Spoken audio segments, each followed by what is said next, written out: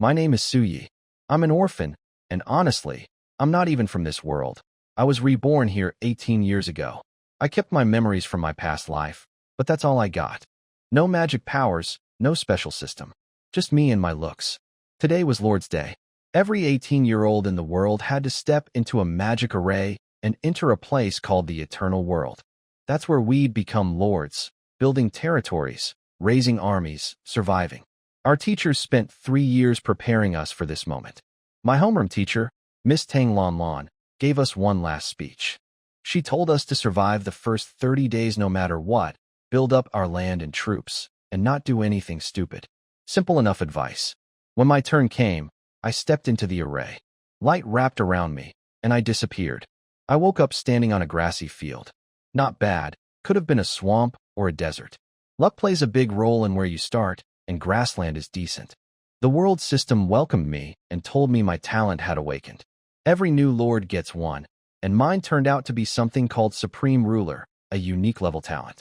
The first trait, Echo of Fortune, meant that whenever my lord's heart upgraded, the options would always be gold rank or higher. Basically, I'd always get top-tier choices. I couldn't believe it. After 18 years of being ordinary, fate finally smiled at me. I opened my beginner's gift pack and got a Heart of the Lord crystal, a random barracks box, and 100 gold. I bound the crystal right away. It sank into my body and left a diamond mark on my wrist. Then came the moment of truth, choosing my first trait. 3 options floated in front of me, 2 gold, 1 red. The first gold trait was Blessing of Life. My troops would fully heal every day and could cheat death once daily. Incredible. The second gold trait was Gift of the Outer God. It would make my army evolve in strange ways, but also drive them toward madness and chaos. Powerful, sure, but way too dangerous. Mysterious gods whispering in your soldiers' ears? No thanks. The red trait was called Divine Evolution. My heart was pounding. The gears of fate were finally turning in my favor, and I still had one more option to read. I took a deep breath and looked at the last option, the red one. Divine Evolution. It was a barracks trait that let my barracks evolve to divine level. But the best part? All my troops would have permanent, absolute loyalty. No matter what, they'd never betray me. That mattered more than people think. Troops in this world aren't mindless robots. They have feelings, opinions, desires. Every year, some lords get killed by their own soldiers because they couldn't keep them loyal. With this trait, I'd never have that problem. The golden blessing of life was tempting, but the red trait had no ceiling. I made my choice. Bind. Divine Evolution. My lord's heart panel updated. Black iron rank, 1 star, with a red trait attached. I'd never had a start this good. After 18 years of being nobody, I finally had something incredible. Next, I pulled out the random barracks gift box. What you get is pure luck.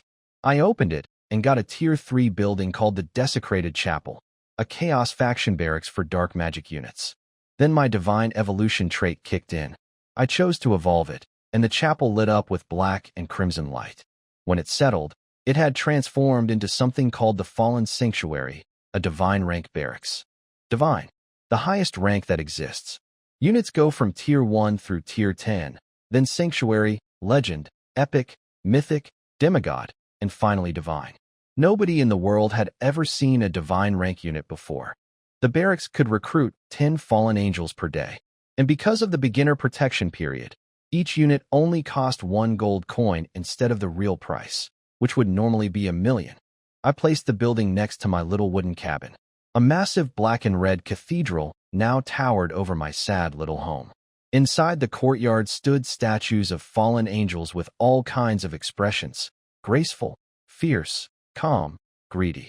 The main hall had a giant 18-winged angel statue in the center, murals covering every wall, and a Gothic dome glowing with dark light.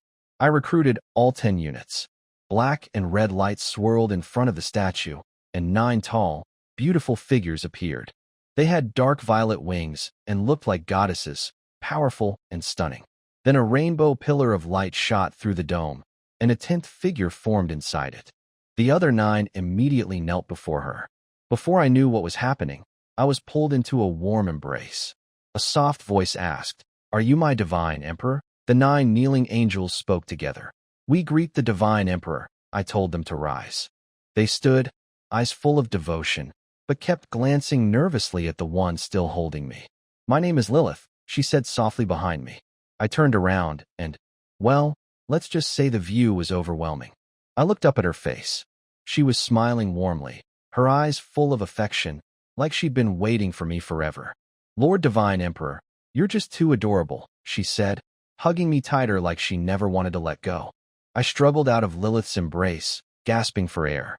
It was soft and nice smelling, sure, but I almost couldn't breathe. "Is Lord Divine Emperor unhappy with me?" she asked with a sad look on her face. Now I could actually see her clearly. She was like a goddess from a myth. I'm 1.85 meters tall, and I barely reached her chest. She was tall but perfectly proportioned, with a beautiful face, long legs, black and purple wings, and a flowing black dress. Stunning didn't even begin to cover it. She kept teasing me, but I pushed past it and checked her status panel. Lilith was a hero unit, a fallen angel of 7 sins. Her talent was 7 deadly sins. She carried a divine weapon called the Scythe of 7 Sins, and her potential was listed as Origin. I didn't even know that rank existed. The unit levels I knew went up to God, Black Iron, Bronze, Silver, Gold, Platinum, Diamond, Sanctuary, Legend, Epic, Mythic, Demigod, God. Origin was apparently beyond all of that. Her description said she was a miracle, a legend, one of a kind. There was never anyone like her before, and there never would be again. Then I checked the other 9. They weren't ordinary fallen angels either. They were rare variants called fallen angels of original sin. Each one represented a sin: pride, greed, desire, envy, gluttony, wrath, and sloth. I had 2 pride angels, 2 desire angels, and 1 of each of the rest. Every single one carried a divine weapon and had the potential to reach high God, a rank above normal gods. My common soldiers could one day surpass gods.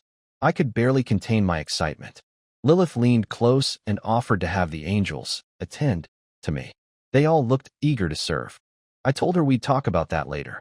She immediately turned cold toward the 9 and warned them to serve me well or face punishment.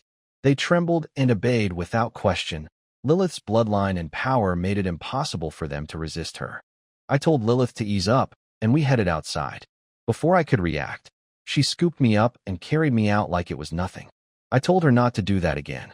She cheerfully agreed, clearly not planning to listen. Outside, I looked at my territory.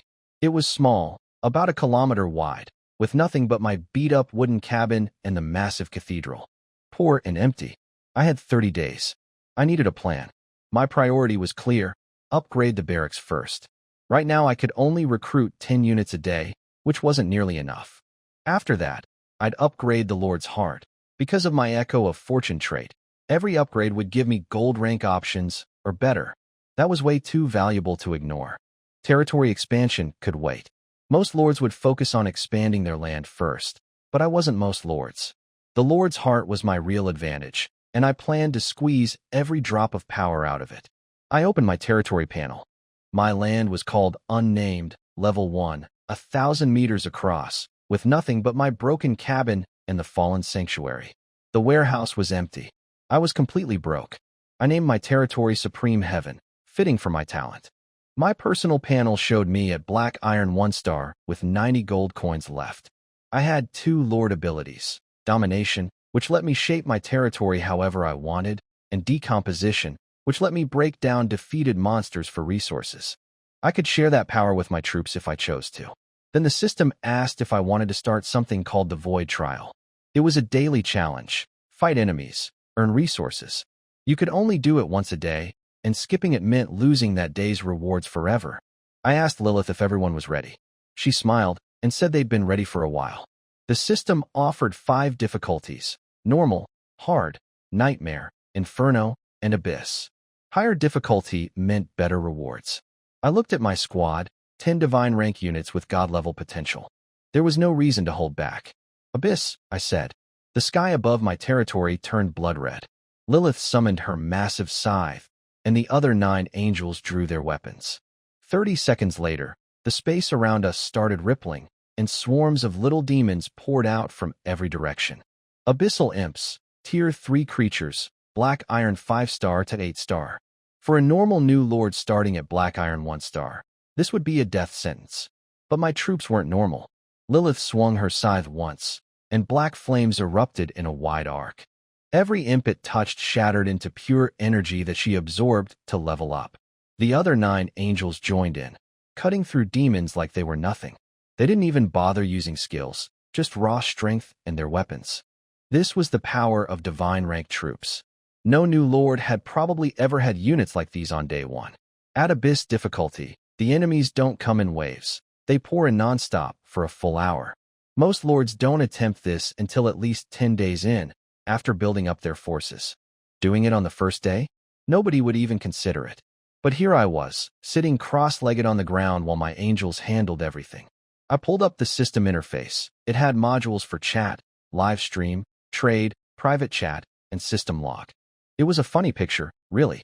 On one side of my territory, 10 gorgeous angels were tearing through a battlefield of chaos and fire. On the other side, I was sitting peacefully, browsing menus like nothing was happening. I checked the system panel. Everything worked except the trade module, which was locked for the entire 30-day beginner period. That rule existed to keep things fair. Otherwise, lords from powerful families would just buy their way to the top. Some of those families even had actual gods backing them. Without the trade lock, regular people like me wouldn't stand a chance. I opened the chat channel to see what other new lords were saying. One guy was bragging about getting tier 7 wyverns, but others quickly pointed out how expensive they are to feed. Someone else was complaining about getting a farmland barracks that only recruited farmers weaker than himself. Typical first-day chaos. Then I checked the live broadcast module. New lords couldn't leave the eternal world for 30 days, so streams were meant for entertainment and learning, but you had to pay. I clicked on the most popular one. Some female lord from the Hans Cat Kingdom was streaming with her goblin troops. It was eye-catching, but the free preview cut off fast. 1 gold coin per hour to keep watching. I closed it immediately. 1 gold coin might buy other lords a couple of weak soldiers, but for me, that same coin could recruit a divine-level fallen angel. No way I was wasting money on entertainment. I turned back to the battlefield just as Lilith and the others were finishing up. Demons had been flooding in for a full hour, and treasure chests were scattered across the ground. The system announced the results: 0 losses, 1,000 enemies killed, SSS rating. I got an SSS level Abyss difficulty treasure chest as the final reward. Lilith appeared in front of me, looking for praise. I told her she did great and to rest. She asked how I'd reward her. I pretended not to hear that. I collected all the dropped chests using my lord's authority, 400 iron-level Abyss treasure chests total. Then I dismantled the 1,000 imp corpses. The ratio was 10-1, giving me 100 origin crystals. I opened all 400 chests at once. The rewards poured in, 20,000 gold coins and 2,000 origin crystals. Then my smile disappeared. No wood, no stone, no basic resource cards at all. It hit me. I'd cleared Abyss difficulty on day 1. The rewards were scaled to the challenge. Chests at this level weren't going to hand out cheap materials like lumber and rocks. That stuff was beneath Abyss tier loot. Problem was, I actually needed those basic materials. My territory was pure grassland. No forests, no mines, nothing to harvest. I'd have to buy everything. Still, 20,000 gold and 2,000 crystals on the first day was insane. Most lords would be thrilled to earn 100 gold from a normal trial. I looked at the final chest, the big one, the SSS-rated reward from completing the whole trial. The regular chests came from killing monsters, but this one was special. Anything could be inside, and the rewards depended on difficulty and score. Mine were both maxed out. I opened the SSS-level chest, and my jaw nearly hit the floor. 10 high-grade meat resource cards, each one holding 1,000 tons of premium meat, 1,000 origin crystals, 10,000 gold coins, and then the real prizes, 2 wonder buildings. Wonders were legendary among lords. They came in 7 ranks: basic, intermediate, advanced, rare, treasure, divine, and unique. Most lords would be lucky to own even one basic wonder in their entire life. I just got an advanced one and a unique one in the same chest. The first was the innate spirit source lake. I could set its size anywhere from 100 meters to 100 kilometers wide. It gathered spiritual energy endlessly and never dried up. Most importantly, my troops could soak in it to grow stronger. That solved a huge problem. Normally, the only way to level up troops was through combat. Every new recruit started at Black Iron 1-star, no matter their rank, so training them took time and resources. With this lake, I had a passive way to strengthen my army. The second wonder was the Spring of Chaos, unique rank.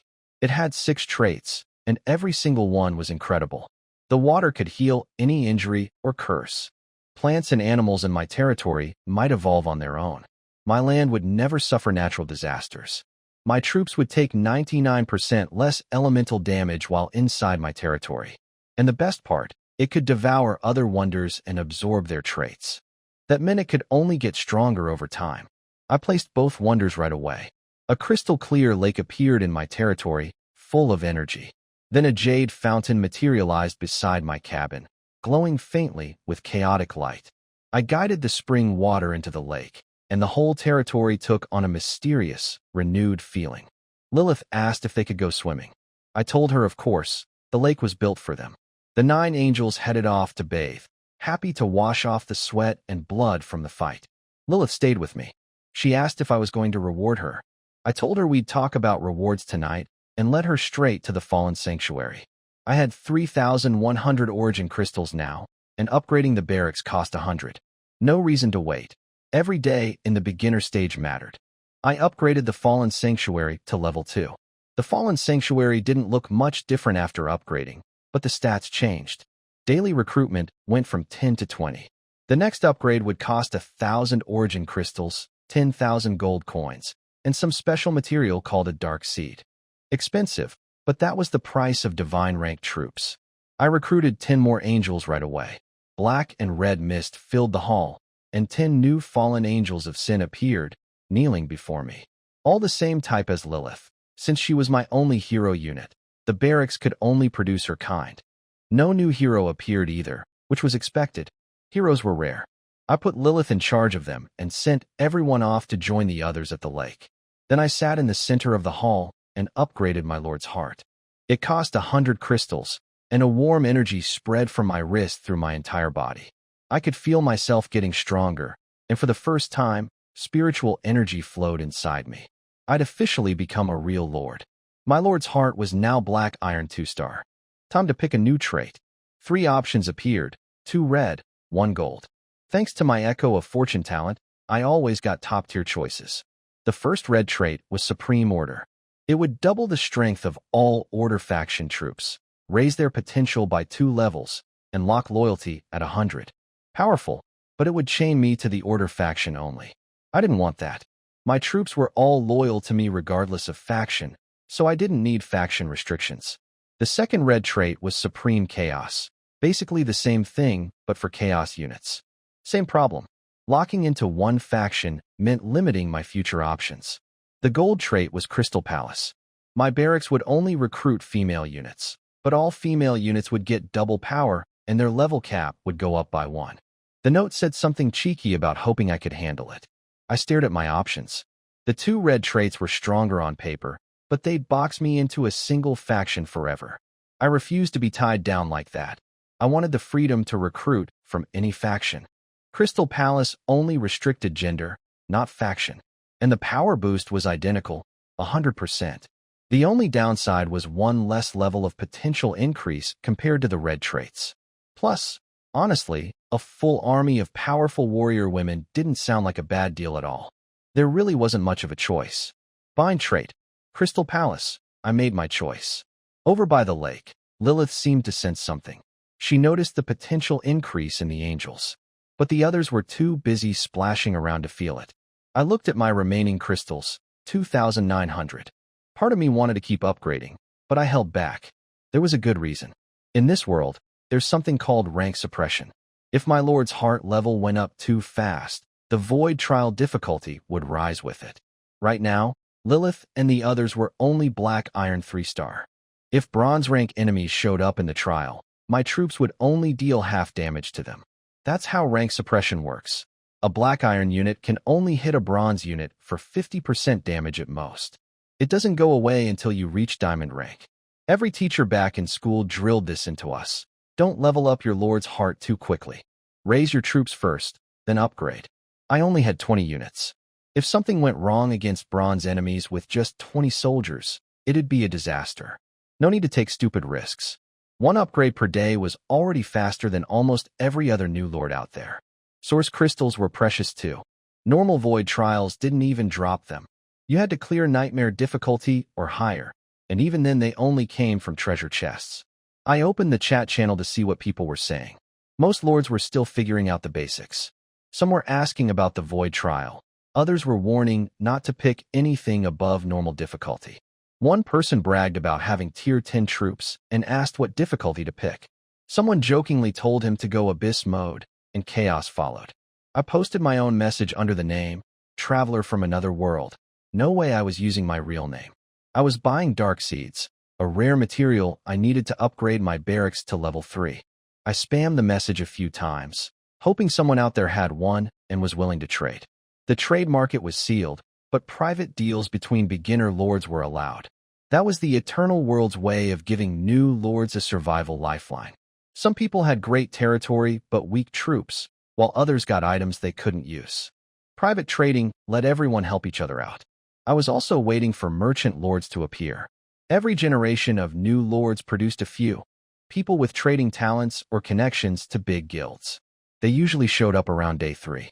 Once they did, finding materials would be much easier. I'd just tell them what I needed, pay a little extra, and let them handle the searching. For someone with resources like me, anything money could solve wasn't really a problem. What mattered most was not wasting time. Somewhere out there, a lord named Yishio was watching my messages in the chat. Turns out he was reborn too. He had a unique talent called rebirth that let him come back to life with memories of his previous 10 years as a lord. He recognized my username, Traveler from Another World, and remembered me from his past life. Apparently, the old me had been some famous arms dealer who sold technology weapons and became the top new lord of that generation. Now Yishio was planning to steal opportunities that were originally mine and maybe even make me his subordinate. He had tier 10 troops called Dragon Slayer warriors and a king-level talent. He was pretty confident about beating me this time around. I had no idea about any of this. I just sneezed. Lilith immediately offered to warm me up. I told her to just cook some meat instead. I was hungry. She looked a little disappointed, but got to it. I lay on the grass by the spirit lake, enjoying the view. 20 beautiful fallen angels surrounded me, all of them stunning. Thanks to the Crystal Palace trait, Lilith's potential had jumped from origin to something even higher called creation, and the regular angels had gone up to main god rank. Not bad at all. Night came. I'd gotten plenty of private messages during the day, mostly people sharing livestream links. I watched a few for free out of curiosity, some truly bizarre creatures and entertainment out there. Lords had wild imaginations. I decided to sleep at the Fallen Sanctuary since my lord's cabin was basically a shack.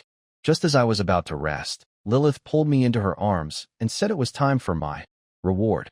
Let's just say I didn't sleep well that night. The next morning I woke up sir everywhere. Lilith helped me get dressed, and I went straight to recruiting. 20 new fallen angels of sin appeared, knelt, and pledged their loyalty. I handed them off to Lilith and dragged myself outside. My back was killing me. The strength gap between us was just too big. I stumbled over to the Chaos Spring and drank some water. Sweet, refreshing, and my soreness vanished instantly.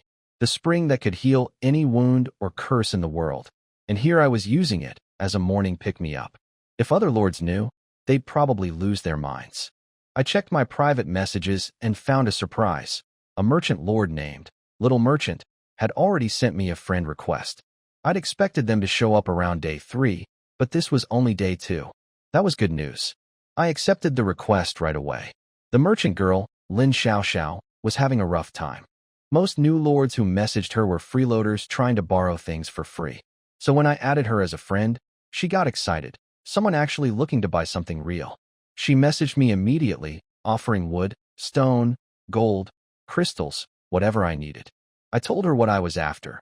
A dark seed and any barracks she could find, any faction, any level. She called me a super big client and promised to start searching right away. She said the dark seed might come through today, but a barracks would be harder. I figured she had to be from a major trading guild. No ordinary merchant lord could build a network this fast on day 2. She must have had connections before even entering the eternal world, probably an heir to some big guild. But it didn't really matter to me. As long as she could find what I needed, I was happy. I called Lilith over and told her to gather everyone. Time for the second day's void trial. 40 fallen angels of sin assembled in the sky above my territory. A formation of dark red figures with wings spread wide. I chose Abyss difficulty again. This time, the enemies were Tier 4 Abyss Lesser Demons, Black Iron 9-star. Stronger and more numerous than yesterday's imps. I was glad I hadn't upgraded my Lord's heart further. If bronze-level monsters had shown up, it could have been a real problem. Lilith was only Black Iron 4-star, and the newest recruits were still at 1-star. But even with the level gap, my angels crushed them. Lilith dove into the demon horde like a meteor, scattering bodies everywhere. The others followed, raining down from the sky in streaks of light. I watched the new recruits closely. Even they handled the 9-star demons without trouble. Divine rank units were just built different. Lilith's level climbed fast. She went up a star in just 10 minutes. The newer angels leveled even faster, catching up to the first batch in the same time. As the hour went on, my territory turned into a battlefield. Demon corpses piled into small hills, blood covered the ground, and treasure chests floated everywhere, waiting for me to collect them. The trial ended. 0 losses, 5,000 enemies killed, SSS rating again. Yesterday, it was only 1,000 demons. Today, it was 5,000, and they were stronger too. That's how Abyss difficulty works. It scales up hard every time you upgrade your Lord's heart. I dismantled all the corpses and got 500 origin crystals. Lilith and the others flew down covered in blood, so I sent them to wash up at the lake. After a full hour of fighting, Lilith had reached Black Iron 7-star, and the rest had advanced too. Still, leveling divine units was painfully slow compared to normal troops. I gathered the 800 treasure chests the monsters had dropped and opened them all.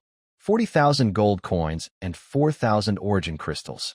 A fortune for anyone else, but I had nowhere to spend most of it right now. Then came the big one, the SSS-rated final chest.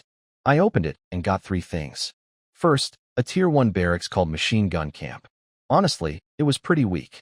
Machine gun soldiers were the cheapest, lowest quality units in the game. 2,000 recruits a day, but they were basically cannon fodder. They couldn't mine, couldn't farm, and cost resources just to feed. Even farmers were more useful.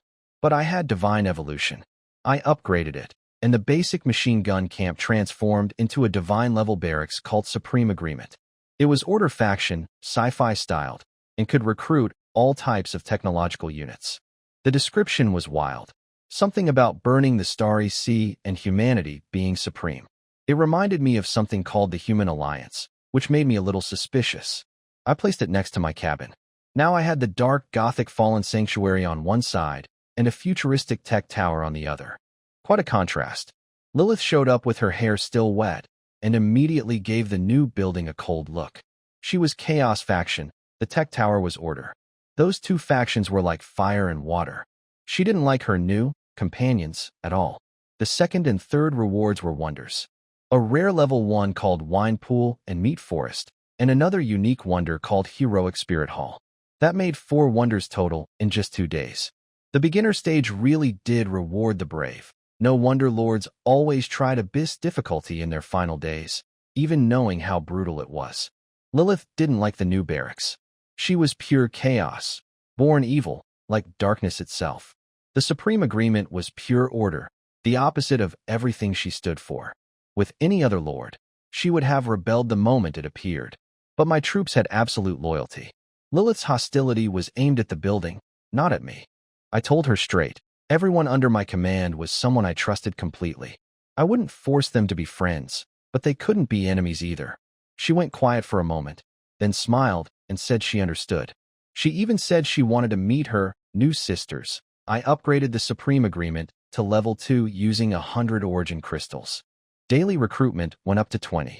The next upgrade would need 1,000 crystals, 10,000 gold, and a special material called a Seed of Technology. Same pattern as the Fallen Sanctuary. Then I recruited my first batch of tech soldiers. The glowing sphere in the center of the hall lit up, and images of human history flashed through it.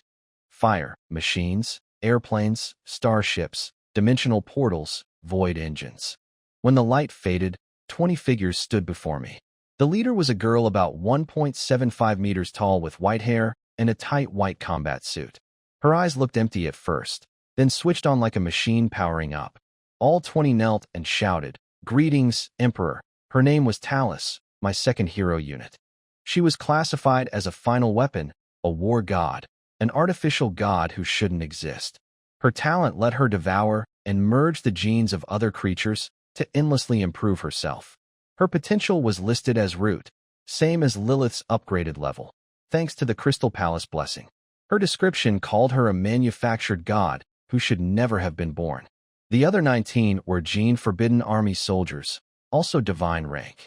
They could fuse with other biological genes up to 3 times in their lifetime, evolving and increasing their potential with each fusion. But only 3 chances, so the quality of the genes mattered a lot. Choose wrong, and you waste a slot forever. All female, of course. Crystal Palace made sure of that. I introduced Talus to Lilith. Talus just nodded coldly. Lilith studied her with curiosity. I could tell Lilith expected to dislike an Order unit, but Talus's loyalty wasn't to the Order faction, it was to me. Her sense of order came from my will as Divine Emperor. Lilith seemed to understand that and decided this new hero wasn't so bad after all. I told Lilith to take Talus around, introduce her to the fallen angels, and show her the territory. Lilith smiled and agreed, keeping her eyes on Talus as they left together. I watched Lilith lead Talus and the Gene Forbidden Army toward the lake. Something clicked in my head about how my troops saw me. To Lilith, I was the supreme chaos. To Talus, I was the absolute order. Those sound like opposites, but they weren't. Both were just different sides of me. The only thing my troops shared was total loyalty to me personally. That's what fixed loyalty really meant, and I loved it. By the lake, the fallen angels and the Gene soldiers were already getting along peacefully. No faction conflict at all. My worries had been for nothing. I turned to the 2 wonders I hadn't checked yet. The first was the Drunken Pool of Pleasure, a treasure rank wonder. It could generate unlimited food and drinks up to diamond grade. It also had automatic cleaning, plus 10 loyalty and 10 happiness for everyone in my territory.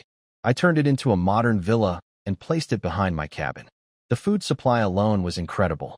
In the Lord world, food was scarce and usually didn't last long. Drinks, on the other hand, were hard currency. They stored well and sold for a lot. For a moment I considered selling some, but I dropped that idea fast. The alcohol trade was controlled by massive business alliances backed by god-level lords. If I stepped into their territory without enough power, they'd kill me without even checking for proof. This wasn't a story, it was real life. I didn't have the strength to challenge those rules yet. The automatic cleaning was nice too, and the happiness boost would matter later when I had ordinary residents in my territory, not just soldiers. Then I looked at the last wonder, the Hall of Heroes. Unique rank. A golden palace covered in murals of fearless warriors. This one was absurd. 7 traits, every single one powerful. All my troops got a 100% stat boost inside my territory. Their morale would stay maxed forever. If one unit died, every surviving soldier got 1% stronger. Loyalty went up by 20. Recovery speed doubled for health, energy, and mental strength. Every troop could survive 1 guaranteed kill shot per day with forced health lock. And on top of all that, every unit could revive once daily. My troops were already divine rank units with insane potential. Now add permanent stat doubling, death immunity, and daily resurrection on top of that. Combined with Crystal Palace's power boost, the math wasn't just addition anymore, it was multiplication. I placed the Hall of Heroes next to the villa. A golden palace materialized, glowing so brightly it lit up my entire territory. Right next to the feast hall, so if anyone revived from the dead, they could grab a meal right next door. Practical. Now I felt safe enough to push harder. With these wonders stacked together, it was time to upgrade my Lord's Heart again. I upgraded my Lord's Heart to Black Iron 3-star. It cost 200 origin crystals, and I felt that warm energy spread through my body again, making me stronger. 2 days in and already at 3 stars. That was fast by any standard. I decided to stop upgrading after this. Tomorrow's Void Trial would show me if the enemies jumped to bronze rank. If they did, I needed to be ready, not reckless. Time to pick a new trait. Three golden options appeared, no red ones this time. The first was absolute loyalty, plus 30 loyalty for all troops. For most lords, this would be priceless. Low loyalty leads to mutiny, and that kills lords every year. But my troops already had fixed loyalty at 100. I didn't need it. The second was fate reminder. I could ask one question about my own fate every day, like having a personal prophecy. It was tempting, kind of like a cheat code for decision-making. The third was psi barrier. My territory space barrier would scale with my total troop strength. Stronger army, stronger shield.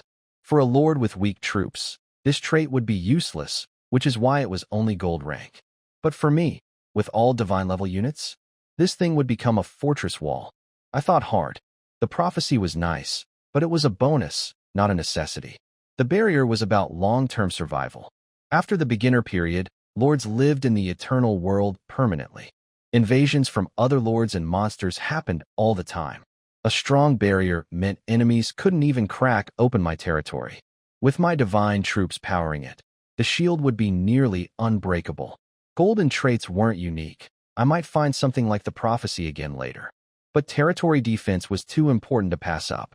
Bind, psi barrier. My lord's heart now had 3 traits: divine evolution, crystal palace, and psi barrier. I checked my resources. 7,100 origin crystals, over 70,000 gold coins, and 10 meat resource cards. Gold was piling up since I only spent about 40 coins a day on recruitment. I had 60 troops total, not enough to justify expanding my territory yet. A bigger territory just meant more ground to defend during trials. Just as I was about to relax and check out the new villa, a message popped up from Little Merchant. She'd found a dark seed. The price was 1,000 origin crystals or 20,000 gold coins. That was cheap. The dark seed was a rare treasure, and at that price, it was a genuine bargain. The dark seed was cheap for a reason. During the beginner stage, treasures only matter if you're strong enough to keep them. Most lords selling rare items this early either overestimated their troops and lost badly in the void trial, or they were smart enough to trade things they couldn't use for resources they needed. Either way, it worked in my favor. I told Little Merchant I'd pay with gold coins, 20,000. She agreed instantly and sent a private trade request. A blue trade window popped up between us. We uploaded our items, and the deal was done. I got the dark seed, she got the gold. Then I asked her to keep an eye out for a seed of technology too, the special material I needed for the Supreme Agreement upgrade. She agreed without asking questions. Smart girl. A good merchant completes the deal and doesn't dig into why you want things. On her end, Lin Xiaoxiao was probably wondering what I was building. First the dark seed, now the seed of technology. But she followed her own rule. Customers are king, and gold is the king of kings. I headed straight to the Fallen Sanctuary. Recruitment slots don't carry over. If I didn't use today's remaining 10, they'd be gone forever. But first, the upgrade. I fed the barracks 1,000 origin crystals, 10,000 gold coins, and the dark seed. A beam of black light shot out of the church and pierced the sky. Everyone rushed over thinking something was wrong. Lilith, the fallen angels, Talus, the Gene soldiers. They relaxed when they saw it was just an upgrade. When the light faded, the fallen sanctuary looked darker, deeper, almost like a black hole swallowing all light around it. It was now level 3, with 30 daily recruitment slots. But the real prize was the new aura, original Dark Eternal. Any unit recruited from this barracks would never truly die. They'd resurrect automatically after death, with no cooldown, as long as the barracks wasn't destroyed. I already had daily resurrection from the Hall of Heroes. Now my fallen angels had a second layer on top of that, unlimited revivals.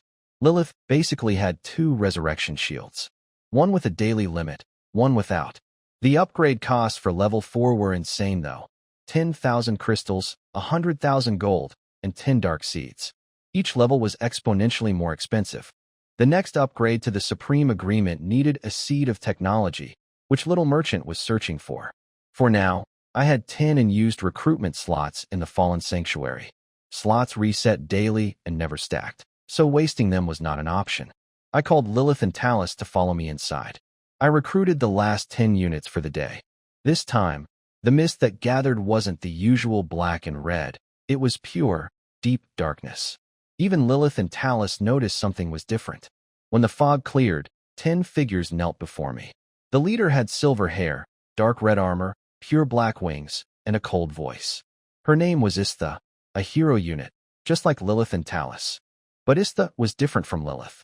She was an orthodox fallen angel, the original ancient kind, pure-blooded, tied to the primordial darkness itself. Lilith's line was the original sin branch, a different breed entirely. Istha's description said she was the oldest type of fallen angel that ever existed. Her potential was creation rank, same as Lilith's, thanks to Crystal Palace. She also came with her own divine weapon and could recruit her own lineage of fallen angels, meaning I now had a third recruiting path. The 9 angels that came with her were also different from Lilith's sin angels. They were pure-blood fallen angels with dark divine bodies and their own blades. Their potential reached main god rank. I put Istha in charge of the orthodox fallen angel lineage, introduced her to Lilith and Talus, and that was that. Lilith smiled at her warmly. Talus didn't react at all. She only cared about following my orders. I decided to throw a party. We moved everything to the lakeside. Drinks, food, all generated by the drunken pool of pleasure. Black iron-grade wine that boosted physical strength. I told everyone to have fun, eat, drink, do whatever they wanted. The fallen angels went wild. Long live the divine emperor, they shouted. The original sin angels were by far the loudest. I sat on the sofa with a bottle of wine, surrounded by goddess-level warriors on every side. It felt like something was missing, and then it hit me, no pool party. I moved the whole celebration right next to the Spirit Source Lake. Now it was perfect. The morning disappeared in a blur of cheering and drinking. I eventually crawled out of the crowd, head spinning. The wine didn't have serious side effects, but I'd overdone it. I walked to the lakeside to clear my head. Talus appeared behind me silently, always on guard, always watching. I told her to relax and have fun. She said protecting me was her duty. That was just who she was. I asked her to give me a massage. She knelt behind me, put my head on her lap, and gently worked on my temples. It was peaceful. I asked her about her gene fusion choices. She said Lilith or Istha, either would work. For the Gene Forbidden Army soldiers, she said the choice was mine to make, and she'd follow whatever I decided. I told her I'd think about it. A gentle breeze came through, and before I knew it, I'd fallen asleep on her lap while she kept massaging quietly. I woke up by the campfire as night fell. Talus was still sitting behind me, expressionless as always. I thanked her, but she just said it was her duty. I opened my messages. Most were junk from random players. I blocked and deleted them all. Then I checked my friend list. Just one name, Little Merchant. She had sent me something interesting. Troop Refresh recruitment cards. Items that let you reset your daily recruitment limit and recruit again. For most lords, these cards were worthless. They could barely afford to feed the troops they already had, so why would they want more? But for me, with divine-level barracks and plenty of gold, these cards were priceless. 5 cards meant I could recruit an extra 150 soldiers today.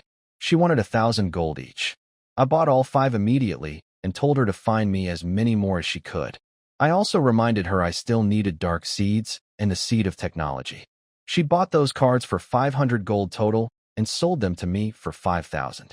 A tenfold profit. But I didn't mind. Without her network, I'd never find these items on my own. That's the value of a good merchant. Lin Xiaoxiao was probably guessing what kind of troops I had. She knew they had to be high rank based on how much I was spending.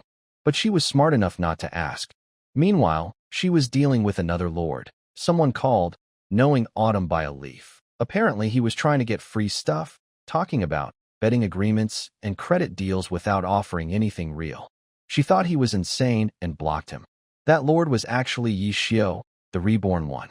In his previous life, he'd seen Little Merchant and me become long-term allies. So his plan was to take control of her first, then deal with me, turning us both into his subordinates for endless resources. But his approach backfired completely. He tried to recreate what he thought was a handshake deal, except in his past life. I'd apparently been exaggerating when I told that story. I'd just been joking around about not caring about money and reminiscing about school days.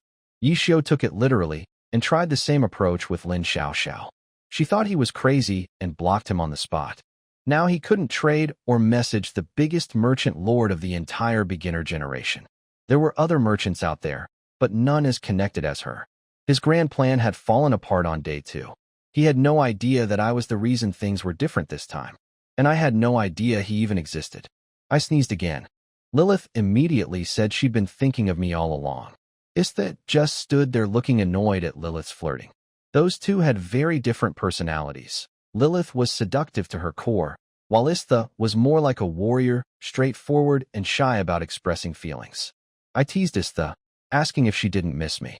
She turned red and couldn't get her words out. Lilith piled on, making it worse. I stopped before Istha got angry enough to pull out her blade. After that, Lilith wrapped herself around my arm just to provoke Istha further. Istha glared at her, clearly considering violence. We went into the Fallen Sanctuary.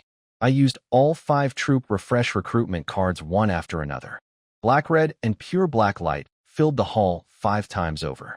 150 new Fallen Angels appeared, 75 Original Sin type under Lilith, 75 Pure Blood type under Istha. No new hero units this time, but that was expected. Heroes were extremely rare. All 150 knelt before me. The Sanctuary Hall was enormous. It could easily hold over 1,000 soldiers and wasn't counted as territory space. I put Lilith and Istha in charge of organizing everyone. I couldn't personally manage each angel, so that was their job. I used all 5 cards on the Fallen Sanctuary instead of the Supreme Agreement because the Sanctuary had 10 extra recruitment slots. That meant 10 more divine-level units, which was significant. I explained this to Talus to be fair. Even though she wouldn't complain, I didn't want to show favoritism. After 2 days, my total army was 220, 200 fallen angels, and 20 gene soldiers. That sounds small compared to other lords who typically had 500 by now, but every single one of mine was divine rank. Without the refresh cards, I'd only have about 70. I had around 35,000 gold coins left. The real concern was what happened after the beginner period. Right now, each recruit cost 1 gold coin. After the 30 days, 1,000,000 per unit. I needed to recruit as many as possible while the discount lasted. Gold wasn't a problem. The Void trial gave me more every day. The real question was tomorrow's trial. After upgrading my Lord's Heart to 3 stars, would the enemies jump to bronze rank? If they did, my troops would face rank suppression and only deal half damage. I had to be careful about upgrading. The SSS-rated treasure chest from each trial was the real prize, and it only existed during the beginner period. If I leveled up too fast and my troops could only barely scrape by, my rating would drop and the rewards would shrink. Passing with a perfect score and passing with a low score were completely different. I needed SSS every single day for the next 28 days. The level could go up anytime, but those treasure chests were a 30-day opportunity that would never come back. So I'd wait. Tomorrow I'd watch how the trial went, and then decide whether to upgrade again. Day 3 started with the system announcing that 4 leaderboards were now open: Combat Power, Wealth, Territory, and Lord's Heart. The top 10 on each board would get daily gift packs. I woke up to a notification saying I was first on the Combat Power leaderboard with a score of 100,000. Second place had only 1,000. I immediately chose to hide my name. Being famous in the Lord world wasn't safe. High-level lords with divination units loved hunting down promising new lords to plunder their territories. It was illegal, but plenty of them did it anyway. The chat channel exploded. Everyone was trying to figure out who had 100,000 combat power on day 3. Most people concluded it had to be a technology-based lord, since tech barracks could mass-produce troops quickly with enough resources. Someone joked about it being divine-level units, and everyone laughed it off. Divine barracks were considered a myth. Nobody believed they existed. I was perfectly happy letting them think I was a tech lord. I checked the other boards. Little Merchant was at the top of the wealth leaderboard. No surprise there. The territory board was led by someone called Big Landlord, and the Lord's Heart board was topped by a player named Tianchi, who was already at level 5 or higher. My level 3 didn't even crack the top 10. Some beginner lords clearly had massive backing and resources from the start. I wasn't interested in competing for leaderboard rewards. The daily gift packs were just basic supplies, nothing worth chasing. I headed to the Fallen Sanctuary and recruited 30 new angels, 15 Original Sin, 15 Pure Blood. Lilith took hers lazily. Istha took hers with military precision. Same as always. Then I went to the Supreme Agreement and recruited 20 more Gene Forbidden Army soldiers. Talus was already waiting, sharp and efficient. No new hero units from either barracks, but I wasn't expecting any. My army now stood at 270 units total. I called all 3 heroes together, Lilith, Talus, and Istha. I told them today's void trial might be tough. Lilith shrugged it off casually. Talus and Istha nodded seriously. Lilith had reached Black Iron 9-star, Talus was at 7-star, and Istha was only at 3-star since she'd been recruited last. The wine pool drinks and Spirit Source Lake had helped speed up their growth, but Istha still had catching up to do. I wasn't worried about anyone dying. The Hall of Heroes gave everyone resurrection armor. Plus, there was the Fallen Sanctuary's unlimited revival aura, the Crystal Palace buff, and the Chaos Springs damage reduction inside my territory. My only concern was the rating. If rank suppression hit too hard against bronze enemies, I might not clear fast enough for an SSS score. And that treasure chest was everything. I started the void trial on Abyss difficulty. 30 seconds later, the monsters appeared, fish-headed humanoids carrying swords and scepters, plus twisted flesh creatures that crawled and merged with everything. Both types were bronze 1-star, tier 4. I was glad I hadn't upgraded my lord's heart any further. I watched Lilith closely. She swung her scythe and sent a crescent slash through the air. It tore apart a few deep divers, but only a few. Yesterday at Black Iron level, that same casual swing would have wiped out dozens. That was rank suppression in action. The damage drop from Black Iron to bronze was massive. But Lilith just smiled. More interesting, she said. Then she got serious. Black-purple flames erupted around her body, covering her wings and scythe. The flames of original sin, born from the 7 deadly sins. If any creature carrying those sins was touched by the fire, it would burn forever until they were completely dead. This was the first time I'd seen her use her real skills. She swung the scythe and flames rained down like punishment from the heavens. I stood there with my mouth open. This was her true power. The other original sin angels started using their skills too. The pure blood angels followed. Even the Gene Forbidden Army, who had no skills yet since they hadn't fused with any genes, could handle small groups just with their raw divine level strength. The slaughter went smoothly. It looked almost the same as yesterday. The only difference was that my troops actually had to try this time. They used skills instead of just brute force. As the battle went on, everyone leveled up fast. The new recruits climbed to Black Iron 3-star within minutes, and kept going. I realized something important. There was a level cap tied to my lord's heart. My troops could only be 1 full rank above me. Since I was Black Iron 3-star, their maximum was Bronze 9-star.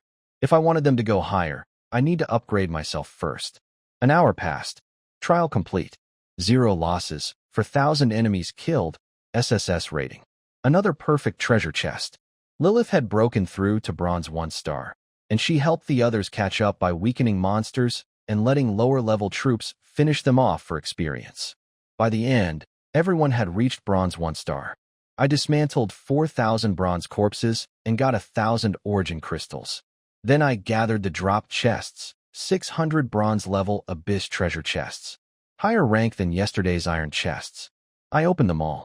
This time the loot was different, not just gold and crystals. I got resource cards, 10 advanced meat, 10 advanced wood, 10 advanced stone, 10 advanced iron ore. Finally, actual building materials.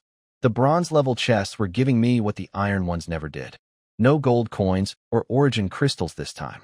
The bronze-level chests gave me resource cards instead, 1,000 wood cards, 1,000 stone cards, 3,000 iron or cards, and more meat cards. Each card held 10,000 units of its material. The total value was actually higher than before, but I couldn't spend any of it right now. No other lord could afford to buy them either. Everyone was saving their crystals for lord's hard upgrades, not trading for bulk resources. Happy troubles, I called it. Other lords couldn't even open chests like these, and here I was complaining about the loot. I stored everything away. I'd need those materials eventually for building up my territory. Then I opened the SSS-rated treasure chest. 4 items came out. 2 purple blueprints, a barracks, and a wonder. The first blueprint was the Lightning Tower, a defense building any soldier could learn to construct, and it could be built endlessly with enough resources. Useful in theory, but not for me right now. If my divine troops couldn't stop an invasion, A bunch of towers wouldn't save me either. I kept it for later. The second was the wind-chasing bow, a purple weapon blueprint. This one was serious money. In the Lord world, weapon blueprints were hard currency, especially bows. As long as you had craftsman soldiers to forge them, it was like owning a factory that printed gold. Problem was, I didn't have any craftsman units yet. I stored it carefully. The third item was a Tier 1 barracks, the Green Lizard Nest. Green Lizards were solid first-tier troops with 4 different unit types: scouts, warriors, mages, and archers. I upgraded it immediately. Divine evolution kicked in, and the wooden nest transformed into a golden palace covered in dragon scale patterns with massive dragons carved across its surface. It became the Origin Dragon Nest, a divine-level barracks that could recruit ancient giant dragons. Ancient dragons. I'd never even heard of them. Regular dragon units like frost dragons or red dragons were common enough, usually sacred realm or semi-divine at best. But ancient dragons? No lord I knew of had ever mentioned them. I upgraded the nest to level 2 right away. 20 daily recruits, same structure as my other divine barracks. The level 3 upgrade would need 1,000 origin crystals, a chaos seed, and 10,000 gold. Another special material to hunt down. The last item was a unique wonder called the Tower of Eternity. I checked that next. 3 divine barracks, for wonders, and it was only day 3. This beginner period was treating me well. I placed the Origin Dragon Nest next to the Fallen Sanctuary. A golden palace appeared in my territory, and Lilith, Istha, and Talus all showed up immediately. My territory was so small that nothing went unnoticed. We went inside together. The hall was lined with dragon-carved pillars, and a massive dragon statue stood in the center, wings spread wide, filling the room with raw power. I recruited 20 units. Crimson light and sparkling energy filled the hall, and when it faded, 20 dragons stood before me. The leader was enormous, over 5 meters long, 3 meters tall, covered in black scales with golden patterns. She had 8 wings, immature horns, and calm, intelligent eyes. Her name was Pangelia, and she spoke in a young girl's voice. She was a hero unit, an end-of-days ultimate dragon. Her talent was Apocalypse End. She wielded the power of destruction, and her body was completely immune to all elemental damage. Her description said that when she matured, she'd have the power to destroy worlds. She was still in her juvenile stage. Her potential was creation rank, same as Lilith and Istha, thanks to Crystal Palace. Immune to all elements. Invincible body. Power of destruction. To fight her, you'd need melee combat or spiritual attacks, and going hand-to-hand with a creature built for destruction was basically suicide. If she could just survive and grow, she'd be unstoppable. The other 19 were Taigu black gold dragons, Pangelia's exclusive army. Black gold scales, 1 pair of wings each, about 3 meters long. Their potential reached supreme god rank, and they all wielded destructive dragon breath. Weaker than Pangelia, but still extraordinary for common units. I put Pangelia in charge of the dragon army and introduced her to my 3 other heroes. Pangelia looked them over and seemed to sense they were equals, peers who would match her strength once everyone was fully grown. I sent them all off to meet the rest of my forces. It was important for everyone to get familiar with each other, even if they didn't become best friends. Now I had troops from all 3 major factions. The Fallen Sanctuary was chaos, the Supreme Agreement was order, and the Origin Dragon Nest was disorder. Any other lord trying to mix all 3 factions would face immediate chaos, soldiers fighting each other, loyalty crashing, armies self-destructing. It had happened countless times. Every experienced lord knew the 3 factions couldn't truly coexist, but my troops had absolute loyalty. Faction meant nothing compared to their devotion to me. They might not love each other, but they'd never sabotage one another. Just then, Little Merchant messaged me. She was asking if I wanted to buy a barracks. That surprised me. Barracks were incredibly valuable. Having one meant unlimited daily recruitment. Whoever was selling must have gotten one that didn't match their faction, making it useless to them. Even so, most lords would trade a barracks for resources rather than sell it outright. So Yi looked at his resources and estimated before replying. Otherworld traveler, what kind of barracks? How much does it cost? On Lin's side, she saw Su Ye's reply and brightened up.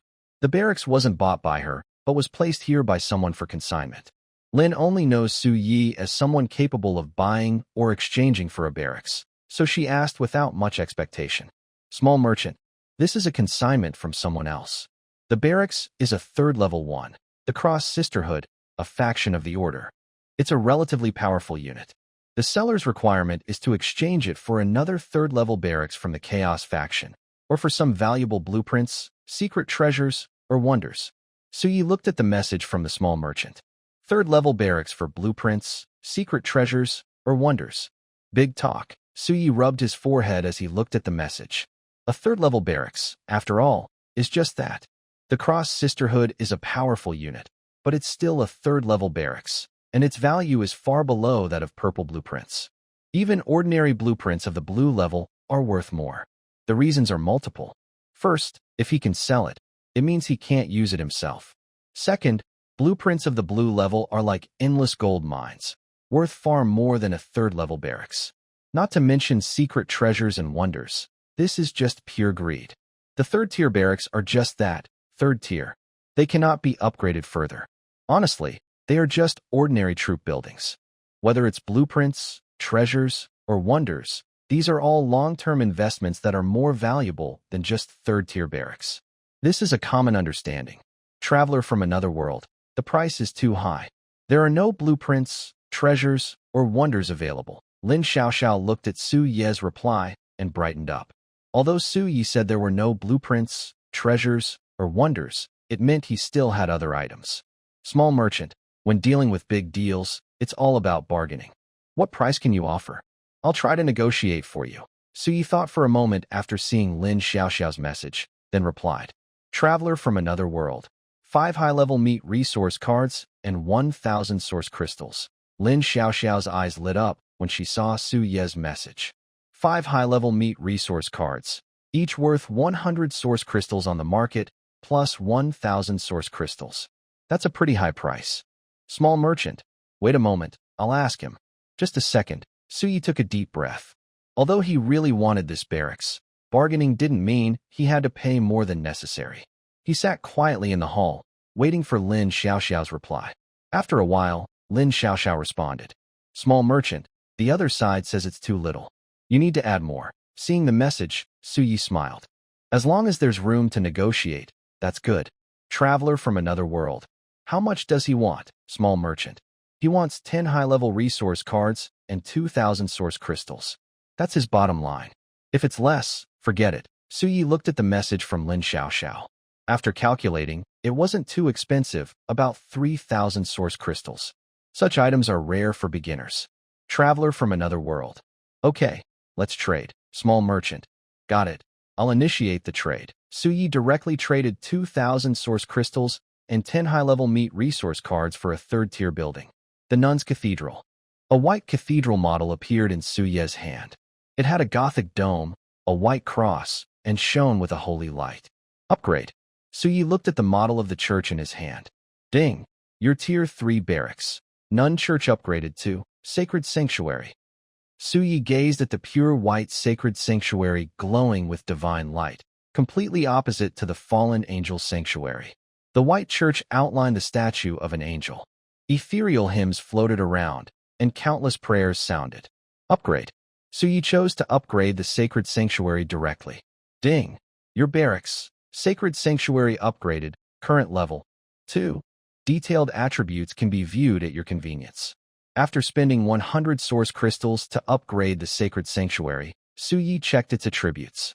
Name, Sacred Sanctuary level 2 rank, Divine Faction, Order Recruitment, 20/20ths, daily, cost, 1 gold coin, 1 million, upgrade, 1,000 source crystals, 1 holy seed, 10,000 gold coins PS. The absolute main force of the Order faction, the embodiment of absolute order. Your will and principles are the very essence of order and justice. Absolute order? Just like the Supreme Pact. A smile appeared on Su Ye's face as he left the Origin Dragon's nest. Today's luck is good. 2 barracks, so my territory should improve a bit. Su Yi looked at his land. A white light rose up. A pure white church appeared next to the Supreme Pact. Within the territory, especially the fallen angels, immediately sensed the presence of the sacred sanctuary, and one by one, they gathered in front of it. Lord God Emperor, Lilith's voice sounded. She looked at the newly appeared church, and for the first time, a clear hostility appeared in her eyes. Even when the Supreme Pact appeared, Lilith had never shown such hostility before. This hostility was not directed at Su Yi, but at the sacred sanctuary. Su Yi looked at Lilith with some helplessness and said, "We are allies, Lilith." Hearing Su Ye's words, Lilith's hostility faded. "Lord God Emperor, I will obey you, but they are hard to say." Su Yi sensed there was more behind her words. They referred to the not yet recruited Holy Angel Legion. Thinking of this, Su Yi felt a bit helpless. As long as there's no fighting, it's fine. As I always say, as long as they don't hold us back, everything else doesn't matter. Even if there is competition, it is a healthy one. Su Yi directly entered the courtyard of the Holy Sanctuary. He noticed that the Holy Sanctuary and the Fallen Angel Sanctuary are completely opposite. The courtyard of the Fallen Angel Sanctuary is filled with statues of holy angels. Lilith, Ista, and Talus followed Su Yi into the Holy Sanctuary. Pangelia waited outside because she was a bit larger in size and didn't go inside. A statue of an 18-winged angel appeared in the main hall. The angel held a sword with both hands, and its face showed a serious, sacred, and compassionate expression. The dome of the hall was filled with endless holy power. Lilith looked at the angel statue in front of her with a playful expression. Ista looked at it with disdain, while Talus followed behind Su Yi with a blank face. "Ding. Do you want to spend 20 gold coins for daily recruitment?" The system prompt sounded. "Recruit," Su Yi said eagerly, looking at the 18-winged holy angel statue. Countless rays of holy light intertwined, shining brilliantly. With the echo of sacred songs, many small angel shadows played music. The sacred hymn echoed throughout the hall. The holy light dispersed, and 20 figures appeared in the hall. They gathered together, with 20 angelic figures appearing before Su Yi, floating in the air. Ista held a battle blade in her hand. Lilith restrained herself well, but looked a bit annoyed. As the holy light faded, 20 angels dressed in silver-white armor, with white wings and golden hair, kneeled on the ground. "We pay our respects, Lord."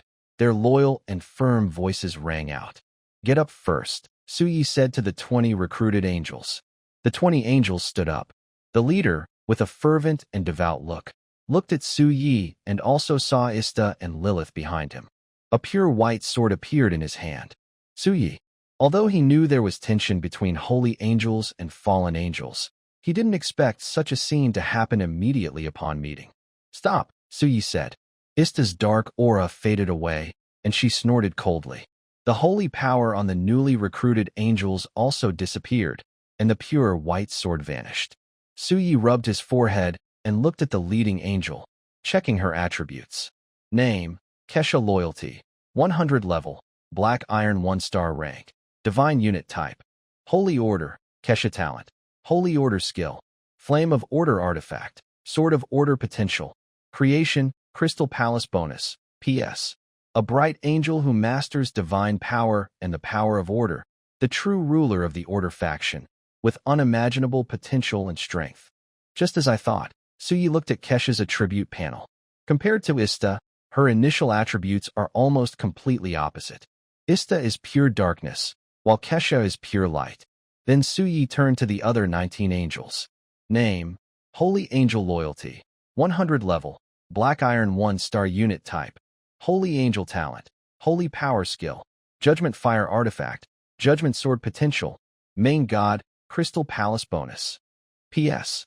A special angel belonging to Kesha's holy army, who masters divine power and has the absolute authority to judge creatures deemed evil. Su Yi looked at the description of the holy angel. The angel has the absolute authority to judge evil creatures. Is this the legendary saying, "If I say you are evil, then you are evil"? Kesha, this is Lilith, the original sin-fallen angel, and this is Ista, a pure-blood fallen angel. I think you should know all this without me telling you, Su Yi said slowly. Kesha looked at Lilith and Ista. After hesitating for a moment, she nodded. This is Talus, and there are others outside like Pangelia. I hope you all get along well. You are all my most trusted people. I don't want internal conflict, Su Yi said seriously. These words were meant for Kesha, but also for Lilith and Ista. Master, Your will is our pursuit, Kesha said solemnly, kneeling slightly.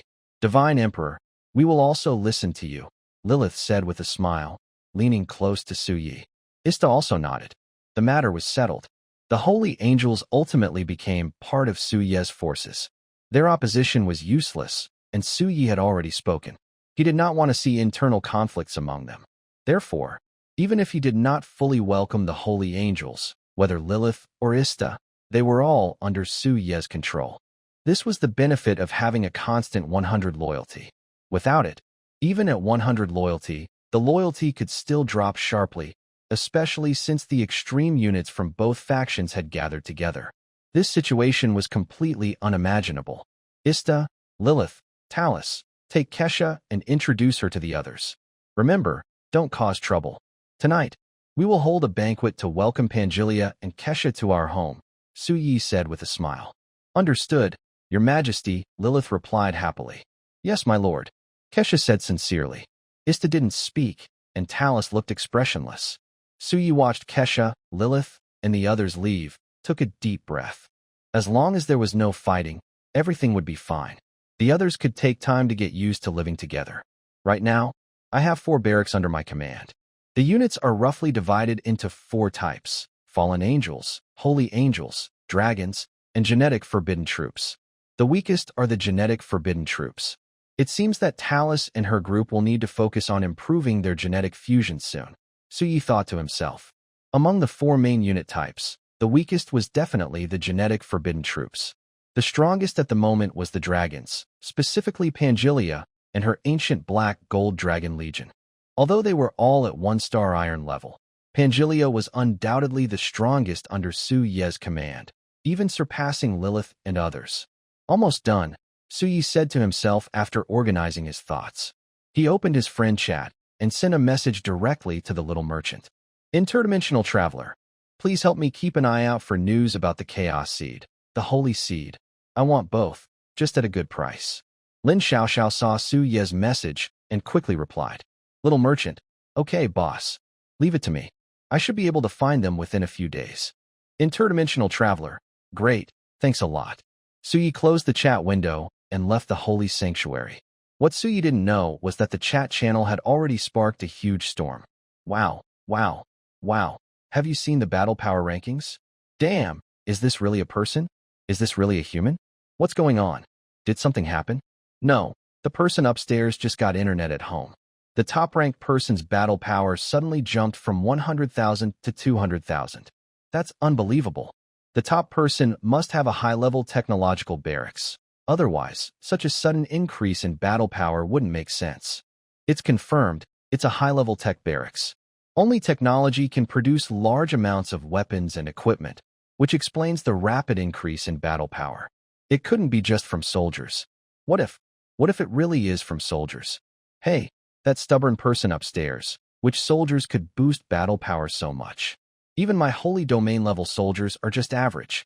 Wow, holy domain level soldiers. Respect to the expert. Please guide us, master. The chat channel instantly went off topic. The storm in the chat channel didn't bother Suyi much. Even if he knew, it wouldn't matter. The battle power list is ranked by the will of the eternal world. Suyi kept his information hidden, so even if his battle power soared, no one could find him. It's impossible for anyone to locate him. No information at all. Even if someone has divination-type soldiers, they couldn't figure out his existence unless Suyi revealed himself foolishly. As long as Suyi doesn't expose himself, no one can find him through divination. Suyi stepped out of the sacred hall and looked at his territory. The Gene Forbidden Army was relaxing by the Spirit Source Lake, chatting casually. The original Sin Fallen Angels and Pureblood Fallen Angels were playing and splashing in the lake. The ancient black gold dragon crashed into the lake like a cannonball, then leapt out of the water, creating waves. Talus sat quietly by the lake, with Pangelia beside her. Ista was walking shoulder to shoulder with Kesha, while Lilith lazily lay by the lake. Everything was so peaceful and harmonious. Suyi smiled at the scene, then didn't mind. He summoned a golden tower in his hand. The only wonder, the Tower of Eternity. Name, Tower of Eternity level. Unique feature, Eternal Light Node. A marvel with a unique attribute that can gather eternal light, allowing units to continuously evolve. A miracle-type marvel. Is there only one feature for this unique marvel? Suyi stroked his chin while looking at the model of the Tower of Eternity in his hand. Then he checked what the feature, Eternal Light, actually does. Eternal Light has the property of eternal immortality, capable of constantly strengthening the physical toughness of your units, forming an everlasting divine body. Very good, very powerful. Suyi looked at the Tower of Eternity's attributes. Simple and straightforward, but effective. By increasing the physical strength of units, and even forming an immortal divine body, the Tower of Eternity truly lives up to its status as a marvel with a unique attribute. Remember, although units are recruited, they are living beings with flesh and blood. Their physical strength always matters. For example, compared to Lilith, Pangelia, although a 1-star black iron, has much stronger physical toughness than Lilith. What does forming an immortal divine body mean? It's like Suyi's units, each gathering eternal divine essence. That's the most terrifying part of the Tower of Eternity. Even weak units, under the glow of the Tower of Eternity, will undergo transformation, eventually becoming indestructible, eternal divine bodies, gathering eternal divine essence. Suyi's mind moved, and the golden giant tower in his hand transformed into a large golden sun, hanging high above his territory. The golden sun hovered over his land. Lilith and others also noticed this golden sun, then disappeared into the void. A mysterious presence appeared in Suyi's territory. Suyi knew that this was the effect of the eternal light. Over time, the units within his territory would inevitably gather eternal divine essence. It's a long process, but all of this is worth waiting for. The eternal light constantly enhances their physical bodies, increasing their strength over time. It takes patience and the passage of years. Done. Suyi stretched lazily and went to Lilith's side, leaning on her. Lilith, understanding, began to massage Suyi. Suyi closed his eyes, enjoying Lilith's massage. Meanwhile, over at Yishio's side, Yishio stared hard at the top spot on the combat power list. Sure enough, this guy is already rushing to strengthen himself. As a tech-focused unit, he's developing too quickly by working with that small merchant, Yishio thought with a hint of frustration. He originally thought that even if he couldn't catch up to the first place, at least he could make it into the top 10. But now he realized he was wrong. He didn't even make it into the top 500. However, Yishio was not discouraged. Everything happening now was exactly as he remembered. Nothing had changed. The only difference was himself. There's still hope. If I can wait until the 7th day of the beginner period for the dimensional rift to open, I might have a chance to reach the top 10. Yishio looked at the number 1 on the list. He no longer wanted to aim for first place. It was too extreme. Suyi's power had increased so much that he had no chance to catch up. He simply couldn't compete. Whose power increases by hundreds of thousands all at once. There were 4 days left. During these 4 days, he would focus on saving his unit's strength. When the dimensional rift opens, he would make a final effort. For now, he decided to play it safe. One step at a time. If he didn't, he would have no chance at all. The first merchant during the beginner period had already blacklisted him. It was much harder to exchange for the resources he needed, and his development slowed down. Not everything a lord gets is suitable for him. Sometimes, even if something is good, it might not fit his needs and is of little use. It would be better to exchange for resources instead. But because he was blacklisted, his efficiency in trading resources dropped. Often, he had to sell cheaply just to get what he needed. There was no other way. If he didn't trade, the resources would go to waste. Although he could survive the beginner period this way, it wasn't what he wanted. The beginner lord period was the only time when commoners could develop fairly. After this period, those second-generation lords who didn't do well early on would start to make their move. Their families had enough resources to help them grow quickly. Compared to commoner lords, these second-generation lords only needed to do one thing during the beginner period. That was to ensure their lord identity while gathering as many resources as possible. If they couldn't get resources, it didn't matter, so long as they didn't lose their lord status. Lucky civilian lords often choose to fully develop their territories during the beginner period, even if it means selling resources cheaply. As long as they can grow their land, they see it as worthwhile. Once the beginner period ends, the special benefits disappear, and many problems will follow. At that time, quick development becomes nearly impossible. This is actually the best time for civilian lords to grow. That's why some sell treasures cheaply. They know their value. It's not because they don't understand, but because they have no choice. If they don't develop now, it will be even harder later. In the end, the beginner period is the best time for civilian lords to develop. Lords with some potential will do everything they can to expand their territory and strengthen their armies, laying a solid foundation. Only in this way can they secure a place in the future world of lords. Otherwise, they might become vassals of others or even have their territories taken over, turning into resources for others. On Su Ye's side, after some time, having taken a nap, Su Yi stretched lazily and stood up from the ground. Then he opened the Lord's Heart panel. Ding! Do you want to spend 300 source crystals to upgrade the Lord's Heart? Upgrade. Su Yi chose to upgrade directly. The diamond-shaped mark on his wrist glowed, and a warm current flowed through his body. Ding! Your Lord's Heart is now level 4. You can check its specific attributes. Ding! Do you want to choose a term? Yes. Su Ye's voice responded. 2 red terms and 1 gold term appeared before him. Red term, End of the Age of Magic. Red term, Infinite Evolution. Gold term, Mechanical Ascension. 2 reds and 1 gold. Su Yi looked at the terms appearing in front of him and began to examine them one by one. End of the Age of Magic. A red territory term. Your territory will no longer have any supernatural powers, becoming a forbidden zone. All supernatural objects will be completely destroyed. This. Su Yi stared at the red term, stunned. If no supernatural powers exist and all supernatural objects are destroyed, in simple terms, after establishing the country, no spirits or magical beings are allowed. Only technological armies can develop. This was completely unacceptable to Su Yi. The main reason this entry could become a red-level item was because all extraordinary things would be destroyed. It meant that whether the extraordinary objects within Su Ye's territory or those outside would be wiped out, even gods would fall here. This was the impressive part of this entry. It cut off all extraordinary existences. Even gods would be completely destroyed by this entry. Impressive, but not suitable for me, Su Yi said, shaking his head. It wasn't suitable for him because his troops were only the gene-restricted army, which was a technological force. But even so, the gene-restricted army still had extraordinary factors, so it wasn't suitable for him. Su Yi looked at the next red entry. Infinite Evolution, a red troop entry.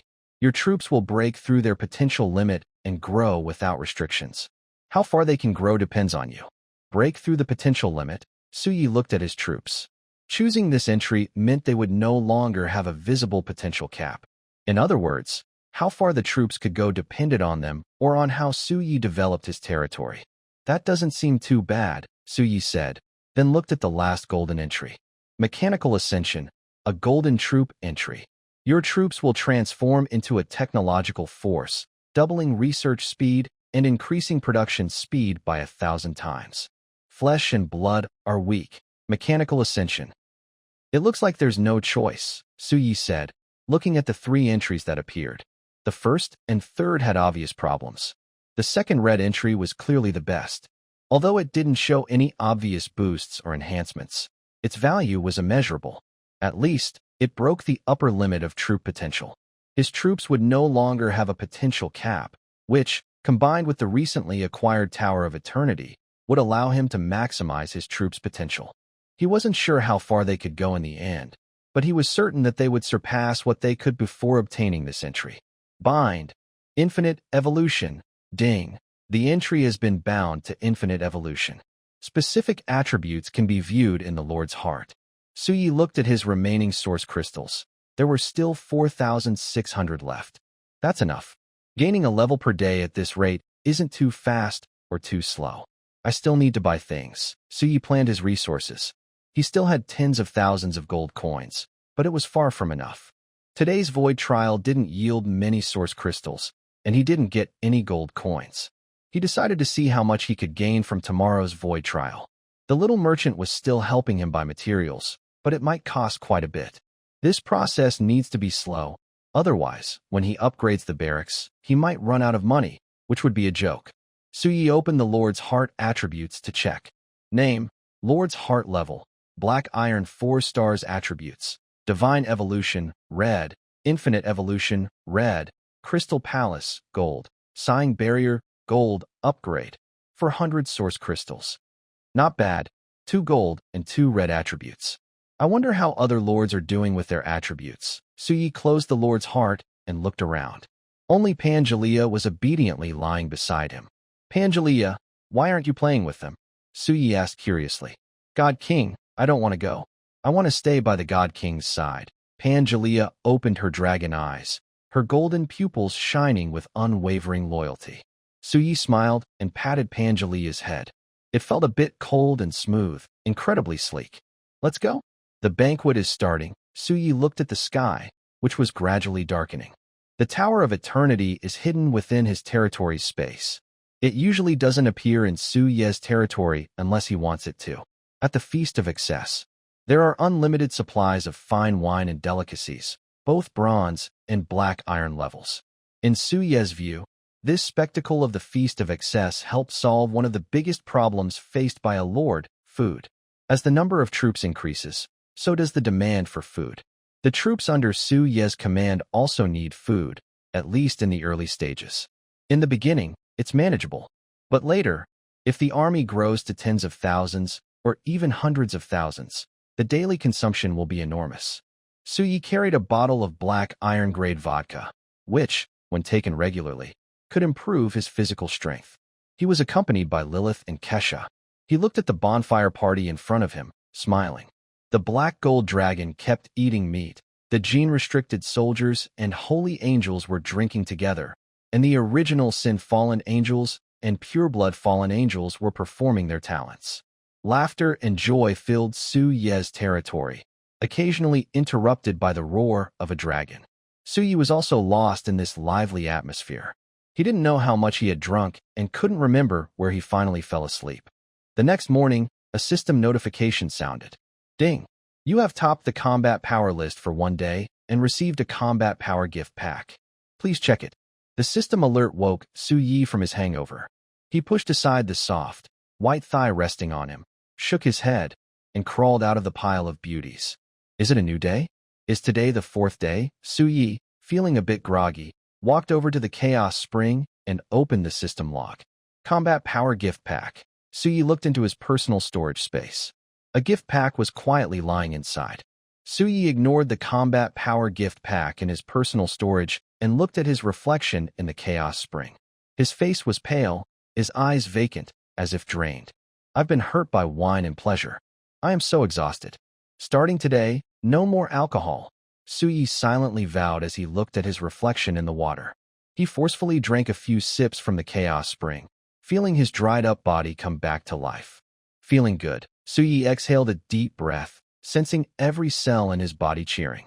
System, open the Combat Power Gift Pack, Suyi ordered in a deep voice. Ding! You received 1,000 gold coins, 100 source crystals, 1 troop refresh and recruitment card, and 1 barracks upgrade card. Wow! Can it even give out this kind of thing? Suyi looked at the barracks upgrade card. It was like a free upgrade for the barracks. For ordinary lords, this was quite common because they didn't need many special materials to upgrade their barracks. But for sanctified or higher-level barracks, this item was very precious. Suyi looked at his upgrade card for the barracks, put it away, and considered which of the 4 barracks he should upgrade. He hadn't decided yet. Currently, only the Fallen Holy Hall was a level 3 barracks for refreshing recruits. Using the refresh for that building would be the most cost-effective. This is a bit tricky, Suyi thought as he looked at his territory. His fallen angels had over 200 units, while the others only had a few dozen. The gap was too large and unbalanced. Wait a bit. The day has just started, and there's still time, Suyi decided, realizing it was still early and there was no rush. Thinking this, he opened his friend chat to see if any small merchants had sent messages. Sure enough, he saw one from yesterday at 11 at night. At that time, he was busy celebrating and didn't hear the private message. Small merchant. Boss, I found the seed of technology you wanted. It costs 10,000 gold coins. If you're interested, reply back. Heart/JPG, seed of technology. Suyi read the message from the small merchant. Otherworld traveler, are you there? Small merchant, Yes, boss. I'm here. Otherworld traveler. I want the seed of technology. Let's trade now. Small merchant. Okay, boss. I've sent the trade request. Please accept. Suyi saw the trade request pop up and directly accepted it. A seed of technology appeared before him. Perfect. Today's recruitment hasn't started yet, Suyi said as he looked at his 4 main barracks and began today's recruitment. The first to arrive was still the Fallen Holy Hall, since it was his first barracks. Lilith and Ista were already waiting there. As hero units of the Fallen Holy Hall barracks, they would definitely be present during recruitment. Let's go, Suyi said to Lilith and Ista, leading them into the Fallen Holy Hall. Ding! Spend 30 gold coins for daily recruitment? Recruit, Suyi said expectantly as he looked at the fallen angel statue in front of him. Endless black mist surged, and tall figures appeared within the darkness. 30 figures gathered in the black mist. We bow to the God Emperor. 30 figures knelt simultaneously, their eyes filled with fervor as they looked at Suyi. Suyi looked at the clearly divided fallen angel troops, with one side being original sin fallen angels and the other pure-blood fallen angels. Everyone get up. Lilith, Ista, I leave them to you, Suyi said to Lilith and Ista. Understood, Your Majesty, Lilith replied with a smile. Ista nodded as well. Suyi left the Holy Hall of Fallen Angels and then went to the Source Dragon Nest. Why not the Supreme Agreement? Well, the Supreme Agreement is on the right side of Su Ye's Lord's Mansion. The Holy Hall of Fallen Angels is on the left, next to the Source Dragon Nest. Naturally, based on proximity, the Source Dragon Nest was recruited first. It looks like I need to adjust the position of the barracks again. Suyi looked at the locations of his 4 barracks. Today, he would recruit first, and then make adjustments later, following the order of appearance. Good morning, Pangelia. How did you sleep last night? Suyi asked Pangelia, who was waiting for him. All is well, Your Majesty, Pangelia said, opening her golden dragon eyes to look at Suyi. Suyi nodded and entered the Source Dragon Nest. Ding! Spend 20 gold coins to perform the daily recruitment? Recruit, Suyi said solemnly, looking at the dragon statue. A black golden light rose, and young dragons appeared within the black golden glow. Some of them were restless and lively. Compared to other troops in Su Ye's territory, these young black golden dragons were the most active and mischievous. After all, they were just young dragons, children. The light faded, revealing 20 ancient black golden dragons lying on the ground, their bodies trembling slightly under the pressure of Pangelia's dragon bloodline. Pangelia, I leave them to you, Suyi said with a smile. Everything as you wish, Your Majesty, Pangelia replied, growling at the newly recruited ancient black golden dragons. These little troublemakers, after being recruited, obediently followed Pangelia out of the Source Dragon Nest, but they were still quite restless, looking around everywhere. Suyi didn't mind. It's good to have some liveliness. It makes his territory more vibrant. Then, Suyi went to the Supreme Agreement area. Talus had been waiting here for some time. Emperor, Talus looked at Suyi with absolute reverence. Suyi nodded and said, No need to rush, Talise. Talise stood silently beside Suyi, doing whatever he commanded. Suyi looked at the futuristic building in front of him. Notification. Do you want to spend 1,000 source crystals, 1 seed of technology, and 10,000 gold to upgrade to the Supreme Agreement?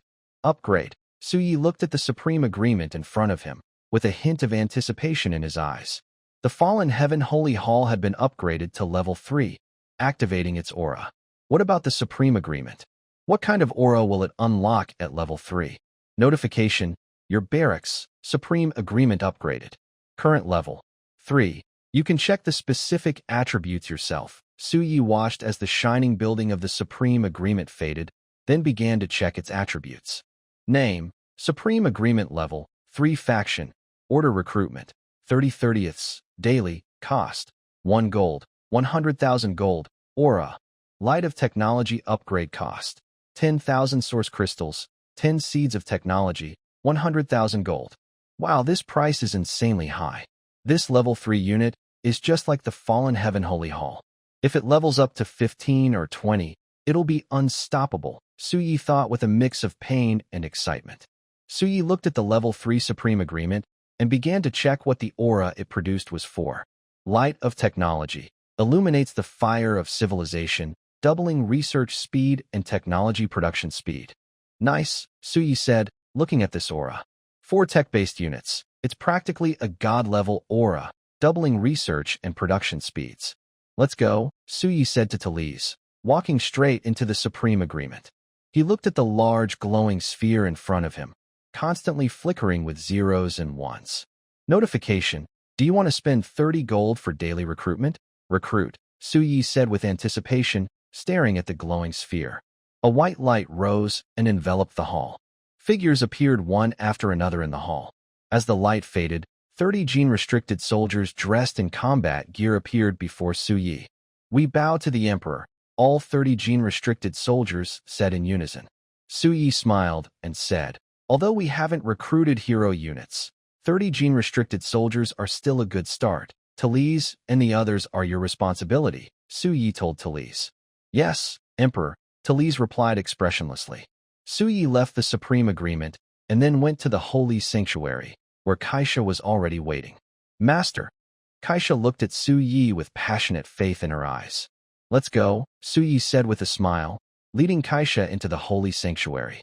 As they looked at the angel statue in front of them, the system prompt sounded. Ding. Would you like to spend 20 gold coins for today's recruitment? Recruit, Suyi said calmly while looking at the angel statue.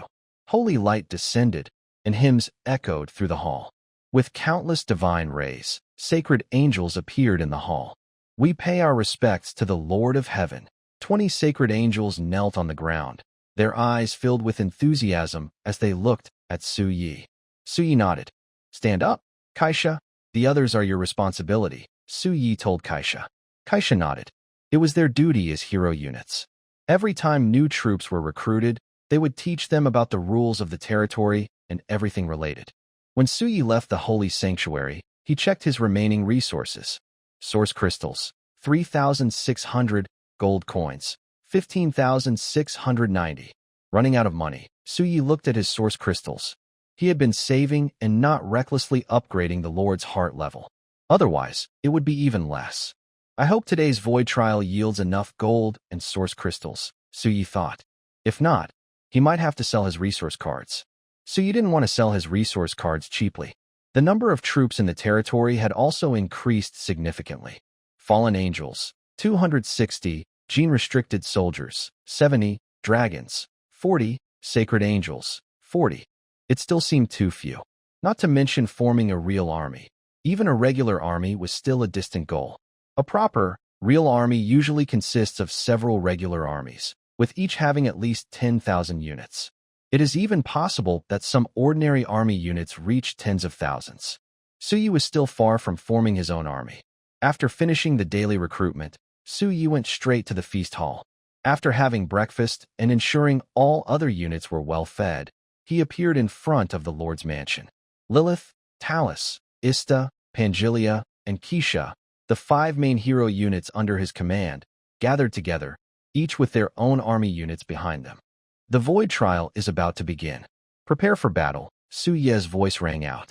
Lilith led the fallen angels of original sin directly to the front. On the left was Talus's genetic forbidden army, and on the right was Ista's pure-blood fallen angels. Behind them were Pangelia's black gold dragons and Keisha's holy angel legion. Most of these are still at the black iron level, although they have improved after a day of nourishment, spiritual source lake black iron level food and wine. However, most are only around 3-star black iron. That's why Pangelia and Keisha are guarding their areas together. Lilith, Ista, and Talus are all at the bronze level. Today's main goal is to raise the newly recruited units to the bronze level first. Other units should also be promoted to the bronze level, which is the task for Lilith, Ista, Talus, and the other units that already reached the bronze level yesterday. Ding. Do you want to start the void trial? Start the void trial. Difficulty. Abyss, Suyi said seriously, looking at his territory. At the edge of Suyi's territory, countless dark red lights surged like clouds, constantly roiling. Repulsive creatures emerged from the dark red clouds. Deformed creatures, deep-sea dwellers. Most of them are between 3-star and 5-star bronze levels. Suyi sat cross-legged on the grass outside the Lord's mansion, completely unworried about any problems. For him, bronze-level monsters are no threat. Even the strength shown by Pangelia and Keisha, which he was worried about, is enough to defend their areas. Pangelia spread her 8 wings, her massive dragon body soaring in the sky. She brewed destruction in her mouth, then released it. Destructive dragon breath. Under Pangelia's leadership, the other dark gold dragons also spat out terrifying dragon breaths, sweeping across the entire wave of monsters. The holy angels shimmered with divine light, constantly judging the mutated creatures and deep-sea dwellers. The levels of the dark gold dragons and holy angels began to rise rapidly, with endless holy light and destructive power shining throughout Su Ye's territory. It's time to upgrade the territory. Su Ye looked at his land. His territory was still at the original level. Some lords who had upgraded quickly had their territories advanced by at least 2 levels. Su Ye's territory was still at level 1. Originally, this was because he had too few units, so he couldn't upgrade. But now, Su Ye had several hundred units, including large creatures like dragons. With such large units, the current territory size was clearly not enough. Upgrading was inevitable. However, I should wait until after this void trial to upgrade, Su Ye thought. After this trial, it should be about time to upgrade. It's not too late now. The main reason he hadn't upgraded before was that his territory was too large, which wasn't good for him. The only problem was that a bigger territory meant more places to defend during the void trial. Su Ye's number of units was always a big problem. His territory was too large, and there were always places he missed. That was the main reason he hadn't upgraded his territory. Ding. Void trial completed. Evaluating. Ding. Evaluation complete. No battle losses. 8,000 enemies killed. Rating. SSS. Ding. You received an SSS level Abyss difficulty treasure chest. Su Ye exhaled a breath of relief. An hour had passed, and the void trial was over. However, this invasion was twice as many as yesterday. 8,000 monsters, all ranging from Bronze 3-star to Bronze 5-star. The good news was that many treasure chests dropped. The bad news was that if he raised the Lord's heart level further, the monsters might be around Bronze 9-star or even Silver rank, which would be very difficult.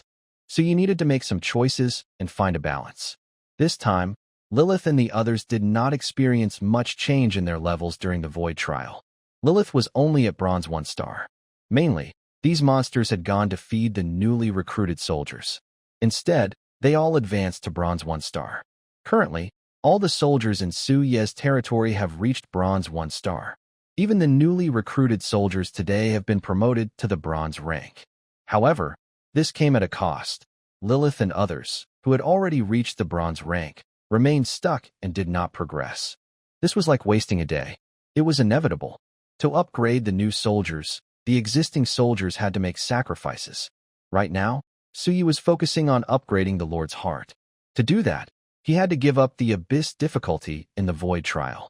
Otherwise, with this trend, he could only upgrade twice before the monsters in the Abyss difficulty would reach Silver rank. Advancing by 1 major rank is manageable, but 2 is too difficult.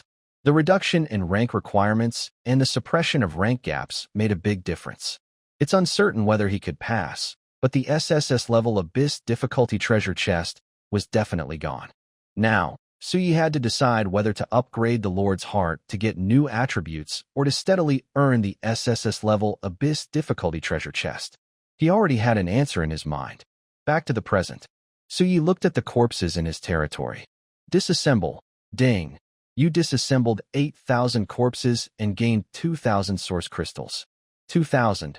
Not bad. Su Ye looked at the 2,000 source crystals he gained from disassembling, which replenished his nearly depleted supply.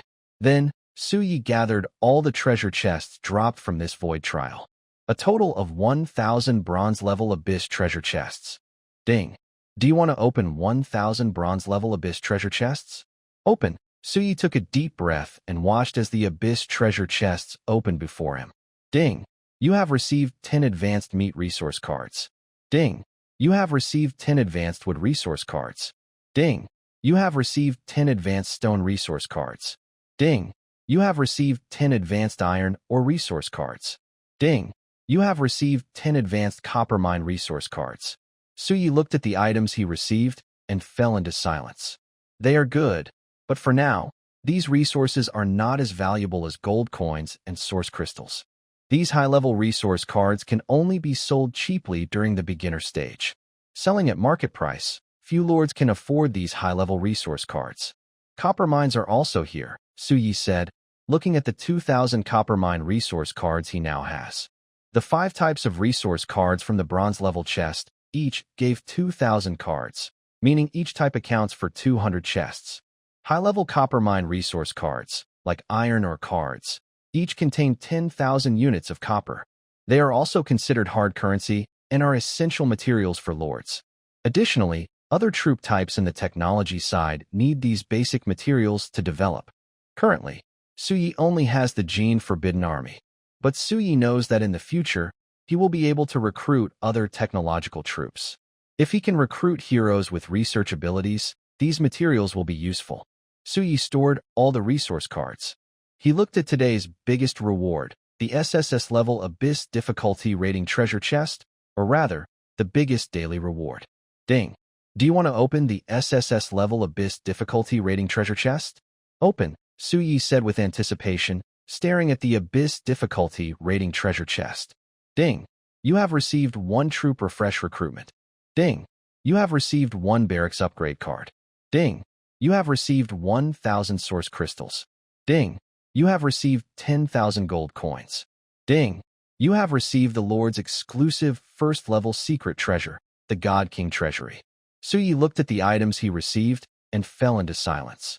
The Troop Refresh recruitment card, combined with the previous one, makes 2. The barracks upgrade cards are also 2. The gold coins and source crystals are okay, just average. The Lord's secret treasure is a special piece of equipment exclusive to the Lord. The levels of treasures are divided into white, cyan, blue, purple, gold, orange, red, multicolored, rainbow, 9-colored, and unique. Treasures are different from wonders. Wonders are related to buildings, but treasures can be found in any aspect. Among them, the Lord's exclusive treasures are the rarest. This means even the Lord can equip them. Suyi immediately checked. Name, God King's Vault level. Unique attribute, Lord exclusive feature 1. Copy, can copy any treasure weapon or equipment it touches. Cannot copy level 1 treasures. Feature 2. Upgrade, can increase the level of collected or copied treasure weapons or equipment by 1. Level 1 treasures cannot be upgraded. Feature 3. Projection, can project a copy of the collected treasure weapon or equipment, with the same properties as the original. Suyi looked at the attributes of the God King's Vault. Copy, upgrade, projection. It feels similar to the abilities of a certain Street Lamp King, even more powerful. Ding. Bind the God King's Vault to your soul. Once bound, it cannot be traded and will completely disappear after death. Bind it. Suyi didn't hesitate. This is the first treasure he obtained, and it's a unique level. There's no reason not to bind it. Although it only has 3 features, all 3 are extremely powerful. Copy. I wonder if I can copy Lily and the others' weapons? Suyi looked at Lily and the others thoughtfully. Lily and the others all have their own divine weapons, especially Lily's weapon, which is essentially a unique item or their personal divine weapon. But whether it works or not, he has to try. What if it does? That would be amazing. Although a lord doesn't need to fight on the battlefield, having self-defense abilities is still necessary. Without self-protection, one would be too useless. Lily.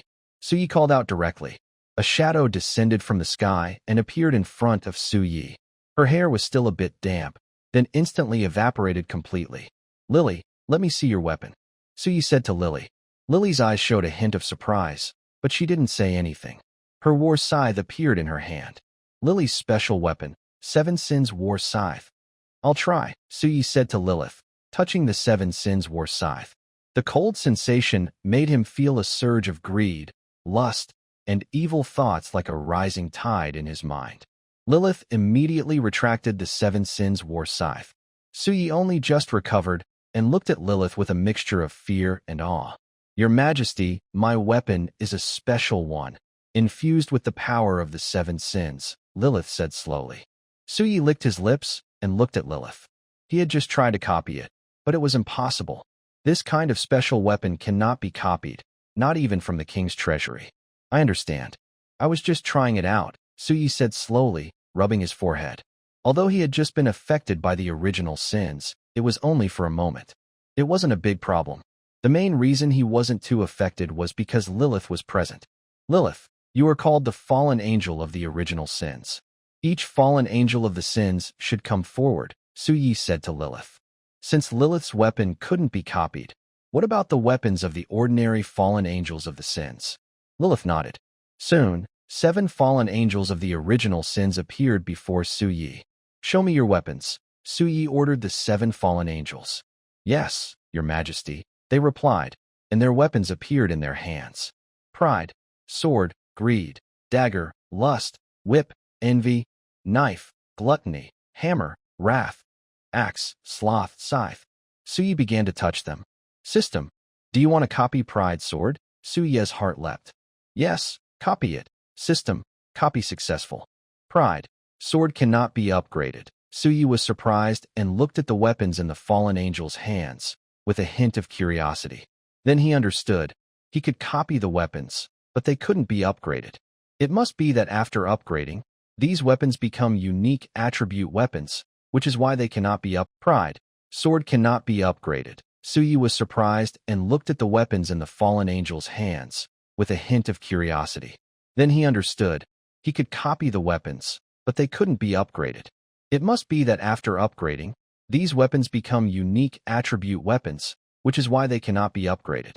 He then copied each of the weapons. Suyi nodded and then went directly to find the pure-blood fallen angel and the holy angel. He copied the original Dark Blade and Judgment Sword.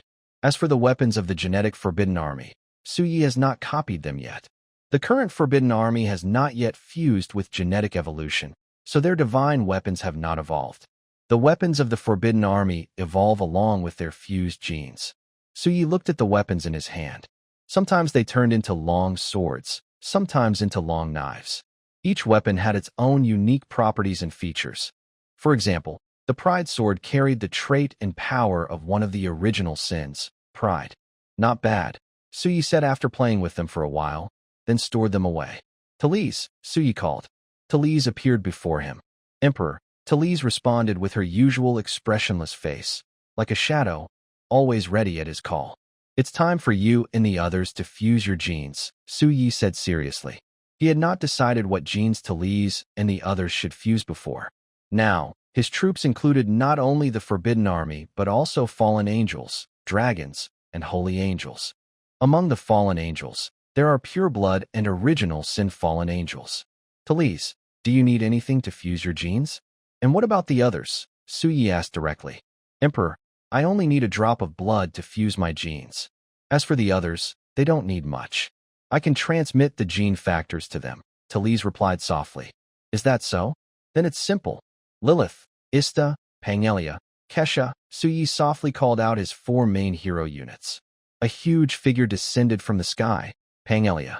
Now, Pangelia had broken through to the bronze rank, and her body length exceeded 10 meters, with a height of 5 meters. She was truly a giant, but she was still a child in her early stage. Lilith, Ista, and Kesha also appeared before Suyi. Talise is part of the Forbidden Army. She is special and needs to fuse with the genes of other creatures, so she hasn't yet shown her true strength, Suyi said seriously. Lilith, Ista, Kesha, and Pangelia all looked at Talise, who was silent nearby. Although they had previously thought that Talise's strength did not match her status, they didn't pay much attention. But now, after Suyi's words, they realized that Talise had never truly shown her real power. Your Majesty, what do you need me and the others to do? Lilith asked Talise, a hint of suspicion in her eyes, but she still turned to Suyi for instructions. Talise needs a drop of your blood, Suyi said slowly. Okay, Lilith nodded without hesitation and pressed her finger to draw a drop of blood. A deep purple blood floated in the air. Ista, Kesha, and Pangelia also didn't say much. They each squeezed out a drop of blood. The blood was black like the void, sacred and shining, intertwined with dark red destruction energy. For different colors of blood floated in the air. Talise, Suyi looked at her. Talise nodded and stepped forward. Void engine. Talise's voice rang out. A strange power radiated from her, and the 4 drops of blood merged directly into her body. A brilliant light intertwined around her. Black purple, pure black, dark red, and sacred colors wrapped Talise in their glow.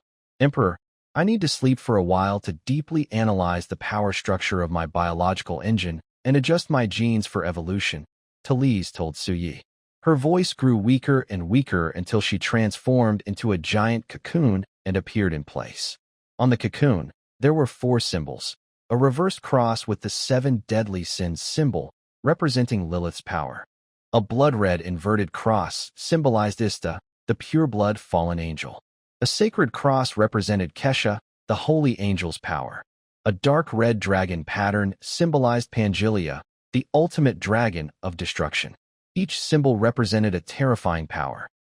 Suyi watched Talise fall into sleep, paying no mind. All right, you guys can go have fun.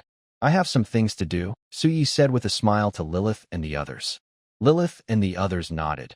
But before leaving, they all looked at Talith, who had turned into a giant cocoon. After all, they felt a familiar power from her.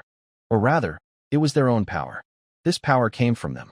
If it weren't for Suyi, they would have immediately killed Talith because she was stealing their strength.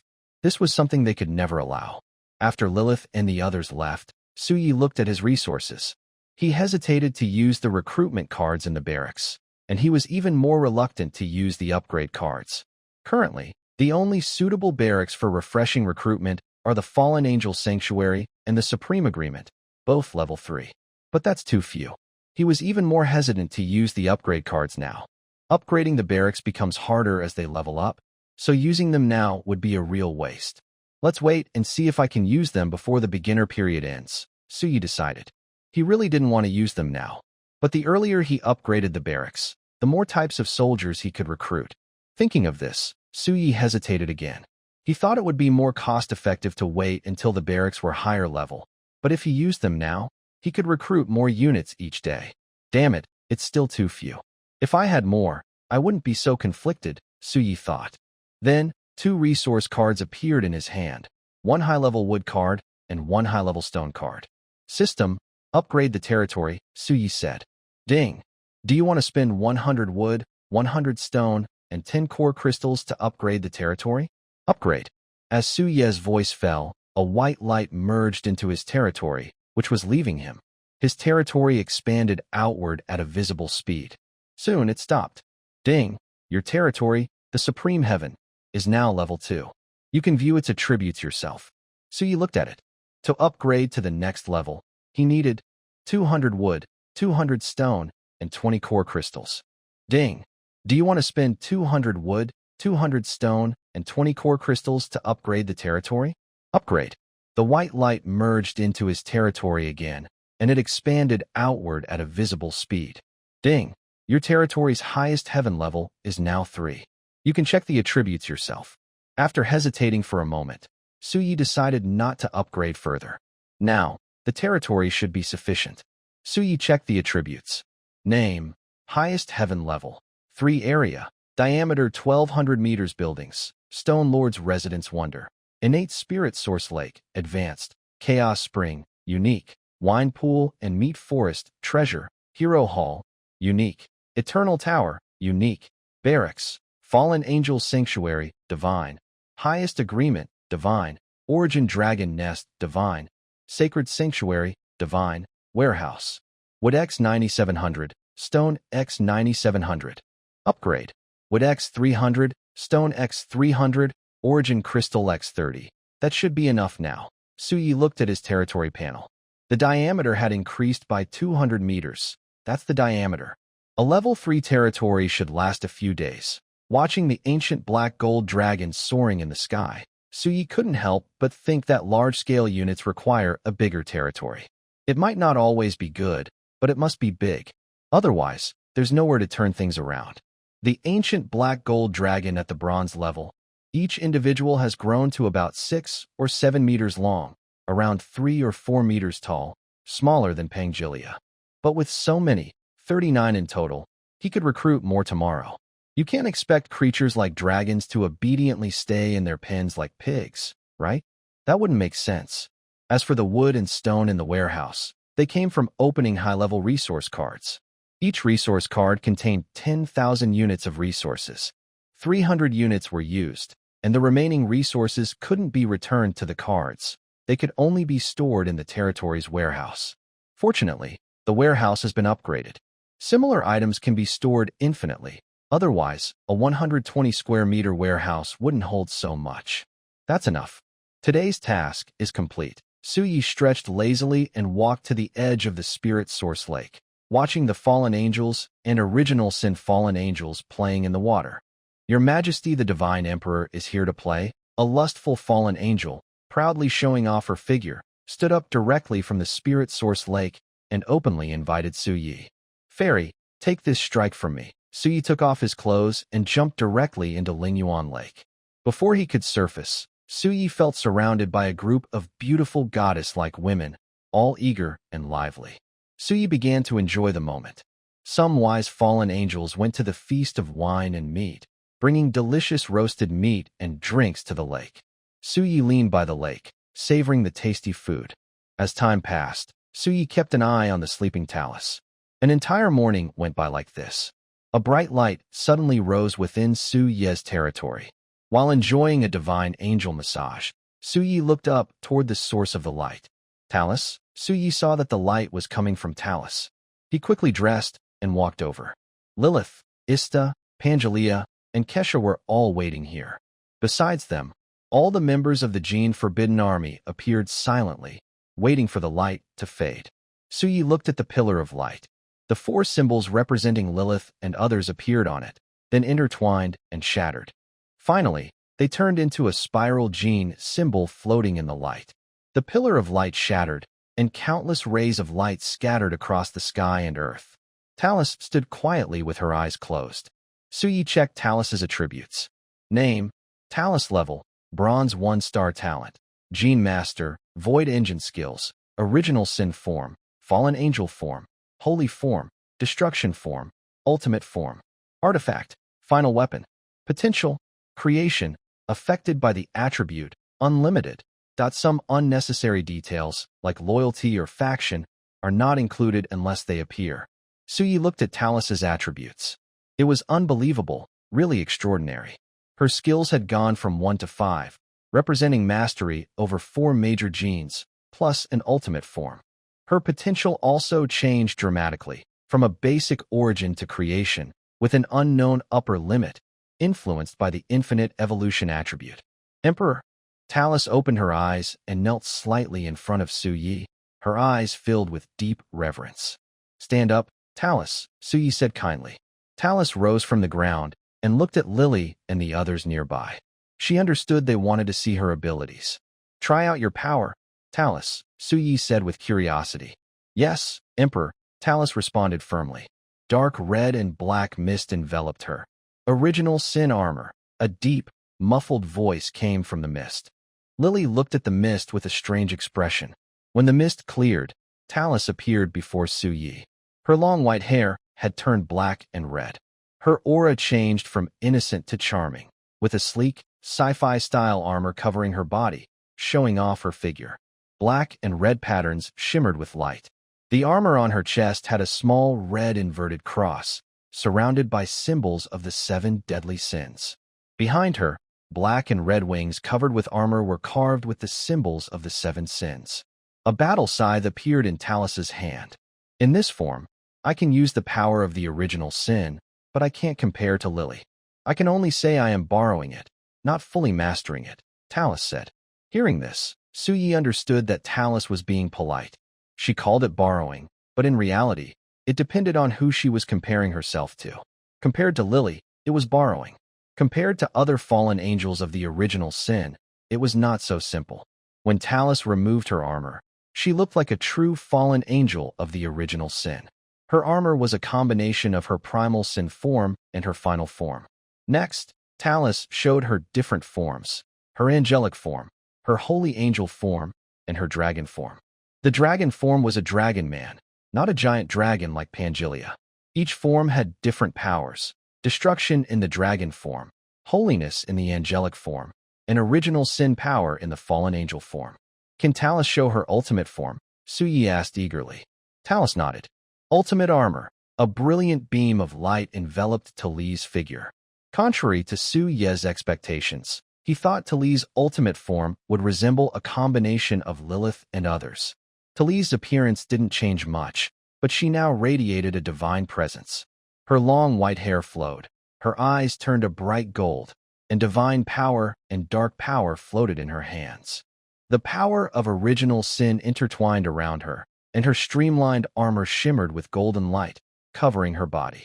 Faint 8 wings appeared behind her, existing between illusion and reality. The dazzling power caused cracks to form where Tali stood. Lilith and others looked at her with heavy eyes.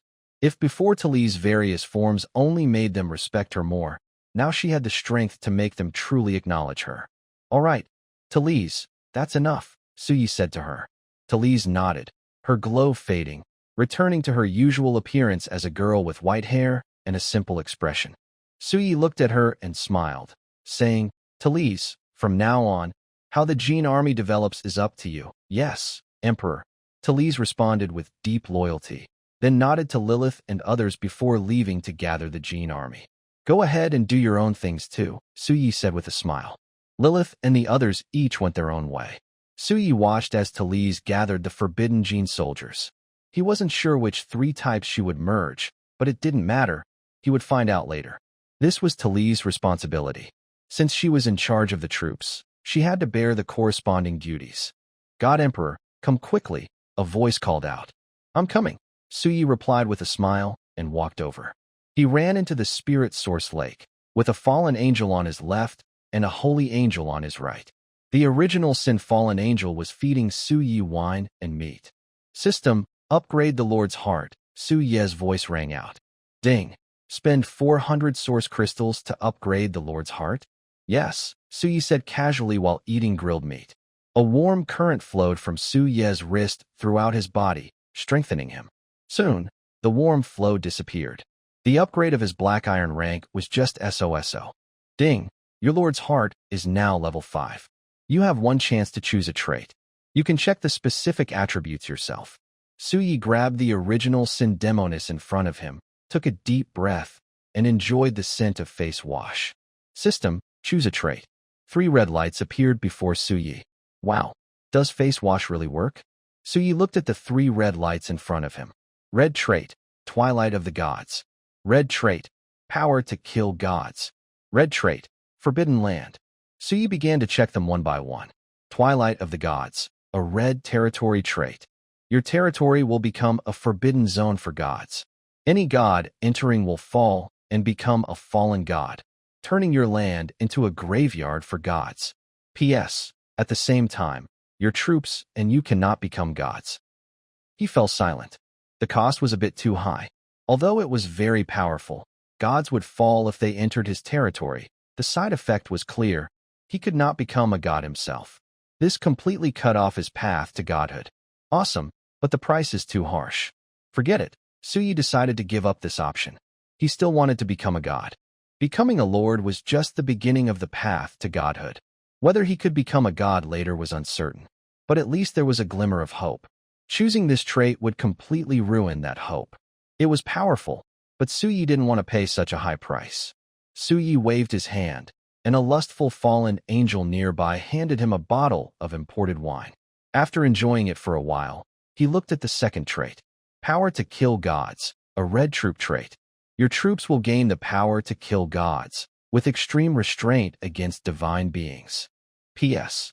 Only effective against divine treasures, not against creatures below gods. Power to kill gods. Suyi squinted. This is a power exclusive to gods.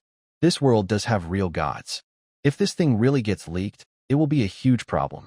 Suyi looked at the Godslayer power entry with a flickering gaze. This ability is basically an enemy of all gods. Any deity cannot tolerate its existence, or perhaps it shouldn't exist at all.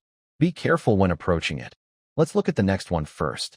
Although Su Yi was very tempted by the Godslayer power, he also knew that once it appeared, it would make him an enemy of all gods. No god could tolerate something designed specifically to fight them.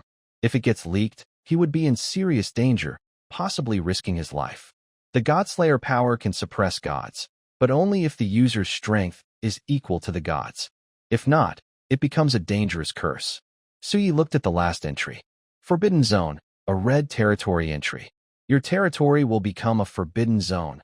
Twisted, chaotic, indescribable, and unviewable. Your soldiers, and even you as the Lord, will unknowingly evolve into forbidden beings. P.S. The reason it's called forbidden is because everything about it is taboo. This entry, Suyi took a deep breath, his eyes serious. The Forbidden Zone. Maybe it's better to describe it as something related to evil gods. It seems to be heading toward an indescribable, uncontrollable direction. Honestly, if someone only seeks power or eternity, this entry is undoubtedly top tier. It also grants 4 additional traits: twisted, chaotic, indescribable, and unviewable. The Lord and the soldiers can both evolve through twisting. Such an entry is extremely dangerous. Of course, it depends on choosing the right person to use it. There's a saying, humans have limits, so I choose not to be human anymore. That probably best describes this entry.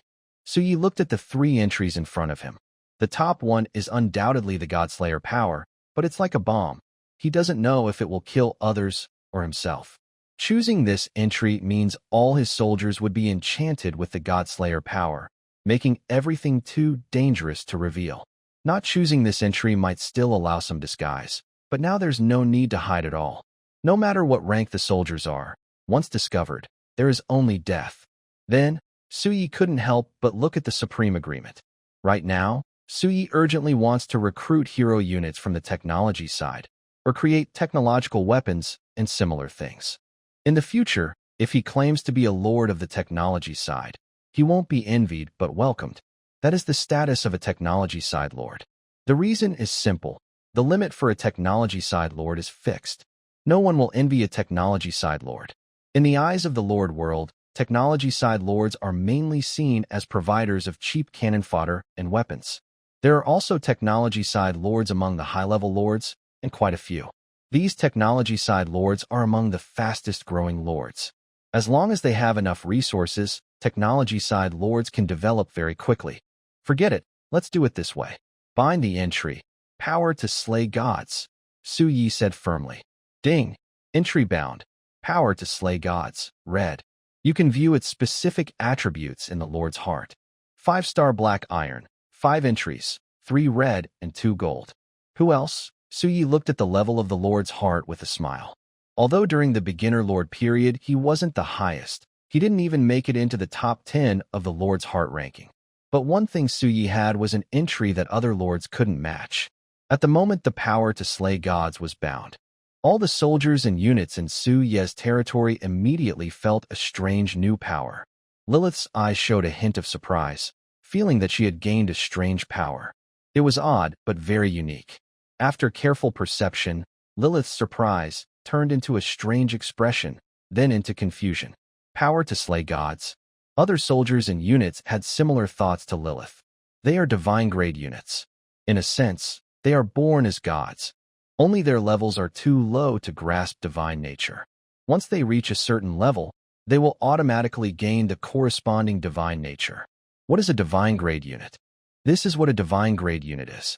For other types of divine power that are hard to gather, divine-grade soldiers are born with them naturally. They do not need to understand, gather divine power, or risk igniting divine flames to form divine entities. These qualities are innate for even the most ordinary units of divine-grade soldiers. They only need to reach the appropriate level to automatically understand divine power, ignite divine flames, and form divine entities. The appearance of the power to slay gods makes them feel strange, but also gives them a unique feeling.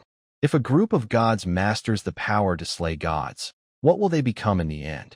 Suyi is unsure about this. He is still enjoying the services of the original sin-fallen angels, pureblood fallen angels, and holy angels. As for why there are no ancient black gold dragons, they are also female. In Suyi's view, at least they can transform into humans first. Even if he is eager, he wouldn't harm non-living creatures. Suyi is not like some lords who are not picky about their partners. The soldiers in the Lord world are diverse, and so are people's preferences. Suyi can only respect others' hobbies. For some lords, Whether someone is human or not is not important. Sometimes, non-humans are even more important. As time passes, night falls. Suyue arrives at the Supreme Agreement. Here, the genetic Forbidden Army is evolving.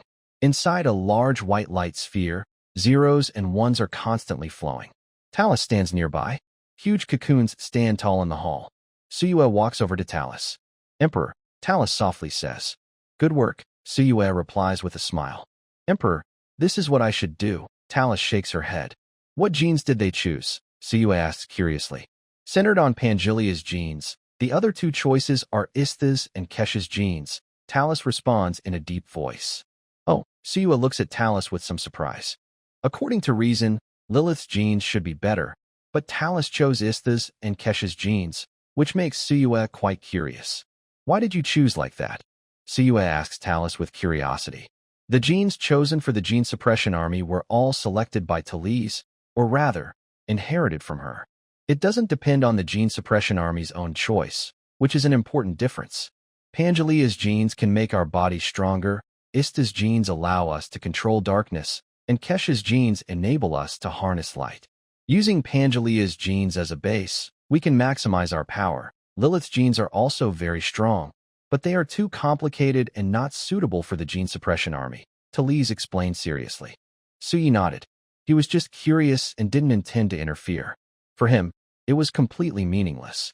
In short, professional matters should be left to the experts. He didn't understand anything and would just talk nonsense, so it was better not to speak. Talise would make the best decision. Beams of light rose up. Suyue watched as the giant cocoon in the hall began to break apart, revealing tall figures emerging. Salute the Emperor. The gene-enhanced soldiers, fused with genes, awakened one after another, kneeling on the ground with passionate eyes fixed on Suyue. Suyue checked the latest attributes of these gene soldiers. Name, Gene Suppression Army. Light and Dark Dragon level. Bronze 1-star talents. Gene Devouring, Biological Engine skills. Light Angel Armor, Dark Angel Armor, Dragon Armor, Gene Liberation Mode. Artifact. Gene Armor Potential. Main God, unlimited bonus from the attribute, guaranteed to reach the highest divine level. Not bad, Suyue said with a smile as he looked at the latest attributes of the gene soldiers. The suffix after their names, Light and Dark Dragon, represented the genes fused into the gene soldiers. Everyone, get up, Suyue told the gene soldiers. Then he looked at Talise. I'll leave them to you. Talise nodded. Suyue left the Hall of Supreme Agreement, but his mind was still thinking about the army. Why does the number of units need to exceed 10,000 to be called an army?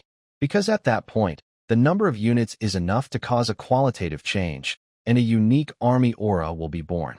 Suyue also wanted to know what kind of brilliant army aura his legion would eventually produce.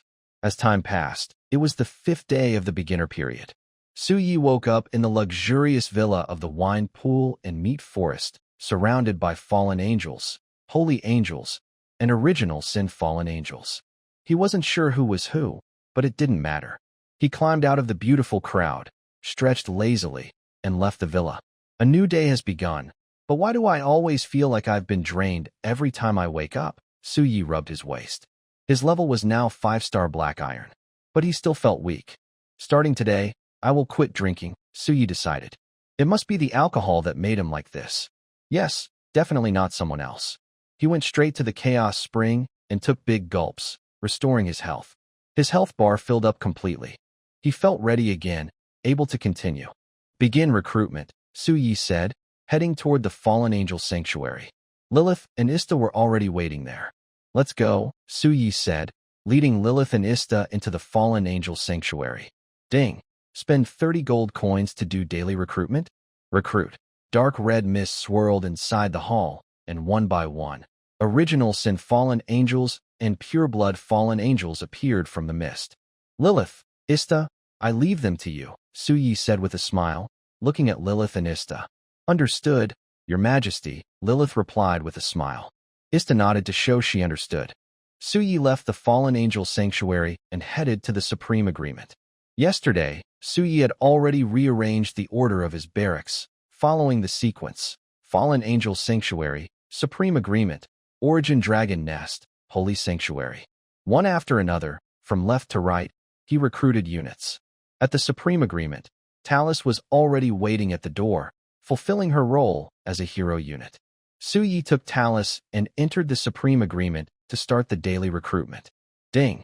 Spend 30 gold coins to do daily recruitment? Recruit. In less than 10 minutes, Suyi had finished recruiting for all 4 of his main barracks. The only regret was that no hero units appeared. Recruiting hero units requires luck. The first hero unit is guaranteed when recruiting at the barracks, but afterward, hero units can appear at any time during recruitment. Of course, sometimes you might not get a hero at all. It all depends on luck. Suyi checked the units he recruited today on his territory. Original Sin Fallen Angel, 290, Gene Forbidden Army, 100, Dragon, 60, Angel, 60. Good news. Suyi's troop units have finally exceeded 500. Bad news. This is the result of 5 days of recruiting, including 5 troop refresh cards. After breakfast, Suyi looked at the time. It was almost 10 o'clock, about time to start. Lilith, Ista, Talus, Pangelia, Kesha. Suyi's voice rang out. Lilith and the others appeared before him. The void trial is about to begin. As usual, let the newcomers level up first, Suyi said slowly, beginning to assign tasks to Lilith and the others. They nodded in agreement. Go, Suyi said casually. Each of the 5 hero units led their own troops to defend their area. How they divided the forces was up to them. The system is starting the void trial. Difficulty Abyss. Suyi's voice sounded. Ding! The void trial is about to begin. Difficulty Abyss. You have 30 seconds to prepare. A prompt sounded.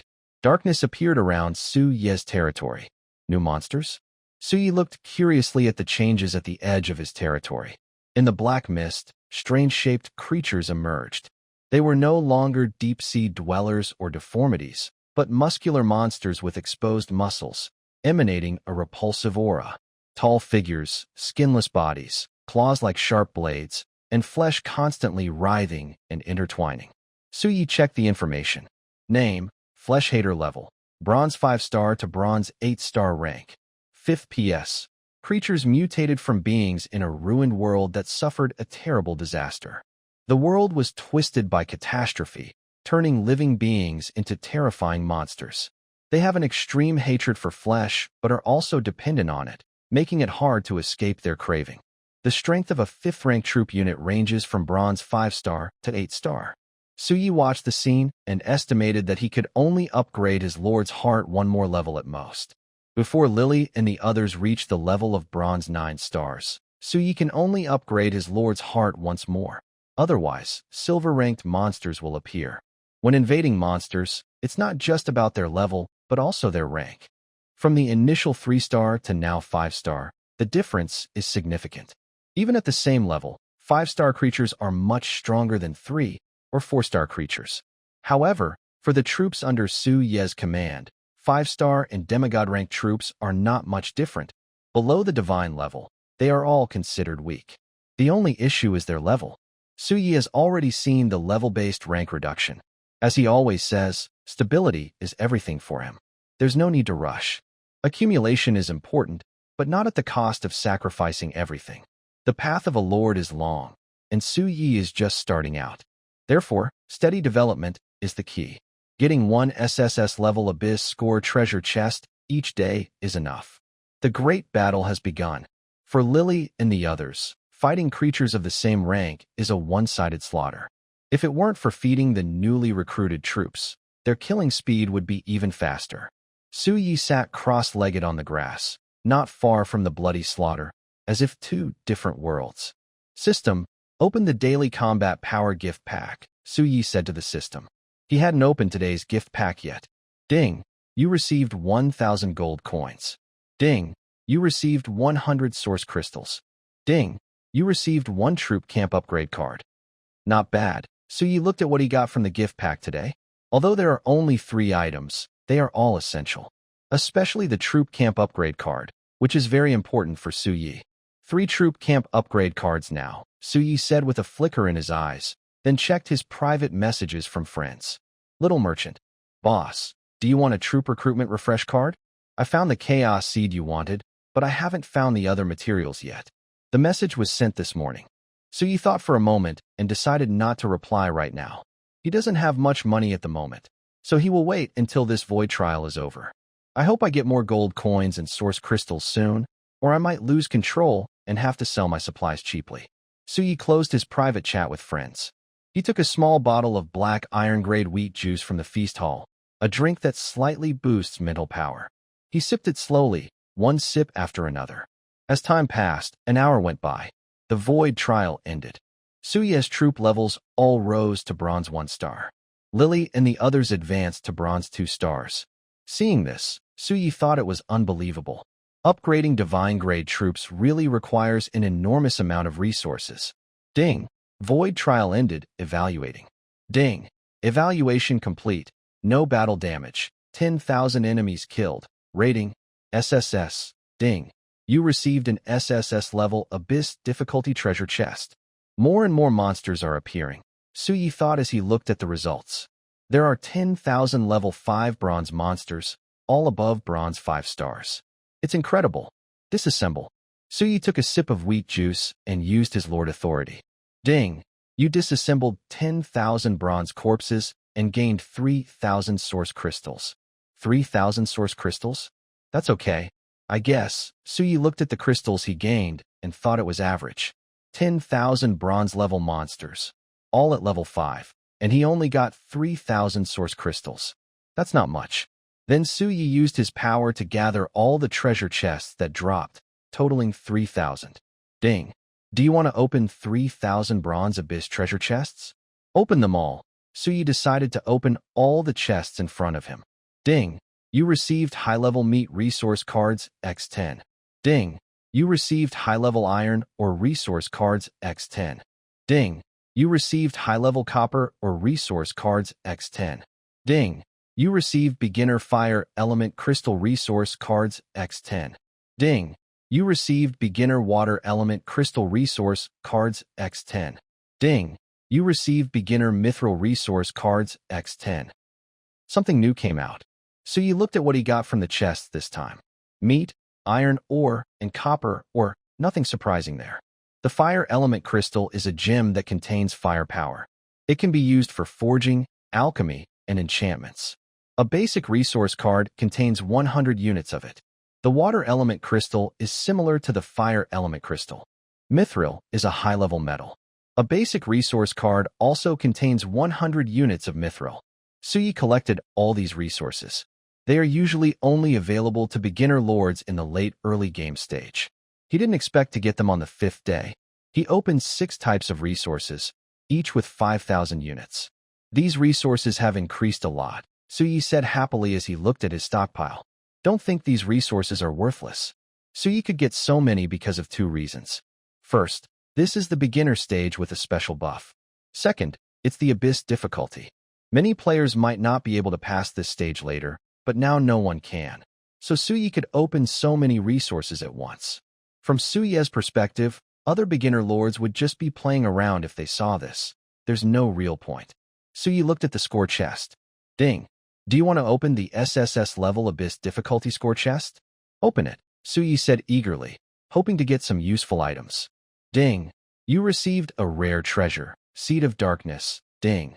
You received a rare treasure, Seed of Chaos. Ding. You received a rare treasure, Seed of Holy Power. Ding. You received a rare treasure, Seed of Technology. Ding. You received a rare treasure, Seed of Elements. Ding. You received a Troop Camp Upgrade card X1. Ding. You received a Troop Recruitment Refresh card X1. Ding. You obtained the Unique Wonder, Dimensional Gate. Suyi was stunned by the system's messages. So many items appeared this time, including a Unique Wonder. Thinking of this, Suyi began to check them one by one. The 5 rare treasures were exactly what he needed, and there was also a Seed of Elements. Now, the Origin Dragon Nest and the Holy Sanctuary can be upgraded, Suyi said as he stored all 5 rare treasures. Damn it, as the quality of the treasure chests gets better, I have fewer gold coins and source crystals? Suyi thought with some frustration. This is good for other lords, but not for Suyi. Soon, after upgrading 2 barracks, his gold resources will be almost gone. Damn it. 3 troop recruitment refresh cards and 4 barracks upgrade cards, Suyi looked at the two cards that appeared, thought for a moment, and decided to keep them for now. He would deal with it later. For now, he wouldn't think about upgrading the barracks. Only wonder. The dimensional gate. Suyi was curious as he looked at the wonder building revealed in the treasure chest. A model of a gate appeared in Suye's hand. His eyes showed curiosity as he examined it. Name: Dimensional Gate Level. Unique Feature 1. Anchor: can anchor to coordinates of other dimensions or territories visited before. Feature 2. Space-Time Portal. Sacrificing source crystals can randomly open a portal to another dimension. Black Iron X1000, Bronze X10, 000, Silver X100, 000, Gold X1, 000, 000, Platinum X10, 000, 000, Diamond X100, 000, 000. Feature 3. Lockdown: can seal off the space-time of a dimension, making it undetectable and inaccessible to outsiders. Feature 4. Immortal: cannot be destroyed. Suyi looked at the features of the space-time portal. This thing, Suyi took a deep breath, his eyes shining with excitement. Sacrificing source crystals can open the space-time portal, meaning he can explore other dimensions beyond his territory at any time. In the eternal world, a lord's territory can be seen as a small world. It's not quite a full world, but it's similar, like a floating world in endless darkness. Every lord's territory is like this. They are not connected, but collisions between territories can happen, though very rarely, only during invasions. Of course, besides the lord's territory, there are other worlds in the eternal world. These worlds also have levels. The higher the level, the more dangerous they are, but the resources inside are very rich. There's also a chance that some dimensions might be completely destroyed, leaving nothing behind. Some worlds also have native creatures. Basically, anything can happen. Using the Dark Forest rule is the most fitting way to describe it. Each lord is a hunter, but they can also be prey. The reason lords need to gather resources during the beginner stage is simple. After that, they will have to plunder resources themselves. They won't receive trials from the void as they do now. Of course, sometimes they do, but that's not a trial. It's an invasion.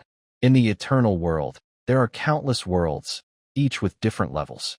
Some of these worlds are home to real native gods. However, these dangerous worlds are usually above diamond level and are not something Suyi can access yet. Still, Suyi can think about it. He could sacrifice 100 million source crystals to open such a world. This is a bit expensive, Suyi said, looking at the model in his hand. Then he placed it on the east side of his territory. A huge, ancient gate rose from the ground, standing in Suyi's territory.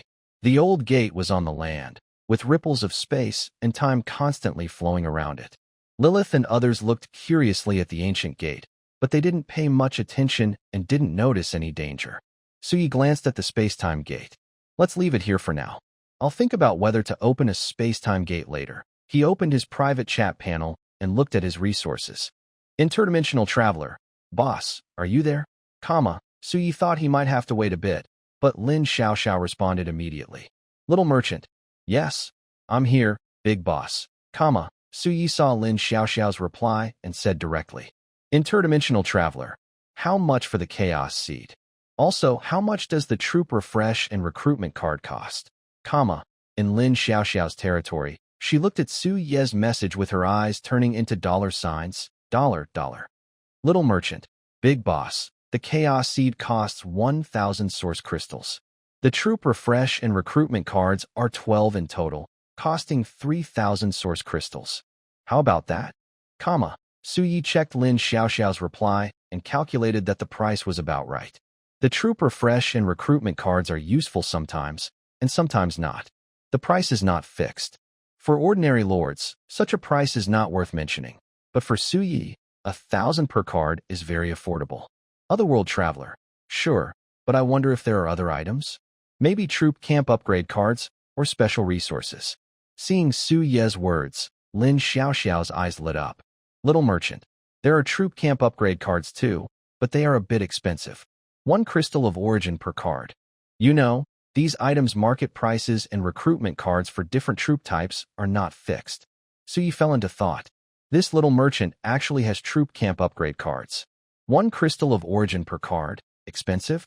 Yes, very expensive.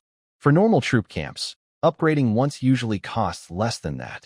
Otherworld Traveler, help me collect some. Whatever you have, just send it. I don't have enough crystals of origin now, but I will trade later. Seeing Su Ye's words, Lin Xiaoxiao's eyes showed a hint of hesitation, then she made up her mind. Little merchant, no problem, sir. I currently have 5 cards. If you need them, I can give them to you now. You can pay me back with crystals of origin when you have them. Suyi was a bit surprised that Lin Xiaoxiao said this, and he paused after receiving her message. Otherworld Traveler, why are you doing this? Lin Xiaoxiao looked at Su Ye's message and smiled. Little merchant, sir, let's just consider this a happy cooperation. We've traded many times, and I still trust you. From Lin Xiaoxiao's words, Su Yi saw 2 words, investment. Otherworld Traveler, thank you. Little merchant, I've sent you a trade request, please accept it. Otherworld Traveler. Su Yi looked at Lin Xiaoxiao, who sent him the trade request, and directly accepted the trade.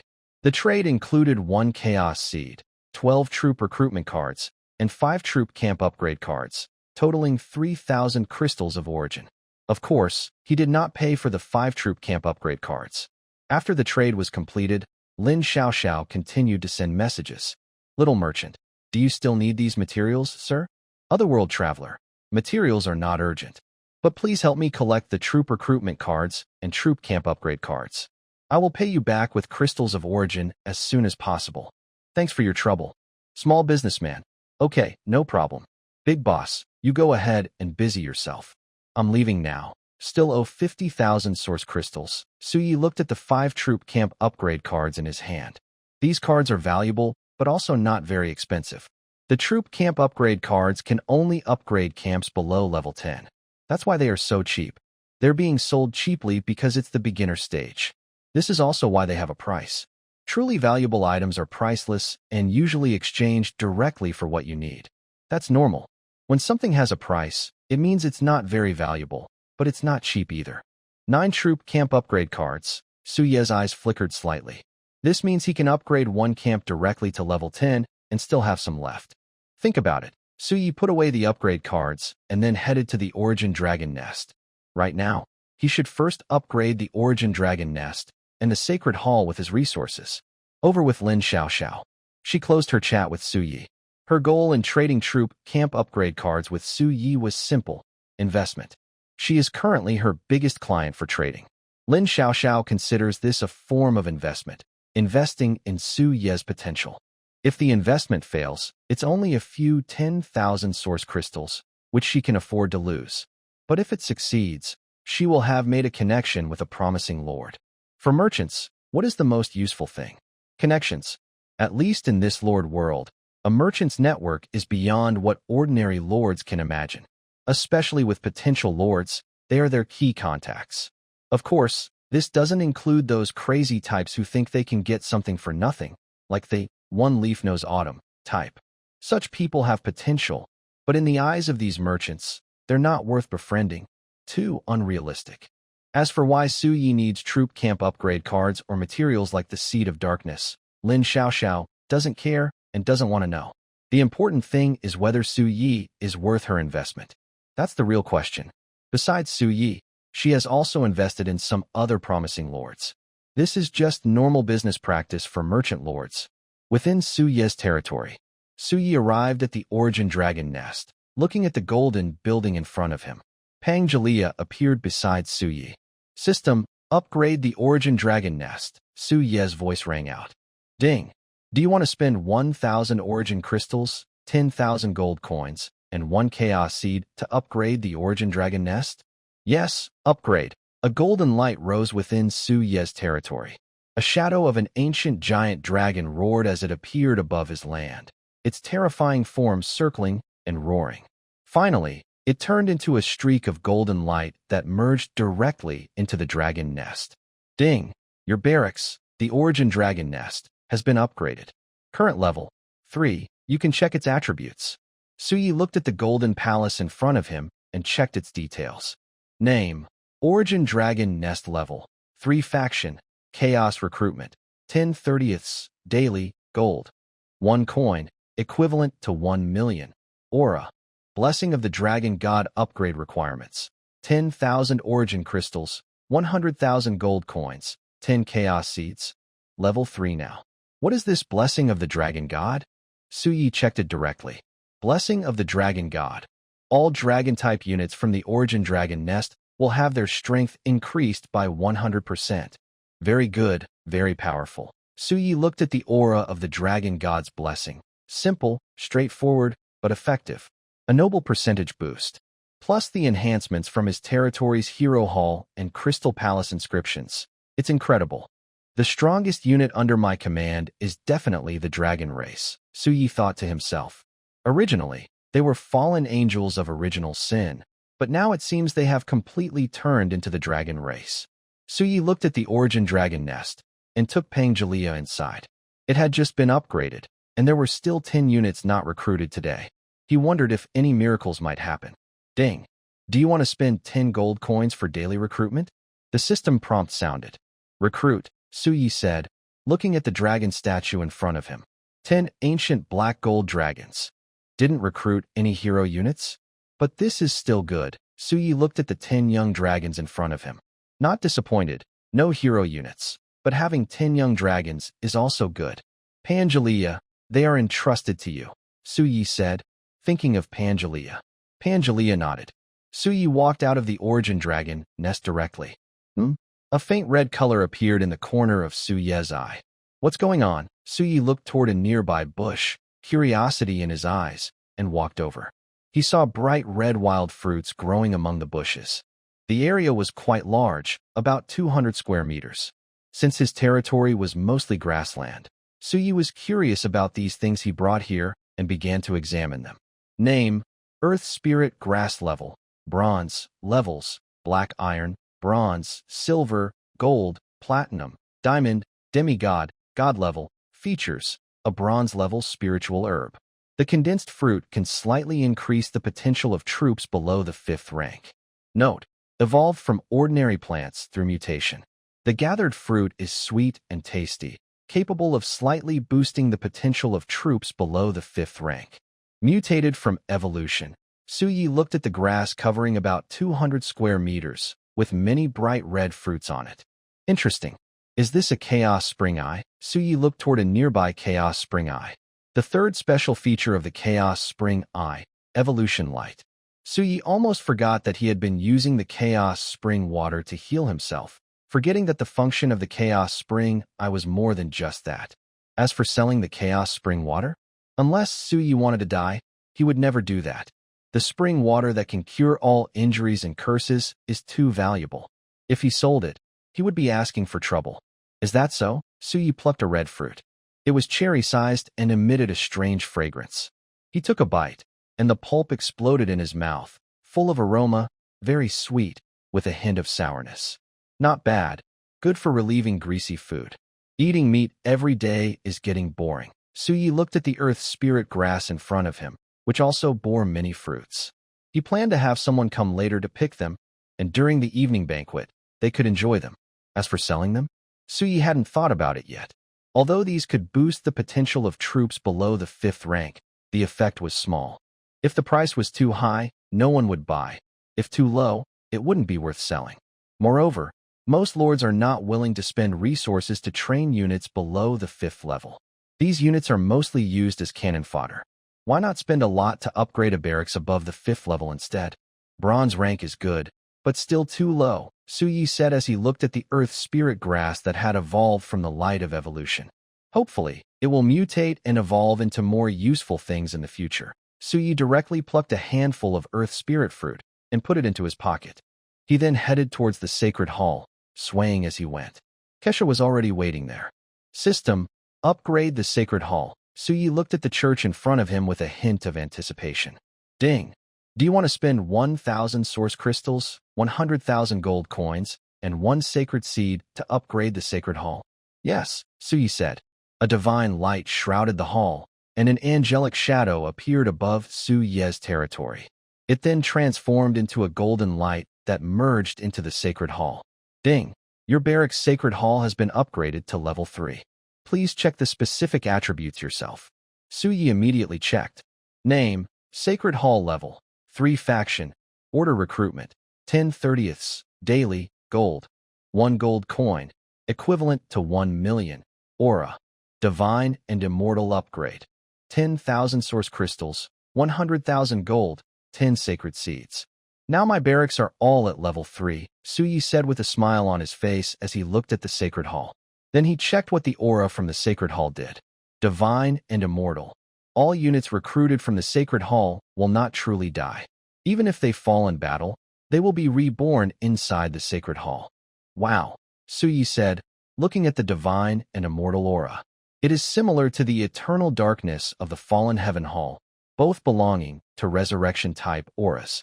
Only true rivals can have such similar auras, Suyi thought as he looked at the aura from the Sacred Hall. It was no different from the aura of the Fallen Heaven Hall. The only difference is that one has a chaotic faction's divine aura, and the other has an order faction's divine aura. That is probably the only difference between them.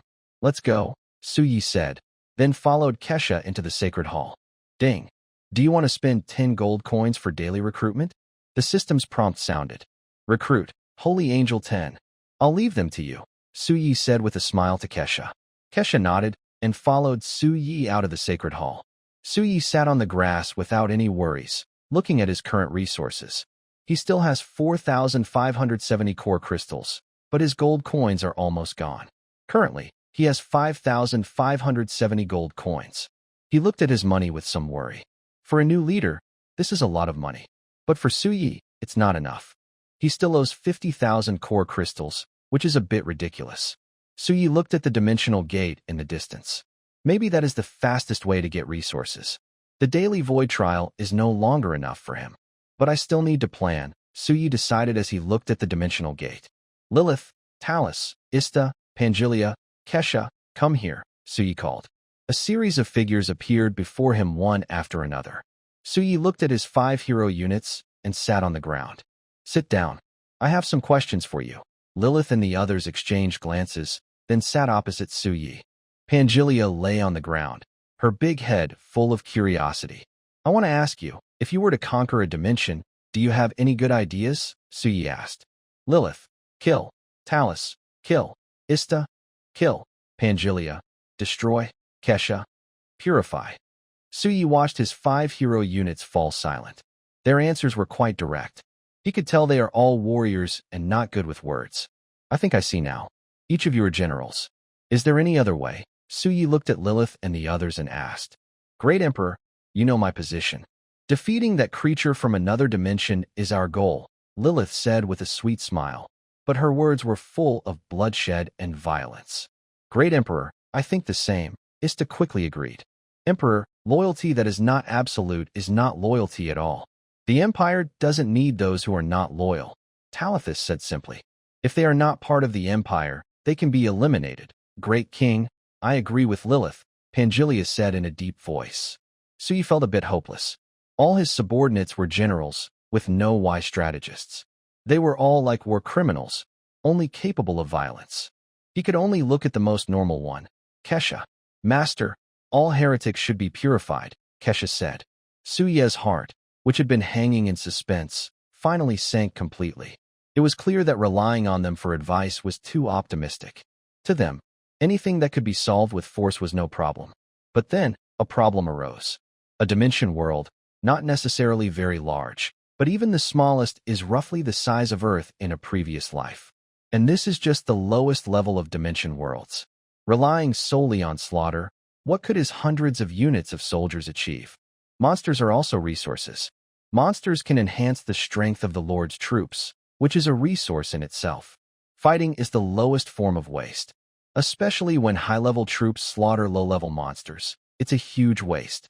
The key is how to efficiently gather resources. In a dimension world that is still undeveloped, there are abundant minerals, wood, and even some rare metals. These are all resources. Who will mine or harvest them?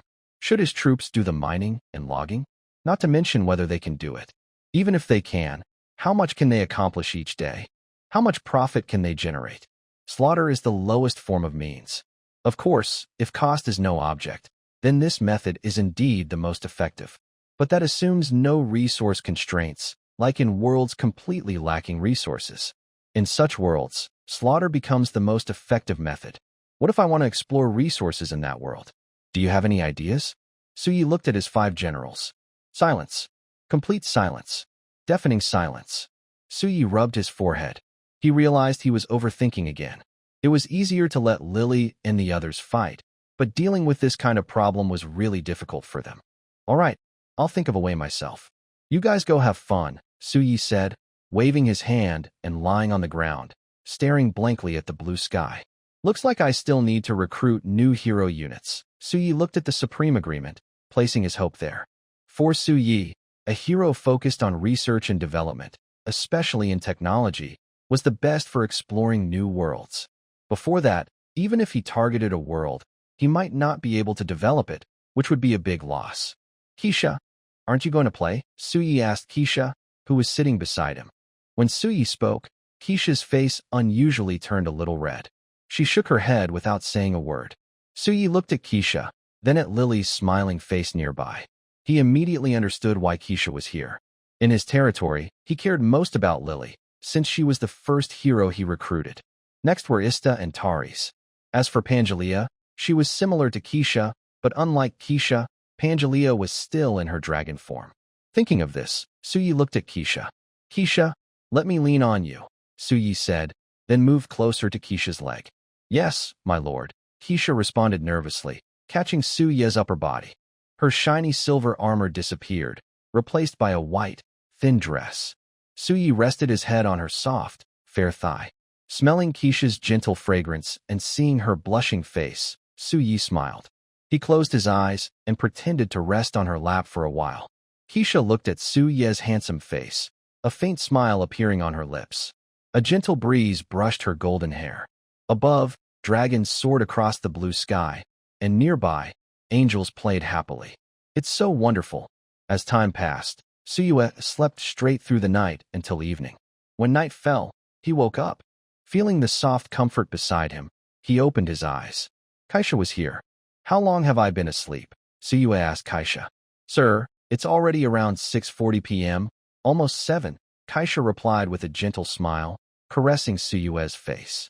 Did I sleep that long? Suyi sat up from the ground, rubbed his face, intending to rest a little, but ended up sleeping until now.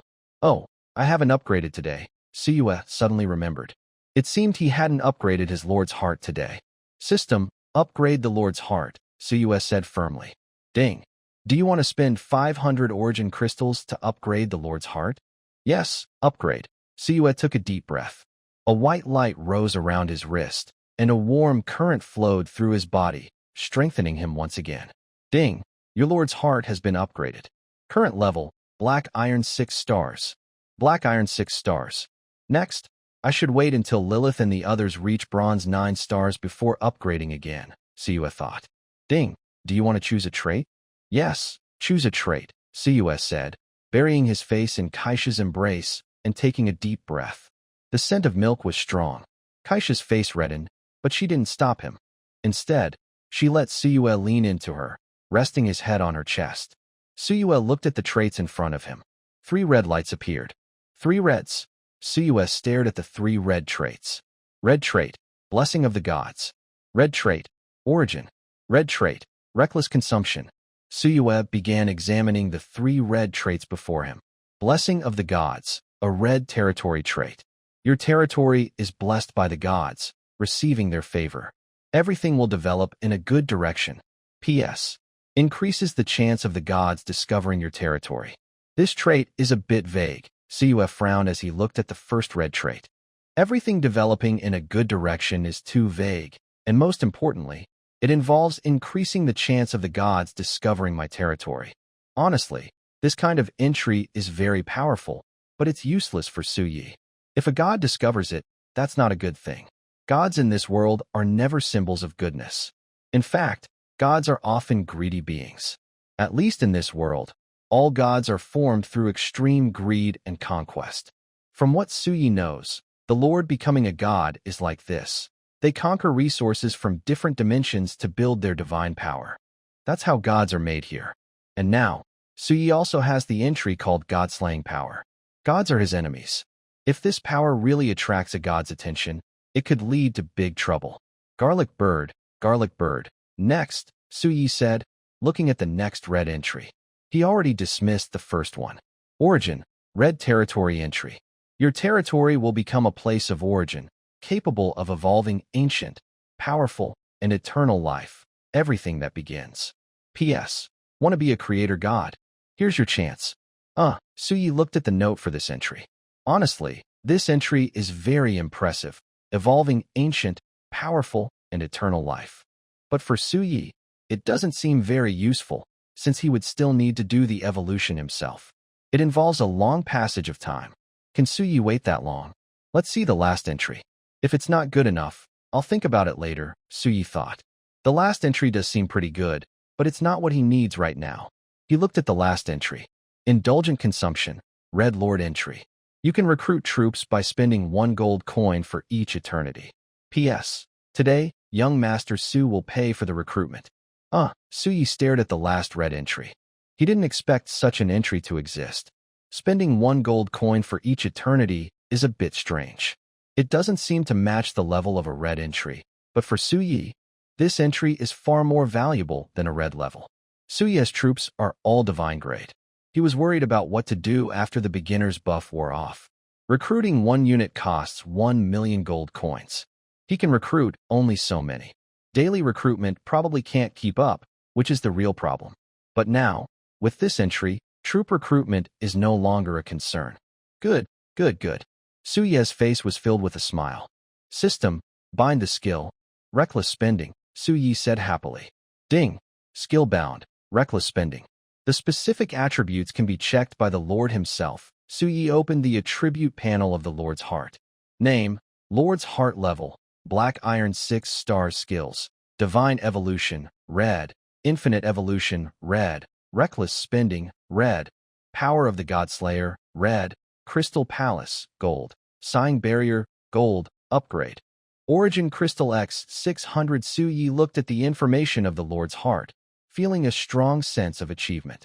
Reaching the bronze rank, but I still don't know what the second innate ability is, Suyi thought, looking at his talents. His current progress was entirely due to his innate talents. The first trait of his talent was Lucky Echo. Every lord develops different traits at each major level because of their innate talents. Now, with a Black Iron 6 star level, he was close to reaching the bronze rank. If it weren't for the need to steadily earn SSS level Abyss Challenge reward chests every day, Suyi would have already raised his level to the bronze rank. This was a necessary choice. The main reason was that Lily and the others couldn't reach the 9-star bronze level in a day. So, Suyi couldn't fully upgrade the Lord's Heart right now. He had to wait until Lily and the others reached 9-star bronze before considering upgrading the Lord's Heart. The Abyss Challenge difficulty in the Void Trial increased with the Lord's Heart level. Unless Suyi decided to give up the SSS Abyss reward chests. Maybe I should wait until I have enough resources to upgrade the Lord's Heart, Suyi thought. The next upgrade required 2 conditions. First, Suyi had to raise his Lord's Heart level to the bronze rank in one go. This way, Lily and the others' maximum level would increase to silver. The level difference between the Lord and the units could not be more than 2 major levels. At most, 1 major level apart. That's an iron rule. Second, there must be enough resources to help Lily and the others reach the silver rank, so they can handle the Abyss Challenge the next day. After meeting these 2 conditions, Suyi will consider upgrading the Lord's Heart again. Otherwise, upgrading would be pointless and could prevent him from obtaining the SSS level Abyss difficulty treasure chest. Suyi sat up from Kaisha's embrace and stretched lazily. Let's go, Kaisha. It's time for the feast. Kaisha wore a peaceful smile as she followed Suyi toward the lavish feast. The feast begins. Suyi's voice echoed throughout his territory. Wow. Voices responded one after another. As night fell, Suyi's celebration officially started. As time passed, early the next morning, Suyi groggily crawled out of the group of women. He supported his waist, then headed to the Chaos Spring, took a few big drinks, and finally felt alive again. Feeling good, Suyi moved his body. Every morning when he drank from the Chaos Spring, he felt like he had been reborn. System, Open the combat power gift pack, Suyi said casually as he looked over his territory. Ding, you received 1,000 source crystals. Ding, you received 10,000 gold. Is that all? Suyi looked at today's combat power gift pack and pouted. But this was normal. The gift packs were given daily. In a way, what you got depended on luck. Sometimes you could get good items, but most of the time, it was just resources. Suyi started his daily recruitment. Fallen Angel 30. Gene Forbidden Army 30. Dragon 30. Holy Angel 30. He didn't recruit any hero units, but for Suyi, it was still good. Gaining 120 top-tier units each day adds up to 1,210 days and 12,000 in 100 days. His goal of building a strong army was getting closer. Today is the 6th day of the beginner period. Only 24 days left before it ends. Time flies, Suyi thought with some emotion. Lilith, Talus, Ista, Pangelia, Kaisha, Suyi softly called his 5 main generals. Lilith and the others appeared before Suyi. Today's void trial is about to begin. Be prepared. As usual, let's upgrade the units recruited today first, Suyi said in a serious tone. Lilith, Talus, Pangelia, and Kesha nodded. It has become an unwritten rule in the territory to let new recruits level up first. They will catch up later. System, start the void trial. Difficulty, Abyss, Suyi said in a deep voice. Ding, void trial begins. Difficulty, Abyss. You have 30 seconds to prepare. The system's alert sounded. Go. Suyi looked at Lily and the others. Lily, Ista, Talus, Pangelia, and Kesha flew towards Suyi's territory from all directions. Each guarded their area and began today's void trial. At the edge of Suyi's territory, endless blood-red mist spread out, and the blood-colored void kept writhing. Terrifying abyss demons emerged from the void boundary and stepped into Suyi's territory. The smell of sulfur filled the air.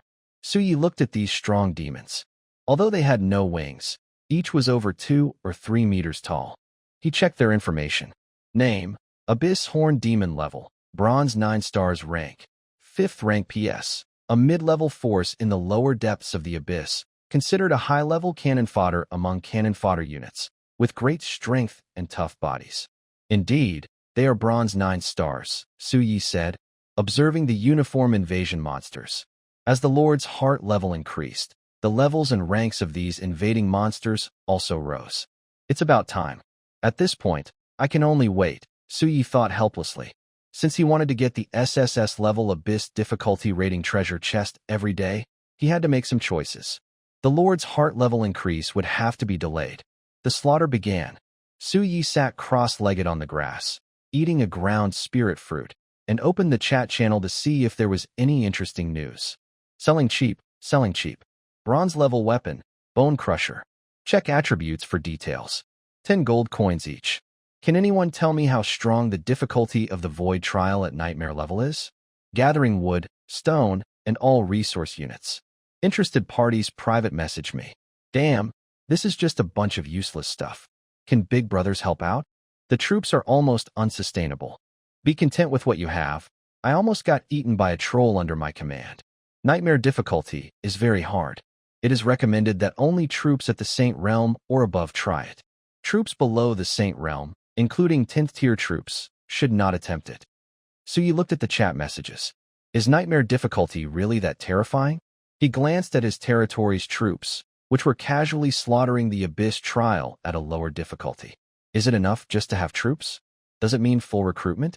Yes, full recruitment means recruiting every day until the army is full.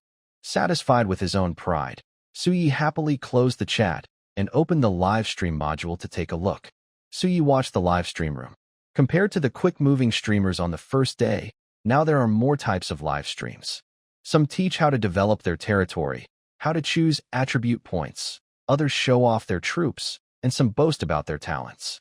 Don't think that leaders showing off their troops aren't popular. In fact, these are watched the most, even more than the quick streamers. These types of leaders usually do live streams to attract investments. How do they attract investments? Simply by showing off their troop levels and potential.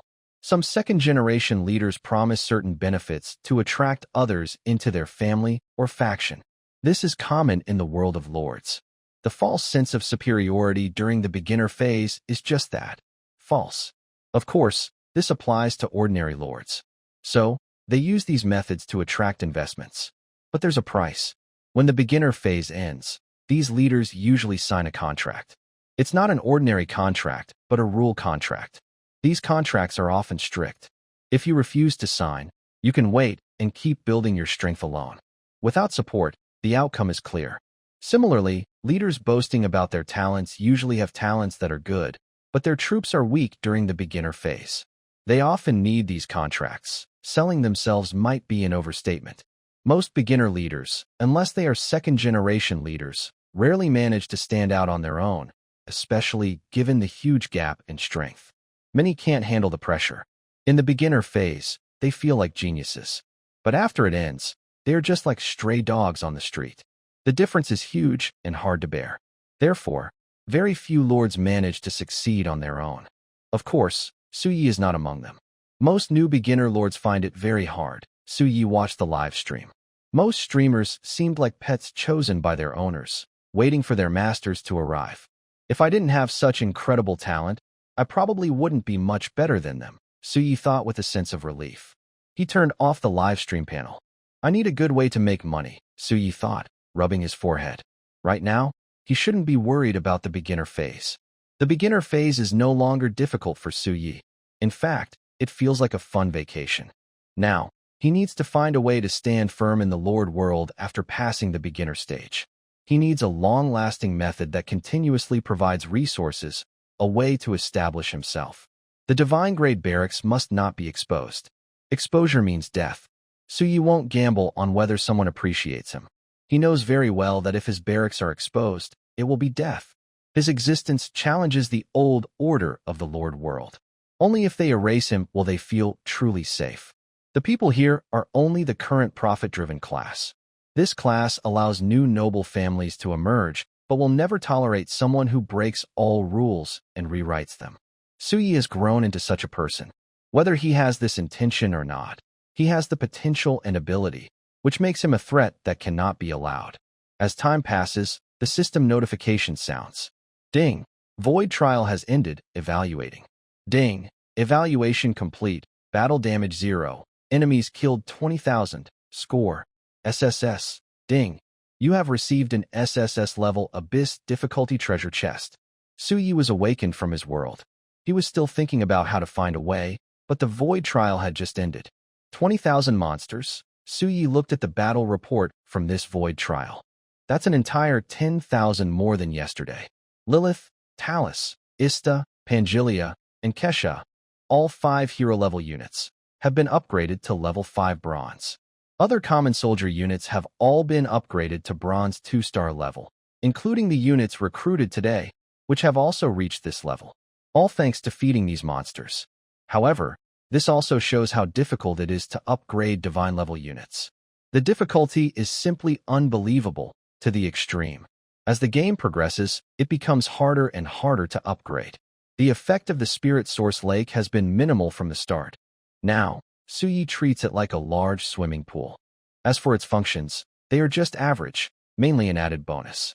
Disassemble. Suyi chose to disassemble directly. Ding! You disassembled 20,000 corpses and gained 5,000 source crystals.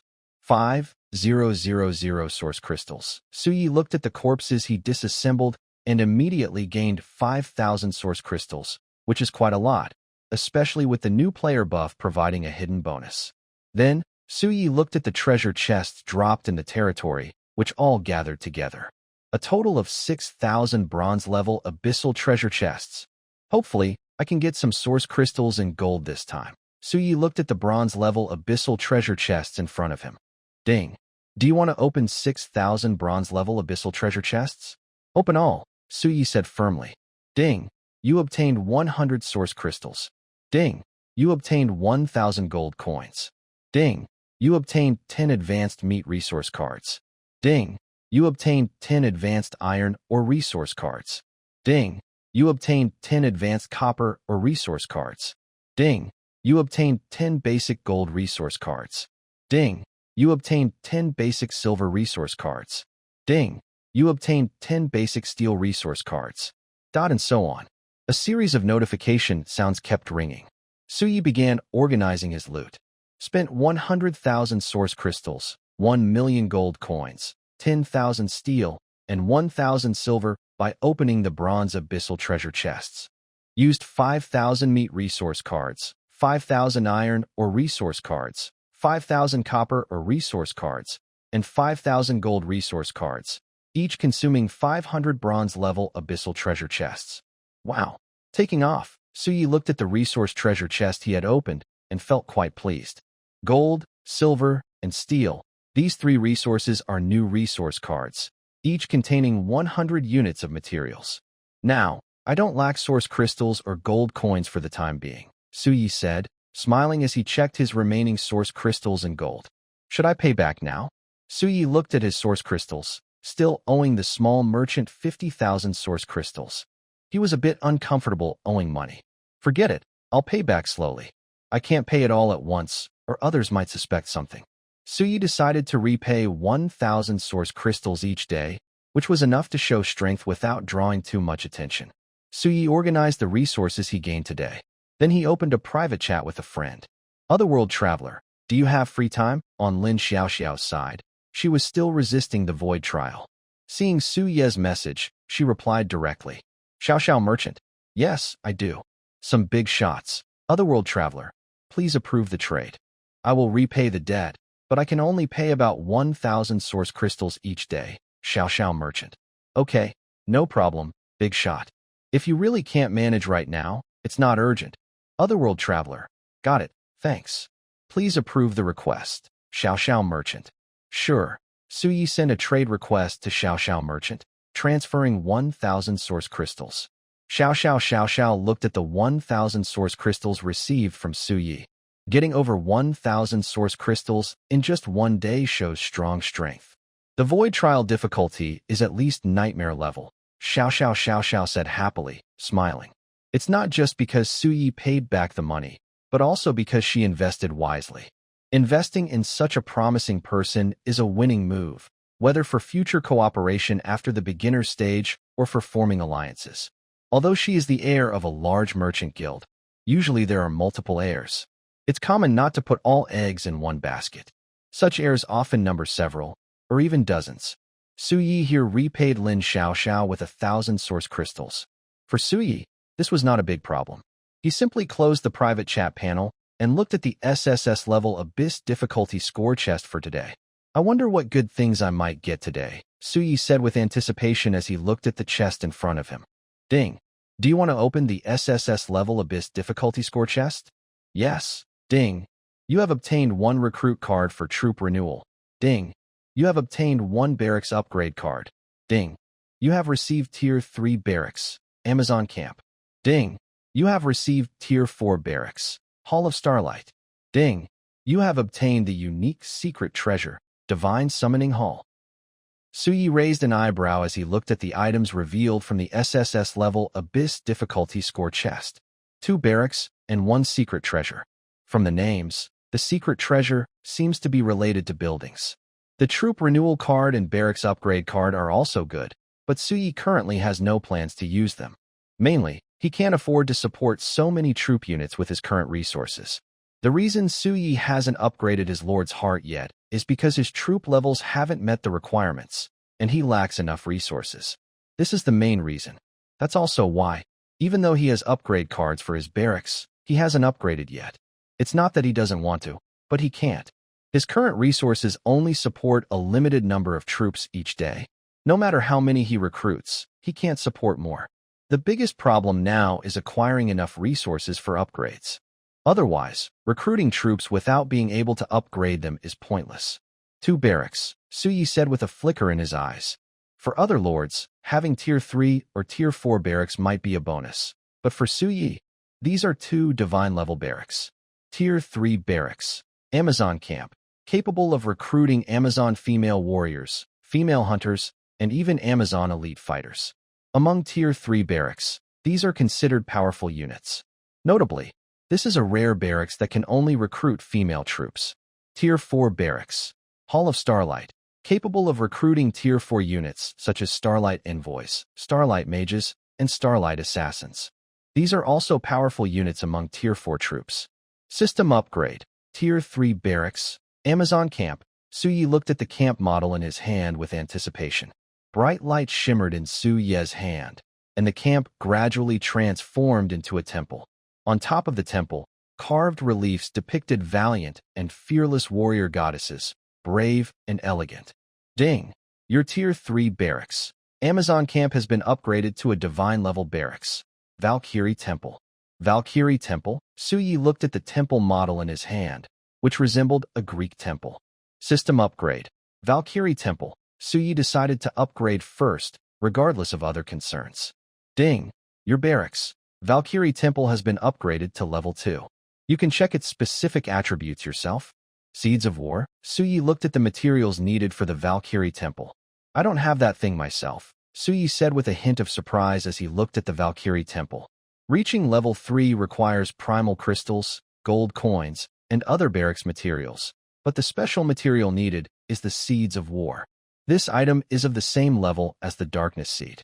When the barracks reach level 3, there is a significant change. A new aura appears. Forget it, just use it. I'll upgrade to level 3 first. Suyi looked at the Valkyrie Temple in his hand. Ding! Do you want to consume a barracks upgrade card to upgrade the Valkyrie Temple? Yes? Suyi took a deep breath and looked at the model in his hand. A brilliant light rose, and an illusion of a Valkyrie riding a white Pegasus appeared in Suye's territory. Then it turned into a beam of light and merged into the model in Suye's hand. Ding! Your barracks. Valkyrie Temple has been upgraded to level 3. You can check its specific attributes now. Level 3. Suyi looked at the Valkyrie Temple in his hand and immediately checked its attributes. Name: Valkyrie Temple Level 3 Faction Order Recruitment 30/30ths Daily Gold Coins 1 gold coin affected by the attribute Constant 1 gold coin.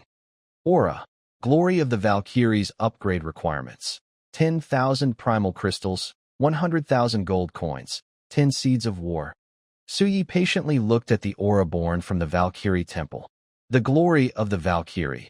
All units from the Valkyrie Temple will be blessed with the Valkyrie's glory, increasing their strength by 100%. Suyi looked at the boost from the Valkyrie's glory aura, which was similar to the favor of the dragon god from the Origin Dragon Nest. One boosts the Valkyries, the other boosts the mighty dragons. Good. You didn't waste a single upgrade card for the barracks, Suyi said with a smile as he placed the Valkyrie Temple directly next to the Sacred Hall. A golden temple resembling a Greek-style shrine rose from the ground. The brilliance of the Valkyries shone over Suye's territory. Several figures gathered outside the Valkyrie Temple. Lilith, Talus, Ista, Pangelia, and Kesha all came here. Of course, some ordinary troop units were also curious and arrived. They knew they would soon have a new companion from a different race. Suyi went straight to the Valkyrie Temple. Looking at the golden shrine before him, he smiled and then entered the palace. Inside the palace hall, there was a statue of a Valkyrie. She sat on a winged unicorn with dragon scales, holding a spear, with a long bow on her back and a long sword at her waist. Lilith, Ista, Talus, Pangelia, and Kesha also entered the palace. As hero units from Suye's other barracks, they naturally came to see what was happening. With other barracks appearing, they came to observe. It's worth noting that Kesha and Talus stood together, Pangelia was alone, and Lilith and Ista were together. The hero units under Suye's command clearly had their own groups and loyalties. Thanks to Suyi, they didn't fight each other. No internal conflict already showed their absolute loyalty to him. But this was already quite good. Suyi looked at the statue of the Valkyrie. Notification: spend 30 gold coins to perform a daily recruitment. Recruit, Suyi said with anticipation, staring at the statue. If nothing unexpected happened, the first recruitment of the barracks would surely produce a new hero unit. Golden light shone over the Valkyrie Hall, and the dazzling glow, filled with the aura of warhorses and armor, spread out. Figures gathered within the Valkyrie Hall. The tall Pegasus, covered in white dragon scales, has a single horn, white wings, and a mane. Each Pegasus is accompanied by a tall Valkyrie. They hold spears, carry longbows, and wear swords at their waists, showing bravery and skill in battle. Leading them is a Valkyrie about the same height as Lilith. She has a slim figure, looks strong, with fair skin, and is also accompanied by a tall Pegasus. We bow to the God King. The leading Valkyrie kneels on the ground. The other Valkyries do the same, their eyes filled with excitement as they look at Su Yi. Get up, Su Yi says with a smile, looking at the leading Valkyrie. She stands up, wearing golden armor, with a brave and passionate look in her eyes as she gazes at Su Yi. Su Yi checks her attributes. Name: Odysseus. Loyalty: 100 level, Black Iron 1-star rank. Divine Unit: Sky Patrol Warrior. Odysseus. Talent: Path of the Sky Patrol skills: Piercing Sky Spear, Shattering Sky Arrow, Ripping Sky Blade Artifact, Sky Patrol Spear, Sky Patrol Bow, Sky Patrol Sword. Potential: Creation, Crystal Palace bonus, unlimited influence by attributes.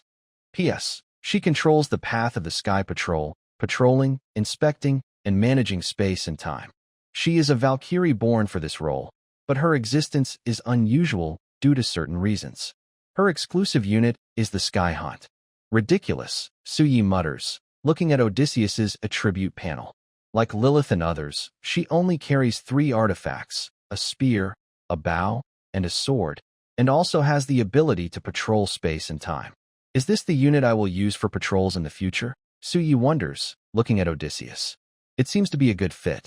Among his units, he currently has no suitable training options, and Odysseus, who masters the path of the Sky Patrol, and her Sky Hunt army, seem very compatible. Su Yi then looks at the other 29 recruited units. Name: Celestial Huntress. Loyalty: 100 level, Iron 1-star rank. Divine Unit Type: Valkyrie. Celestial Huntress. Talent: Heart of the Hunt skills: Spear of the Hunt, Arrow of the Hunt, Blade of the Hunt. Artifacts: Spear of the Hunt, Bow of the Hunt, Sword of the Hunt. Potential: Main God, Crystal Palace bonus, unlimited influence from attributes. P.S. Part of the celestial warrior god Odysseus's exclusive troop, with terrifying strength, specializing in group combat. Su Yi took a deep breath, watching the birth of the Valkyrie Legion, a smile he couldn't hide on his face. Now he had gained another unit under his command. His strength had increased significantly, almost doubled. Different units formed completely different legions, especially since it was noted that the Valkyrie Legion is better at group combat compared to his other legions. Whether it's fallen angels, genetic forbidden troops, holy angels, or ancient black gold dragons, they excel in individual combat but are not good at team battles. They rely entirely on their own strength to fight recklessly. All 4 units are like this, with no exceptions. The holy angels might be a bit better, but not by much. Odysseus: This is Lilith, the original sin-fallen angel. Talus: The genetic forbidden troop. Ista: The pure-blood fallen angel. Pangelia: The ultimate dragon. And Kesha: The holy angel. Get to know each other, Su Yi softly said to Odysseus. Understood, Your Majesty. Odysseus nodded to Lilith and the others. Lilith, Talus, Ista, Pangelia, Kesha, this is Odysseus, your new Valkyrie partner. As usual in the territory, get to know each other. I leave her in your care, Su Yi told Lilith and the others. They nodded in agreement. Then they left the Valkyrie Palace. Odysseus and her subordinates, the Celestial Huntress, led by their partner, a white dragon-scaled Pegasus, also left the Valkyrie Temple. Odysseus, from now on, the territory patrols will be entrusted to you and your Celestial Huntress, Su Yi said with a smile. Everything will follow your orders, Your Majesty, Odysseus replied with a smile. Su Yi nodded, stretched lazily, and watched the Sky Patrol. One by one, they mounted their dragon-scaled flying horses. The horses neighed loudly, accompanied by the sound of hooves. The Sky Patrol immediately entered patrol mode, appearing above the sky and beginning to patrol Su Ye's territory.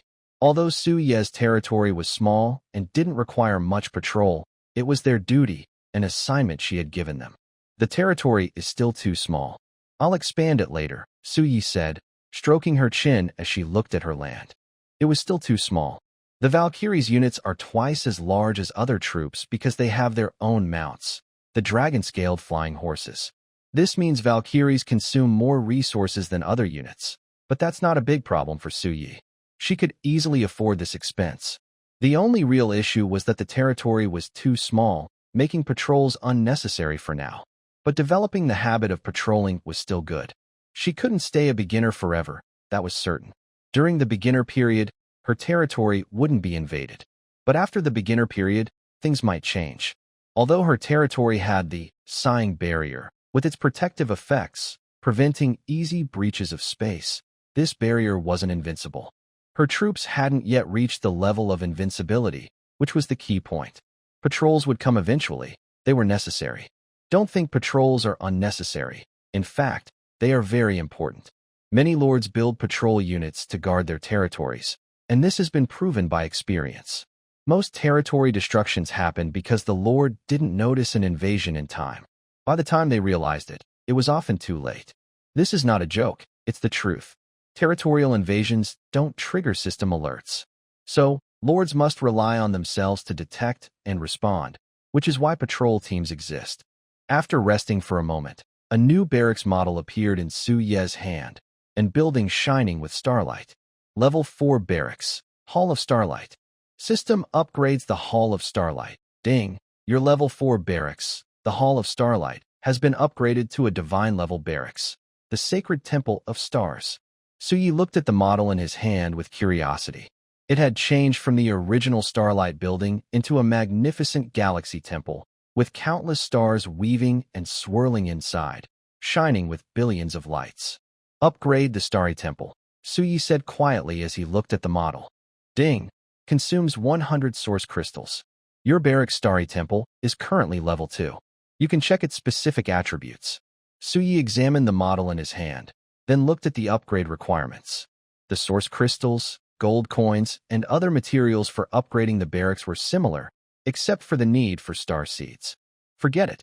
Since I've already upgraded the Valkyrie Temple, this isn't a big deal. Let's upgrade to level 3 first to create a halo. The system will use a barracks upgrade card to upgrade the Starry Temple. Without hesitation, Su Yi chose to continue upgrading the Starry Temple. Ding! Consumes 1 barracks upgrade card. Your barracks Starry Temple is now level 3. You can check its specific attributes. Su Yi immediately checked the attributes of the Starry Temple. Name, Starry Temple level, 3 faction, Chaos rank, Divine recruitment, 30/30ths, daily, gold, 1 gold coin, affected by the attribute, constant. Halo, Eternal Star Shine upgrade requirements, 10,000 source crystals, 10,000 gold coins, 10 star seeds. Su Yi exhaled deeply, looked at the barracks model in his hand, then checked the halo born from the Starry Temple. Eternal Star Shine. The troops recruited by the Starry Temple will not truly die. They are like stars, eternal and everlasting. Even if they fall, they will return to the Starry Temple. Another resurrection halo, Su Yi said as he looked at the halo of the Starry Temple. Su Yi understood that the first halo formed by a divine level barracks either enhances the strength of the troops or provides a resurrection effect. As for the highest protocol on the technology side, that belongs to the tech side. Strictly speaking, it is fundamentally different from the mysterious barracks. Let's try recruiting first, Su Yi said, placing the barracks into his territory. Suddenly, his territory darkened, and endless shining stars appeared, dazzling to the extreme. They then transformed into light and merged into the newly erected Starry Temple on the ground. It looks like we have a new partner, Lilith said with a smile on her face. Ista nodded, and then quickly headed toward the Starry Temple. Talus, Pangelia, Kesha, and the recently recruited celestial warrior, Odysseus, also moved closer. Su Yi stood at the entrance of the Starry Temple, looking at the building in front of him. Countless stars shone brightly, and murals of stars appeared all over the palace. These murals seemed alive, with a quiet starry sky and dazzling light shining into Su Ye's territory. Odysseus had a curious look in her eyes. She was wearing only a thin white veil now. Her golden armor and weapons had disappeared, and even her winged horse companion was left inside her territory, not with her. Next to her was Kesha. As someone from the Order faction, Odysseus liked Kesha more because of her affiliation. Of course, Talus was the same, but Talus had a quiet personality, so Odysseus mainly talked with Kesha. New partner? Odysseus asked Kesha. Kesha nodded and led Odysseus behind Su Yi. Suyi looked at the 6 hero units behind him. Everyone here? Good. Let's go meet your new teammate. He smiled and then entered the starry temple. Inside the temple, it looked like an endless starry sky. The ground seemed like the vast emptiness of space, with countless shining points like stars flickering inside the hall. The ceiling was filled with stars spinning and weaving in no particular order, each shining with a majestic glow. In the center of the hall was a swirling black hole, deep and mysterious, as if it could swallow everything. Notification: would you like to spend 30 gold coins to do a daily recruitment? Yes, Suyi said, looking at the black hole with anticipation. Countless stars sent down light, covering the entire hall. Dreamlike starlight intertwined and then floated into the hall. In the next moment, red light representing chaos, evil, and disorder intertwined within the hall, twisting and changing constantly. A series of figures appeared in the grand hall. Leading them was a woman dressed in a long white gown, with fair, tender skin that gave a fragile impression. However, her stunning face bore a blood-red moon-shaped mark, and her long silver hair was casually draped around her waist. Her cold, beautiful face carried an aura of otherworldly detachment. "We bow to the Lord of Stars," her clear, ethereal voice rang out. Suyi looked at the soldiers kneeling before him with a hint of surprise. "Everyone, stand up." Looking at the new soldiers he had recruited, aside from the hero at the front, each was clad in blood-red armor, with a blood-colored crescent moon mark on their foreheads. This was completely different from what Suyi had imagined. In his view, although the Star Sanctuary belonged to the Chaos faction, the soldiers it recruited shouldn't look like this. They exuded evil, chaos, and ominous energy. This aura came from the hero leading them. Of course, the Chaos faction was capable of recruiting such beings, but it felt strange for the Star Sanctuary to do so. Suyi understood that the Chaos faction also had 3 main branches: Neutral Chaos, Evil Chaos, and Order Chaos. The Order and Chaos factions each had their own sub-branches. Is it Evil Chaos? Suyi looked at his recruited soldiers. This was the first time he had recruited truly evil chaos beings, those filled with chaos, evil, and ominous energy. Suyi calmed his mind and examined the attributes of his newly recruited soldiers. Name: Daylimi's Loyalty, 100 rank, Divine Unit. End Red Moon, Daylimi's Talent. End Red Moon Skill, Moonfall Artifact. End Moon Staff Potential, Creation, Crystal Palace Bonus, Unlimited Influence by Attributes. P.S. The End Moon, Daylimi's, represents one of the beings that signifies the end of all things. Mastering the End Red Moon, she is the source of chaos, evil, and ominous energy, one of the beings that devours all life. End Moon, Daylimi's. Suyi took a deep breath as he looked at her. If his territory had an evil ranking, Daylimi's would definitely be at the top. Even Lilith and Ista are no match for Dalmas, especially when compared to Lilith and Ista, who are naturally chaotic types. Lilith and Ista still have some of their own dark humor or human warmth, but with Dalmas, I only feel endless evil, chaos, and bad omens.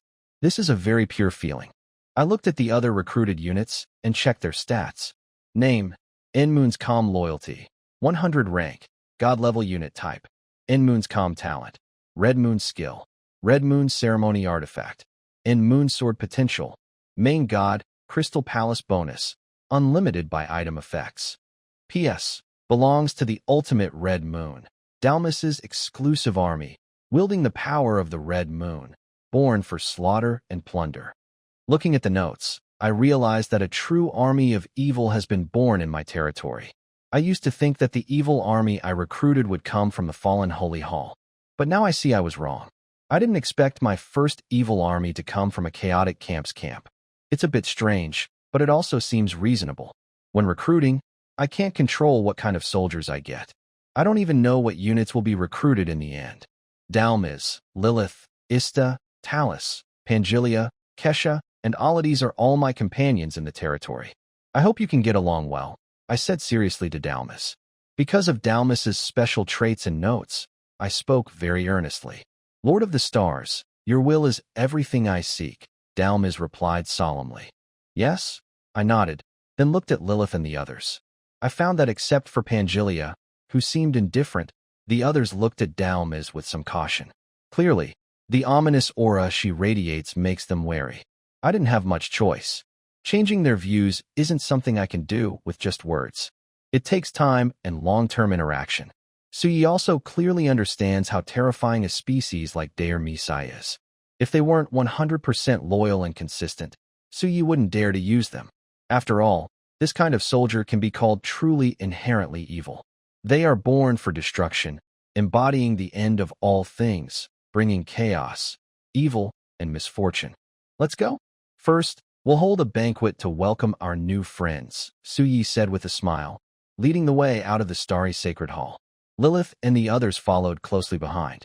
Dare Misai, along with her exclusive army, the Solemn Moon, also left the starry sacred hall. Suyi looked at the soldiers in his territory. There are 6 types: fallen angels, holy angels, dragons, forbidden gene soldiers, valkyries, and star gods. The territory is a bit small, but that's not a big problem. It can be upgraded anytime. Lilith, Talus, you two go to the Feast of Wine and meet to arrange the banquet. I'll come later. Dare Misai and Aelides, get to know the other companions in the territory. When the banquet starts, just come over, Suyi instructed. Yes, Lilith and Talus nodded, then headed to the Feast of Wine and meet to get wine and meat. Dare Misai and Aelides began to follow Ista, Kesha, and Pangelia to meet the other companions in the territory. It's not necessary to meet everyone, but at least avoid accidentally harming anyone. Suyi then opened the territory panel and started upgrading. System, upgrade the territory, Suyi said as he opened the territory panel. Ding! Consume 300 wood, 300 stone, and 30 source crystals to upgrade the territory? Upgrade, Suyi said firmly. A white light enveloped his territory, which began to expand visibly, growing stronger and larger. Each lord's territory is circular, with an initial diameter of 1,000 meters. So every time Suyi's territory upgrades, he can see it expanding. Ding! Your territory is now level 4. You can check its specific attributes. System, continue upgrading. Upgrade, Suyi said quietly. Ding! Consume 400 wood, 400 stone, and 40 source crystals to upgrade the territory? Upgrade! A white light rose again, and Suyi's territory expanded once more. Upgrade, upgrade. Suyi quickly raised his territory to level 7 before stopping. Seeing that his territory's diameter had grown to 1,600 meters, Suyi was satisfied and opened his territory panel. Name, Supreme Heaven Level, 7 Area, Diameter 1,600 meters Buildings, Advanced Stone House Lord's Residence Landmarks, Innate Spirit Source Lake, High, Chaos Spring, Unique, Wine Pool and Meat Forest, Treasure, Hero Spirit Hall, Unique, Tower of Eternity, Unique, Dimensional Gate, Unique, Barracks, Fallen Angel Sanctuary, God, Supreme Agreement, God, Origin Dragon Nest, God, Sacred Hall, God, Valkyrie Temple, God, Star Temple, God, Storage, Wood X 7900, Stone X 7900. Upgrades, Wood X 700, Stone X 700, Origin Crystals X 70. Reaching level 7 for the territory, Suyi spent a total of 180 Origin Crystals and 1,800 units of wood and stone. For Suyi, this was an easy task. He casually opened the territory leaderboard. The top territory was already at level 15, and the 10th was at level 12. Forget it. I can't compare with these people. Suyi looked at his territory size. For now, it was enough. Upgrading the territory wasn't very important to him. A smaller territory meant less trouble facing the Void Trial. With a smaller area to defend, he didn't need a huge territory. As long as it didn't feel crowded, it was fine. Starting tomorrow, I will upgrade my territory once a day. Suyi set a small goal for himself.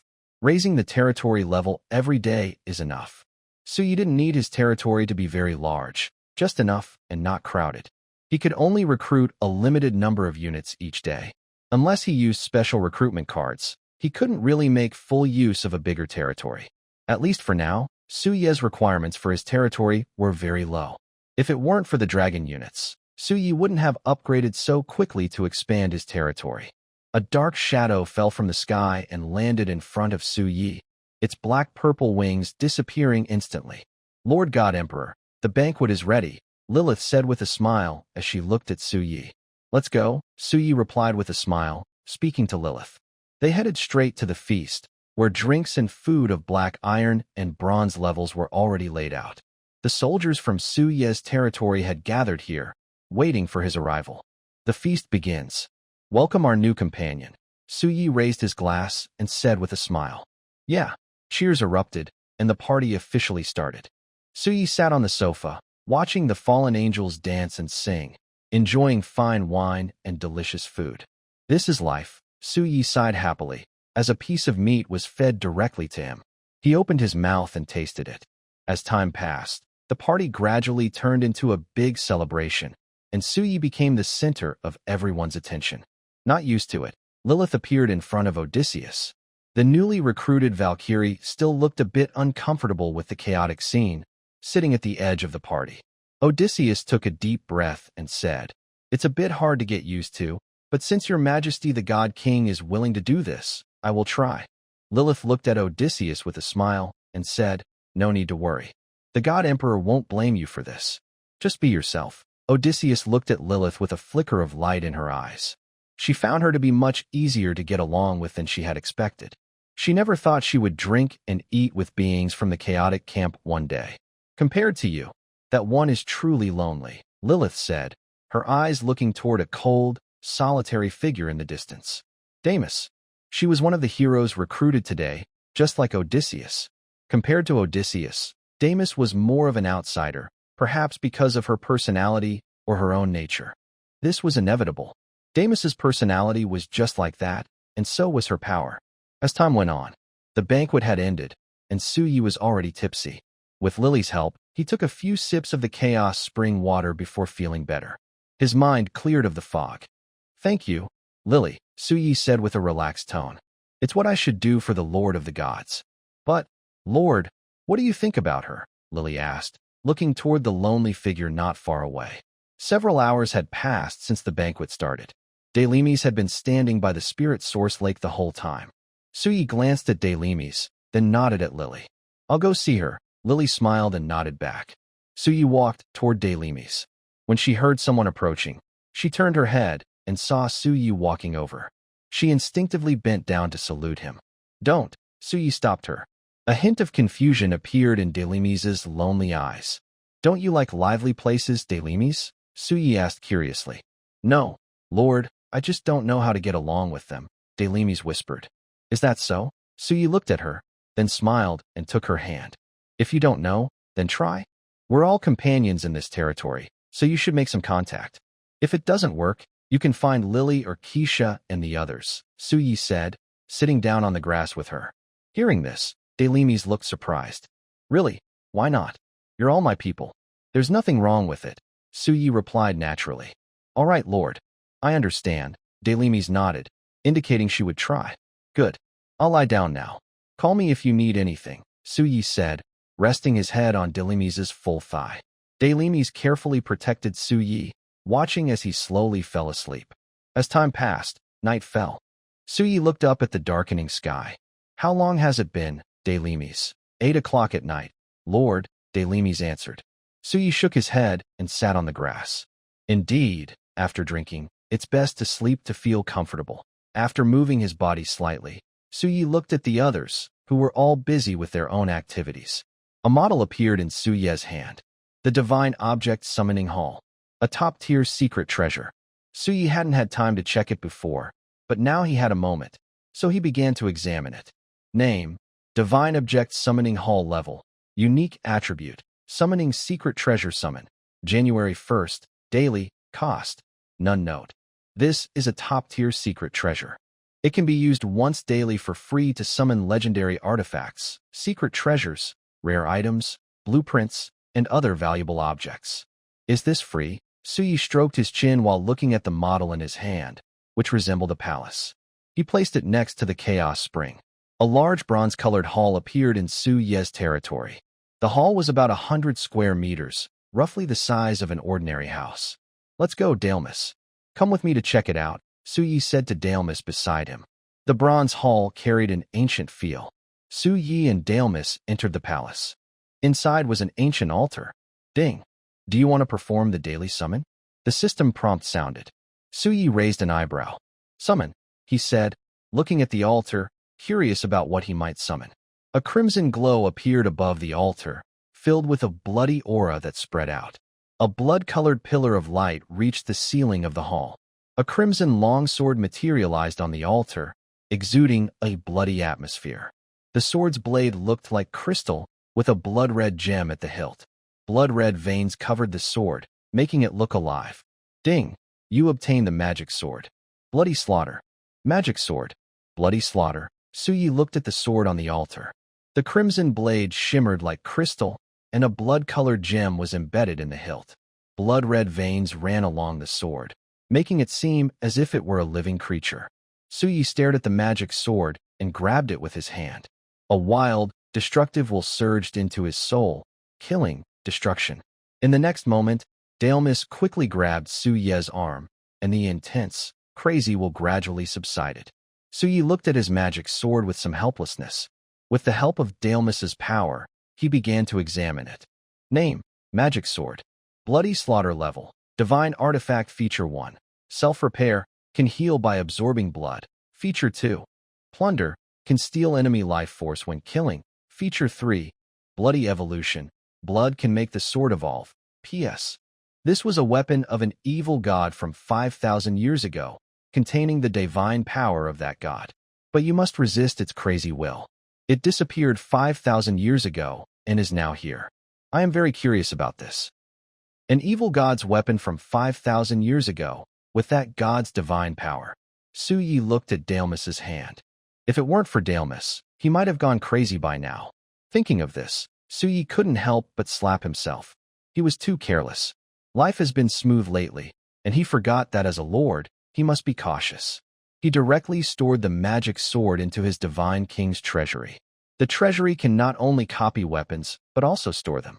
As the sword disappeared, the bloody, crazy aura also faded away. Suyi looked at Daelmis. When he was invaded by the crazy will just now, Daelmis held his hand and pushed back that will. This shows that Daelmis's rank is very high. So high that even at the black iron level, she can easily suppress the divine power of an evil god. Rank and strength are not related. They are innate qualities. Whether it's Daelmis or Lilith and other hero units, their ranks are extremely high. These qualities are innate, not developed. They are like newborn babies, still very young. His own power has not been fully developed yet. He needs to level up. Let's go, Daelmis. Suyi took Daelmis and left the bronze hall. Night fell. Suyi and Daelmis had a simple meal, then headed straight to the Star Sanctuary, where they would sleep tonight. Time slowly passed. A whole night went by, and it was now the 7th day of the beginner period. System notification. Today is the 7th day for new lords. The authority, Dimensional Rift Unsealing. Each day, lords have one chance to choose whether to enter the Dimensional Rift. The rift is random and cannot be accumulated for multiple entries. Suyi, feeling drowsy, opened his eyes. His gaze was clear but a bit naive, like a college student feeling confused. He sat up uncertainly, then fell back into Daelmis's embrace. He found a warm, soft spot to rest and drifted back to sleep. But the next moment, Suyi opened his eyes again and checked the system log. Dimensional Rift. Suyi finally remembered what this was after reading the log. It is one of the powers of a lord. The Dimensional Rift is a power that every lord can control. It is also one of the main ways for a lord to develop their territory. There is only one chance each day to open a rift. However, the level of the rift depends on the level of the lord's heart. In other words, if your lord's heart is at the iron level, the rift you open will also be at the iron level. This is also an important method for a lord to invade other dimensions. As mentioned before, a lord's true nature is to conquer other worlds to achieve their own goals. Every lord is like this. This is the power of a lord. One chance each day to open a rift. But remember, opening a rift is relative. Lords can invade other dimensions, and creatures from those dimensions can also invade the lord's territory. It's mutual. It's not just that the lord invades and the other side can't fight back. This is why ordinary lords find it hard to grow after the beginner period. To get resources, they must fight, plunder, and invade. However, there's a problem. The Dimensional Rift isn't like a void trial. Its difficulty can be chosen and controlled. But the rift is different. Although the worlds you can open are at the same level as your lord's heart, you are only a lord facing a dimension world. Even the lowest level dimension world is as big as Earth. So, will you be invading the dimension world, or will the dimension world invade you? A dimension world at the lowest level, iron grade, has creatures with a maximum level of bronze inside. This continues up to platinum grade worlds. This level of the world has no upper limit, and there are even some gods existing here. The reason why it is hard for ordinary lords to rise is because of this. The biggest benefit of the beginner period is the once-a-day void invasion. After the beginner period, it disappears. To get resources, you have to trade or plunder, which means fighting for them. The risks are very high. Especially in high-level worlds, there are many native gods and demigods. Their attitudes toward lords are often quite hostile or even very hostile. After all, you are an invader. They wouldn't welcome you. Dimensional Rift, Suyi stretched lazily, then walked out of the starry sacred hall. System, open the combat power gift pack, Suyi said as he headed toward the chaos spring. Ding, you have received 10,000 gold coins. Ding, you have received 1,000 source crystals. All right, better than nothing. Suyi looked at what he got from the daily combat power gift pack. He didn't pay much attention and washed himself in the chaos spring. After fully restoring his health and spirit, Suyi began his daily recruitment. Fallen Angel 30, Genetic Forbidden Army 30, Dragon 30, Holy Angel 30, Valkyrie 30, Star God 30. He didn't manage to recruit any hero units. Sure enough, it's not the first time that recruiting hero units is too difficult. Suyi looked at today's recruitment results. He wasn't disappointed because all his troops are divine-level units, so there's no reason to be upset. Then, Suyi took Lilith and headed to the Divine Item Summoning Hall. This place is a bit sinister, and Suyi wasn't sure what he might summon today. It's better to have someone with him. Ding. Do you want to perform the daily summon? Summon, Suyi said in a deep voice while looking at the altar. A brilliant light rose from the altar. Golden light directly poured into the dome of the summoning hall. Suyi looked at the golden pillar of light in front of him, curiosity in his eyes. As the light faded, a set of golden armor appeared before Suyi, and the system prompt sounded. Ding! You have obtained the armor of the Immortal King. The armor of the Immortal King? Suyi looked at the golden armor in front of him, immediately checking it without daring to touch it with his hands. Name: Armor of the Immortal King level, Semi-Artifact Feature 1. Immortal Barrier, creates a shield that can resist attacks from demigods. Feature 2. Protector of the Immortal King, can block a fatal attack once, with a cooldown of 30 days. Feature 3. Enhancement, can strengthen the user's body based on their level. Ineffective against divine-level beings. P.S. There was once a powerful immortal dynasty. Their king was an immortal ruler, but it ended during a divine war. This marked the complete loss of the Immortal King's armor, and the dynasty eventually disintegrated and vanished. Not bad. Isn't this better than that magic sword? Suyi looked at the golden armor in front of him, immediately recognized it as his, and then stored it in his divine treasury.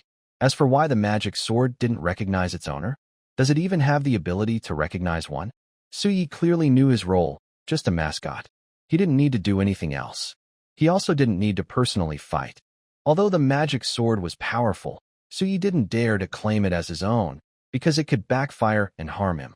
The armor of the Immortal King was a good fit for his needs. Let's go, Lilith, Suyi said, leading Lilith out of the Divine Artifact Summoning Hall. He looked at his territory, planning to upgrade it later, after the Void trial was over. But today's dimensional rift couldn't be wasted. It only appeared once a day. Thinking of this, Suyi looked at the dimensional gate and made arrangements. The existence of the dimensional gate gave him the right to open countless dimensional rifts. It still had its uses, especially since the gate had other special features. Lilith, tell them to follow the original rules and let the new companions level up first, Suyi instructed. Yes, Your Divine Majesty, Lilith replied with a smile. Her black-purple wings spread out, and she instantly vanished in a streak of light beside Suyi. Figures began gathering in the sky. Fallen angels, dragons, holy angels, valkyries, star gods, and genetic forbidden troops, 6 different types of soldiers, assembled together before dispersing to guard their respective areas. The Valkyrie and Star God were recruited only after yesterday's Void trial. Most of them are around 2 or 3 stars in Iron Grade, while the rest, recruited today, are all 1-star Iron Grade. Resources are not enough, but I can't upgrade right now. Let's wait until everyone reaches 9 stars in Bronze, Suyi thought as he looked at his territory's troops. The Lord's Heart cannot be upgraded. Upgrading it would make the SSS level Abyss score, chest unstable. System, start the Void trial. Difficulty, Abyss. Ding, Void trial begins. Difficulty, Abyss. You have 30 seconds to prepare. At the border of Suye's territory, red and black light kept flowing. Abyss demon horns emerged from within, all of them 9-star bronze level. Suyi didn't upgrade the Lord's Heart yesterday. Today's Void trial has some changes, but mostly in the number of enemies. With a loud roar, the battle began. Suyi was feeling a bit bored, sitting on the grass, opening the live stream module, and watching the most popular stream. He clicked into that stream. The chat messages kept scrolling on the projection. Suyi looked at the stream content, surprised at first, then understanding. Sure enough, trending topics attract everyone. People from that world all jump on it. The crack in the dimension just started, and they're playing so recklessly? Aren't they afraid of dying? Suyi said as he watched the projection. The streamer was live, showing his invasion of the dimension crack. To be precise, he had already started. In the video, this lord's troops were 7th-tier beastmen, specifically lionmen, a high-level unit. No wonder he dared to explore the dimension crack directly. Besides the courage brought by the troop type, there were 3 combat power bonuses, a 5% increase in strength, 5% in speed, and 5% in recovery, 3 bonus effects. So you knew about the others' attribute bonuses because the streamer had marked them clearly. Plus, this lord's talent was also impressive, Beast King talent. It gave a 20% boost to beast-shaped or beast-type troops and increased loyalty of beast-shaped beastmen by 5 points. This was a dominant level talent. With this talent and troop setup, it was indeed quite strong. This lord opened a dimensional rift that was of the black iron level, and it seemed to lead to a desolate world. The ground was covered in yellow sand with no signs of life. Suyi frowned as he watched the live broadcast. Such a dimensional world probably has no resources left. It looked completely barren and lifeless.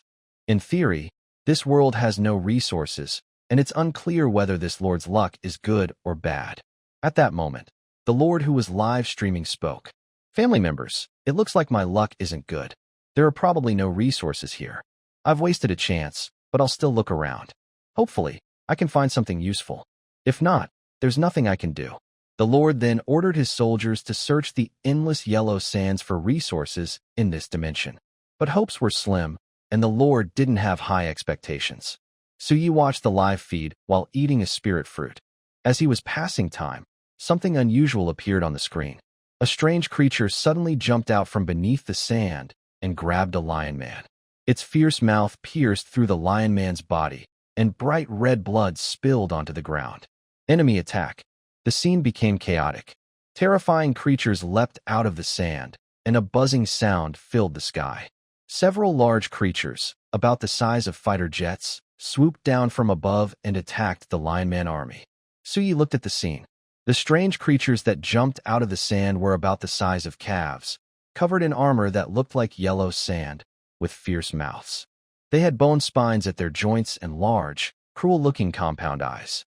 The creatures attacking from the sky wore green armor and also had large compound eyes. Their front limbs were like sickle blades, shining with a cold steel gleam. Suyi watched the broadcast and thought, this is gone now. Any lord who had some schooling would recognize what these creatures were. Or rather, among all the enemies a lord would least want to encounter in this world, these would be in the top 10, no particular order. The insect race, or, more precisely, the plunderer tribe. The insect race is their enemy, the predators are also their enemies, and they are one of the natural disasters. No one wants to face these creatures, as they represent destruction, death, and plunder. Their numbers are endless, even in a dark iron-level dimension. However, the insect race within this dimension cannot be fought by a dark iron-level lord. The insect race in this dimension is mostly forgotten, but their numbers are still too great for a dark iron-level lord to handle. Suyi looked at the comments, and sure enough, the tone of the messages had changed. We're doomed. The host is definitely going to die. There's no way out. So, don't try to get attention. You'll just die faster. That's not necessarily true. Anyone who has gone to school knows that once a dimensional rift opens, it doesn't just close on command. The rift stays open for 12 hours, meaning whether you're invading or being invaded, you have to hold on for 12 hours. Can the host survive 12 hours? He has over 10,000 lion soldiers, but the outcome is already decided. If it were other monsters, maybe, but it's the insect race. It's just bad luck. Opening a dimensional rift is risky. Be careful, brothers. This is a lesson learned the hard way. 12 hours is too long. Let's give up. Suyi watched the live comments, and no one believed the host would survive. Of course, Suyi also didn't have much hope. The most terrifying thing about these insects is their endless numbers. In terms of combat strength alone, they are only average, but their huge numbers are the biggest and most deadly problem. However, within the insect race, there are also some elite units. Because of their vast numbers, some unusual and powerful creatures have emerged. These unusual creatures are mutant insects, often terrifying elite units. They are no weaker than hero units, even if only one in billions of insects becomes such a creature. There are quite a few of these mutant insects, even many. Now, Suyi looked at the live scene in front of him. Countless insects rushing out of the yellow sand, screeching as they attacked the lion soldiers of the Lord. Flying insects covered the sky, swooping down to attack. A fierce slaughter had begun. 12 hours is too hard. Suyi looked at the live broadcast in front of him. For a new lord, this was undoubtedly a life-threatening challenge. First, the troop numbers were insufficient. Second, the territory's defenses were weak. And finally, the strength of the troops was not enough. Although the Lion Men were a high-level 7th rank unit, their actual strength was only average. When they were exhausted, their levels ranged from Black Iron 7 stars to 8 stars. The only hero unit, the Golden Lion Man, was just Black Iron 9 stars. How long could they hold out against this tide of bugs? Retreat. Everyone back to the territory, the host lord shouted desperately. The insect invasion was something he hadn't expected. He just wanted to gain some popularity and make some money. The Lion Men roared, their bodies glowing with golden battle aura, a trait of orc units. Battle aura is a special feature, and orc units also have a universal talent called frenzy. Frenzy can temporarily boost their strength, but it has obvious side effects. They lose their reason. After the frenzy ends, they become weak. Many lion men had entered frenzy, losing their minds and ignoring the Lord's commands. However, some lion men who hadn't entered frenzy still obeyed orders and followed the cracked door back into the Lord's territory. Upon returning, the host lord's face looked very grim. The crisis had just begun. Those bugs would eventually enter through the cracked door and reach his territory. At that point, he would have to make a choice. Either give up his lordship, surviving but becoming an ordinary person in the main world, with no purpose other than breeding, or fight to the death, holding on until the very end, perhaps even witnessing a miracle. Big bosses in the live stream. Does anyone have troop or fresh recruitment cards for sale?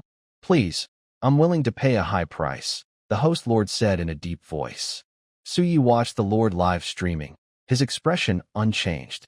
The only reason for paying a high price for troop or fresh cards was to recruit more troops. The more troops he had, the greater his chance of survival. As time passed, many other lords also traded with the live streamer lord, exchanging for troop or fresh recruitment cards. The live streamer lord immediately began recruiting.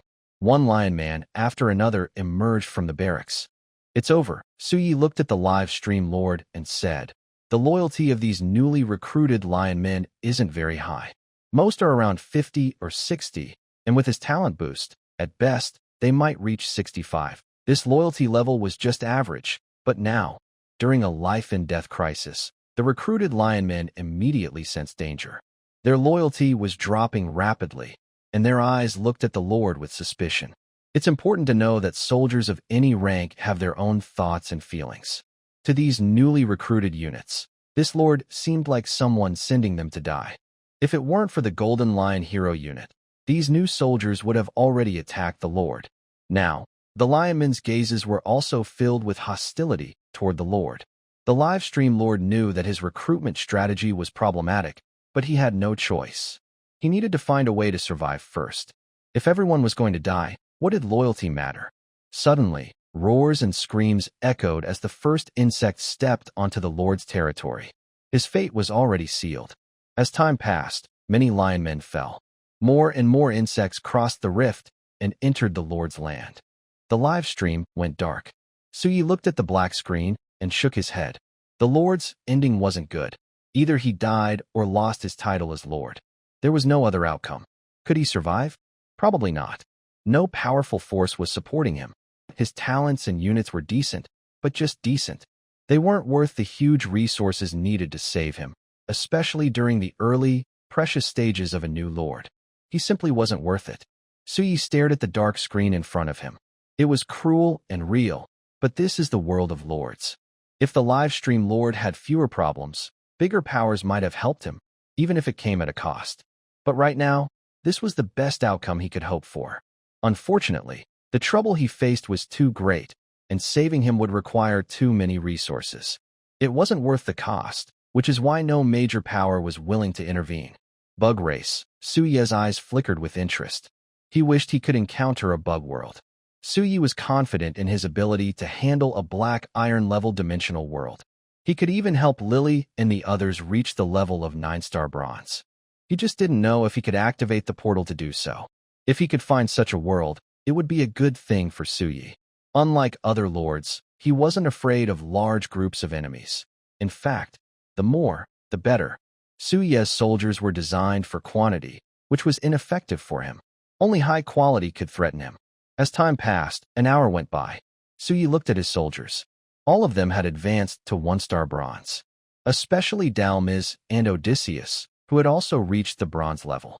Their exclusive troops had also improved. The ones who reached bronze 5-star first, like Lily and others, had generally improved to around 5-star bronze. Lily and her team needed too many upgrade resources, far more than ordinary soldiers could handle. Ding! The void trial has ended. Evaluating. Ding! Evaluation complete. No casualties. 30,000 enemies killed. Rating: SSS. Ding! You received an SSS level Abyss difficulty treasure chest. The system's notification sounded. Suyi snapped back to focus and checked the system log. Did the number of invading monsters increase by 10,000 compared to yesterday? Suyi looked at the record on the system log. Yesterday, there were 20,000. Today, 30,000. Although the difficulty of the void invasion increases daily, the main reason is still the level of the Lord's heart, Suyi thought with some clarity. He hadn't upgraded his Lord's heart yesterday, yet the number of invaders increased today. This change was increasing day by day. Of course, if he upgraded the Lord's heart, the difficulty would increase even more. Disassemble. Suyi directly used his authority. Ding! You disassembled 30,000 corpses and gained 4,000 source crystals. 4,000 source crystals is pretty good, Suyi said, looking at the crystals he obtained from disassembly. Then he gathered all the treasure chests scattered around his territory. There are a total of 8,000 bronze-level Abyss treasure chests. Ding! Do you want to open all 8,000 bronze-level Abyss treasure chests? The system's notification sounds. Open all, Suyi said, directly choosing to open all the chests in front of him. Ding! You have gained 10 advanced meat resource cards. Ding! You have gained 10 advanced wood resource cards. Ding! You have gained 10 advanced stone resource cards. Ding! You have gained 10 advanced iron or resource cards. Ding! You have gained 10 advanced copper or resource cards. Ding! You have gained 10 basic silver resource cards. Ding! You have gained 10 basic gold resource cards. Ding! You have gained 10 basic steel resource cards. A series of logs kept updating. Suyi began to organize and analyze. This time, the open chests contained 8 types of resources, each with 1,000 chests. This means each resource card was obtained 10,000 times. Not bad, Suyi said, storing the cards away. These resource cards will never run out in the market. Even if Suyi doesn't need them now, he can sell them to other lords later. But not now. Selling them now would mean selling at a low price. The advanced meat resource cards are currently the most used by Su Yi, mainly because the territory's troops are increasing, especially the dragon troops, which need a lot of meat. Although the Feast of Wine and Meat is unlimited, the territory and other troops also need food. The feast area is small, and even queuing takes a long time. As time passes, the food consumption in Su Yi's territory increases daily. The advanced meat resource cards can't be sold cheaply anymore. After counting his gains, Su Yi opened his private chat with a friend and sent a message. Otherworld Traveler. Boss, are you there? Lin Xiaoxiao responded immediately. Xiaoxiao Merchant. Boss, yes, I'm here. Otherworld Traveler. Approve the trade request. Xiaoxiao Merchant. Okay. Su Yi transferred 2,000 source crystals to Lin Xiaoxiao. He still owed her 47,000 source crystals, but Su Yi wasn't in a hurry to pay it back. 1 or 2,000 at a time, just slowly paying her back. If he paid it all at once, it would scare her. The resources in her hands are worth thousands of lords combined. Su Yi is just one person. Don't forget, she is the heir to the Great Merchant Guild. Among the new lords, many are her subordinates, which is the main reason for her strong power. After preparing everything, Su Yi looked at his army, which was all resting. Lilith, Talus, Ista, Pangilia, Kesha, Dalmas, and Alades. Come see me, Su Yi said softly. 2 figures appeared in front of Su Yi.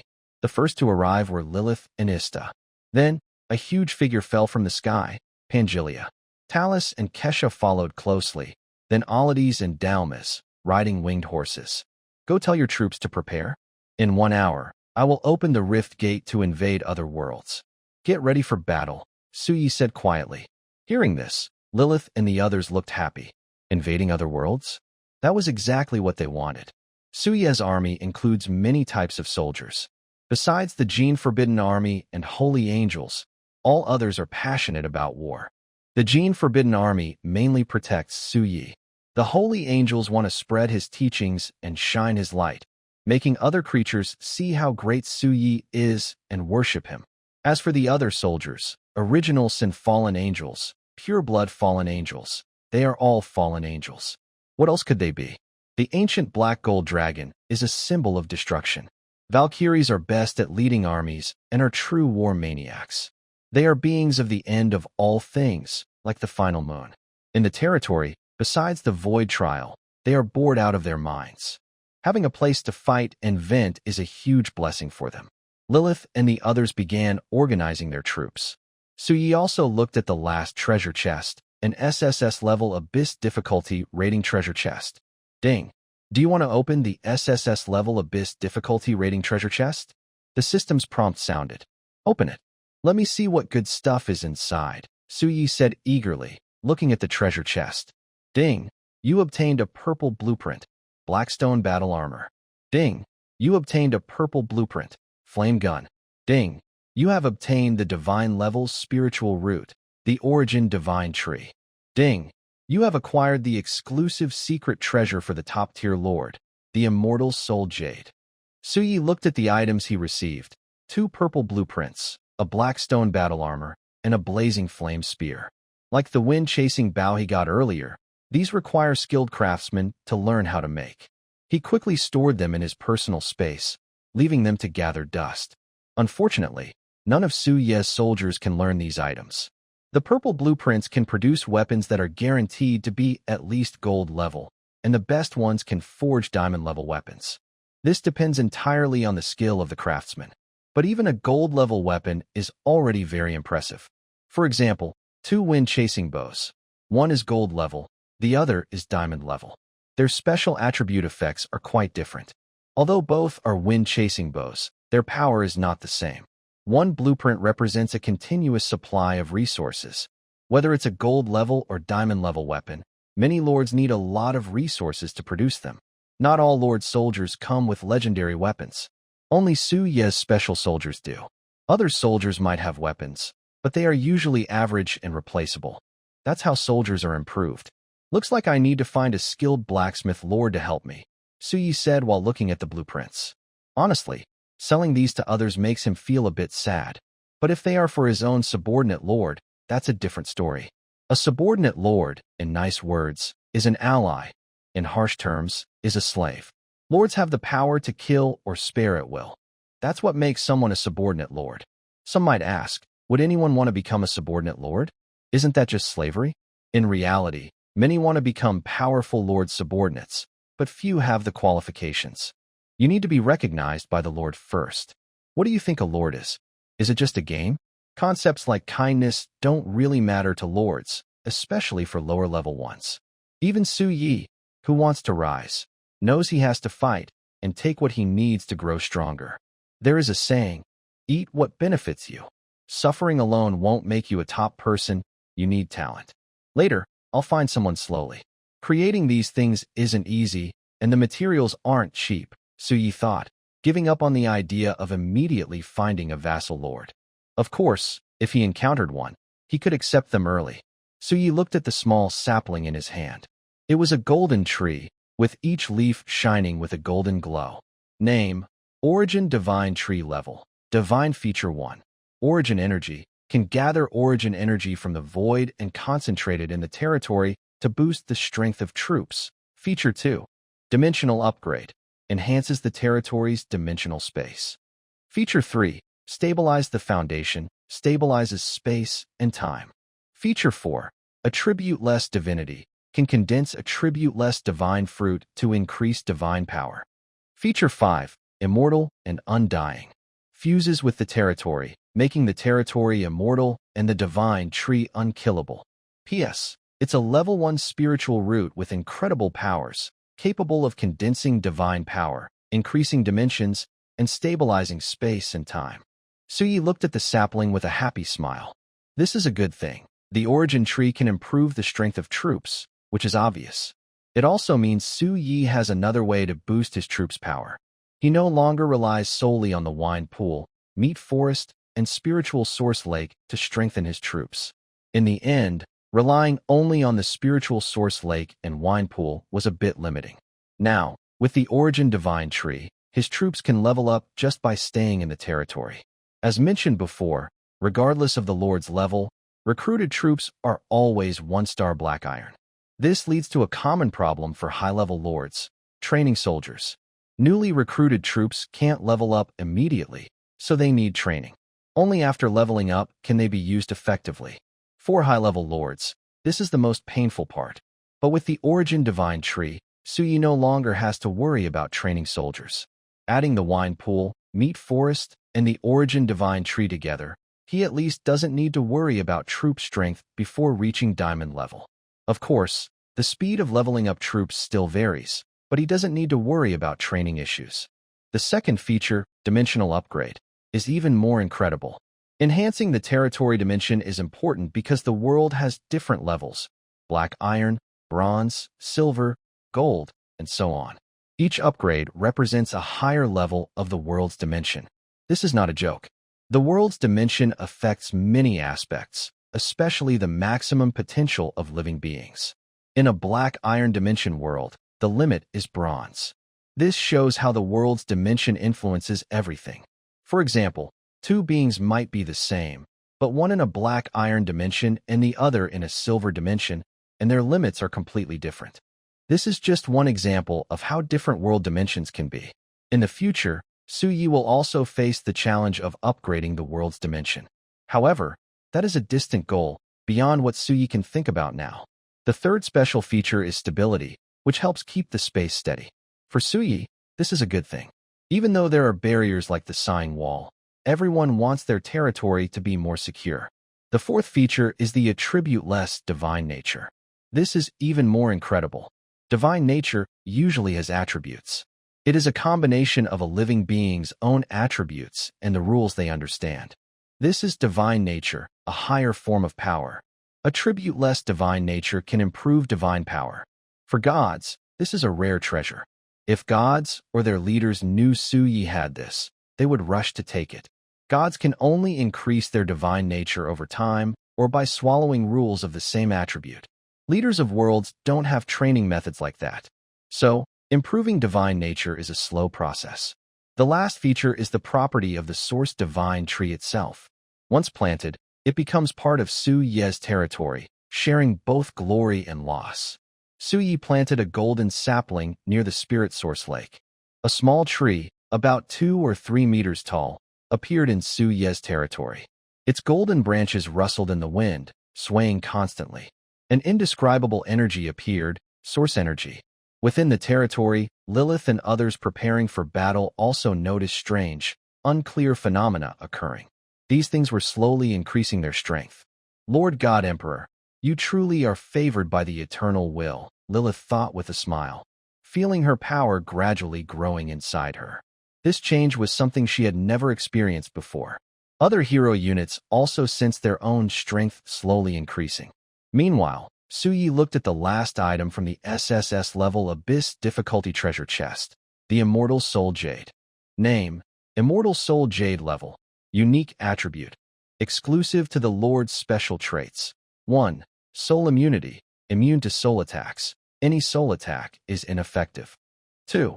Nurturing, nourishes the soul, making it stronger. 3.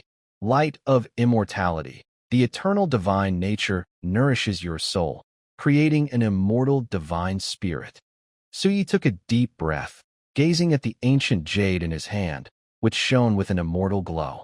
This item was on the same level as the Divine King's treasury, an exclusive item. It was specially designed to protect his soul. Suyi was most afraid of encountering enemies who targeted the soul, as such attacks were hard to defend against. Some enemies had curses, poisons, and other terrifying abilities that were difficult to guard against. With this item, Suyi no longer needed to worry about being secretly cursed or poisoned by enemies. System: bind the Immortal Soul Jade, Suyi said in a deep voice. Ding. Do you want to bind the Immortal Soul Jade to your soul? Once bound, it cannot be traded and will completely disappear after death. Bind it. Bind it, Suyi said eagerly. Without binding, what was the point of keeping it? The ancient jade shone brightly and merged directly into Suye's forehead. He felt a warm sensation throughout his body. This warmth came from deep within his soul. His strength was not yet enough. If he could see his soul space, Suyi would find a golden sun shining with immortal light, nourishing his soul. This was the main reason for his warm feeling. But more than that, Suyi felt an unprecedented clarity. All the past experiences appeared before him. As soon as Suyi thought about it, he could clearly remember past events, no longer feeling vague or blurry. Comfortable, Suyi said with a smile on his face. He has powerful defenses like the king of the immortal treasury, and his soul is protected by the Immortal Soul Jade. His armor is also very strong. I just feel comfortable, Suyi said with a smile. Suyi checked the time and decided it was still early. He would wait another hour before considering opening the gate of the rift. For now, he wanted Lilith and the others to rest well. The battle across dimensions was not something to take lightly, especially for Suyi. Although his troops were strong, there was always a chance things could go wrong. As time passed, Suyi watched the live stream while waiting for the hour to go by. Most of the stream was about exploring new dimension worlds, but a small part was dedicated to the live broadcasts of Brother Pi and Sister Pi. An hour had passed. Lilith, Talus, Ista, Pangelia, Kesha, Aladiz, Dalmis, Suyi called out. 7 figures appeared before him one after another. Are you all ready? Suyi asked Lilith and the others. Your Majesty, we are ready, Lilith replied. Above Suye's territory, there was a neat formation of special troops belonging to these heroes.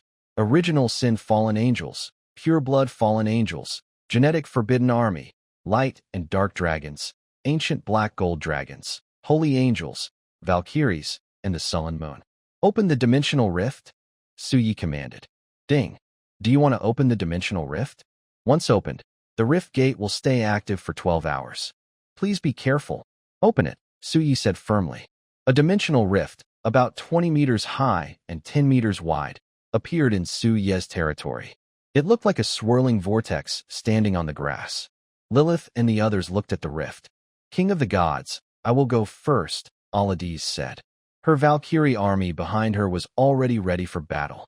Suyi nodded. Aladiz's eyes shone with fighting spirit. Her dragon-scaled Pegasus transformed into a white meteor and shot into the rift. The other Valkyries followed closely behind, riding Pegasus, holding spears, and rushing into the dimensional rift like shooting stars. 1 minute later, a female warrior returned. God King, it is safe now, she said to Suyi. Go ahead. After you pass through, wait for me at the original spot, Suyi said after a moment of silence. Lilith led the original sin-fallen angels into the portal, while Ista, Kesha, and Dalmas each led their own troops into the dimensional rift. God King, Pangelia knelt before Suyi, signaling him to ride on her back. She then entered the portal with him. Suyi didn't hesitate and sat directly on Pangelia's back. Roar, Pangelia roared, and her ancient black gold dragon guards gathered around her. The genetic army led by Talus also followed closely behind Suyi into the portal. After a brief feeling of discomfort, Suyi stood on Pangelia's back and crossed through the dimensional gate into this new world. What he saw first was countless green plants. Before he could observe more, a system notification sounded. Ding, data synchronization starting. Ding, reading world information. Ding, data synchronization complete. Treasure chest generated. You have 12 hours to explore this world. Ding, world information collected. This is a black iron dimension world in the technological side.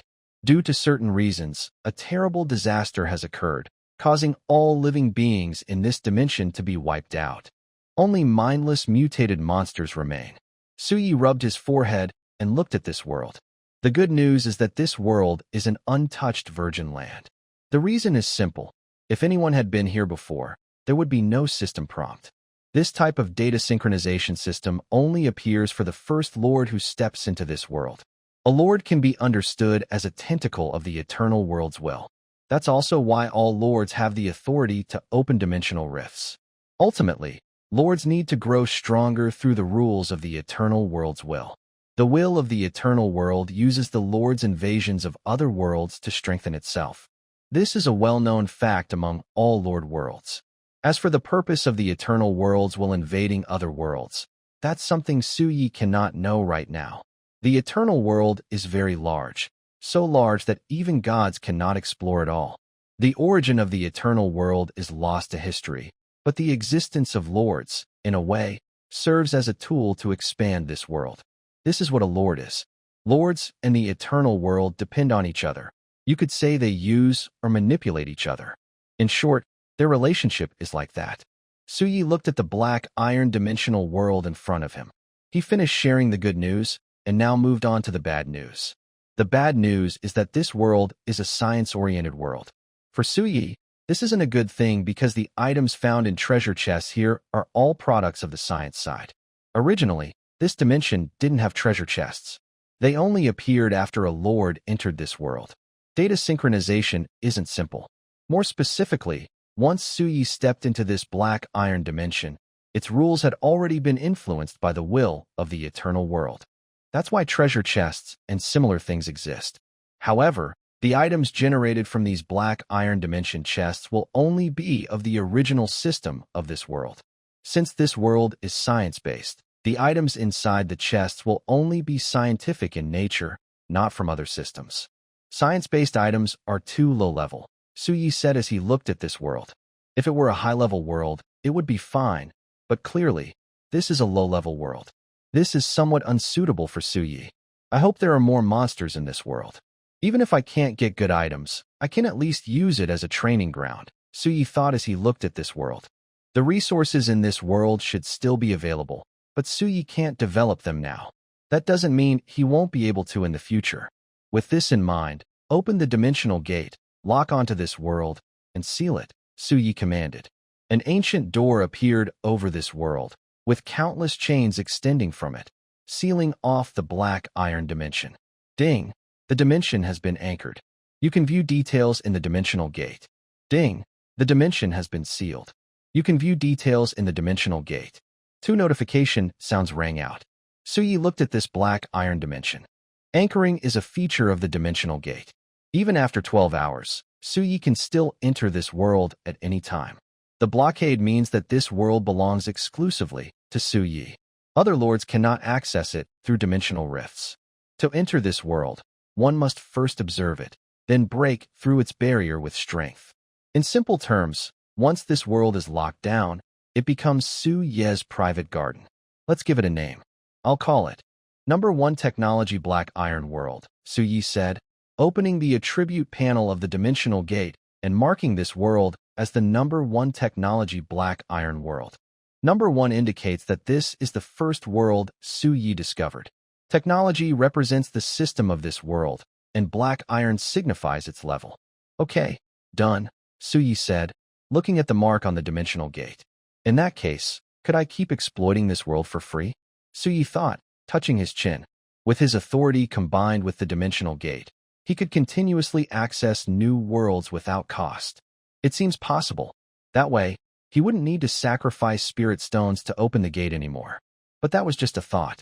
When the time comes to sacrifice spirit stones, Su Yi would still do it. As Su Yi was pondering, Aelide's voice sounded. God King, enemies detected. Su Yi looked at Aelide, then followed her gaze. A crimson flood appeared before Su Yi. Countless red torrents rushed toward him from all directions. Upon closer inspection, these blood-colored flows were twisted flesh and blood creatures. They looked strange. Some had tentacles growing on them, some had fused together, and some even combined with animals, among other forms. The only thing they had in common was that they showed traces of human features. This made Su Yi think of something, the flesh haters. But these monsters were much smaller in size. What has happened to this world? Could it be that they are researching evil gods? Su Yi wondered as he looked at these chaotic monsters. Such changes could be due to pollution or genetic mutation. The latter is easier to handle, but if it's the former, it's a different matter. It indicates that this world might contain things that shouldn't exist here. However, the creatures of this world have been completely destroyed. Why it ended up like this is something Su Yi needs to find out himself. Go ahead, Su Yi softly said. Right now, he doesn't have any troops capable of developing the world. The only thing he can do is treat this world as a training map. Pangelia, you go too. Let me down, Su Yi told Pangelia. God King, are you safe? Pangelia asked. I'm fine. With you watching, what danger could there be? I don't run around everywhere. You all go ahead, Su Yi replied casually. Hearing Su Yi insist on going down, Pangelia was silent for a moment before she put him on the ground. Go ahead. Not only Pangelia.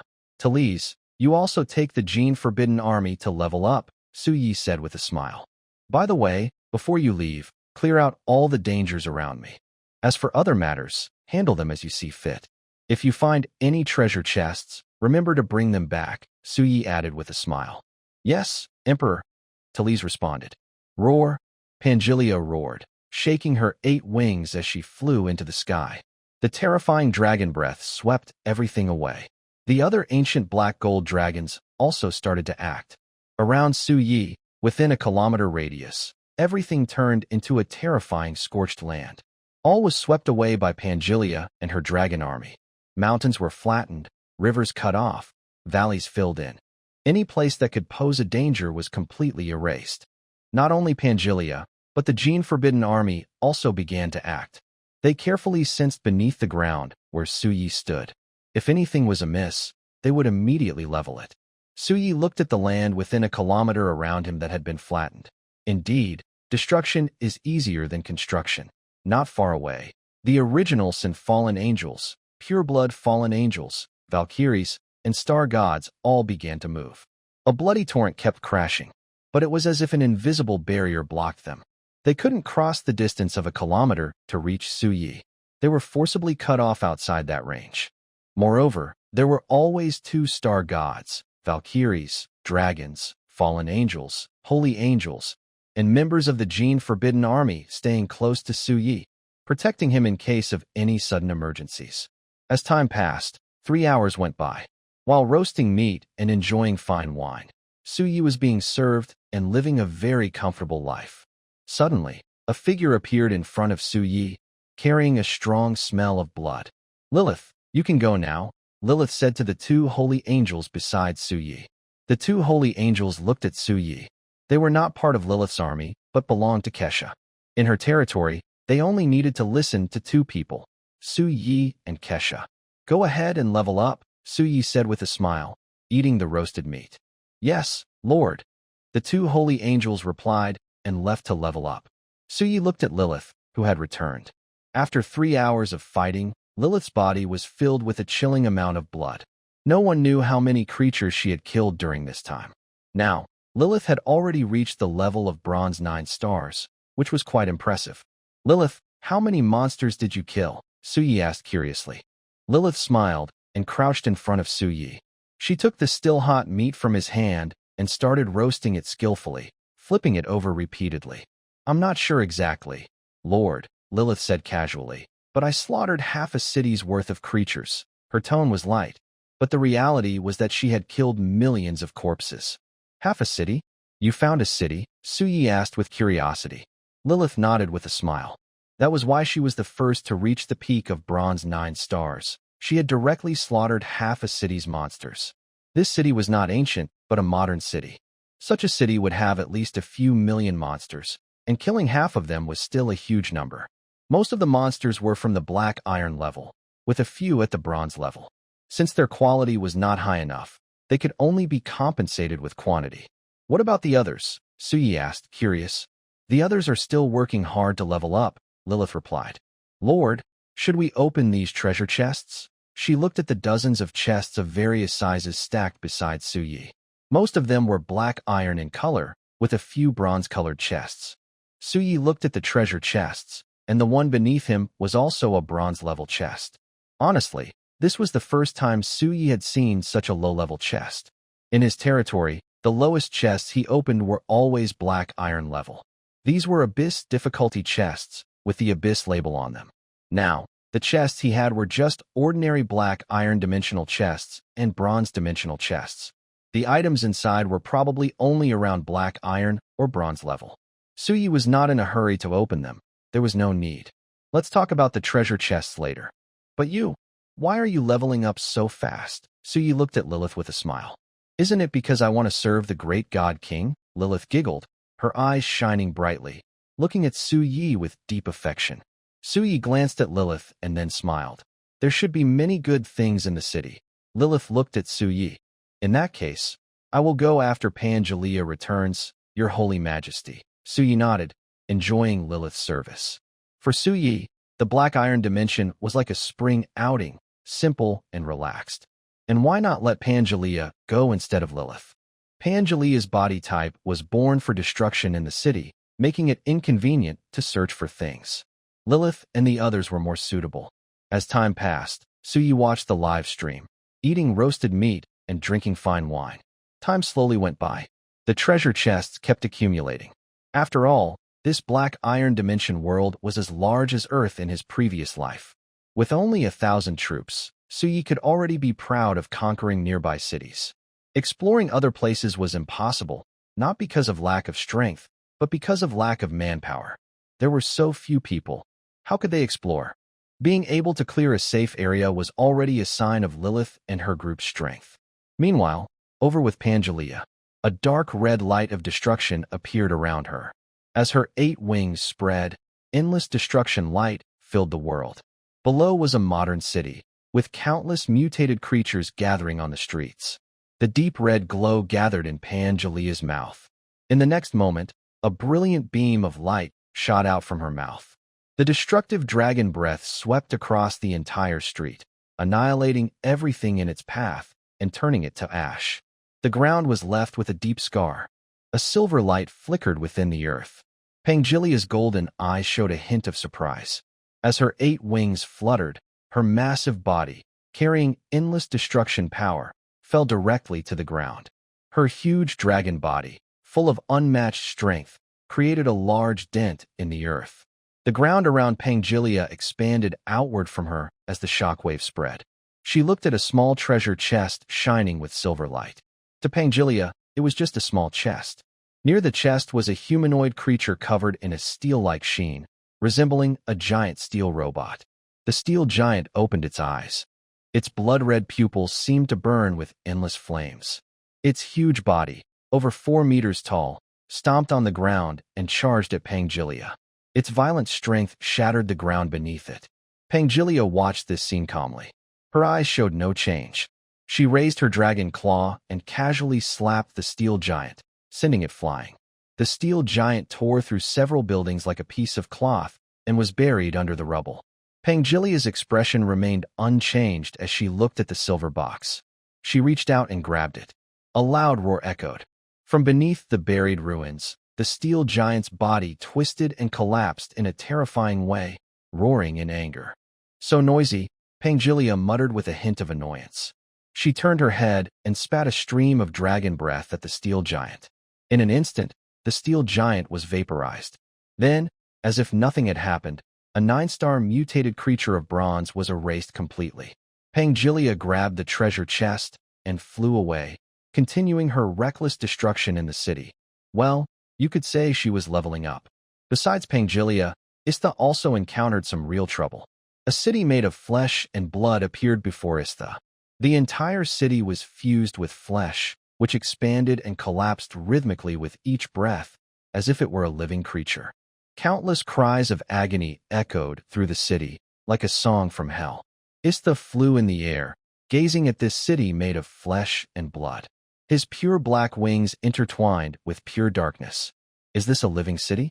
Or is it actually a giant monster? Istha looked at the city before him, a hint of curiosity in his eyes. The strangest thing was that Istha sensed a dangerous aura here. Although it was just a faint feeling, it was very unusual. A dangerous aura means sensing something that could threaten life itself. That's what danger feels like. Right now, Istha felt that dangerous aura. The entire city of flesh and blood, whether buildings, cars, or other objects, was completely fused with flesh and blood. On the surface of the flesh, countless fierce human faces were struggling and writhing, trying to break free from the city. Because of this, the screams like hellish songs kept echoing. These human faces wanted to escape, but couldn't. That was the key point. Let's try, Istha said with interest, looking at the city of flesh before him. The purest dark energy gathered in Istha's hand. Then a black beam of light pierced through the entire surface of flesh and blood. Roar! A loud roar sounded. The ground trembled as if Istha had touched some forbidden taboo, causing the entire city of flesh and blood to shake. Countless flesh and blood trembled, and the surface of the city looked like a turbulent sea, constantly roiling. Many flesh and blood creatures surged and overlapped like waves. Istha watched this scene with curiosity. The turbulent, ocean-like city of flesh and blood was alive with fierce creatures emerging from beneath. These creatures that emerged were humanoid, beast-shaped, or half-human, half-beast. The only common trait was that they were all made of flesh and blood. What is it? So he looked at Istha with curiosity. He needed it, but Istha didn't bring it back. Was that inconvenient? A city made of flesh and blood. It can automatically hatch monsters at the bronze level, Istha said in a deep voice. Sui's eyes showed a hint of surprise. A flesh and blood city that can hatch bronze-level monsters automatically. Interesting. I have to say, this thing is really useful. Where is it? How many bronze-level monsters can it hatch? Sui asked curiously. We don't know yet, but it is true that monsters hatch there. However, that place is very dangerous, hiding some threats to my existence. Istha replied in a serious tone. Can it threaten you? Sui's eyes narrowed. This is no small matter. He knew how strong Istha was. In the territory, besides Pangelia, the ultimate dragon who can suppress other hero units. Most hero units are about the same strength. It's hard to say who is stronger. Even Dalmas, one of the ultimate beings, is roughly on the same level as other hero units. Now, Istha told him that there is something that could threaten her. This is a big deal. Destruction? Sui immediately thought of destruction. He didn't want such a powerful presence in his backyard. But then he gave up that idea. Just because something can threaten Istha doesn't mean it can really hurt her. It might be something else. This is a monster factory. According to Istha, it can continuously hatch bronze-level monsters. For a lord, this is a constant source of monster reinforcements, allowing the army to keep upgrading. Thinking of this, Sui made a decision. In that case, Istha, you shouldn't go there first. Go upgrade somewhere else and tell the others not to go there yet, he said in a serious tone. Yes, Lord God Emperor, Istha replied quietly. Then she looked at Lilith, her wings fluttering as she vanished into the sky like a streak of light. Lord God Emperor, are you planning to study that place? Lilith's voice sounded. Sui looked at Lilith and then smiled. If they can consistently produce monsters at the bronze level, there must be something special inside. There's no need to rush into that place now. It's pointless to attack it at this moment. We should wait and see. Once your strength improves, there will be no shortage of threats to face. For Su Yi, The key is not to rush forward recklessly, but to focus on steady progress. Stability in development is the best approach for Su Yi. There's no need to take risks now. Since the Blood Flesh City is dangerous at the moment, it's better to wait until it's easier to handle. Isn't that the smarter choice? Why rush into it now? There's no real need. With steady growth, Su Yi can crush everything. Why take unnecessary risks or fight blindly? As time passed, while wandering around, Su Yi watched a group of Valkyrie armies riding dragon-scaled Pegasus returning. He looked at the leader, Aladeth, who was at the peak of the 9-star bronze level. Her Valkyrie army had also reached the 9-star bronze level. They were carrying loot and treasure chests, returning victorious. God King. Aladeth glanced at Lilith and spoke to Su Yi. It was clear that Lilith had just advanced to the peak of the 9-star bronze level. Yes, good job. You and your entire army have all reached the 9-star bronze level. How did you manage that? Su Yi asked curiously. Crushed everything in our path, one city after another, Aladeth answered straightforwardly. When it comes to teamwork, his Valkyrie army is definitely the best. Compared to other groups, whether it's the original Sin Fallen Angels or Pureblood Fallen Angels, they all fall short of the Valkyrie army. The system's recognition of their combat skills isn't easy to earn. From their entire army, the fact that the first group all reached the peak of the 9-star bronze level shows their teamwork is far superior to other armies. Lilith's face darkened. It was clear that the other original Sin Fallen Angels hadn't yet reached the peak of the 9-star bronze level, which made Lilith feel a bit annoyed. Too scattered, Lilith thought with some displeasure. She looked at Aladeth and her Valkyrie army, took a deep breath, and felt a little upset. In Lilith's view, the original Sin Fallen Angel Legion was the first group recruited by Su Yi, and naturally, they were the first to reach the peak of the bronze 9-star level. Su Yi smiled and looked at Lilith's darkening face without saying anything. Healthy competition within the territory has always been allowed by Su Yi. Competition is fine, but internal fighting is not. Such competition helps keep the troops lively. After all, Su Yi's troops start at a very high level, so high that it's almost unbelievable. This has led most of the troops to be quite relaxed. Now, with the Valkyrie Legion present, they can stir things up a bit. Take the original Sin Fallen Angels, for example. Lilith, as the first to advance to the bronze 9-star level, has yet to see a single original Sin Fallen Angel reach that level. Is this just because of her subordinates? Of course, Lilith, as the commander, also plays a role. But Su Yi doesn't blame her. Blame is pointless. Lilith needs to understand this herself. Lord God Emperor, since Odysseus and the others have arrived, I should also go organize my troops. They are too relaxed, Lilith said to Su Yi. Go ahead, Su Yi replied with a smile. Lilith nodded expressionlessly. Her black-purple wings spread behind her, then turned into a streak of light and disappeared into the sky. Odysseus ordered the Valkyrie Legion to stand guard around Su Yi. They are now at the bronze 9-star level, thanks to Su Yi's level. It's impossible for them to improve further unless Su Yi reaches the bronze rank himself. Su Yi looked at the treasure chests piled before him. He wasn't in a hurry to open them now. He decided to wait until he returned to his territory. As time passed, the second legion to fully advance to the bronze 9-star level was the Gene Forbidden Army. Su Yi wasn't surprised. The main duty of the Gene Forbidden Army is to protect Su Yi, after all, with the Forbidden Army title. While they might not match the Valkyries in combat, they are still good at teamwork. It's not strange that the second legion to reach the bronze 9-star level was the Gene Forbidden Army. If the Gene Forbidden Army was the second to advance, the third was a surprise to Su Yi. The third army was thought to be Kaisha's Sacred Legion, but unexpectedly, it turned out to be Dalmas's Final Moon Legion. This was something Su Yi did not anticipate. However, seeing the lonely Dalmas and her Final Moon Legion, filled with a sense of destruction and killing, Su Yi understood everything. The reason why Dalmas and her legion could be the third to reach the bronze 9-star level was simple. It was all about destruction. Total destruction, wiping out all living beings they saw. As time passed, until night fell, and the last ancient black gold dragon advanced to the peak of the bronze 9-star level, all of Su Yi's troops had reached the same level. Su Yi crossed the rift gate and returned to his territory. However, the huge rift gate still stood in his land. It would last for 12 hours and disappear only by tomorrow.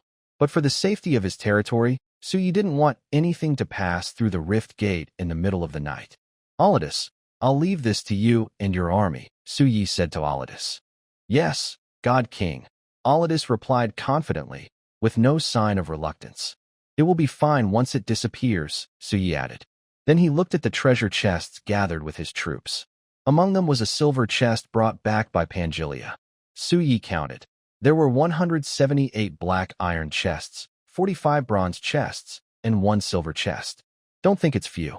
In fact, in the entire black iron dimension, Suyi's troops had only explored a few big cities nearby. Other areas were still untouched. This shows the problem other lords face. They can't fully explore the entire dimension or simply don't have enough time. The Rift Gate is limited by time, only 12 hours. After that, it will close. The next time the Rift Gate opens to the same world, the chance of success is about as likely as winning the lottery, unless you're a relative of the director, you know what I mean. So, all lords face the same problem when exploring the dimension, time. To solve this problem, it's quite simple. Either have enough troops to carry out a big purge directly, or use other methods to extend the time of the crack in the door. Alternatively, like Suyi with a dimensional gate, directly anchor to this dimension to have a chance to explore the world further. Otherwise, it's hard to encounter the same dimension again. The authority over dimensional cracks is random, and the level of the Lord's heart determines which level of dimensional crack door opens. Ding. Do you want to open 178 black iron treasure chests? Open, Suyi said casually, looking at the 178 black iron chests piled in front of him. He had never opened such low-level chests before. Ding. You obtained a box of black silk. Ding. You obtained a box of white silk. Ding. You obtained a box of shiny silk. Ding. You obtained a box of pearl QQ underwear. Ding. You received 10 gold coins. Ding. You received 1 source crystal. Suyi looked at the items from the black iron chests and fell into silence. Is this real? Why could such things come out? Although he often opened Y parties, was he really acting like a pervert? Suyi wants to clarify that he is not old. He checked the items. 20 black silks, 20 white silks, 20 shiny silk stockings, 20 QQ underwear. Each box contains 100 sets, and each black iron chest gives 1 box. TSK. Suyi looked at the items, then glanced around and stored them away. If he didn't take them, he would have to keep them hidden. These things could ruin his noble image. Too few. Where are my lace? The suspenders? The letters? The gradient? Only 3 types. Bad review. Suyi looked disdainfully at the gold coins and source crystals. He gained a total of 480 gold coins and 50 source crystals.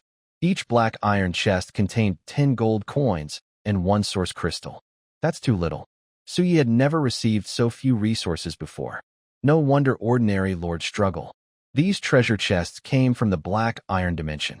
If they were from the void trial, they might just contain rotten wood, he thought. It's really too little, truly too little, or perhaps Suyi's starting point is too high, so he feels it's not enough. Suyi simply stored it away, thinking it's better than nothing. Then, Suyi looked at the bronze treasure chest. Ding. Do you want to open the bronze treasure chest X45? Open. Suyi looked at the bronze chest in front of him, with a hint of anticipation in his eyes. Not for the small amount of gold coins and source crystals, but for what useful items might be inside. Remember, black iron chests can contain items like stockings. Since this is a dimensional chest from a sci-fi world, opening such items isn't strange. Ding. You have obtained 10 source crystals. Ding. You have obtained 100 gold coins. Ding. You have obtained a white blueprint. Stockings. Suyi looked at what came out of the bronze chest. 220 source crystals, 2,200 gold coins, and a white blueprint. The gold coins and source crystals aren't many, but they're okay. But what does this white blueprint for stockings mean? Could it be that he's a stocking enthusiast? Suyi thought, somewhat unconvinced, then checked the blueprint. Name, stockings level, white requirement, can be learned by research units in the sci-fi world. P.S. With this, you can produce all kinds of stockings. Remember, LSP, a term for a stocking lover, is the primary driving force of production.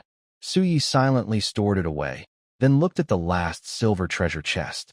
Although it's just an ordinary silver dimensional chest, Suyi was opening a silver chest for the first time and was curious about what items might be inside. Ding. Do you want to open the silver treasure chest? Open. Suyi looked at the silver chest with anticipation. Ding. You have obtained a green blueprint. Gene Enhancement Potion. Gene Enhancement Potion. Suyi's eyes showed curiosity as he clicked to view it. Name. Gene Enhancement Potion Level. Green requirement. Can be learned by research units in the sci-fi world. P.S. The Gene Enhancement Potion can strengthen units of 5th rank or below. Suyi looked at the green blueprint in his hand. It was different from the purple blueprint he had before. The purple blueprint required a craftsman, but in theory, it was almost impossible to recruit such a craftsman in Suyi's barracks. However, for the Technology Research Unit, it was definitely possible. The Supreme Protocol included all the technological units, so recruiting them was not strange. If I can develop this, it will be a steady source of money, Suyi said while looking at the green blueprint. The only obvious drawback was that it could only strengthen units of level 5 or below, but that was enough. Most of the units in the Lord's world are low level. Almost every Lord has some low-level units. These units are usually cannon fodder or used for chopping trees and mining. Every Lord tends to keep some of these low-level units. If they can be strengthened, that's good, but the price must not be too high. Otherwise, no one will buy it. Let's see how much it costs, Suyi said as he put the blueprint away. If the cost is low, that's good. Such things don't need a big market. But if the cost is too high, no one will buy it. Just like the spirit fruit, no one will spend a lot to train low-level units. One of the key factors for a Lord is cost. This is something every Lord must learn, how to calculate expenses. When the cost gets too high, it's necessary to give up. Otherwise, it will only lead to losses. Suyi stretched lazily and looked at his territory. He opened the territory panel. System, upgrade the territory. He hadn't upgraded it today. Ding. Do you want to spend 700 wood, 700 stone, and 70 spirit stones to upgrade the territory? Yes, Suyi confirmed directly. A white light enveloped his territory. It began to expand. Soon, the white light disappeared, and the system's notification sounded again. Ding. Your territory is now level 8. You can check the specific attributes yourself. Suyi opened the territory attribute panel and took a look. The level was now 8, and the territory's diameter was 1700. The other attributes didn't change much, so it was not a big problem. I'm so tired. Finally finished today's tasks. What a relief. Suyi spoke lazily, saying, I've already exercised too much today, wandering aimlessly in the dimensional world. It's time to rest. Let's hold a feast. Oh, and stockings. Yes, have the holy angels wear black stockings, and the fallen angels wear white ones. That should look pretty good, Suyi said with a smile as he headed toward the lavish feast. Let's start the feast, Suyi's voice echoed throughout his territory. As the bonfire rose in his domain, a gentle breeze swept through. The leaves of the divine tree rustled softly. Near the fire, fallen angels danced, while holy angels sang sacred hymns. Suyi was completely captivated. One night passed, marking the 8th day of the beginner period. Suyi crawled out of the group of women, clutching his waist, his steps unsteady as he headed toward the chaos spring. I can't hold on anymore. I really can't. This shouldn't be happening. I've leveled up so much, he said, clutching his waist, almost drained. Then he looked up at the sky over his territory, the eternal light. Wow, no wonder it's getting harder to survive. Suyi looked up at the sky with a constipated expression. I can't go on like this. I need to find a way to strengthen my body, or I'll be worn out soon, he said, taking 2 big sips from the chaos spring. With full health restored, he felt like he could fight 10 more times. System, open the daily combat power gift pack, Suyi commanded. Ding, you received 2 recruit cards for the barracks. Ding, you received 1 barracks upgrade card. Huh, my luck is pretty good today. 2 recruitment cards and an upgrade card from the barracks. Nice start, Suyi said with a smile. Things are going well. Not bad, not bad. He checked his cards. He already had 18 recruitment cards and 9 upgrade cards for the barracks. Good, good. Keep stockpiling. No rush to use them. He looked at his territory. Right now, his territory only needed to meet his daily recruitment needs. He also needed to upgrade once a day. Most importantly, Sui wasn't in a hurry anymore. There was no urgent need to recruit units. The item, indiscriminate spending, with a constant recruitment cost of 1 gold coin. It was decided that Sui didn't need to worry about what to do after the beginner period ends and how to recruit troops. This was also why Sui was in no rush to recruit. He would slowly upgrade the barracks first. In the early stages, materials for upgrading the barracks are easy to find, but later on, it becomes more difficult. So, Sui has been saving the upgrade materials for the later stages. Although collecting materials now is hard, it's still possible. If he continues upgrading like this, the materials needed for future upgrades might be completely unfamiliar. Right now, he's upgrading to save money, but what about later? He can't just focus on the present and ignore the future. Back in the present, Sui begins his daily recruitment. He starts again at the Fallen Heaven Sanctuary, a fallen angel 30. Then, Sui moves to the Supreme Agreement. Talus has already been waiting there. Sui and Talus walk into the Hall of the Supreme Agreement, where a large white, glowing sphere spins, displaying constantly changing zeros and ones. Ding! Spend 30 gold coins to do daily recruitment? Recruit, Sui says, looking at the glowing sphere. A white light rises, and Sui looks at the white glow with a hint of curiosity. As the white light blooms, a golden glow appears, and a tall figure materializes within the light. It's a gold unit, Sui says with a hint of surprise, gazing at the golden figure emerging from the light. The light disappears, and a tall figure appears beside Sui. She wears a white coat, high heels, has an elegant face with a gentle expression, and wears semi-rimmed gold glasses on her high nose. Her long golden hair is tied in a high ponytail, and she looks calm and observant, with her hands in her pockets, focusing her gaze on Sui. Talus looks at the hero unit that appears with a blank expression, showing no emotion. Sia, greetings, Emperor, Sia says with a smile on her face. Sui looks at Sia, then at the other units he has recruited. Notably, they are all gene-restricted soldiers, meaning Sia is a special hero unit. Generally, hero units fall into 2 types. One includes units like Talus and Lilith, who each have their own dedicated troop types. The other type is special hero units, which do not have dedicated troop types and are unique to themselves. Sia clearly belongs to the latter group. Otherwise, with her appearance, a new type of soldier should also emerge. Sui nodded at Sia and then checked her attributes. Name, Sia level, Iron Black rank, Divine level unit type, Mechanical Creator, Sia talent, Mechanical Heart skills, Upgrading, Modifying, Researching Exclusive Building, Technology Research Institute. Potential, Unknown, no specific potential level or related attributes. P.S.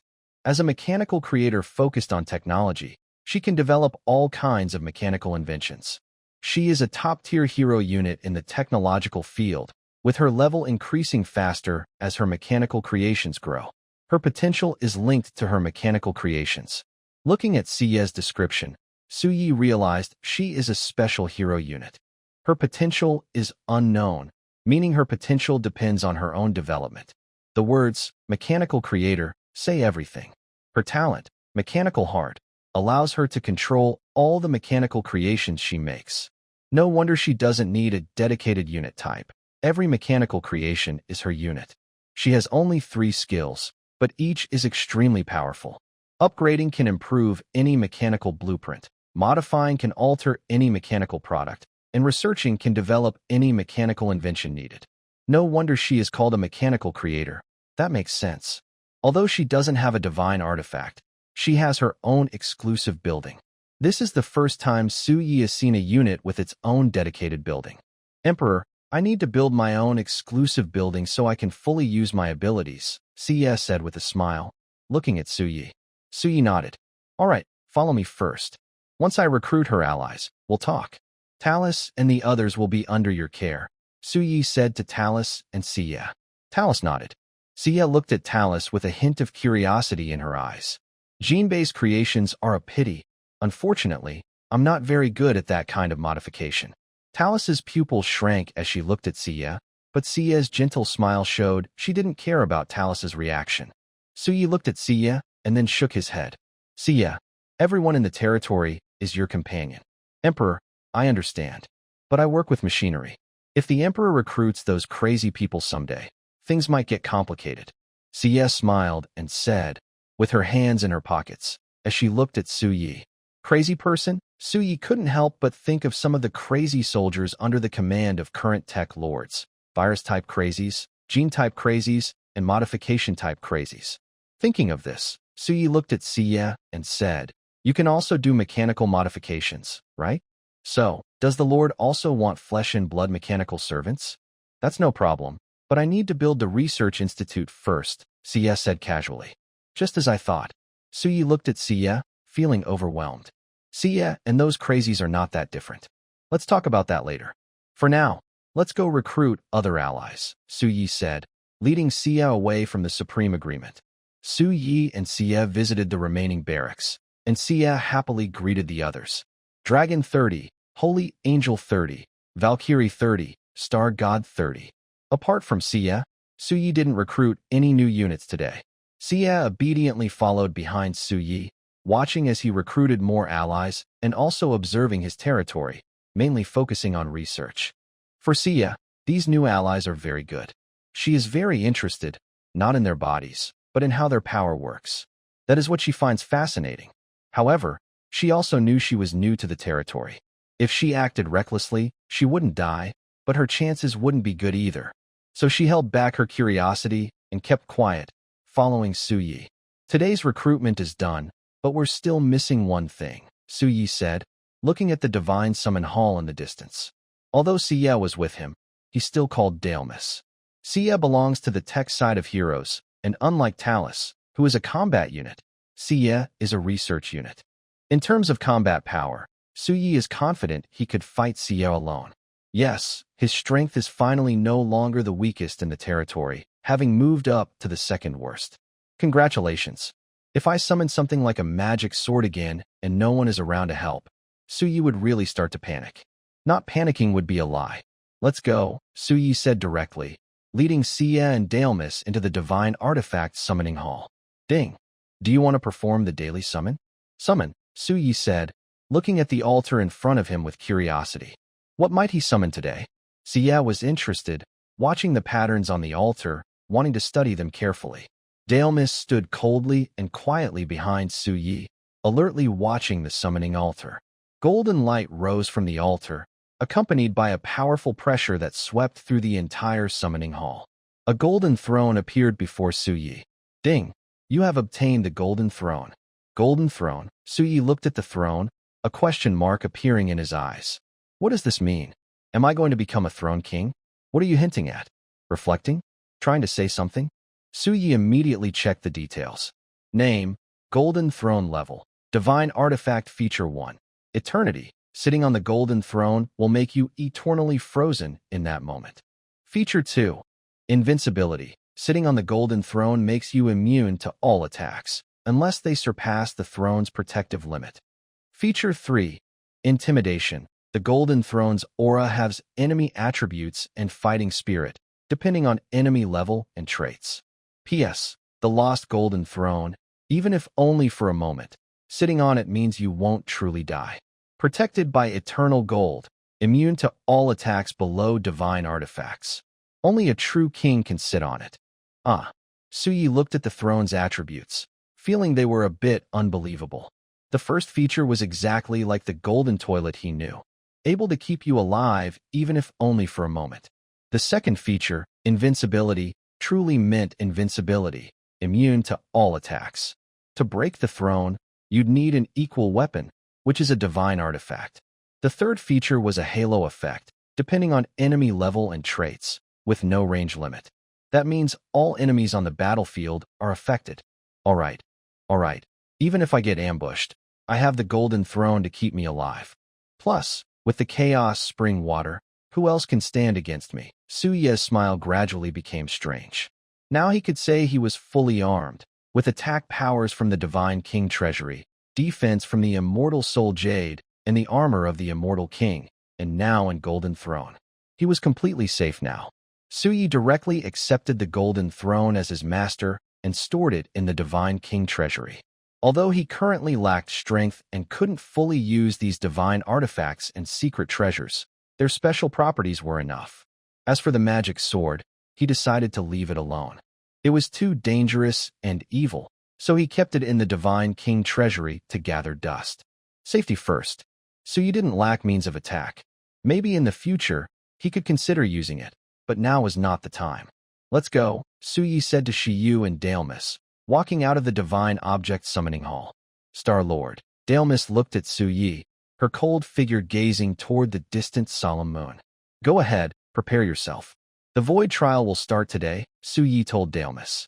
Dailmas nodded, glanced at Shiyu, then left. Shiyu had a smile on her face and showed no hesitation in meeting Dailmas's gaze. Suyi looked at Shiyu. She was very curious about studying, but who was Dailmas? One of the ultimate beings. Such a powerful presence. How could Shiyu be allowed to study her? If it weren't for Suyi, with Shiyu's gaze, she might have already been dealt with by Dailmas. Suyi took Shiyu and sat beside the spirit source lake. System, start the void trial. Difficulty, abyss, Suyi said. Ding, void trial started. Difficulty, abyss. You have 30 seconds to prepare. Black and red mist constantly moved at the border of Suyi's territory. Demons stepped out from the mist into his land. A one-sided slaughter began. Or rather, Lilith and the others would first raise the level of the new recruits to the bronze rank before starting the slaughter. This was a rule in the territory. Truly, the rich helped the less fortunate. Emperor, Shiyu glanced at the battle situation in Suyi's territory, then lost interest. She wasn't interested in fighting and killing. Her only interest was in research. As for the abyssal demons, Xia wanted to study them, but a skilled person cannot create something from nothing. Her exclusive building, the Technology Research Institute, has not yet been built. Even if she wanted to, she couldn't just make it out of thin air. She's not like Wile-E Coyote. You can't just hold a hammer and suddenly craft an aircraft carrier. Yes, what's wrong? Suyi looked at Xia with a hint of curiosity. Emperor, I want my own research institute, Xia said with a smile, pushing up her glasses. Suyi raised an eyebrow and looked at her. Wait, your exclusive research institute probably doesn't need many resources, right? Xia's smile grew even brighter. Emperor, technology requires resource investment to produce more results. It won't need too many. Xia's words made Suyi feel a bit strange, like she was tricking him into the door and then closing it to attack. Come on, how can I not believe you? Let me check, Suyi said, looking at her. Xia immediately opened the list of resources needed for the research institute. Suyi looked at it and saw a long list that made his head spin. You call this not many? Suyi almost jumped up because the required materials were ridiculously high. Who do you think I am? A rich and handsome guy? Suyi said to Xia with a bit of annoyance. Isn't that right? Xia looked at him seriously. Suyi, this statement sounded a little flattering, actually.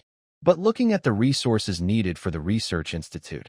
Name, Technology Research Institute requirements. 100,000 wood. 100,000 stone, 100,000 iron ore, 100,000 copper ore, 10,000 steel, 10,000 gold, 10,000 silver, 100,000 source crystals, 1 million gold coins. This is just ridiculous. The material requirements are huge, and this is for a basic research institute. Yes, the research institute built is still at the beginner level. To upgrade it, even more resources are needed. It's like a bottomless pit. Suyi looked at his resources with some pain. He wasn't too bothered by the materials, but he was most concerned about the source crystals and gold coins. Currently, Suyi's core crystal is only 112,080, and his gold coins are 1,027,710. If he builds a technology research institute, it might really set him back to square one overnight. All materials are recorded. I won't make things up. There might be some omissions. If experienced players notice anything, please let me know. Suyi looked at Xia, who had a pleading look in her eyes, and gritted his teeth before nodding. Your Majesty, you're so kind, Xia said with a smile, immediately hugging Suyi. Suyi took a deep breath. Well, since they are his own wings, he decided to indulge a little. If there's a need, he would sell everything he has to make it happen. By the way, can you learn these two blueprints? Suyi took out the blueprint for white stockings and the blueprint for green genetic medicine, handing them to Xia. Xia glanced at them. Yes, I can. But for the genetic medicine, my technology is different. I belong to the mechanical department. I can learn it, but I can only follow the standard procedures. If it were a genetic department, it might be better, Sia said directly to Suyi. Is that so? What about the stockings? Suyi asked. She thought Suyi valued the genetic medicine, but unexpectedly, he cared more about the stockings. No problem. Once the Technology Research Institute is built, I can design an automatic factory blueprint for you, Your Majesty. Then, Lord, you just need to build it, Sia said casually. That's good. The genetic medicine isn't important right now. We'll talk about it later. Focus on researching the stockings first, Suyi said, retracting the blueprint for the genetic medicine. Sia opened her mouth to say something, but then looked at the troops in Suyi's territory and decided to hold back. Suyi indeed didn't need that now. When he recruits research units related to genetics or biology in the future, it will be useful then. Suyi lay down on Sia's lap, opened the live broadcast module, and Sia didn't mind. She watched the broadcast with Suyi, occasionally commenting. The two enjoyed themselves, but at the territory's border, a bloody slaughter was happening, a scene of calm indifference on one side and brutal killing on the other. These two scenes appeared strangely together. As time passed, an hour went by. The system's notification sounded. Ding. Void trial has ended, evaluating. Ding. Evaluation complete. Battle damage 0. Enemies defeated 40,000. Rating. SSS. Ding. You have received an SSS level Abyss difficulty treasure chest. Is it over? Suyi looked at today's void trial. Everything has finished. Even the 180 units of soldiers recruited today have been upgraded directly to the peak of Bronze 9 stars. It's not surprising they reached Bronze 9 stars, since they are fed by 40,000 monsters at that level. If they didn't reach that, it would be strange. Yesterday, Suyi did not upgrade the Lord's Heart level, so the void trial was only different in having 10,000 more enemies, nothing else. Disassemble. Suyi used his authority directly. Ding. You disassembled 40,000 corpses and gained 5,000 source crystals. 5,000 source crystals. Not bad. Suyi looked at the crystals he gained from disassembling, totaling 5,000. Today's luck is so good. The items I get should be pretty good too, Suyi thought as he looked at the floating treasure chests in his territory. There are exactly 10,000 bronze-level Abyss treasure chests. Ding. Do you want to open 10,000 bronze-level Abyss treasure chests? Yes. Suyi looked at the chests with anticipation. Ding. You obtained 10 basic fire attribute crystal resource cards. Ding. You obtained 10 basic water attribute crystal resource cards. Ding. You obtained 10 basic thunder attribute crystal resource cards. Ding. You obtained 10 basic wind attribute crystal resource cards. Ding. You obtained 10 basic wood attribute crystal resource cards. Ding. You obtained 10 basic earth attribute crystal resource cards. Ding. You obtained 10 basic metal attribute crystal resource cards. Ding. You obtained 10 basic silver resource cards. Ding. You obtained 10 basic gold resource cards. Ding. You obtained 10 basic mithril resource cards. Suyi watched the system log refresh constantly, revealing a total of 10 different resource cards. Good news. These resources are very useful, extremely helpful. The bad news is that there are no source crystals or gold, only resources, and I am still very poor. Selling cheaply? That's impossible. Even if I were to go broke and borrow, I would never choose to sell my resources at a low price. There are 10 types of resource cards, each with 1,000 treasure chests. That means I have 10,000 cards of each resource. Among them, silver, gold, mithril, fire attribute crystals, and water attribute crystals are already familiar, so I won't say much about them. The remaining cards are also attribute crystals, with different properties. Fire and water attribute crystals are the same in function, just different in attribute. Each resource card contains 100 units of resources. This round has been a big harvest, but I still want source crystals and gold because I feel I don't have enough of them. Not bad, I said, looking at all the resource cards I had received, and I stored them all in my territory's warehouse. Then I opened the private chat with the little merchant and immediately sent a trade request. The little merchant agreed instantly.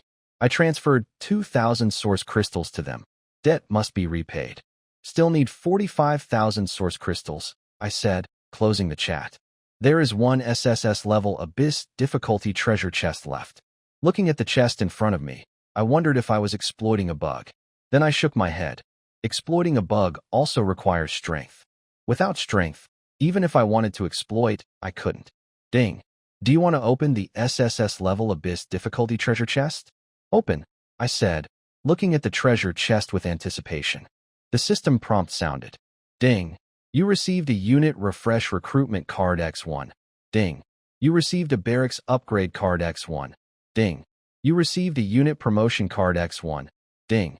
You received a faith statue blueprint X1. What is this? I exclaimed, looking at what I got from the chest. The unit refresh recruitment card and barracks upgrade card are straightforward. I understand their functions. The unit promotion card can upgrade units to the 10th rank or below. This item is extremely valuable for lords, although it can only upgrade units of level 10 or below. However, if you have a level 10 unit, you can upgrade it to a Saint Domain level. The only limitation is that units above level 10 cannot use it, but that's enough. If used well, it's almost like getting a Saint Domain unit for free. Such a pity. It's useless for me, Suyi said, looking at the golden unit upgrade card in his hand. His units are all divine level, so he can't use it.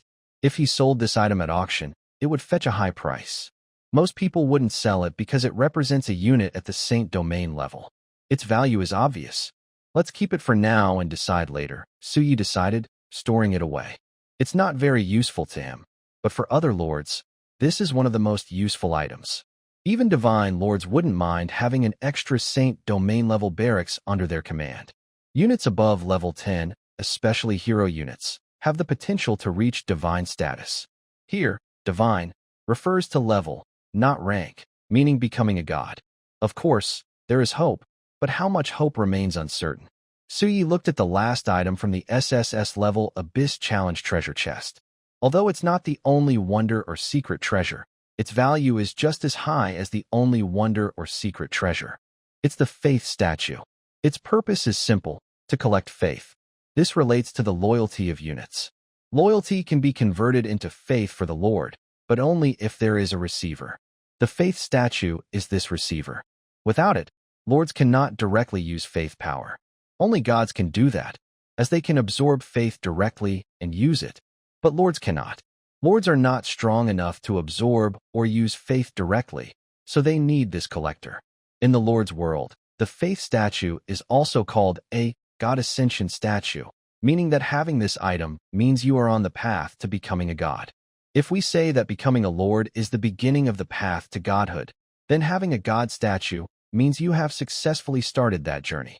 The only thing left is to steadily gather faith, convert it into divine power, ignite the divine fire, condense the divine form, and establish a divine kingdom. Suyi directly took the blueprint for the faith statue and checked what materials were needed. Name. Faith statue requirements. 1 million units of wood, 1 million units of stone, 100,000 units of iron ore, 100,000 units of copper ore, 100,000 units of steel, 100,000 units of silver, 100,000 units of mithril, 100,000 units of gold, 100,000 units of white jade, Lord's Blood X1. Source Crystal X 1 million, 10 million gold coins. P.S. Faith Collector, the path to godhood is open. We are unstoppable. Suyi silently put away the blueprint for the faith statue. Damn it. Everyone says the faith statue is a god statue, but they didn't say it would be so expensive. The cheapest material is probably the Lord's blood. The so-called Lord's blood is Su Ye's own blood. Just one drop is enough. Its main purpose is to recognize the master and shape the god statue into Su Ye's form. As for the other material requirements, Suyi felt a chill. They are way too expensive. But should he build it? Of course he should. But not now. First, Suyi doesn't have enough money. He still has enough resources except for white jade.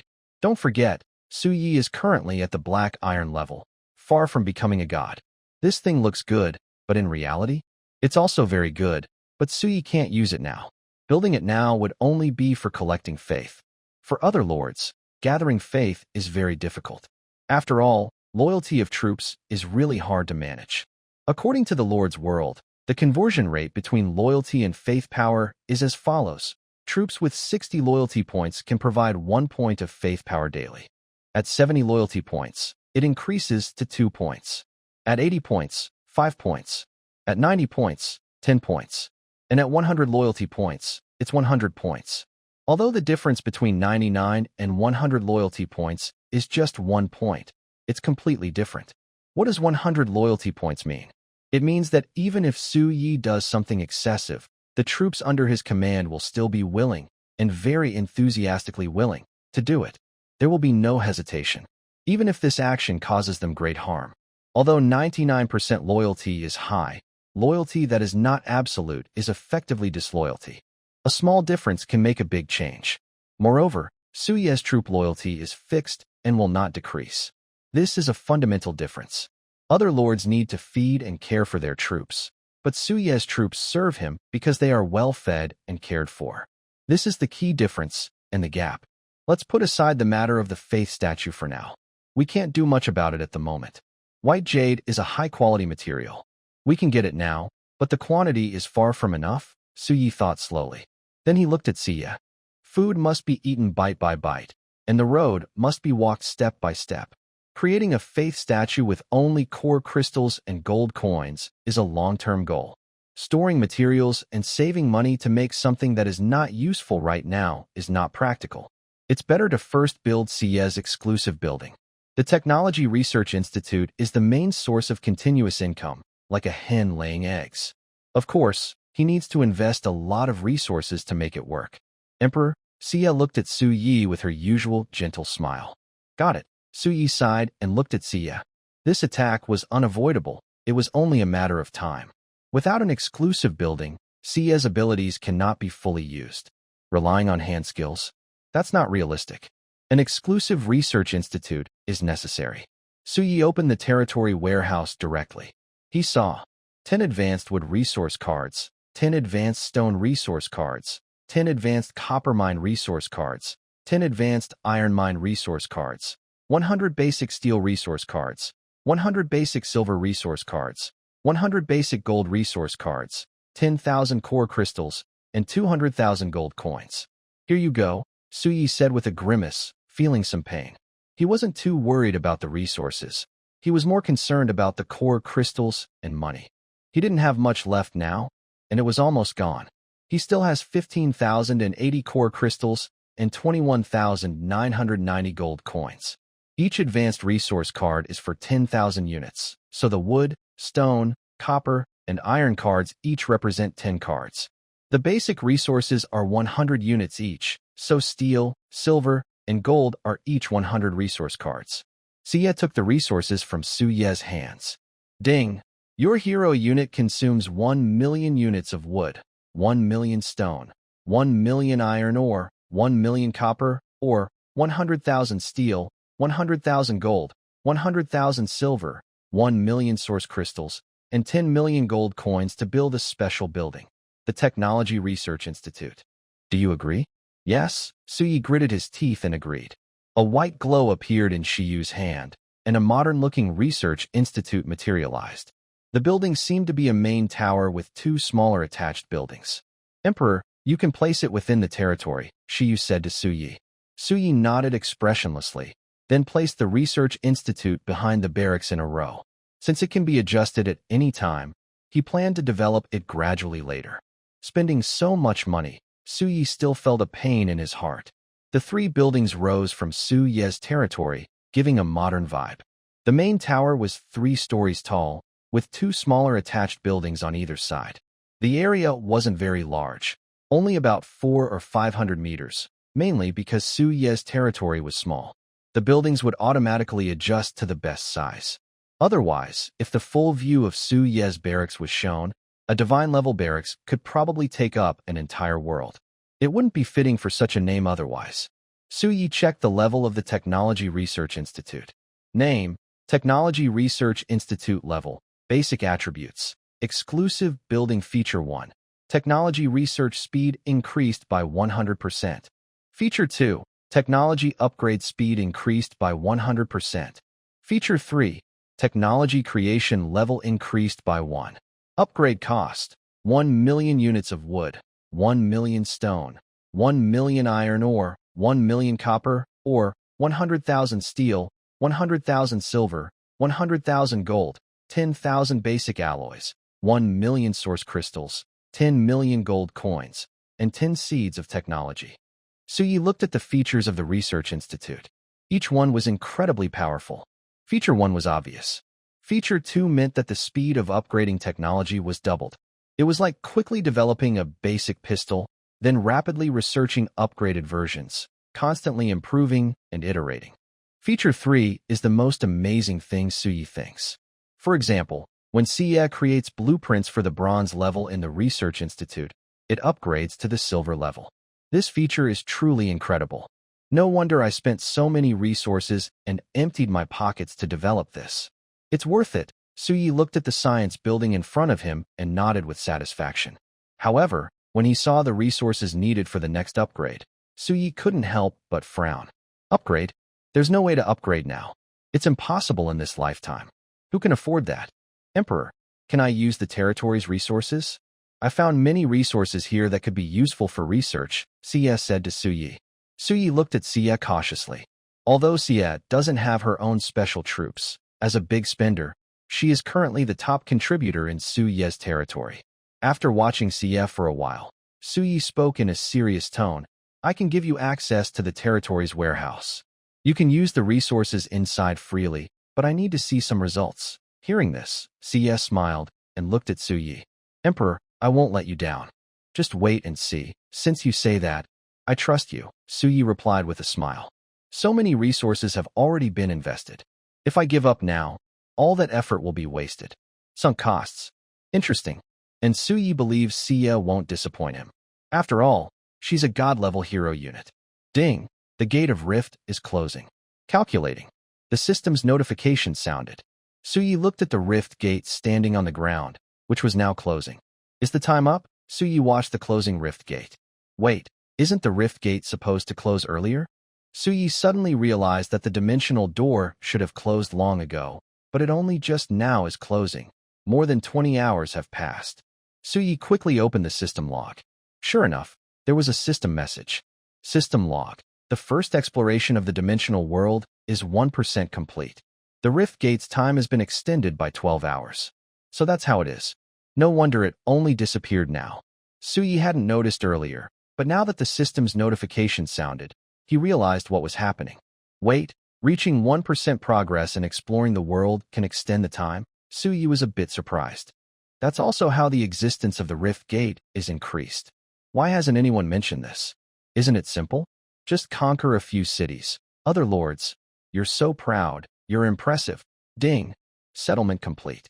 Exploration progress is 3%. You have received a basic black iron dimensional chest. Black iron dimensional chest. Suyi looked at the floating chest in front of him. Suyi knew what this was. Black iron represents the level, and dimensional refers to the world. Is this chest valuable? Very valuable. There are only 4-dimensional chests per world. A basic dimensional chest requires over 1% exploration progress. A mid-level dimensional chest needs over 40% progress, a high-level one over 70%, and the only one, an ultimate dimensional chest, requires 100% progress. So, obtaining these dimensional chests is quite difficult.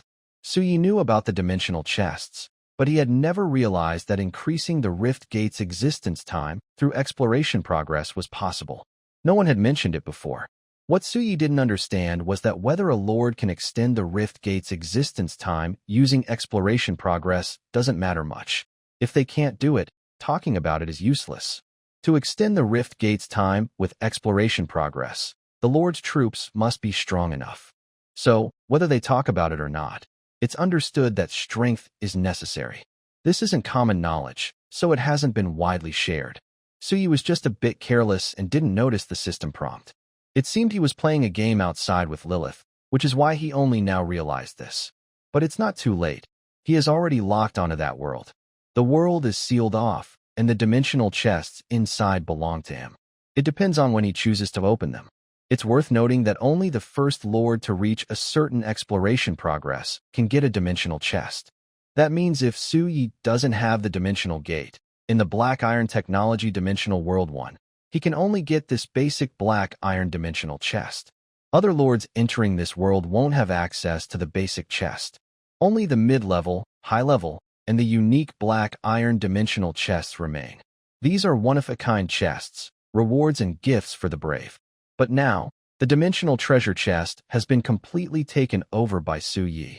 He not only took everything, but also ended up carrying away the responsibility. Other lords, let alone obtaining treasure chests, can't even get into them. Dimensional treasure chests, regardless of the world level. There are only 4 such chests in each world, Su Yi said with a smile as he looked at the chest in front of him. These chests are worth more than ordinary ones. Of course, if you compare them to SSS level Abyss difficulty treasure chests, which are more challenging, which is better. So you can only say each has its own strengths. SSS level Abyss difficulty treasure chests, in theory, are limited to only 30 in total. Each lord has only 30 chances in their lifetime to get one. After the beginner stage, these chests no longer appear. Dimensional treasure chests can be understood as MVP reward chests, given after exploring a world. The items inside are treasures matching the level of that world. If someone fully explores a platinum level or higher world, the items from the dimensional chest would be unimaginable. Ding. Do you want to open the black iron dimensional chest? Open it, Su Yi said, looking at the black iron chest in front of him. Ding. You obtained a blue blueprint, liquid robot. Ding. You obtained a blue blueprint, artificial intelligence. Su Yi looked at the items coming out of the chest and immediately checked their attributes. Name, liquid robot level, blue requirement, can be learned by scientific research units.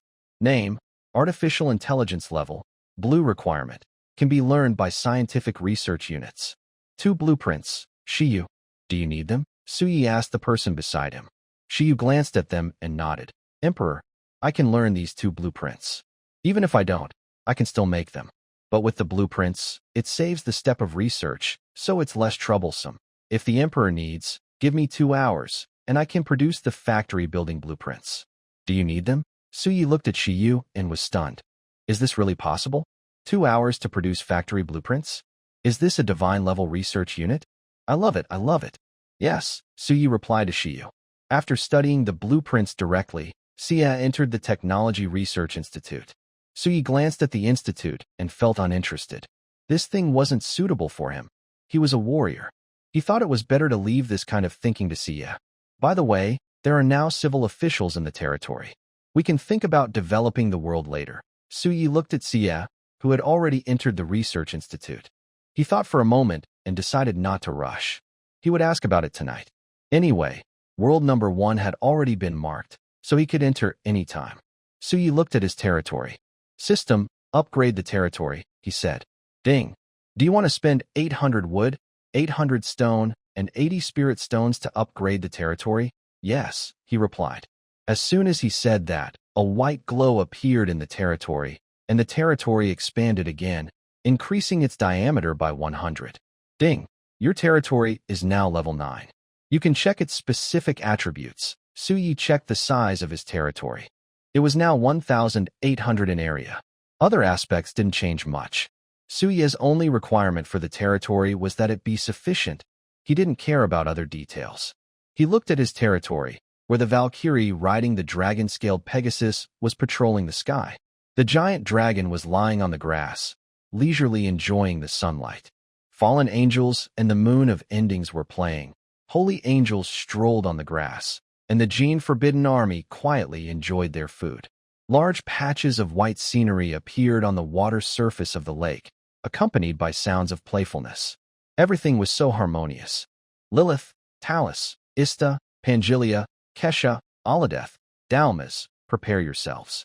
In 1 hour, we will open a new rift. Su Yi's voice echoed in the territory. Yes, 7 voices responded simultaneously. Xia, inside the research institute, looked outside, then continued to focus on her research. The institute had all the research equipment she needed.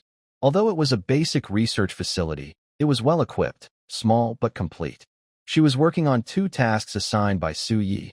One was a stocking production line, and the other was an automatic liquid robot factory. However, before that, she needed to develop artificial intelligence. This made it easier for her to do her research. Su Yayo floated leisurely over Lingyuan Lake. When will we have a hot spring? Just soaking in the lake every day isn't a good idea. Next to him, a curvy, well-endowed fallen angel affectionately fed a piece of meat into Su Ye's mouth. Su Ye simply enjoyed it, occasionally taking a sip of milk. Life was very comfortable. It's worth mentioning that Su Ye's territory doesn't have any milk. As time passed, an hour went by. Su Ye looked at the troops gathered in front of him. Dimensional rift, open. Su Ye's voice rang out. Ding. Do you want to open the dimensional rift? Once opened, the rift will stay open for 12 hours. Please be careful. A dimensional rift appeared in Su Ye's territory, a swirling portal. Odysseus led the white Pegasus into the rift, followed closely by other Valkyries. In less than a minute, one Valkyrie returned to the territory to report. Then Lilith and others crossed through the portal into a new dimension. Su Ye stood on Pangelia's back, looking at the endless desert world. Wow, I really encountered this world. Su Ye squinted at the scene. This was the insect race world from the live stream. A world occupied by insects. Lock on seal. Su Ye's voice sounded. He, dressed in golden armor, stood on Pangelia's back. A large illusion of a dimensional gate appeared in this world. Then it vanished, completely sealing off this world. These bugs, Su Ye looked at the vast yellow sands. The entire dimension was in this state. The resources of this world had been exhausted. Apart from the insects, only these dead deserts remained. Even the energy inside the land had been drained, turning into a sea of death. This is the insect race, also known as the raider species. When they discover a world, they greedily take all its resources, including the vitality of the land. They leave behind a dying world, which eventually turns into a speck of dust in the eternal universe, disappearing completely. I just don't know what kind of world this originally was, Su Ye thought as he looked at the rolling sands. Odile rides a Pegasus across the sky and appears in front of Pangelia. God King, a crack has been found ahead, suspected to be a dangerous territory, Odile reports to Su Ye. Oh, Su Ye looks at Odile with a hint of surprise. Could it be that the unlucky host's territory is not completely destroyed yet? Thinking of this, Su Ye says to Pangelia, Pangelia, stay here and guard the area.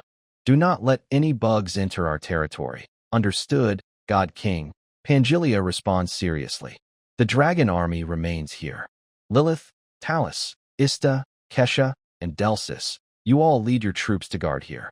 This world doesn't need exploring. As long as those bugs don't come, we don't need to worry, Su Ye says, looking at this world. Yes, Lilith and others nod. There's no need to explore this world. The only valuable things might be those bugs and treasure chests, but it's not necessary. This world has already been anchored by us. We can open the portal to this world anytime. There's no rush to explore now. The crack's door isn't under Su Ye's control. If we explore for too long, we might waste troops guarding the crack, preventing bugs from entering our territory. It's better to keep things as they are, not letting the crack stay open longer than necessary.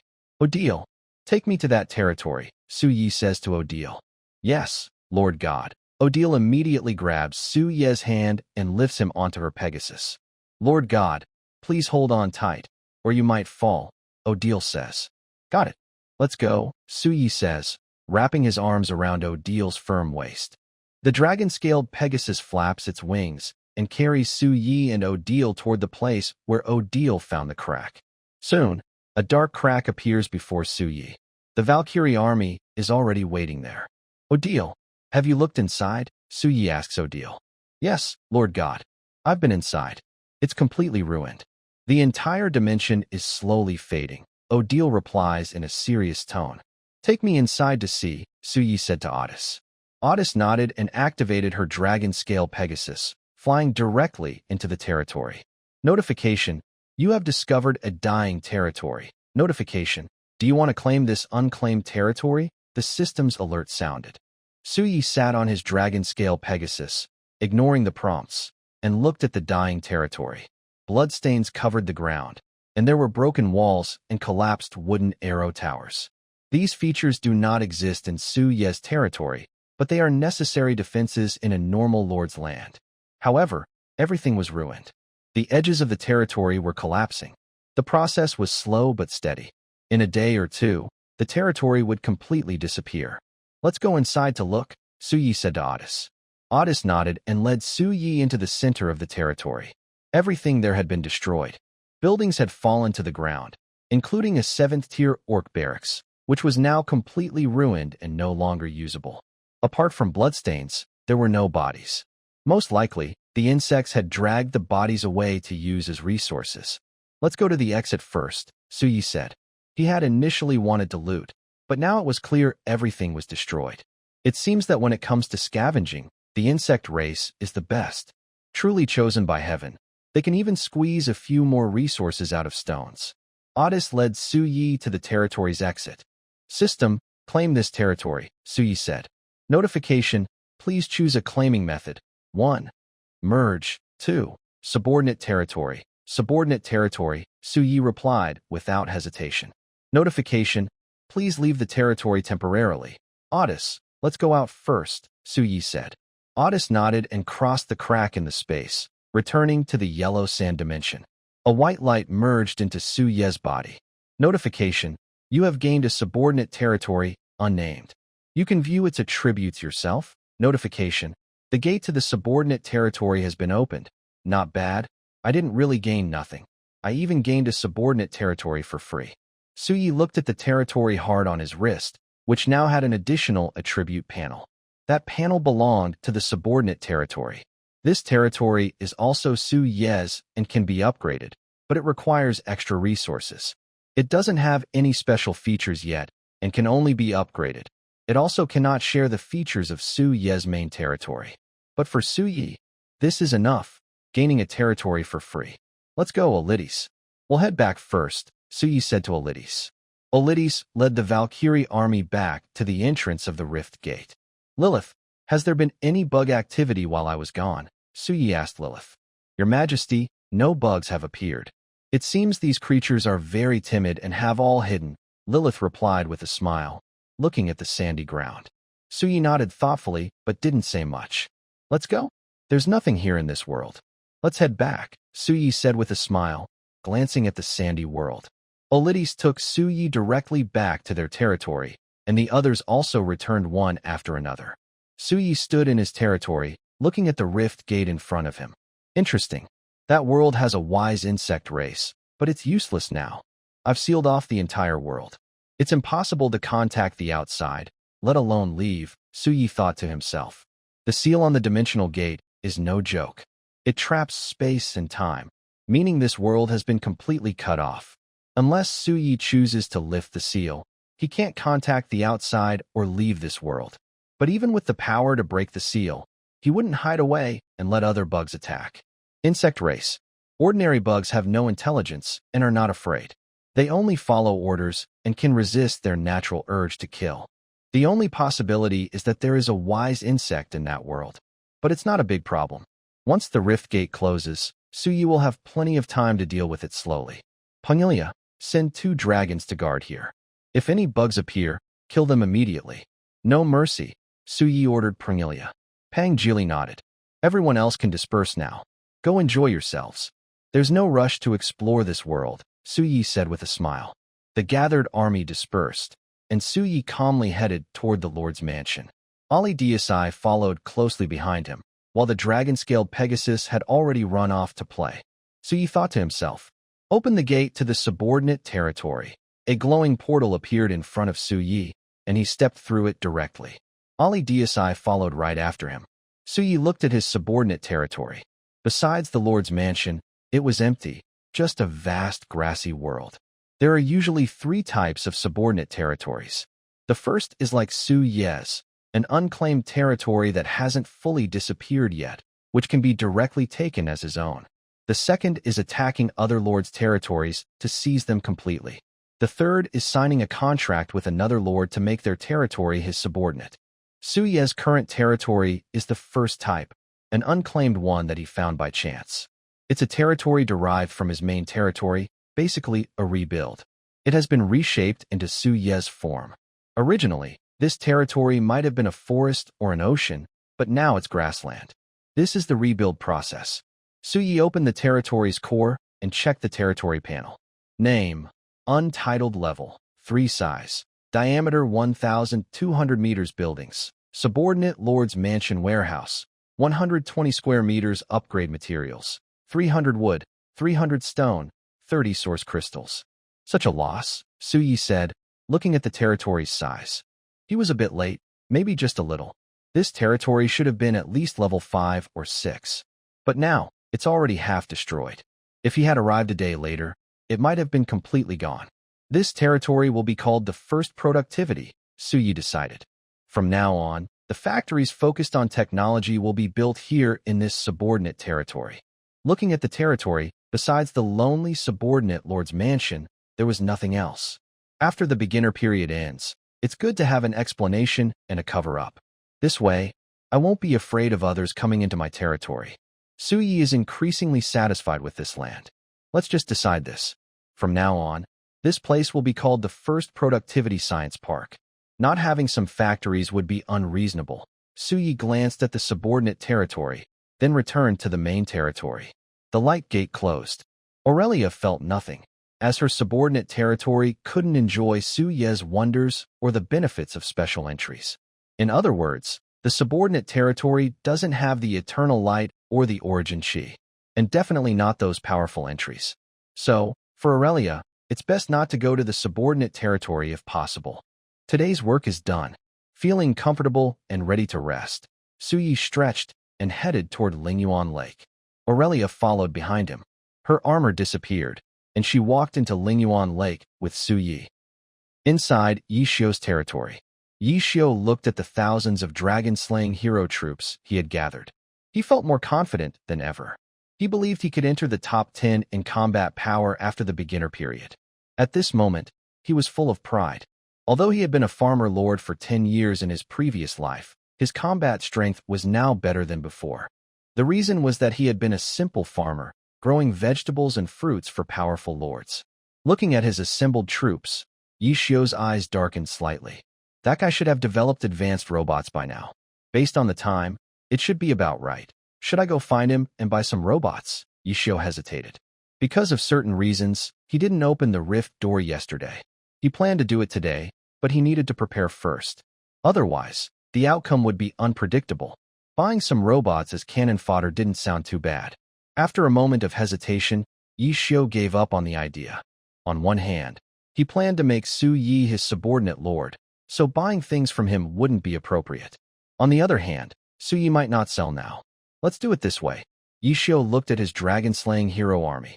Just as he was about to open the dimensional rift, he suddenly remembered something. On the ground, 3 6s were arranged using gold coins.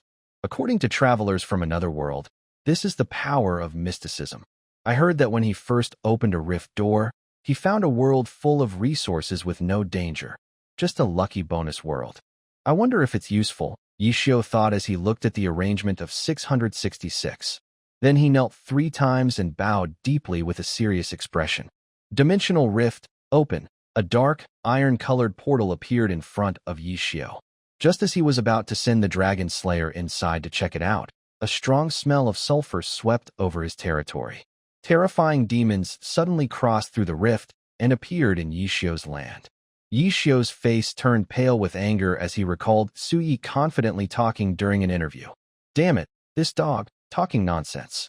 I really believed your lies, Yishio thought, his face growing more grim. Of course, he knew this had nothing to do with Suyi. It was his own bad luck that caused the rift to open and let these demons in. But then again, instead of blaming himself, he thought about blaming others. Did Suyi really have no fault in this? Although they were just some small demons, inferior ones. But for Yishio, it was quite entertaining. The black iron demons were manageable, but what about the bronze ones? Wow, Yishio winced in pain as he started scrolling messages in the chat channel. Yishio, looking to buy high-priced troop refresh recruitment cards. Yishio, looking to buy high-priced troop refresh recruitment cards. Yishio, looking to buy high-priced troop refresh recruitment cards. Achio, Suyi sneezed and Odysseus immediately hugged him, causing ripples on the water surface. God King, are you okay? Odysseus asked softly, her face slightly red. I'm fine, Suyi said, rubbing his nose. Whoever is thinking of me, forget about her, Suyi said casually, then dove into the water. Odysseus's face turned even redder. Suyi was happily enjoying himself in his territory. Meanwhile, Yishio had bad luck. From being confident and eager to invade the dimensional world and gather resources, he now found himself defending his territory like a carrot.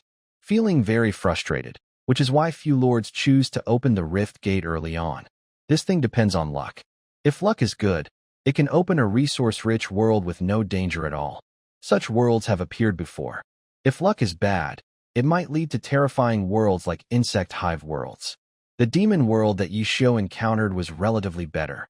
Compared to the endless fight with insects, facing demons gave him some time to prepare. As long as he can hold on, that's enough. Demons are fewer in number than insects. Also, demons can feel fear, but insects do not.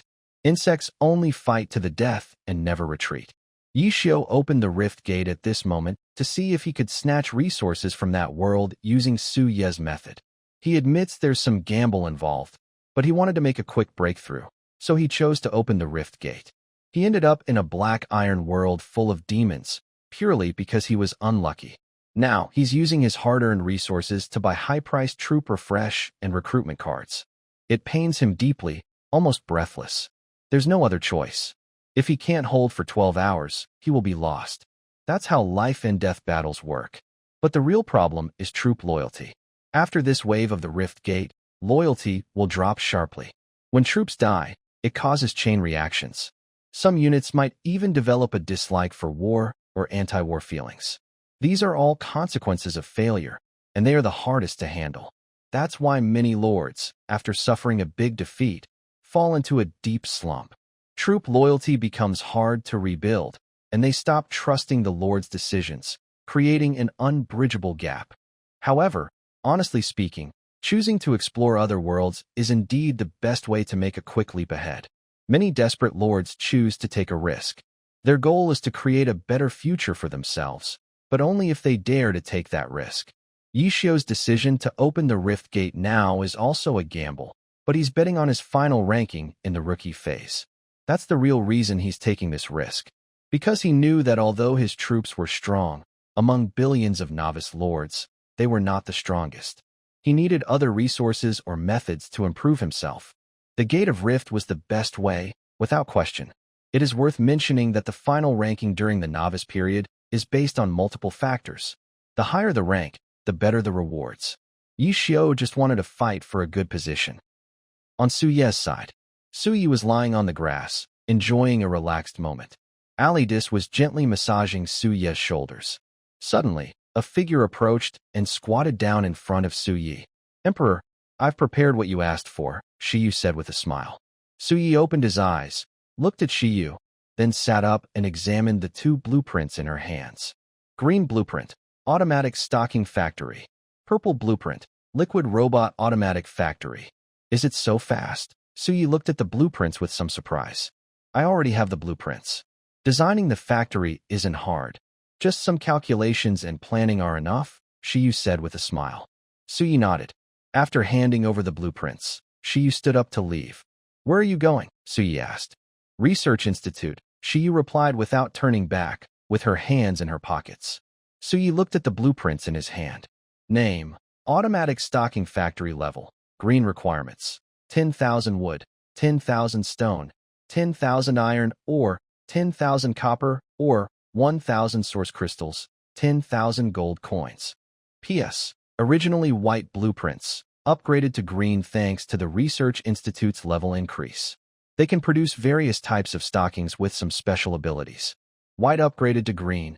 Not bad at all. Su Ye looked at the blueprints, pleased that they could now generate some special abilities, something he hadn't expected. Then, Su Ye turned his attention to the Liquid Robot Automatic Factory blueprint. Name, Liquid Robot Auto Production Factory level. Purple requirements. 1 million units of wood, 1 million units of stone, 100,000 units of iron ore, 100,000 units of copper ore, 100,000 units of silver, 100,000 units of gold, 100,000 units of basic alloy, 100,000 units of source crystals, 1 million gold coins. Note, originally, this was a blueprints, but due to the Technological Research Institute's upgrades and the Mechanical Creators enhancements, it became a rare purple blueprint. It can automatically produce liquid robots comparable to Tier 10 soldiers. Su Ye looked at the blueprint in his hand, feeling a bit frustrated. It was great that the liquid robots could match Tier 10 troops, but there was a problem. How do I get these materials? Especially the basic alloy. Either synthesize it or find it in treasure chests. Xie should be able to synthesize basic alloy, right? Suyi thought as he looked at the blueprint. I'll ask her later. Suyi quickly stored away the liquid robot auto production factory, as he couldn't build it right now. Whether it's the stocking factory or the liquid robot factory, they are no longer just item blueprints, but building blueprints, which is why they require so many resources. The downside is the high resource consumption. The upside is that once built, the factory can continuously produce products as long as the resources are available. And these liquid robots can't be sold either. They're too wasteful to give away, Suyi thought, then stood up from the grass and headed toward the Technological Research Institute. He planned to discuss with Xie about getting some cheap goods for trade, mainly large quantities that are affordable, as such products are easier to sell. Items like liquid robots are clearly high-end, and ordinary lords can't afford them. Making some lower quality items could also benefit ordinary lords. Low profit isn't a problem. The goal is steady, long-term income. Technological Research Institute. Xie looked at Su Yi, who had brought a deal with him, and her eyes showed a hint of doubt. They had just returned, yet he was here again. Is there a problem with the blueprints? It shouldn't be, right? Su Yi looked around the clean hall of the Research Institute, curiosity in his eyes. Emperor, is there a problem with the blueprints? Xie asked Su Yi. The blueprints are fine, but they are a bit too perfect, Su Yi said to Xie. Huh? Xie raised a question mark in her mind. What does it mean that they are a bit too perfect? Let me put it this way. The liquid robots are good, but those ordinary lords are reluctant to spend money on them, and they can't afford to buy them. You understand, right? Su Yi smiled and explained. She thought there was a problem with her design, but it turned out the issue was here. Those lords are too poor and unwilling to spend that much money. Xie thought about it and realized that, based on the rank of the liquid robots, comparable to a Tier 10 soldier, producing one requires quite a lot of resources. Selling cheaply means losing money. Selling at a higher price few lords can afford. This really is a problem. So, Your Majesty, what do you mean? Xie looked at Su Yi and asked. My idea is simple. Make the weapons and equipment cheaper, mainly using inexpensive, high-value raw materials, Su Yi explained to Xie. Are there any other requirements? Xie noted down and asked. Durability is secondary. The main thing is that they are cheap and cost-effective. Just these 2 points. Understood, Your Majesty. There's no problem with that. We can develop it quickly, Xie nodded seriously. By the way, Xie, can you develop basic alloys? Su Yi asked. Basic alloys? That's no problem. Do you need them, Your Majesty? Xie pushed up her glasses. Yes, I do. If possible, develop them as soon as you can, Su Yi said in a deep voice. Xie nodded seriously. In that case, I won't bother you anymore. Remember to hold a banquet tonight, Su Yi said to Xie. Understood, Your Majesty, Xie nodded. Then Su Yi and Alades left the Science and Technology Research Institute directly. For Su Yi, professional tasks should be left to professionals. He doesn't need to interfere, just focus on his role as the client. Just tell Xie what is needed. If she can do it, she will. If not, then so be it. That's all there is to it. In short, Su Yi always sees himself as a mascot. If there are demands, he will say so. If not, he just does his mascot duties, eating, drinking, and having fun. It's better than doing complicated tricks. Olive, let's go see the second territory, Su Yi said to Olive. Olive nodded. A glowing door appeared in front of Su Yi, and he led Olive inside. In the second territory, Su Yi took out the blueprint for the automatic stocking factory. A system prompt sounded. Ding.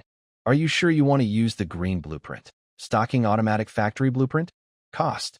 10,000 wood, 10,000 stone, 10,000 iron ore, 10,000 copper ore, 1,000 source crystals, 10,000 gold coins.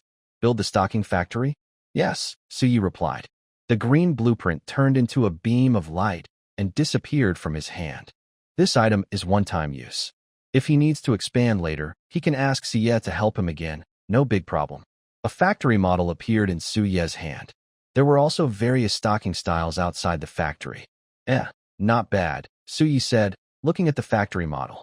Then he placed it in his territory. A factory rose from the ground. Su Yi looked at it, An automatic production factory. Name: stocking automatic production factory level. Silver, green blueprint. From iron to silver. Features: automatic production, customizable, randomly adds low-level attributes materials. 100 silk 1 source crystal equals 100 stockings PS. This is a mechanized factory that automatically produces stockings, with the ability to randomly add low-level attributes. Silk? Suyi thought. In the Lord world, silk isn't much different from wood or stone. It's not a high-level material.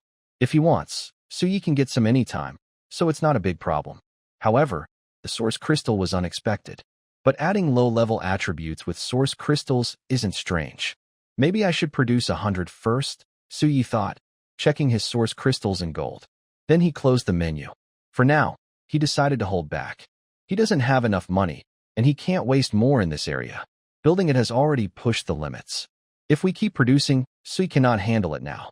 There are not enough resources, and we can't afford to waste them. Suyi needs to save more. This was also unexpected for Suyi.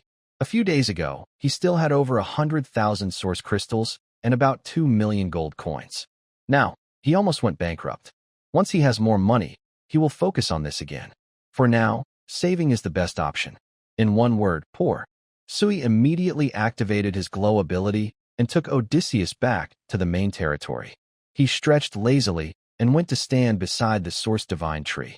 Like a bored person, he wandered around the territory, looking here and there. Finally, he went to the spirit source lake. The territory still needs more entertainment facilities, so he looked at the genetic forbidden army, the In-Moon Calm, Original Sin Fallen Angel, Pure Blood Fallen Angel, Holy Angel, and Valkyrie, and thought. Come down and play, Emperor, God King, God Emperor, Lord. The voices kept coming. It felt like a system notification sounded in Suyi's ears. The genetic forbidden army, In-Moon Calm, Original Sin Fallen Angel, Pure Blood Fallen Angel, Holy Angel, and Valkyrie have challenged you to a duel. I'll come for it. Suyi jumped into the spirit source lake. Laughter echoed around him. Suyi felt surrounded by warmth, and his whole body was relaxed and comfortable. One word: awesome. As time passed, night fell. The campfire in the territory was lit again. Sia was pulled out of the Technology Research Institute by Suyi. She looked a bit helpless at the black iron tier wine and roasted meat in her hands. She watched Suyi, who was laughing and enjoying food and wine, then smiled. The atmosphere in the territory was good. No matter what kind of soldiers, there was no superiority or inferiority. At least, that was how Suyi, the Lord, saw it. All right, let's have a happy feast. Today, you're the main guest, Lilith said with a mischievous smile, wrapping her arm around Sia. Sia looked at Lilith, struggled a little, then gave up. She couldn't fight back, so she decided to enjoy it. As night fell, the portal to the Zerg's dimensional world had been open for 12 hours. The system notification sounded. Ding! Calculating exploration progress. Ding! Exploration progress is 0. No rewards earned. The Gate of Cracks is closed. While nursing, Suyi looked up in surprise, then ignored it. If it disappeared, it disappeared. He had already marked it, so who cared? He continued eating. The yellow night passed. The white dawn arrived. Suyi opened his eyes, feeling bored and tired. Who am I? What did I do? Why do I feel so exhausted? It's like his body had been drained. Suyi crawled out of the pile of beauties, like a zombie. He went to the Chaos Spring and looked at his reflection in the water. He looked so worn out. No more, I must stop drinking, Suyi silently vowed. He was determined to quit alcohol. He drank a few sips of Chaos Spring water and was instantly restored to full health. Much better, Suyi said, washing his face. He felt refreshed. He walked on the grass like a proud lion patrolling his territory, striding confidently toward the barracks. 30 Fallen Angel, 30 Gene Forbidden Army, 30 Dragon, 30 Holy Angel, 30 Valkyrie, 30 Star God. Today's luck is SOSO. Suyi looked at the 180 units of soldiers he recruited. He was satisfied, but he felt a bit off that he didn't recruit any hero units. System, open the daily combat power gift pack, Suyi said. Ding, you received 100 origin crystals. What? That's it. Suyi looked at what the combat power gift pack gave him. This should be the guaranteed reward, right? 100 origin crystals? That's barely enough for a beggar. No, something's wrong today, Suyi thought as he looked at the contents of the gift pack. Something felt off. Today, I need to be low-key. I can't be so arrogant, Suyi said with a serious face. Something was definitely strange today. Damus, Suyi said to the girl behind him. Today, it was her turn to follow him. This was Suye's plan. One day at a time. If she's busy, they'll switch. The goal is to build a relationship, starting with Aelide, as arranged since yesterday. Damus nodded behind Suyi. Then Suyi headed toward the divine summoning hall. With Dalimis by his side, Suye's courage grew much bolder. Entering the summoning hall, Suyi looked at the altar in front of him. Ding. Would you like to perform the daily summon? Summon, Suyi said curiously, staring at the altar. A blood-red light shot up into the sky. Suyi instinctively took a step back. Chaos, evil, and ominous aura appeared around Dalimis, and the blood-red light disappeared. An ancient sheepskin scroll appeared before Suyi. He looked at the scroll and checked its attributes. Name, Demon Contract Level, None Type, Rare Item Special. Wish, 3 times, PS. Created by a mighty demon lord, allows 3 wishes. Free might seem good, but every free offer has a price. Wanna try? Dance with the demon. Suyi looked at the ancient sheepskin scroll. The demon lord, 3 wishes, dancing with the demon. What is the demon lord? Suyi wasn't sure, but just hearing the name told him it was not an ordinary thing. As for wishing, does he need it? It didn't seem necessary, since he didn't really need to wish for anything. But could this item be useful? It might be useless, but it could also be quite helpful. Can it be traded? Suyi looked at the demon contract in his hand. If he could trade it, that would be good. Many people probably want this item. Rare items don't have levels. They mainly depend on their special features. Some are extremely powerful, while others are just average or even weak. All right, better than nothing. Suyi simply stored the demon contract in his personal space, letting it gather dust. He wouldn't use this thing. He definitely didn't want to be targeted by that demon lord. It was obvious. This item was just a dangerous trap. Dalimis, let's go, Suyi said, leading Dalimis out of the divine item summoning hall. The things summoned here were getting more and more unbelievable. Back in his territory. As time passed, Suyi ate his breakfast leisurely, not in a rush to start the void trial. While eating, he also opened his private chat to see if Little Merchant had sent him any messages. Sure enough, there was a message, probably sent last night around 1 or 2 a.m. It seemed like Little Merchant was having a good time. Suyi looked at the message. Little Merchant. Sir, do you have anything to sell? Business has been slow lately. I am currently buying recruitment cards for new troop types and upgrade cards for barracks. Seeing the message from the Little Merchant. Today is the 9th day of the beginner period. Counting the days, some promising lords have already started to grow. Of course, by growth, I mean steady development. Exploring the Rift Gate is still too risky. Unless you're like Suyi, who is very persistent. Most lords won't choose to open the Rift Gate. Why? Because it's unstable. If something goes wrong, there won't be anyone to help. Second-generation lords especially won't take risks. Once they pass the beginner stage, with their family's support, they feel safe. They can open a Rift Gate every day if they want, but now they can't. Their family can't help them now, so they have to rely on themselves. Stability is the best choice. There's no need to take risks.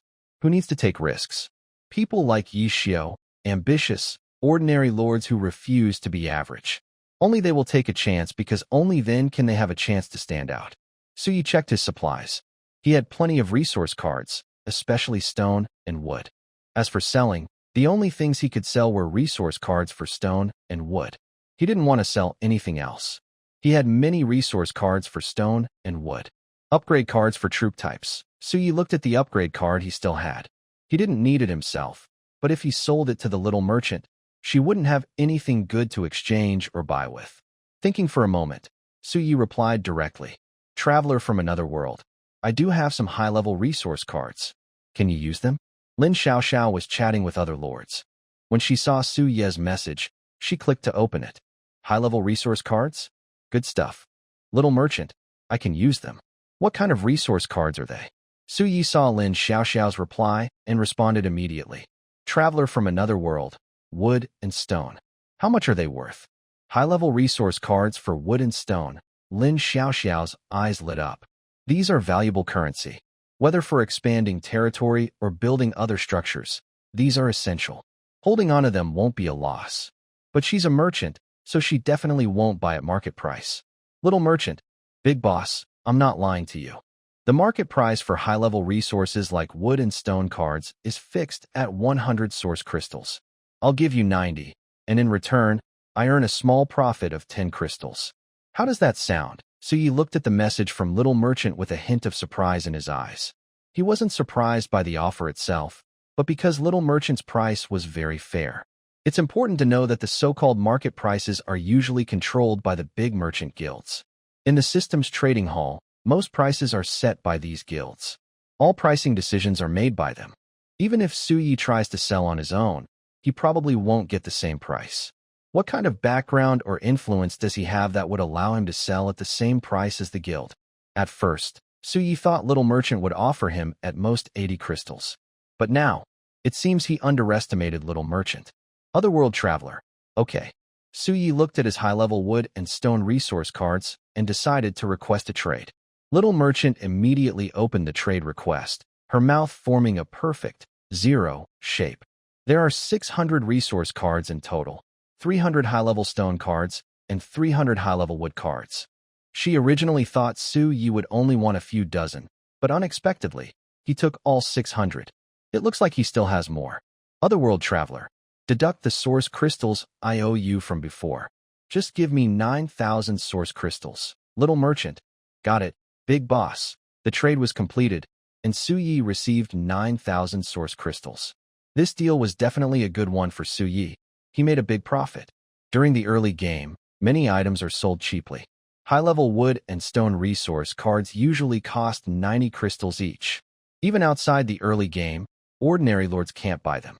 The big merchant guilds often undervalue them, selling at 50 or 60 crystals, and some ruthless ones even buy them for only 20 or 30 crystals. Little Merchant. Happy to work with you, big boss.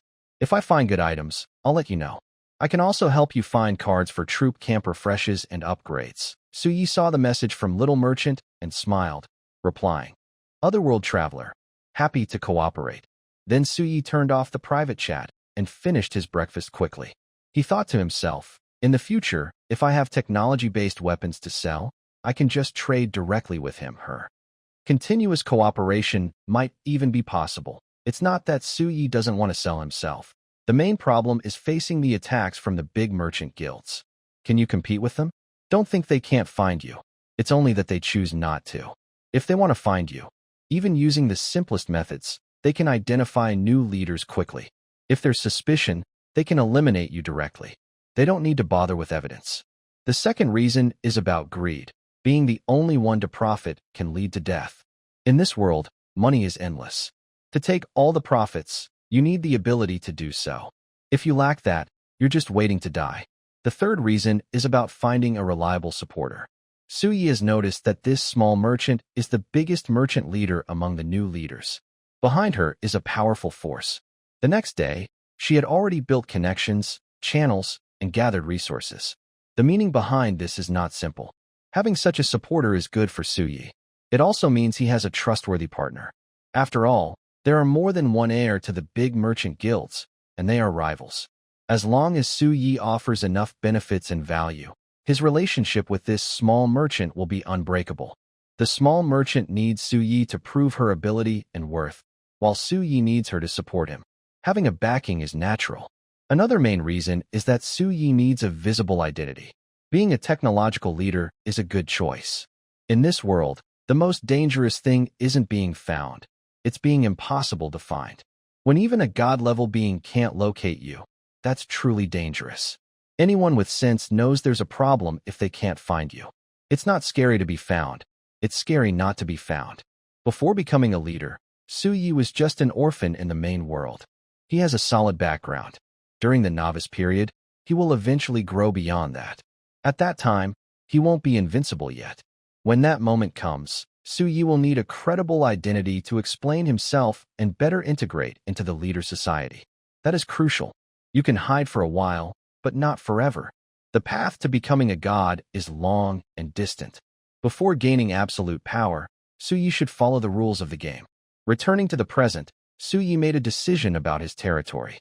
The first step was to fully develop factories focused on technology. The second was to produce as many technological weapons as possible to hide Lily and the others' presence. The third and final step was to demonstrate his value and lay a good foundation for cooperation with small merchants. At least after the beginner period ends, maintaining this current relationship is the best option. From now on, the territory's resources will focus on technology. Everything will develop around technology, Suyi decided. Lily and the others' presence will be moved to the background. Although it is only the 9th day of the beginner period, preparations must be made. Rushing at the last minute is the easiest way to make mistakes. Starting now allows time to find and fix issues later. Have you eaten well? Suyi softly asked Dalmas beside him. Dalmas nodded. Let's go. Today's void trial is about to begin, Suyi said to Dalmas. Dalmas followed behind Suyi as they left the luxurious palace. Then, Dalmas went straight to gather the End Moon Purge. Lily and the others were already prepared.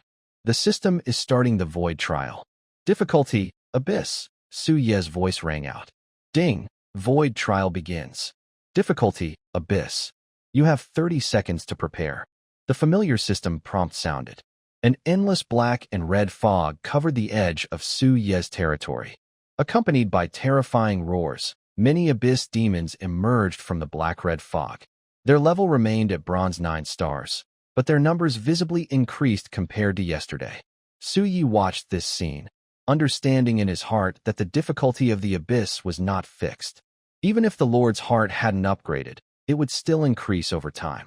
However, today, it seemed to have increased quite a lot. The abyss demons appeared much faster than before. This is strange. Suyi observed the abyss demons appearing at the territory's edge. Their numbers were growing rapidly, and they were emerging faster and faster.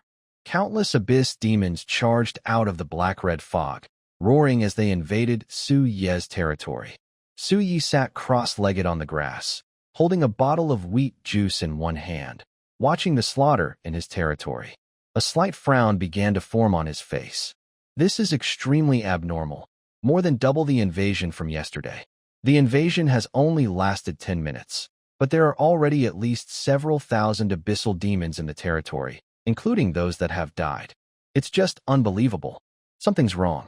Maybe the will of the eternal world is targeting me, Suyi thought as he watched today's void invasion. As time passed, Suyi kept an eye on the invasion. It's almost over, he noted, with 5 minutes remaining until the invasion ended. Suddenly, a demon covered in black flames appeared from the dark red mist. Suyi checked its stats. Name: Abyssal Flame Demon Level, Silver 1-star rank, 10th tier note. The flame demons in the abyss are among the core forces of the abyss, no longer considered cannon fodder. Suyi fell silent. This is just too crazy, he muttered, looking at his own level. Black Iron 6-star. This void invasion brought encounters with silver-level beings. The abyssal flame demon looked cruelly at Suyi's territory, ready to roar.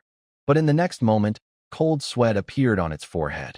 Its crimson eyes showed a hint of dullness, then turned to terror as it looked at the soldiers in Suyi's territory.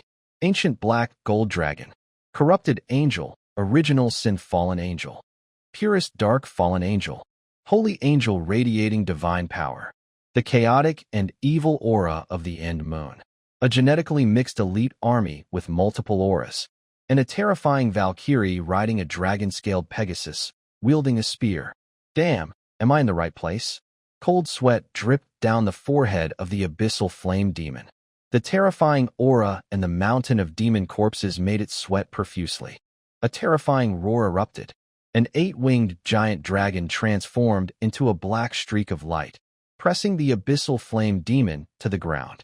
The flame demon roared and struggled, its demonic fire burning fiercely, but it couldn't shake the mountain-like dragon claw. Pangelia pressed one paw directly on the body of the abyss flame demon, her bright golden eyes filled with cold indifference, while a dark red glow gathered in her mouth. Dragon breath attack. Without any struggle, she unleashed a close-range destructive dragon breath, completely destroying the head of the abyss flame demon. A silver treasure chest dropped to the ground. Suyi watched this scene calmly, feeling no surprise. Although a silver star rank usually has some reduction in difficulty, who is Pangelia? The End Dragon knows her well. Even if the difficulty is halved, it still doesn't matter. She is destined to die. As time passed, the last 5 minutes ended. The system's alert sounded. Ding. Void trial has ended. Evaluating. Ding. Evaluation complete. Damage taken. 0. Enemies killed. 80,000. Rating. SSS. Ding. You have received an SSS level Abyss difficulty treasure chest. Just as I expected, Suyi looked at the system's summary log. The invasion involved 80,000 monsters, twice as many as yesterday. Most importantly, a silver-ranked Abyss Flame Demon appeared. This means tomorrow's Void trial will be even more difficult.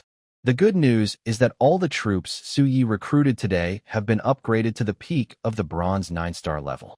That is probably the only good news. Disassemble. Suyi used his authority directly. Ding. You disassembled 80,000 corpses and gained 10,000 source crystals. Not bad. Suyi looked at the 10,000 source crystals he had obtained. He then nodded at Dalmas, who silently returned behind him, and continued to count the treasure chests he received today. 20,000 bronze-level Abyss treasure chests, 1 silver-level Abyss treasure chest. It was a very successful day, especially because he received a silver-level Abyss treasure chest for the first time. As for the previous silver treasure chest he obtained, it was just an ordinary silver treasure chest. Ding. Do you want to open the 20,000 bronze-level Abyss treasure chests? Open. Suyi didn't hesitate and chose to open them directly. Ding. You obtained 10 basic aluminum resource cards. Ding. You obtained 10 basic mithril resource cards. Ding. You obtained 10 basic silver resource cards. Ding. You have received 10 basic gold resource cards. Ding. You have received 100 source crystals. Ding. You have received 1,000 gold coins. Did the aluminum mine resource card also appear? Suyi looked at the newly obtained aluminum mine resource card. In total, he received 50,000 basic aluminum mine resource cards, opening 5,000 treasure chests. The remaining silver, white, and gold cards, each with 30,000 cards, opened 3,000 chests each. He gained 300,000 source crystals and 3 million gold coins, also from opening 3,000 chests each. Wow, a sudden fortune, Suyi said excitedly, looking at his abundant source crystals and gold coins again. Resource cards are secondary. Source crystals and gold coins are the real key. Now, the Liquid Robot Factory only needs basic alloys. I wonder if Shiyu has produced any. Suyi counted and stored all resources into his territory warehouse. He looked at the last white-silver Abyss chest. This was his first time opening a white-silver Abyss chest, so he was curious about what he might get. Ding. Do you want to open the white-silver Abyss chest? Yes, Suyi said with anticipation, staring at the chest. Ding. You have received 10 Intermediate Fire Element Crystals resource cards. Intermediate Fire Element Crystals resource card. Suyi looked at the card with some boredom. Like the basic Fire Element Crystals card, it contains Fire Element Crystals, but the intermediate version has 1,000 units per card. Not bad, better than nothing, Suyi said, looking at the Intermediate Fire Element Crystals card in his hand. He then looked at the last SSS level Abyss difficulty rating chest. Ding. Do you want to open the SSS level Abyss difficulty rating chest? Yes, Suyi said with anticipation, staring at the Abyss chest. Ding. You have received 1 War Camp recruitment card. Ding. You have received 1 War Camp upgrade card. Ding. You have received 1 unit promotion card. Ding. You have received 1 hero recruitment card. Ding. You have obtained the unique wonder, the long-standing city wall. A series of beeping sounds rang in Suyi's ears. He looked at the treasure chest with an SSS level Abyss difficulty rating, and a glint appeared in his eyes. Another unique wonder obtained, Suyi said with a smile as he looked at what he had just opened. The new items included troop refresh recruitment cards, barracks upgrade cards, and troop promotion cards. But Suyi's attention was on the new item, hero recruitment card. This card has only one purpose, to be used when recruiting troops. It guarantees that a hero unit will be recruited, unlike troop refresh cards or barracks upgrade cards.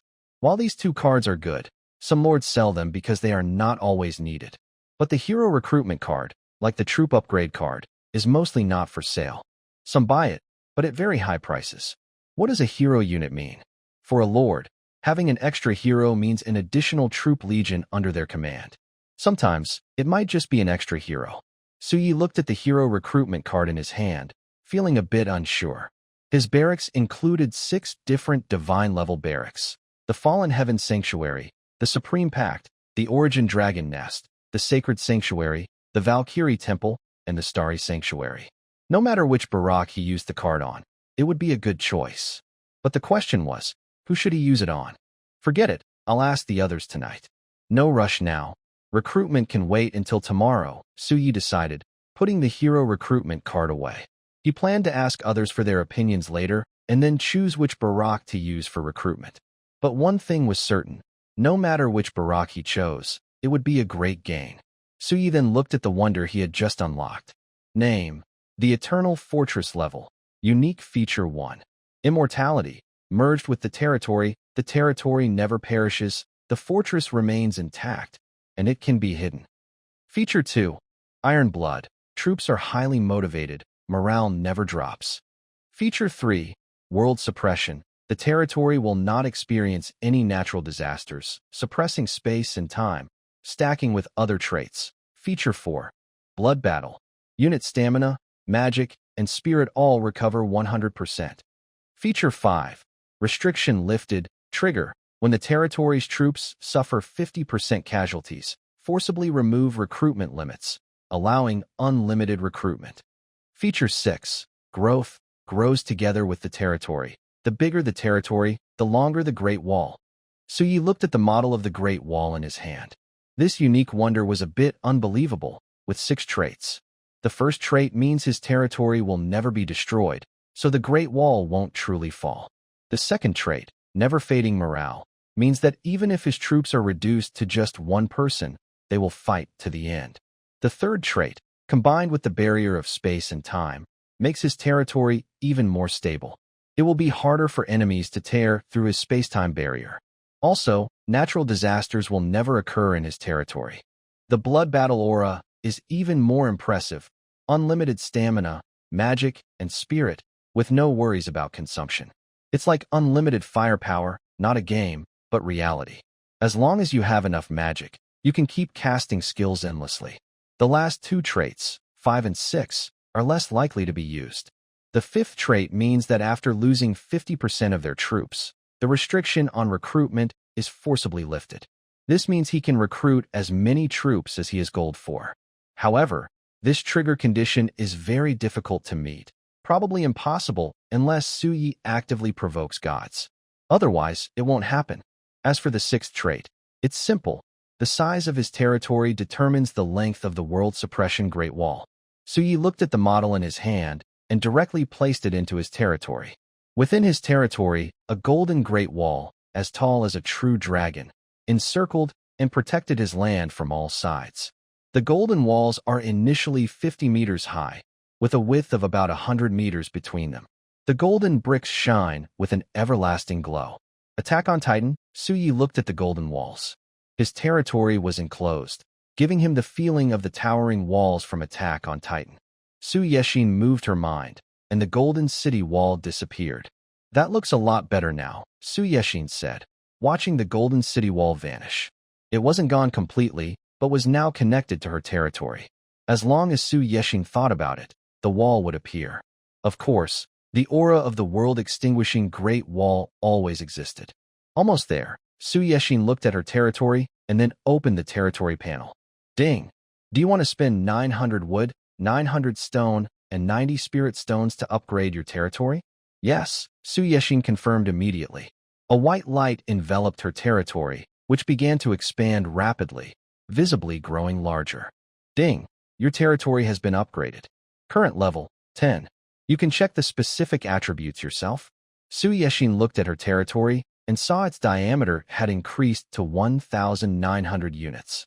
There weren't many other changes. Then she checked the territory level leaderboard. The top person was already at level 19.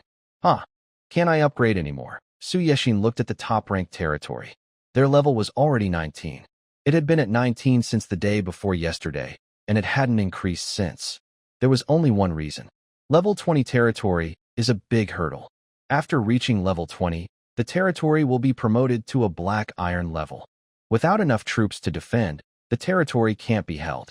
Once defended successfully, it will officially become a black iron territory and receive rewards from the Eternal World Will. Generally, new lords don't choose to upgrade their territory at this stage. It's basically risking death. Only Su Yexin, the overachiever, would consider it. During the promotion, countless void creatures invade the territory. If you withstand it, you pass. If not, you fail.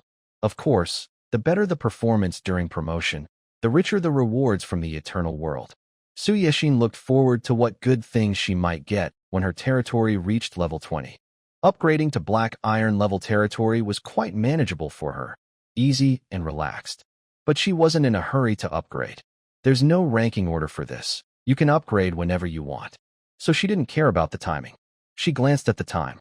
There was still time. As usual, she would rest for an hour before opening the rift gate again. Delmis, let's go. Suyi turned to Delmis and spoke. Delmis did not reply, only nodded, then followed Su Yi as they headed toward the Science Research Institute. Last night, Xia had been working inside, and Su Yi also wanted to see if Xia had made any progress. Inside the Research Institute, as Su Yi and Delmis entered, a synthetic female voice sounded. Welcome, Emperor. Welcome, General Delmis. Huh? Su Yi looked at the high-tech, sci-fi-style hall with a hint of curiosity. Are you an artificial intelligence? What's your name? Su Yi asked curiously. Xia had created the AI overnight. Replying to the Emperor, I am Artificial Intelligence Zero, created and edited by Lord Xia. The voice of Zero responded, sounding mechanical. Su Yi checked the warehouse in his territory. Resources were abundant. How did Xia manage to create this? Curious, Su Yi asked Zero directly. Where is Xia? Replying to the Emperor, Lord Xia is in the office on the 3rd floor. The elevator is now active. Your Majesty, General Delmis, would you like to go to the 3rd floor? Zero replied. Yes. Su Yi led Delmis into the elevator. It moved automatically and reached the 3rd floor in less than 10 seconds. Su Yi and Delmis stepped out of the elevator. This was Su Yi's first time on the 3rd floor, which was decorated like a large office. In front of Xia was a computer, part of the Research Institute's equipment. Xia was busy tinkering with something. Curious, Su Yi walked over and looked at the computer screen, but he couldn't understand it at all. Is there something you need, Emperor? Xia pushed up his glasses and looked at Su Yi. Su Yi looked at the screen for a moment, then turned to his territory, feeling a strong sense of disconnection. It's nothing. Just came to take a look and see how you're doing, Su Yi said with a smile. Xia looked at Su Yi, then took out several blueprints and placed them in front of him. Emperor, these are the items you requested. Please take a look and see if they are suitable, Xia said softly. Su Yi nodded and examined the 5 blueprints Xia had brought out. Spirit Source Grenade Automatic Production Factory. Spirit Source Rifle Automatic Production Factory. The Spirit Source Robot Automatic Production Factory. The Basic Alloy Automatic Production Factory. There are 4 blueprints in total. They are all plain white construction drawings, with no special levels. These weapons are made entirely according to Su Yi's requirements. The main idea is to be cheap, practical, and produce in large quantities. Did you finish all these in just one night? Su Yi looked at the construction drawings in his hand with curiosity and asked. Yes, to be precise, I was working on Blueprint Zero. Luckily, we have the Technology Research Institute. Without it, it would take a long time to develop Zero. Now that we have the design for Zero, creating these low-level blueprints is very easy. It took less than an hour, Xia replied slowly. Hearing Xia's words, Su Yi nodded. He didn't understand much about technology, and Xia didn't say much either. She just gave a rough explanation. Good job, Su Yi said, giving Xia a quick kiss on the face. Xia blushed and glanced at Delmis, who looked a bit dazed. She quickly turned her head to look at Su Yi. Emperor, are you trying to do something on the computer? Xia looked at Su Yi with a focused gaze, staring at the computer in front of her. Can I play games? Su Yi asked, feeling a bit eager. No games here, but if the Emperor wants, Zero can help design a single-player game for you. There are also computers on the 2nd floor, and the Technology Research Institute has plenty of spare ones. If you want, you can ask Zero to try, Xia said seriously. Hearing this, Su Yi nodded and thought for a moment before giving up. After all, this is Xia's workplace. Playing games here might be a bit disrespectful. Maybe next time. All right, do your own thing. I won't bother you, Suyi said to Sia. Then, with Dailmas happily following, he left the Technology Research Institute. After leaving, Suyi began to check the properties of the blueprints in his hand and see what materials were needed. Name: Spirit Source Rifle Automatic Production Factory. Level: White requirements: 10,000 wood, 10,000 stone, 10,000 iron ore, 10,000 copper ore, 1,000 origin crystals, 10,000 gold coins. Fortunately, it's not too much. Should I try? Suye's mind moved, and the light gate of the subordinate territory opened. He took Dailmas and walked inside. Within the subordinate territory, Suyi stood in front of the Lord's mansion, with Dailmas behind him. The entire territory only had a Lord's mansion and a lonely factory. Notification: do you want to consume a white blueprint to build an automatic factory for the Spirit Source rifle? Materials needed: 10,000 wood, 10,000 stone, 10,000 iron ore, 10,000 copper ore, 1,000 source crystals, 10,000 gold coins. Build, he said, and a white light appeared. Suye's hand now held a model of a factory. He checked its attributes. Name: Spirit Source Rifle Auto Production Factory Level. Bronze feature: Autofill. The factory automatically fills bullets when producing weapons. Materials: 1 wood, 1 iron ore, 1 copper ore, 1 steel, 1 source crystal node.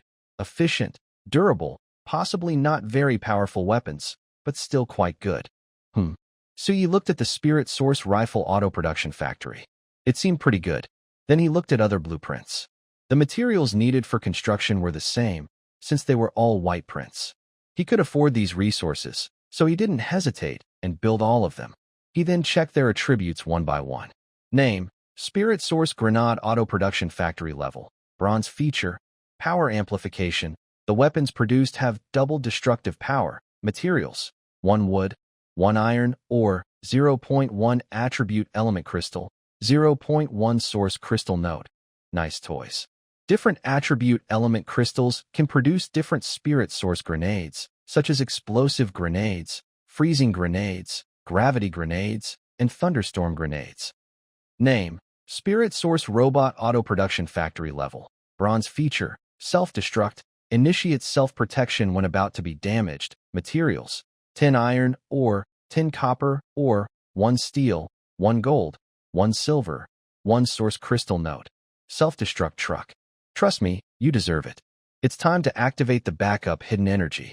Name: Beginner Alloy Automatic Production Factory Level. None features, none materials.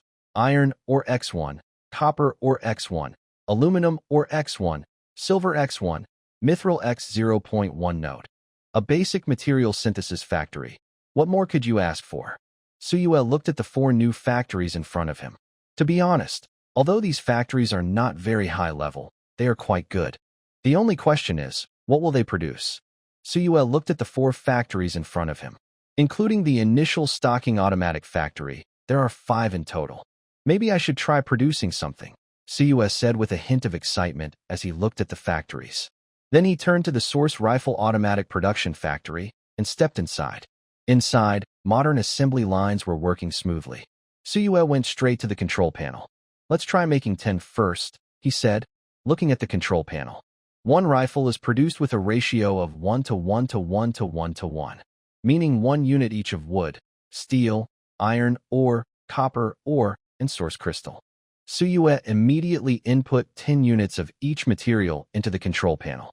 The entire automatic factory came to life. Soon, 10 source rifles appeared before Suyue. He picked up one. It was a bit heavy, with a body similar to an AK, but with a matte finish. He checked its attributes. Name: Untitled Level. Bronze features: Autofill, fills 1 source bullet per second. Ammunition: 30/30th durability, 50,000 node. A black iron level weapon. A technological product combining science and source crystals. More useful than a fire stick. Suyue looked at this evaluation and nodded with satisfaction. A product combining science and source crystals? Is this the mechanical creator? I love it. Let's call it the S1 rifle, he decided, naming the source rifle the S1. S stands for Suyue, and 1 indicates it's the first generation. Alright, Let's go see the other factories, Suyue said to Dalmas. Dalmas nodded and followed Suyue to the neighboring Source Grenade automatic production factory. Suyue walked in directly to the control panel, different from the materials used for producing psychic rifles. The ratio for making psychic grenades is 1:1 to 0.1 to 0.1. 1 unit of wood, 1 unit of iron ore, plus 0.1 of attribute crystals and 0.1 of source crystals. Attribute crystals are various elemental crystals in Suyue's possession. 1 unit equals 10 of 0.1 units. The same applies to source crystals. Suyue took out 10 units of wood, 10 units of iron ore, 1 unit of fire attribute crystal, and 1 unit of source crystal, and started production. Soon, 10 round, red grenades appeared before Suyue. He checked them.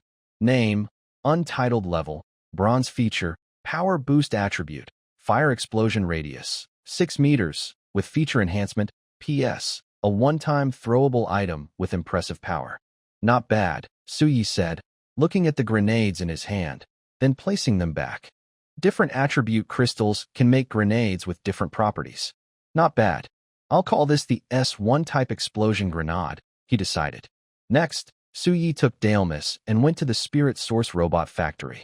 The ratio here is 10 to 10 to 1 to 1 to 1 to 1. He went to the control panel and added materials. 10 units of iron ore, 10 units of copper ore, 1 unit of steel, 1 unit of gold, 1 unit of silver, and 1 source crystal. He added all the materials at once. As the factory started working, 10 robots appeared before Suyue.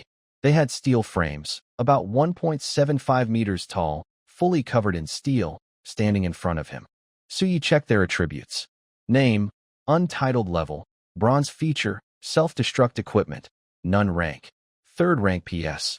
These are 3rd rank strength robots. Strange, what caused such a simple factory to produce robots comparable to 3rd rank soldiers? They can follow commands, mine, chop trees, fight, and are versatile. Looking at the robot notes, Suyue smiled slightly. Now, I have workers. My factory doesn't have any workers, so these robots are perfect. They are versatile robots and can easily handle tasks like screwing in bolts in the factory. I only need to give them the materials, and then I just wait for the inspection results. From now on, you will be called S1 type robots. Work in pairs, each pair guarding one of these 5 factories. Do you understand? Suyue said to the 10 robots in front of him. Yes, came the mechanical reply. There are 5 factories: stockings, rifles, grenades, robots, and basic alloys. Each factory has 2 robots, responsible for producing what is needed. Suyue looked at the resource cards he had opened and did some calculations. He used only a small part of each resource card, so he decided to put all the open cards into his secondary territory. Wood, 9980, iron, 9880, copper, 9890, steel, 80, gold, 90, silver, 90, fire element crystals, 99. Let's store these here. We can produce more when needed later, Suyue said, looking at the resources piled in the second territory. Then he opened the light portal and returned to his own territory. Of course, the rifles and grenades he produced were placed directly into his personal space. As for the production of basic alloys, there's no rush. The cracked door hasn't opened today, so he could get a free chance every day, so no need to worry. Delmas, go prepare, Suyue said to Delmas. Delmas nodded and went to gather the end moon vigil. Bored, Suyue opened the chat channel and took a look. Huh? Who is this? Suyue was curious about the messages flooding the chat. Iejichio, buying high-priced troop refresh cards. Iejichio, buying high-priced troop refresh cards. Iejichio, high-level troop refresh cards. Suyue checked the messages. According to what was said, this person has been spamming since yesterday, probably because the cracked door was opened, leading to an invasion of his territory, forcing him to do this. TSK, no strength, no right to show off. No sense of shame, Suyue muttered, closing the chat channel. Meanwhile, within Yishio's territory, countless bodies are piled up. After a day and night of fighting, Yishio looks at his troops. The good news is that all his units have been upgraded to the bronze level. The bad news is that they are almost all dead. Here's what happened. Yishio opened the gate of the rift, which was invaded by demons. The invasion itself was bad enough, but while resisting the demons, Yi Xiu also caused many of them to die. This is an avoid trial, so demon deaths don't drop treasure chests. However, the exploration progress in the dimensional exploration increased by 1%. This means the gate of the rift stayed open for 12 more hours. As a result, what was supposed to last only 12 hours was doubled, and Yi Xiu had to endure 24 hours of constant battle. Yi Xiu's eyes are bloodshot. He hasn't slept all night. As he looks at the gate of the rift, he feels furious but forces himself to stay calm. The battle lasted all night and drained his resources. The only good news is that everyone who survived has reached the bronze level, making them elite among elites. Surviving such fierce battles makes them true veterans. He also gained a treasure chest, a black iron dimensional chest. He knows what it is and considers it a good consolation prize. Good fortune often comes with misfortune, and vice versa. That's probably the situation Yi Xiu is facing now. He can only say that. In this situation, he managed to hold on.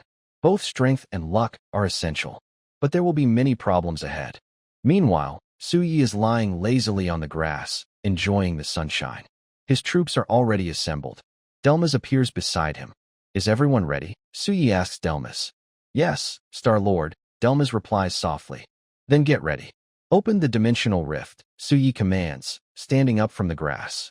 A huge gate of the rift appears in Su Yi's territory. Alidus leads her Valkyrie army straight into the rift. After a while, a Valkyrie returns with news. All safe. Lilith and others then began protecting Su Yi as he entered the rift gate. After a brief discomfort, Su Yi looked at the world before him. A dark, gloomy world appeared in front of him. This world seemed close to destruction. Endless darkness covered the sky. The land was black and scorched, and many plants had withered. Is this the world? Su Yi examined it carefully. His feeling was that this world was only darkness, silence, decay, and extinction. It seemed like it could be destroyed at any moment. At this time, the system's notification sounded. Ding! Data synchronization starting. Ding! Reading world information. Ding! Data synchronization complete. Treasure chest generated. You have 12 hours to explore this world. Ding! World information collected. This is a mysterious black iron dimension. Due to unknown influences, all living beings in this world have completely died, and everything is decayed and extinct. Su Yi looked at the system logs. A new world, anchor, lock? Su Yi's voice rang out. A huge shadow of a dimensional gate appeared over this world, completely anchoring and locking it. After doing all this, Su Yi led his army back to his territory. Exploring? There's no need to explore now. If he did, the Rift Gate's time extension would be triggered again. It's not necessary. To Su Yi, the Rift Gate is more of a tool. The main point is that the Rift Gate is not under his control, which is the key. With the existence of the Dimensional Gate, Su Yi doesn't need the Rift Gate. His only task is to discover new worlds, anchor them, and lock them. Back at his territory, Su Yi arranged for the Holy Angel Legion to guard near the Rift Gate to prevent creatures from that world from coming through. As for why Su Yi only went for a short time and gathered his forces before returning. Doesn't that seem troublesome? Not at all. Everything is for his safety. Being cautious is never wrong. Everyone else dispersed. Su Yi looked at the three worlds anchored by the Dimensional Gate. Number 1 world, the world of technology, is called the Black Iron Technology Dimension. Number 2 world, the Sandworm Tribe world, is named by Su Yi as the Sandworm Tribe world. Number 3 world, the Silent World, is called the Silent World by Su Yi. After marking these 3 worlds, Su Yi laid down on the grass, with his head resting on Delmas's thigh. He thought carefully. Now, Su Yi has 2 choices. The first is to upgrade the Lord's Heart to the bronze level all at once. After upgrading, there is a problem. The Abyss difficulty virtual trial might be very hard. Unsurprisingly, it will be filled with high-level silver monsters. But his forces are not enough, which is also a problem. Currently, Su Yi's troops are Fallen Angel, 410, Gene Forbidden Army, 220, Ender Dragon, 190, Holy Angel, 190, Valkyrie X 120, Star God X 120. It looks like a lot, but in reality, each virtual trial difficulty involves tens of thousands of enemies. If he upgrades to the bronze level all at once, the difficulty of the Abyss virtual trial will increase sharply, possibly with hundreds of thousands of silver monsters invading. His current forces are not enough to handle that, and most importantly, he needs to get the SSS Abyss difficulty score treasure chest, which is the most important thing. Of course, there is another option, not to upgrade, just keep going as is. The difficulty increases daily, but remains manageable. So now, Suyi must make a decision. Either upgrade the Lord's Heart or wait until his troops increase before upgrading. He also has a troop refresh and recruitment card, but it's only a drop in the bucket. Even if he uses all of them, he can't recruit many troops. At most, a few hundred units, that's about it. But the difficulty of the virtual trial after upgrading is far from enough. Suyi is not worried about his troops failing the trial. His only concern from the beginning to the end is whether he can get the SSS Abyss difficulty score treasure chest. That's all. Dalmas, I have a question for you. You see, one option is high risk and high reward. The other is low risk and low reward. If it were you, what would you choose? Suyi asked Dalmas. Dalmas was stunned. She hadn't expected Suyi to ask her this question. After careful thought, Dalimis spoke. Number 1. Huh? Why? Suyi looked at Dalimis with curiosity. Star-Lord, please trust us. For us, there is no risk in anything, Dalimis said softly. Suyi was stunned. He looked at Dalimis's beautiful face, then smiled confidently. Yeah, I was too cautious, a bit afraid of losing this great opportunity. Suyi smiled and said, Lord Star, although I don't know what you're worried about, so far, we haven't used our full strength, Dalimis said proudly, or rather confidently, as she calmly stated a fact. I see. Suyi looked at his territory, closed his eyes. With the aura of the divine level barracks and the wonder aura blessing, there's nothing to fear. This is just a trial. Thinking of this, Suyi opened his eyes. A sharp glint appeared in them. Then he returned to his usual lazy look. Guys, you can add pictures later. I really can't do it well. Sorry, I feel a bit embarrassed. Hee. Someone commented that my picture for Lao Wu blew up the bosses. Sorry, hee. Then let's give it a try, Suyi said with a smile. It's time to use the stored troop recruitment cards. Now, Suyi has 20 troop refresh and recruitment cards. His barracks include 6 types: the Fallen Angel Sanctuary, the Supreme Agreement, the Sacred Hall, the Origin Dragon Nest, the Valkyrie Temple, and the Starry Sanctuary. 6 divine-level barracks. As for Barak upgrade cards, there's no need to use them now. These are for later upgrades, ensuring progress. Using them now would make future upgrades difficult. Although current barracks are hard to upgrade, the materials can still be bought. When they become higher level, those materials might be impossible to find or buy. Using Barak upgrade cards at that time would be the most cost-effective. As for hero recruitment cards, Suyi already has a plan. He plans to use them on the Supreme Agreement, since he is mainly a technological lord. If he can recruit a research hero like Sia, it would be a huge gain. 20 cards, keep 2, the remaining 18. Each camp has 3 cards, which means 90 units of troops.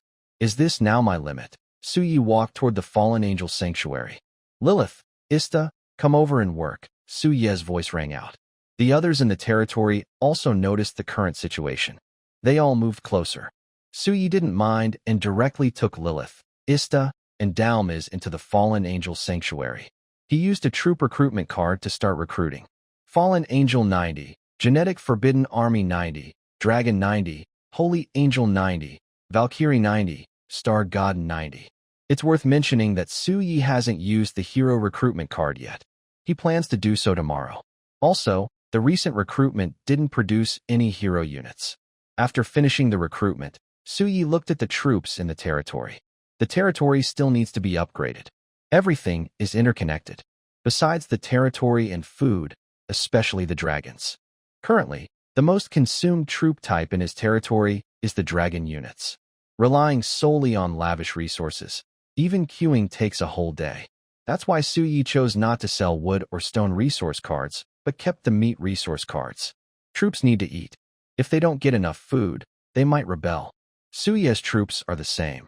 They need to eat, though their numbers were small before. The lavish resources could sustain them, albeit slowly. But now, those stored meat resource cards are very important.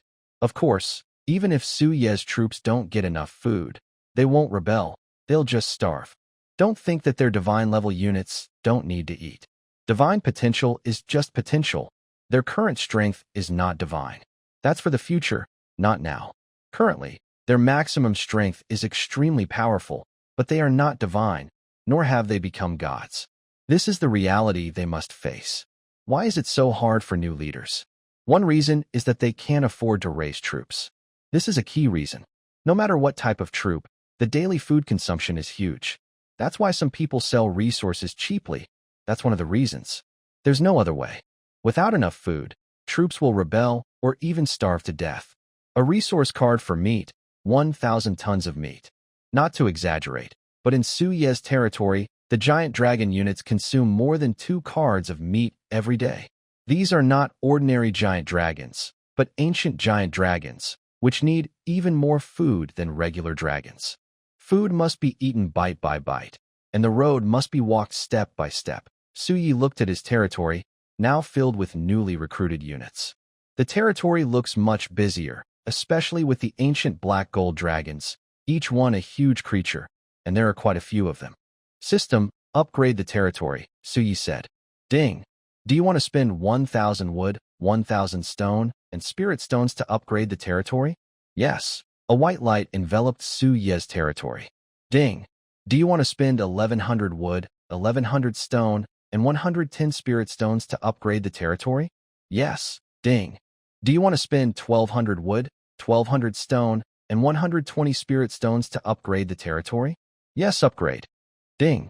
Your territory level is now 13. Would you like to view detailed attributes? Su Ye opened the territory panel and checked the attributes. The level increased 3 times in a row, and now his territory's diameter has reached about 2,300 meters. That should be enough. Su Ye looked at his expanded territory. He saw 7 figures gathering in front of him. Lilith, Talus, Ista, Pangelia, Kesha, Alades, and Delmas, 7 hero-level units appeared before him. God Emperor, the original Sin Fallen Angel Army, is assembled. God Emperor, Fallen Angel Army assembled. Emperor, the Genetic Forbidden Army is ready. Lord, the Holy Angel Army is assembled.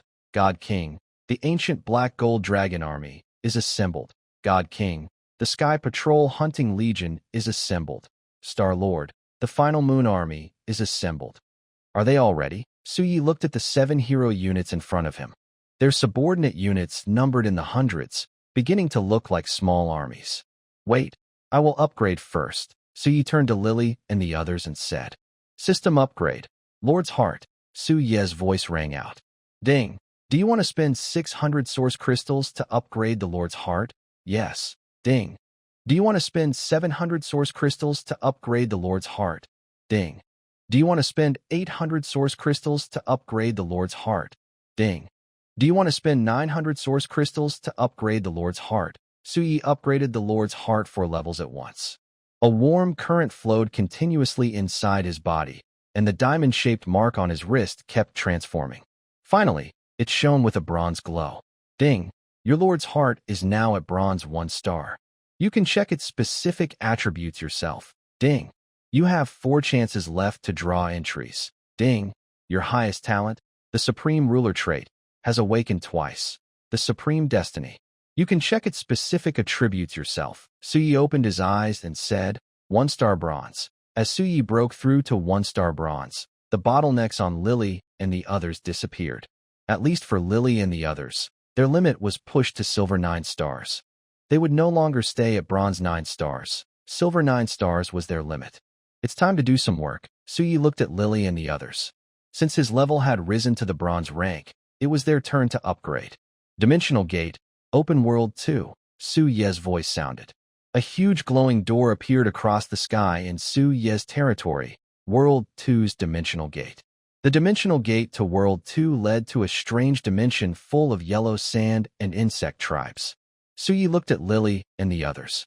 Except for the divine angel guarding that rift gate, everyone else go in. Kill, plunder, bring back the treasure chests inside, explore that world, and only return after reaching silver rank. Go. Su Ye finished speaking. Lily spread her black-purple wings, and the original sin fallen angels rose into the sky together. Let's go. Lily's voice rang out as she led the original sin fallen angels into the dimensional gate first. Istha, Talise, Pangelia, Kesha, Alades, and Delmas each led their own armies into the dimensional gate, stepping into the second sandworm world. The slaughter began. The entire territory suddenly became empty, except for 2 sacred angels guarding the crack gate. Everyone else entered the dimensional gate. Of course, Sia was in the Technology Research Institute. She wasn't good at fighting, and she didn't need such methods to level up. As for the 2 sacred angels guarding the crack gate, once Lilith and the others advanced, they could be replaced, so it wasn't a big problem. Then Suyi sat cross-legged on the grass. He looked at his second special trait of his highest talent. Talent traits are not fixed. Not all talents will develop traits, and not every talent at each major level will have traits. Suyi was surprised to learn that a bronze-level talent could develop a second trait. This means that with each major level upgrade, new traits could appear. Suyi opened his talent panel and looked at the second trait that had appeared. The first trait was obvious, Lucky Echo. This trait made him what he was now, a top-tier player. So what about the second trait? Suyi looked at the second trait with anticipation. Supreme Destiny. Your fate is unmatched. No one can calculate your territory or discover it. As long as you don't want to be found, no one can detect your presence. Suyi studied this trait, took a deep breath, and felt it was exactly what he needed. Although he now had a second territory, it was still not completely safe. If someone tried to calculate Suyi's territory, they could still succeed. But now, with this trait, Suyi was no longer worried about others secretly figuring out his territory. With the second territory, it was like double insurance. Suyi didn't fear others secretly calculating his territory, and he could openly show his second territory. Even if someone suspected there was a problem with his territory and tried to calculate it, they wouldn't succeed. They might think it was due to his talent, which allowed him to hide his main territory perfectly. At the same time, he wasn't afraid of revealing his true territory. Without this trait, if someone managed to calculate his territory, they could find his real location. This was a huge hidden danger. Now it's better. Unless Suyi wants to, others can't figure it out. A technology-focused lord with the talent to hide their territory is no threat at all, so their power is greatly increased. With this, my territory is much safer, Suyi thought with a gleam in his eyes. In the future, even if other lords come to his territory, he can confidently show his second territory and host them there. This way, he can dispel suspicion and confidently appear in front of others as a harmless technology lord. It's not that Suyi is overly cautious, but he has to do this. Many new lords emerge each year, but very few truly rise, and most are wiped out. New genius lords are seen as big targets by other forces, which is dangerous. One wrong move could be deadly. Genius is not the same as strength. Growth makes a true powerhouse. Otherwise, they are just talented. Interestingly, this world has many geniuses, but only a few become real strongmen. Using harsh words, calling these old money noble lords capitalists is actually a compliment. It's like eating people, just basic tactics. So he closed his attribute panel and thought, from now on, I am a technology lord. My talent is called concealment, and its only purpose is to hide my territory. But I will need some witnesses later, Suyi thought with a squint, recalling the little merchant. She might be the best witness. It seems that after the beginner period ends, I should invite her to visit my territory, Suyi considered. Relying only on himself isn't enough. He needs some big business people to see with their own eyes that he is a harmless, tech-focused small lord. At most, he will become a new rich upstart, which won't threaten the old money noble families.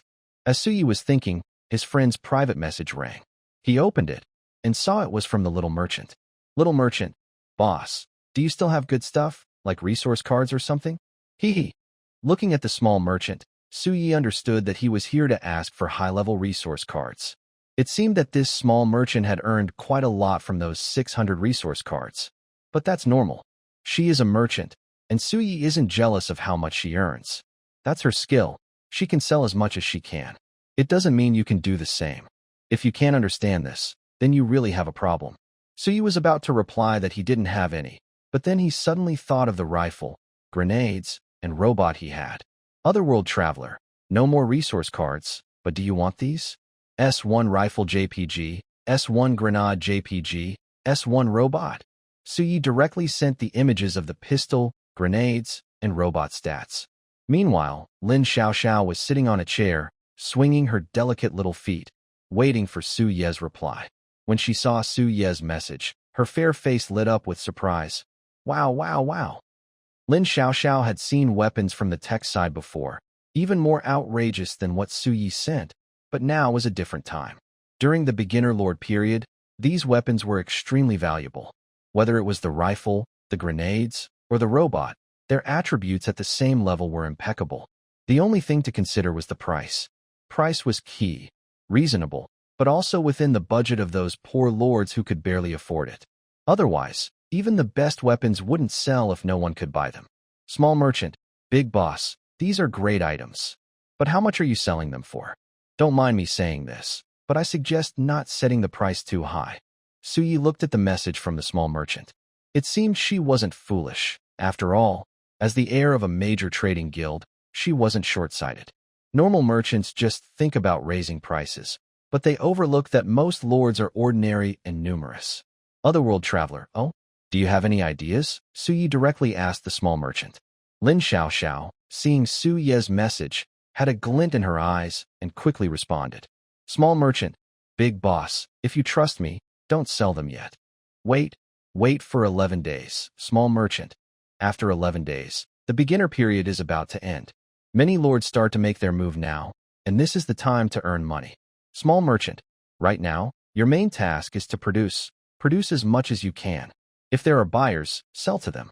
If no one buys, I can buy your products at double the price. How does that sound? Suyi looked at the message from Lin Xiaoxiao with a surprised expression. He didn't expect Xiaoxiao to give such advice. Indeed, around the 20th day of the beginner period, that's usually when the lords begin to act strongly.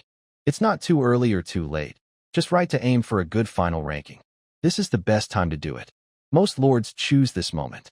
They build up for the first 20 days and then explode in the last 10 days, making a final push.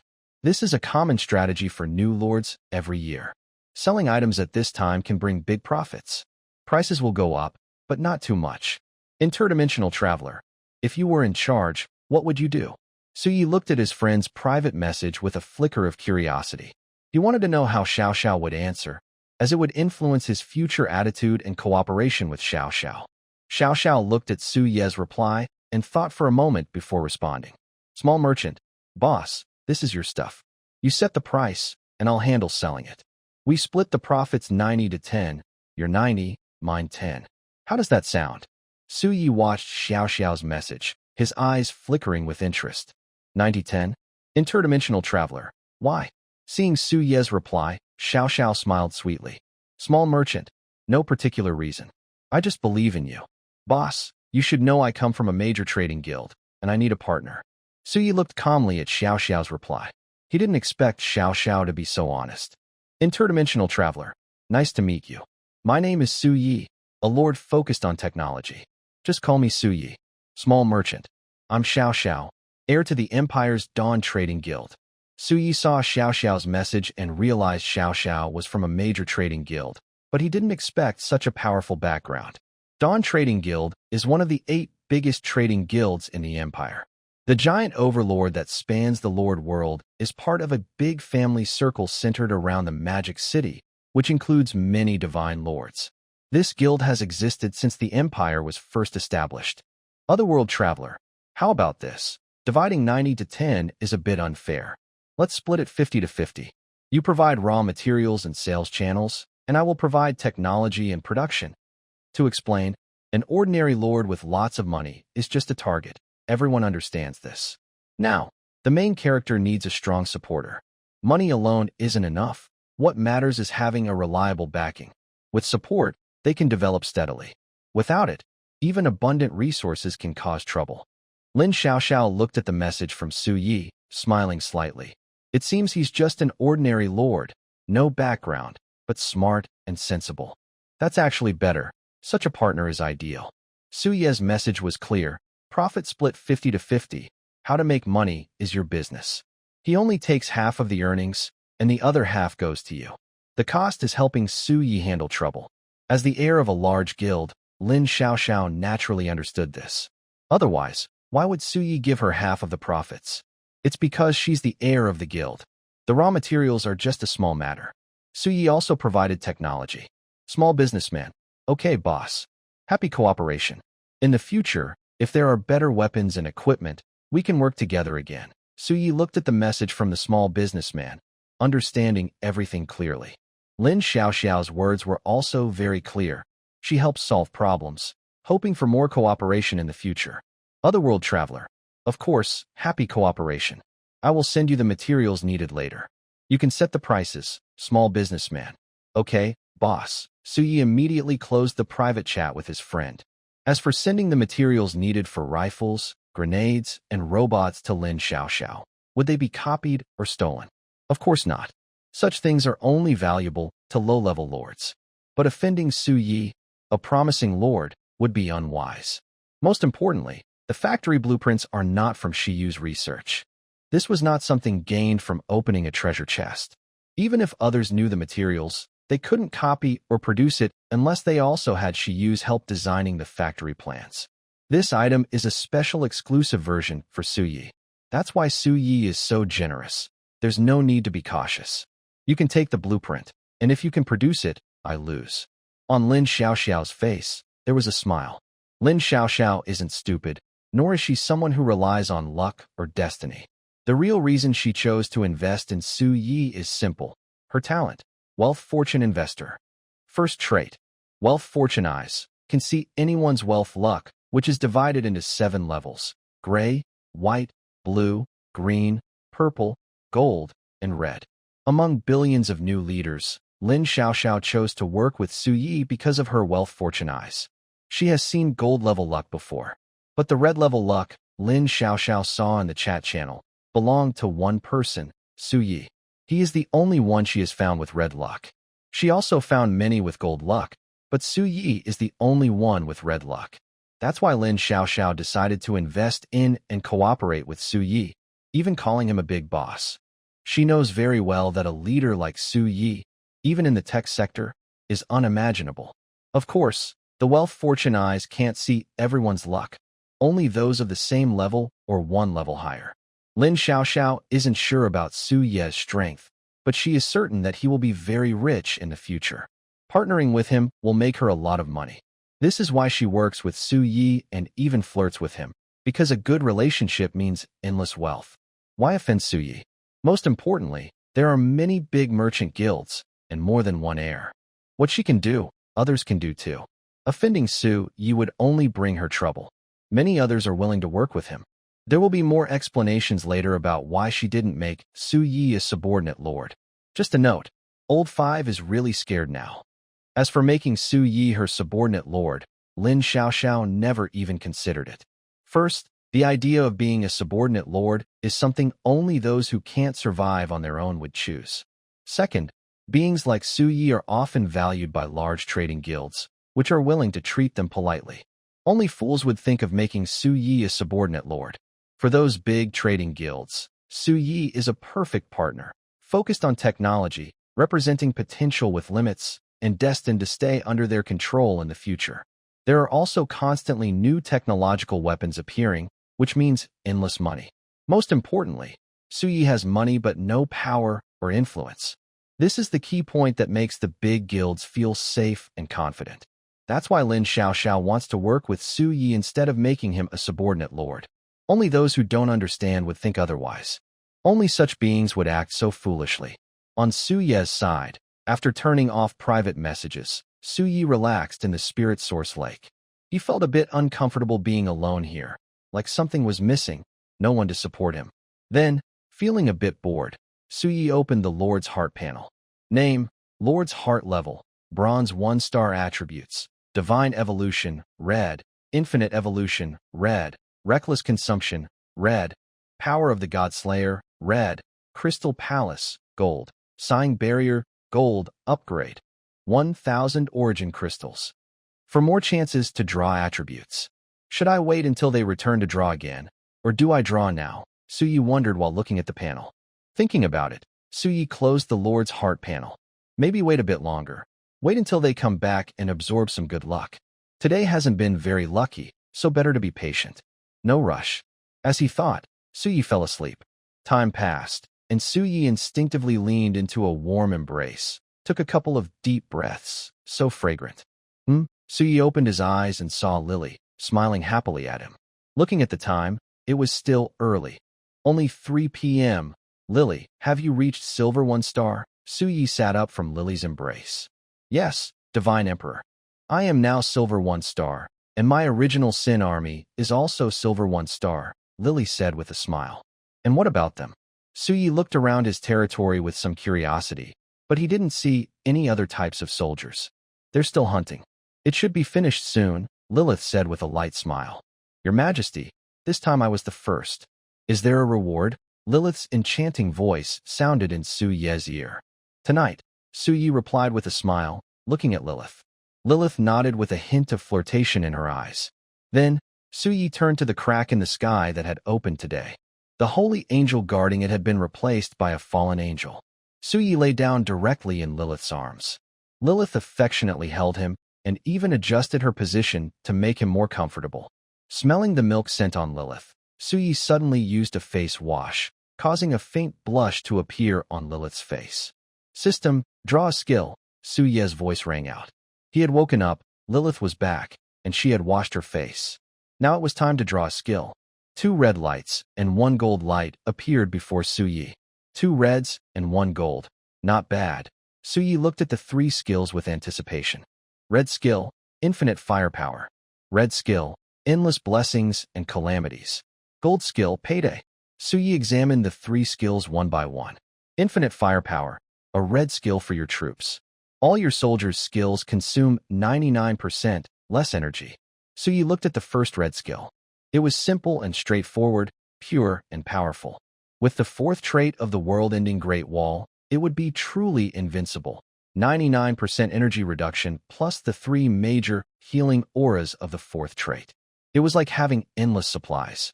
Suyi suppressed his excitement and looked at the 2nd skill. Endless blessings and calamities, a territory skill.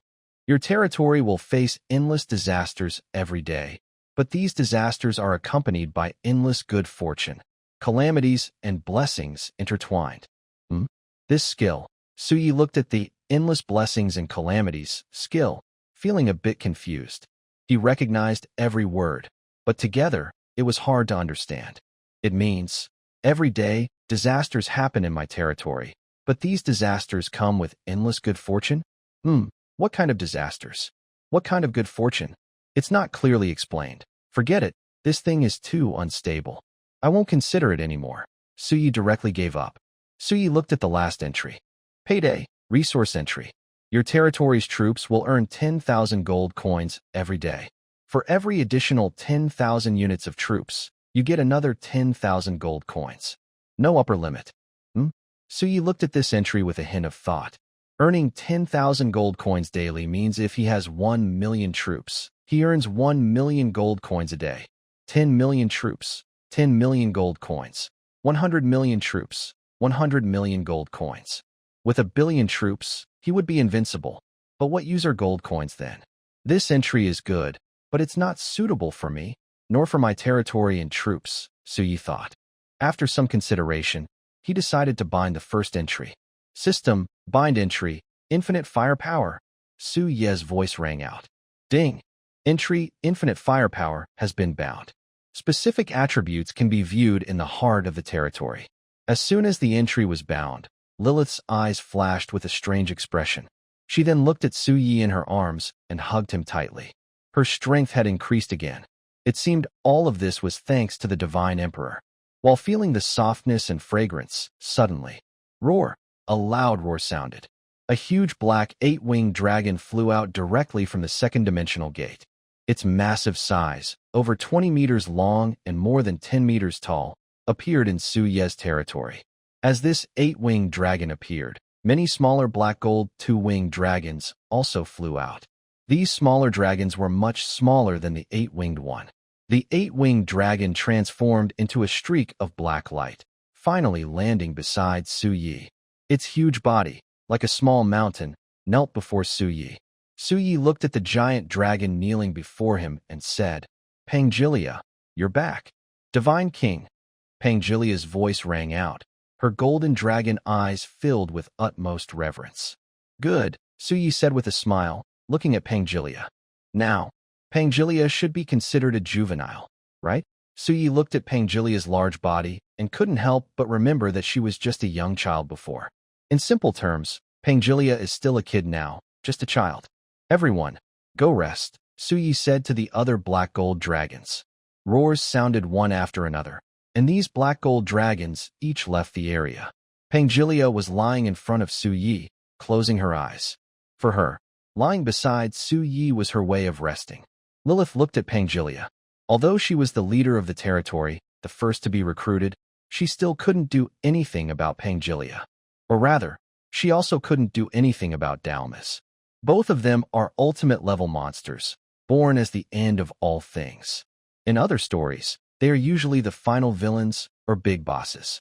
Of course, Lilith is not weak either, but when it comes to combat strength, Pangelia is still a bit stronger. Simply put, she is a pure stats monster. However, compared to Pangelia and Dalmas, the other troops in Suyi's territory are fundamentally different. To put it more simply, Lilith could be portrayed as a more normal character in other stories. But Pangelia and Dalmas are symbols of the end of all things. They can't be made to look better. Back to the present. Suyi watched Pangelia resting beside him without paying much attention. He still had 3 chances to draw attribute entries. Continue, system, draw attribute entries. Suyi leaned into Lilith's embrace and said. 3 beams of light appeared before him, 1 red and 2 gold. Suyi looked at the 3 attribute entries. Red entry, origin, divine body. Gold entry, lucky star. Gold entry, advanced consumption. He examined each of the 3 entries carefully. Origin, divine body, a red, lord-level entry. After binding, you will gain a divine body that can absorb faith power without being detected. It can convert divine energy, gather divinity, ignite divine fire, and open a divine realm. P.S. You are a god. Even a young god is still a god. Though immature, you are still a divine being. Young god? Lord-level entry. Suyi took a deep breath as he looked at the red entry. This means that after binding this entry, he can absorb faith power on his own, without needing to build faith statues to store it. I can automatically convert my faith power into divine strength. When I reach a certain level, I can gather my divine nature, ignite divine fire, and open my divine kingdom. The most important thing is that I can absorb faith power without others noticing. This is the key point. When can a lord start absorbing faith power? At level diamond, they can begin to absorb faith power. To transform faith into divine strength, to nourish the body and cultivate divine nature, a legendary level is needed. After gathering divine nature at the legendary level, one can step into the realm of demigods. Each step is a challenge. Choosing this trait allows me to save a lot of time. From now on, I can slowly absorb faith power, convert it into divine strength, nourish my body, and cultivate divine nature. For other lords, this is a step-by-step process to reach higher levels. But with this trait, I can leap directly to the top, skipping the usual steps. The difference between me and others is huge. I held back my impulse and patiently read the remaining 2 traits. Lucky Star, a Golden Lord trait. Lords can accumulate good fortune to recruit hero units. If no troops are recruited daily, the chance to get hero units increases by 10%, and the chance stacks. P.S. Ignore everything else, just play Lucky Star. This trait made my heart race. Not recruiting troops for 10 days guarantees I can recruit a hero unit. It's like getting a hero recruitment card every 10 days. Damn it, why now? I thought. For other lords, this might only mean gaining 1 more hero unit. But for me, what does 1 hero unit mean? At minimum, it's someone like Lilith, or even stronger, like Pangelia, isn't impossible. Can I quickly select all options? I looked at the traits with a bit of annoyance, pinching Lilith's chest in frustration. Holding back my pain, I looked at the last golden trait. Advanced spending, a Golden Lord trait. You can recruit troops early, but you must pay back 1/10 of the cost as interest. You can do this up to 100 days in advance. P.S. Bye. Suyi looked at the 3 entries in front of him, 2 gold and 1 red. For Suyi, this was incredibly exciting. The third one directly allowed him to recruit 100 soldiers daily for 10 days. His territory strength would instantly increase, and he wouldn't lack soldiers anymore. Suyi suddenly collapsed into Lilith's arms, staring at the 3 entries and feeling unable to let go. The other 2 were gold, but they weren't as good as the red one. However, this red entry was the most important for Suyi. Why did he want to become a lord? Of course, it was to become a god. I'm having such a hard time. Really too hard, Suyi said, buried in Lilith's arms, feeling conflicted. His body kept trembling. He felt conflicted and uncomfortable, so unfair. Suyi felt that no matter which option he chose, he would feel bad, and he was losing a lot. Garlic bird, garlic bird. Suyi looked at the entry in front of him and made a decision. System binding entry. Origin divine body. Ding. Entry bound. Origin divine body. The Lord can view its attributes on the personal attribute panel. The system's notification sounded. Suyi watched the light in front of him disappear. In the next moment, he heard countless devout chants. There were angels, valkyries, star gods, dragons, fallen angels. Countless sincere praises crossing time and space, forming a wave of faith that continuously merged into Suyi's divine body. Suyi carefully felt his changes. On his fingertips, pure white faith power flickered like flames. He looked at this magical force. It was a power many Diamond Lords wanted to control but couldn't. But for Suyi, with a thought, he could freely control this power. In fact, he didn't even need to actively absorb faith power. The faith would flow into his body automatically, circulating and refining itself. Suyi looked at the faith power in his hand. His soldiers were few, and the faith power generated each day was limited. Turning it into divine power wasn't an easy task. The main reason is that there is not enough faith power born, and there are too few troop units. The faith power provided is far from enough. To gather and transform it into divine power, a huge amount of faith is needed. Suyi is lying in Lilith's arms, carefully feeling the changes in his body. As long as Suyi doesn't show it actively, no one can notice the presence of faith power inside him. Lilith, your treasure really can bring me good luck, Suyi said with a smile. I'm glad the Divine Emperor likes it, Lilith replied happily. Pangelia opened her eyes and looked at Lilith, who was interacting with Suyi. Her golden pupils showed a hint of anticipation, then she continued to lie beside Suyi. Pangelia knows her size is too big now. Suyi can't play with her like he does with Lilith and the little angel, mainly because their sizes don't match. So, Pangelia is also looking forward to her future transformation. For now, she will let the little fallen angel take the lead. Of course, that's just what Pangelia thinks. Wait, does that mean I don't need the Faith Statue blueprint anymore? Suyi suddenly thought. The purpose of the Faith Statue is to collect and store faith. The earlier, the better, because more faith can be gathered and stored. But now, Suyi doesn't need it anymore. His original divine body allows him to skip this step, automatically absorbing and storing faith power. There's no need for faith statues at all. Building faith statues uses resources, but it's better to build more factories instead. After all, faith statues are a resource waste, at least for Suyi. Plans can't keep up with changes. I was thinking of ways to gather resources to build statues, but now I don't need to, Suyi thought, narrowing his eyes as he opened his friend's chat interface. He considered closing the chat now. Selling to Lin Xiaoxiao is good, but not enough. He'd rather wait until the beginner period ends and then hold an auction. That way, he can prove he's a leader in the technology-based troop faction, going all in on one path. Even if the Faith Statue blueprint could be used as a family heirloom, Suyi doesn't need it. It's better to exchange it for resources. And this item is not unique. All lords might be able to obtain it. Although it is considered very precious, it is also the foundation for becoming a god. Some say it is extremely valuable, while others say it is not that special. After all, any lord could potentially acquire it. Let's wait and see later. Continue, Suyi said as he adjusted Lily's chest, giving up on the idea of trading directly with Lin Xiaoxiao. He decided to wait until the novice period was over.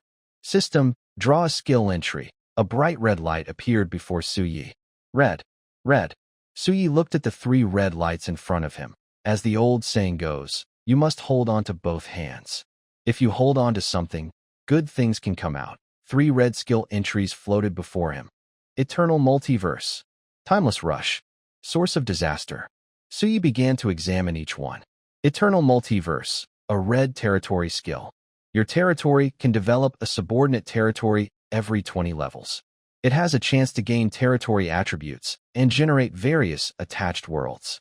P.S. These attached worlds can enjoy talents, wonders, and skill boosts. Note: this skill cannot be boosted further. Infinite nesting? Don't even think about it. This skill, Suyi said with a hint of curiosity in his eyes. Attached worlds with shared talents, wonders, and skill boosts. Suyi had never heard of such a thing before. What is it good for? Let's look at it further. I don't quite understand, Suyi said, reading the notes on the skill. He could understand the general idea, but the specifics were unclear. He would need to wait until he reached level 20 to see the attached worlds develop. Next, Suyi looked at the second skill. Timeless Rush, a red territory skill. You can control the flow of time in your territory, creating a time restriction zone to trap enemies, or accelerate time to speed up plant growth. P.S. Seeds are planted 1 second, and the next second they bloom and bear fruit. So fast. This skill, controlling time and creating a time restriction zone, is quite outrageous, Suyi said as he examined it. If a zone could make time pass 100 billion times faster, even a semi-divine being might be instantly eroded and killed by the power of time. And why not a god? The gods are no longer limited by lifespan. Time is meaningless to them. Their existence is a symbol of eternity and the best proof of their power. Relying on time to kill gods is impossible. However, this entry is really good. But after becoming a god, it's useful. Before that, it doesn't mean much, Suyi thought. To enjoy this entry, the first step is to break free from the limit of lifespan. That is a divine power, which can truly grant infinite life. Otherwise, it's just a long-lived being with little significance. Without eternal lifespan, this entry cannot be fully enjoyed. After becoming a god, it can be used to speed up the gathering of divine nature. But that's for the future, not now. Suyi is still far from becoming a god. The same applies to his troops. Suyi looked at the last red entry. Source of Disaster, a red troop entry. Your troops are a disaster, a source of trouble, the end of everything, misfortune and chaos. They walk as the source of calamity across the heavens. P.S. Your troops will gain attributes like chaos, distortion, unviewable, misfortune, natural disasters, and trouble. Note: your territory will also be affected. Oh. Suyi stared at the last red entry, opening his mouth wide in surprise. It's a double-edged sword. If it weren't, it would be better. Choosing this entry means his territory will also suffer from chaos, distortion, misfortune, natural disasters, and trouble. Forget it. Although it's powerful and great, I'll lose my territory. What's the use then? After hesitating, Suyi made his decision. System: bind the entry, Eternal Multiverse. Ding. Bound entry, Eternal Multiverse. You can check its specific attributes yourself. Choosing the Eternal Multiverse is also a development path for Suyi. Although the Everlasting Time entry is not bad, he doesn't need it now. The Source Divine tree will let it grow slowly. As for the Source of Disaster, it's even more unnecessary. This thing is a double-edged sword, and Suyi has no need to choose it. Level 20 territory can generate an attribute-dependent world. Suyi looked at the Eternal Multiverse entry with a hint of anticipation. This term is also useful for me right now. Having multiple territories is not a bad thing, especially since that territory can enjoy all the benefits of the land's aura. It might even bring unexpected good things to me. At this moment, from the second dimensional gate, a group of black-winged angels flew out. Esteemed God Emperor, Ista knelt on one knee, sword in hand, and looked at Suyi. Behind him, the fallen angels said in unison, "We pay our respects to the God Emperor." "Good," Suyi said with a smile. Next, from the second dimensional gate, a group of holy angels riding white horses, the divine angels, and the genetic army flew out. Talise, greetings to the Emperor. Kesha, salute to the Lord. Alidus, greetings to the God King. Everyone's back? Nice. Suyi watched his troops return, each upgraded to a 1-star silver level. Alidus, How many Zerg are left in that world? Suyi asked her. This was a task Suyi gave to Alidus. Reconnaissance was best done by her and her patrol team. The God King, there are still quite a few Zerg in that world. We've only cleared about 1/10 of the area. There are still many Zerg remaining, but... Alidus paused and looked at Suyi. What is it? Suyi asked. However, if we keep slaughtering like this, the Zerg in that world will eventually be wiped out, Alidus said seriously. Suyi raised an eyebrow. The second world was just a desert world, with no resources besides the Zerg.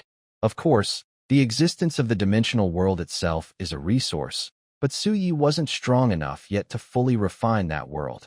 So, the Zerg in that world will be gone, and it will just become a large storage space. This can't be changed for now. Let's leave it as it is. Good job, Alidus, Suyi said with a smile.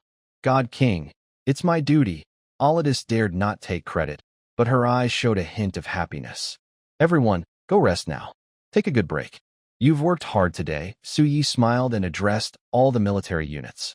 Alidus and the others left here to rest. Meanwhile, Daelmus approached Suyi.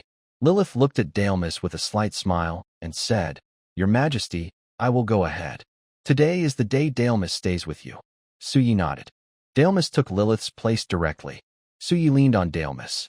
Although she wasn't as full-figured as Lilith, she was still quite attractive. Comfortable, Suyi relaxed happily against Daelmus. System, draw a skill, Suyi's voice rang out. This was the last chance to draw a skill. For now, Suyi didn't plan to upgrade the Lord's Heart. One reason was that once the Lord's Heart reached the bronze level, restrictions on Lilith and others were lifted. Another reason was that further upgrades might encounter monsters of the gold level. The difference between a 1-star gold creature and a 9-star silver creature is not just a simple step. Gold-level creatures in the Lord's world are also called Golden Life. They have undergone a life leap and transcendence. Creatures below gold and above gold are entirely different dimensions of life. This is a leap and upgrade of life itself. Although Lilith and others are divine-grade soldiers, with the tier reduction and the special traits of Golden Life, they probably won't fare well. Of course, not all Golden Life can awaken their unique traits. But Suyi's soldiers definitely can. If they can't, then no soldiers could awaken their traits. Now, Suyi took a sip of Daelmus's milk and began his fourth skill draw. 3 red lights appeared before him. Another 3 reds. Suyi looked at the 3 red skills appearing in front of him with joy. Red skills, Rule Monster Tail. Red skills, Human Supreme. Red skills, Power of Extinction. Suyi started examining each one. Very good, but also quite outrageous. The only problem is, why does my territory have to contain these strange things? Even if there are rewards, stability is more important to Suyi. Garlic Bird, Garlic Bird. Next, Suyi looked at the second item. Supreme Human, a red troop item. Your territory will have no non-human troops, only human species. Human technological research speed increases by 1,000%, human mystical level progress increases by 1,000%, and human troop potential level rises by 1. Human troop loyalty remains at 100%. P.S. Admit it, you can't stand those strange creatures. Long live the human alliance. Humanity is supreme. The brilliance of humans will light up the starry sea. Suyi took a deep breath and looked at this item. This is more extreme than the Supreme Agreement. The Supreme Agreement is also about human supremacy, but at least it operates according to our own will. This thing is entirely a special ability exclusive to human troops. Suyi looked at the item. Most of the troops in his territory are non-human, and the only real human troops are those recruited through the Supreme Agreement. As for Valkyrie, they are already Valkyries, at least heroic spirits, and have nothing to do with humans. Although the additional attributes are good, that's all. Suyi turned his gaze to the last red item. Power of Annihilation, a red troop item. Your troops will wield the power of annihilation. Every time they clash, they will burn the enemy's magic, spiritual energy, divine power, any supernatural force. P.S. Do you know what is called Heavenly Clash? This is the nemesis of all supernatural powers. A glint appeared in Suyi's eyes. If the power of slaying gods was designed to counter divine beings, then the power of annihilation is meant to deal with all supernatural forces. The first 2 items are useless to Suyi, so only this one remains. System, Bind. Power of Annihilation. Su Ye's voice rang out. Ding. Power of Annihilation has been bound. You can check its specific attributes yourself. Power of Annihilation. Su Ye's face showed a slight smile. Being able to strengthen his troops is the best thing for Su Yi. The power to kill gods suppresses divine beings, and the power to destroy magic overcomes all extraordinary attributes. It can be said that Su Ye's soldiers are the nemesis of all creatures, including gods. Of course, this depends on whether Su Ye's soldiers are strong enough. Fighting above their level is not a big problem for them, but if the gap is too large, there will be issues. After all, potential is potential, strength is strength, and they are not the same. We should not confuse them, let alone other factors. Moreover, the golden rank is a stage of transformation, and the diamond rank is even more so. Every rank after diamond is a stage of transformation. As the ranks go higher, it becomes even less possible to fight above one's level. Remember, potential only shows that your maximum is high. Having incredible strength at your level does not mean you can easily fight above your level in later stages. That's simply nonsense. In the later stages, the higher your level, the more strict the hierarchy becomes. Su Yi opened the Lord's Heart to check his attributes. Lord's Heart. Level, Bronze 1-star attributes. Supreme God Evolution, red. Infinite Evolution, red. Reckless Consumption, red. Power to kill gods, red. Crystal Palace, gold. Side Barrier, gold. Infinite Firepower, red. Origin Divine Body, red.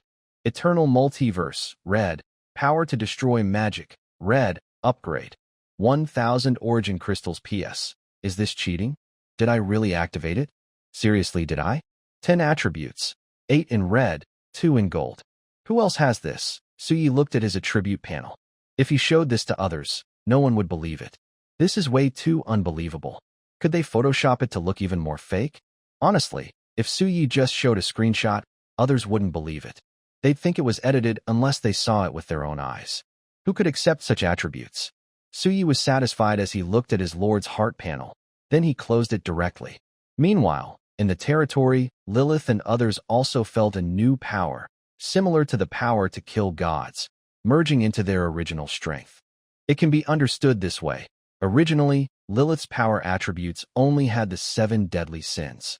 But now, after merging the attributes of the power to kill gods and power to destroy magic, 2 new attributes appeared, killing gods and destroying magic. Su Yi looked at the auras his territory could add to his soldiers. The glow of the barracks is not worth mentioning. It is a special aura for recruiting troops. Each troop type has its own exclusive aura, so it doesn't count here. The boost from the Wonder aura and the attribute bonuses from the item descriptions. Unknowingly, Su Yi's troop types have now become like monsters. Even the most basic troop units have a multiple-fold increase in combat power thanks to the aura. Not to mention, the true war wonders, the Hall of Heroes and the Long Wall of the World. These 2 wonders are genuine war wonders. Almost done, Su Yi looked at his territory, stretched lazily, and lay in Dalmas's arms, enjoying the moment and looking forward to tomorrow. What kind of monsters will appear in tomorrow's void trial? No matter what, tomorrow will definitely be a big harvest day, Su Yi thought with his eyes closed, resting in Dalmas's embrace. He wasn't sure if he could get the SSS level Abyss difficulty treasure chest, as the requirements for an SSS rating are very strict. But Su Yi was confident he could pass without any problem. He trusted Lily and the others on this. As time passed, on Lin Xiaoxiao's side, after Su Yi gave her the material list, she began buying a large amount of materials, preparing for a big haul in the last 10 days. There are billions of novice lords, and some want to boost their rankings at that time. These technological weapons are the best and most practical items. Of course, Lin Xiaoxiao didn't forget to gather troop refresh cards, recruitment cards, and upgrade cards for the barracks for Su Yi. For Lin Xiaoxiao, these items didn't matter much to her, and she didn't want to investigate what Su Yi needed them for. As long as she knew Su Yi was a tech-oriented lord, that was enough. She never thought about the others, mainly because the Lord world had never seen such a bug-like existence as Su Yi. In short, people can't imagine things they've never seen. So, for Lin Xiaoxiao, collecting these items was just Su Yi's little hobby. That's normal. Every lord has their quirks. The foundation of cooperation is trust. If she kept trying to uncover Su Ye's secrets, she knew what the outcome would be. So Lin Xiaoxiao decided not to think about these things. There was no need. She only needed to know that Su Yi was her best partner. Did the others have anything to do with her? No, not at all. As time went by, the third cracked door within Su Ye's territory closed. Su Yi didn't explore what was inside that silent world. After all, it was just a black iron dimensional world. Could it really turn everything upside down? When night fell, fires were lit within Su Ye's territory. Fallen angels, holy angels, and Valkyries sang and danced together. Even Xie from the Technology Research Institute was pulled out by Su Yi to join the evening feast. Xie didn't want to come at first, but Su Yi insisted strongly. As Su Yi said, "We have plenty of time. If you want to research, there's always time." But every dinner was special, a time for everyone to bond. If she didn't join, she would seem out of place. Everyone was like family. They were all Su Ye's wings. He couldn't favor one over the others. So Xie was taken to sit by the bonfire, holding a glass of black iron-level juice that nourished her mental strength and eased fatigue. The night passed quietly, mainly because they couldn't speak openly, omitting millions of words. The next morning, Su Yi crawled out from the group of women, looking pale. His legs trembled as he looked around at the Gene Forbidden Army and Valkyries still sleeping in disorder. He couldn't hold on anymore. He simply couldn't. He thought that with the support of his primal divine body, he could fight 10 people. But now he realized he was overestimating himself. His strength was increasing, and his body was improving. But the Valkyries and Gene Forbidden Army were also improving, faster and higher than Su Yi. Eternal light was undeniable. Although they hadn't yet condensed the eternal body or the eternal divinity, the eternal light was constantly nourishing their strength. That was real. Slow progress was still progress. Though slow, over time, this kind of improvement was significant. Su Yi shakily approached the chaos spring. Looking at his reflection in the water, his eyes were dark, his face pale, his hair messy, like a sick ghost. Next time, fighting 5 or 10 at once, I really can't handle it. Su Yi took 2 hearty sips of the chaos spring water, feeling his exhausted body regain energy and vitality. System, open the daily combat power gift pack. Su Ye's voice rang out. Ding. You have received 1,000 source crystals. Ding. You have received 10,000 gold coins. Not bad. Su Yi looked at the items from the daily gift pack. They were somewhat useful, better than nothing. Then Su Yi began his daily recruitment, saving the highest level recruitment for last, because he planned to use hero recruitment cards for the Supreme Pact. Su Yi started the daily recruitment. Fallen Angel 30, Dragon 30, Holy Angel 30, Valkyrie 30, Star God 30. As expected, he didn't recruit any hero units, which was normal for a divine-level barracks. So far, hero units had only been obtained during the first recruitment. Only the Sacred Hall of the Fallen Angel and the Supreme Pact had recruited 2 hero units, which was just good luck. Su Yi went directly outside the Supreme Pact. Talus was already waiting there. What about Xie? Xie had gone to the Technology Research Institute, as she didn't have her own exclusive unit. Su Yi took Talus and entered the Supreme Pact together. Looking at the large glowing sphere in front of him, the numbers 0 and 1 kept scrolling. Ding. Do you want to open the daily recruitment? System, use a hero recruitment card for the daily recruitment. Su Ye's voice sounded. Ding. Consume 1 hero recruitment card to open the daily recruitment. Yes, Su Yi replied calmly. He watched the glowing sphere in front of him, with countless 0s and 1s spinning, white light appearing in the hall. Talus looked at the white light in front of her with a blank expression. Suddenly, a golden light appeared within the white glow. Gold. Su Yi smiled as he saw the golden light. As the golden light rose, a tall figure appeared before Su Yi. She had a mature, confident face, an attractive figure, and wore a white coat like Xie. Underneath, she had a black office lady outfit, with black stockings, red high heels, and long red hair, exuding a passionate and lively aura. Leaders, come here. If you don't come, I will be the only one left behind. With a charming face and a hint of curiosity, she looked at Su Yi, then smiled. Princess Lu has met the Emperor, she said with a captivating, alluring voice. The other 29 genetically enhanced soldiers knelt on the ground together. We bow to the Emperor. Their intense eyes showed absolute loyalty as they looked at Su Yi. Everyone get up. Talus and the others are under your care, Su Yi said to Talus. Talus nodded. The genetically enhanced soldiers were already under her command. Emperor, what about me?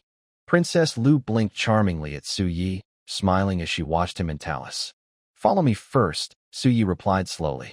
Princess Lu nodded and moved to stand beside Su Yi. Su Yi then checked her attributes. Name, Princess Lu Loyalty, 100 level, Black Iron 1-star unit. Virus Lord, Princess Lu Talent, Virus Control Skills, Create, Upgrade, Fuse Exclusive Building, Virus Research Institute. Potential, Unknown, no specific potential, unaffected by attribute effects. P.S. A special hero unit, Virus Lord, capable of creating, fusing, and upgrading all viruses, with absolute control over them. Su Yi looked at Princess Lu, his pupils shrinking. He hadn't expected that although she appeared as a passionate, confident woman, she was studying this kind of thing. This made him think of biochemical weapons, virus research, like in zombie movies where zombies are caused by viruses. Emperor, are you done looking? If not, I can take everything off, and you can keep watching, Princess Lu whispered teasingly into Su Ye's ear. Su Yi looked at her and said, I'm just checking your attributes. By the way, what materials do you need for your exclusive building? Hearing this, Princess Lu looked at her own exclusive building, opened the panel directly, and showed it to Su Yi. Name, Virus Research Institute requirement. 100,000 units of wood, 100,000 units of stone, 100,000 units of iron ore, 100,000 units of glass, 10,000 units of steel, 10,000 units of gold, 10,000 units of silver, 100,000 units of source crystals, 1 million gold coins.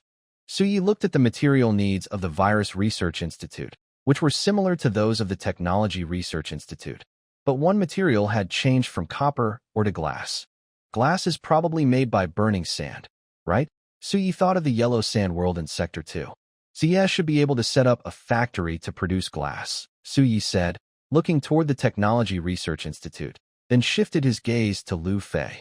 Your exclusive building still needs one more material. Once we have enough, it will be ready, he said. Understood, Emperor, Lu Fei replied with a smile. Let's go, Su Yi said, leading Lu Fei out of the Supreme Agreement. Within Su Ye's territory, the sky darkened. A line of fallen angels, holy angels, valkyries, star gods, dragons, and gene-forbidden troops stood neatly in the sky. Lu Fei, behind Su Yi, looked up at the angels with a passionate gaze. As a science-focused unit, although they study viruses, they are still very curious about some special beings. However, Lu Fei knew she couldn't defeat any of the flying beings above. Su Yi watched the army led by Lilith and others, a faint smile on his face. Today's void trial will be especially difficult.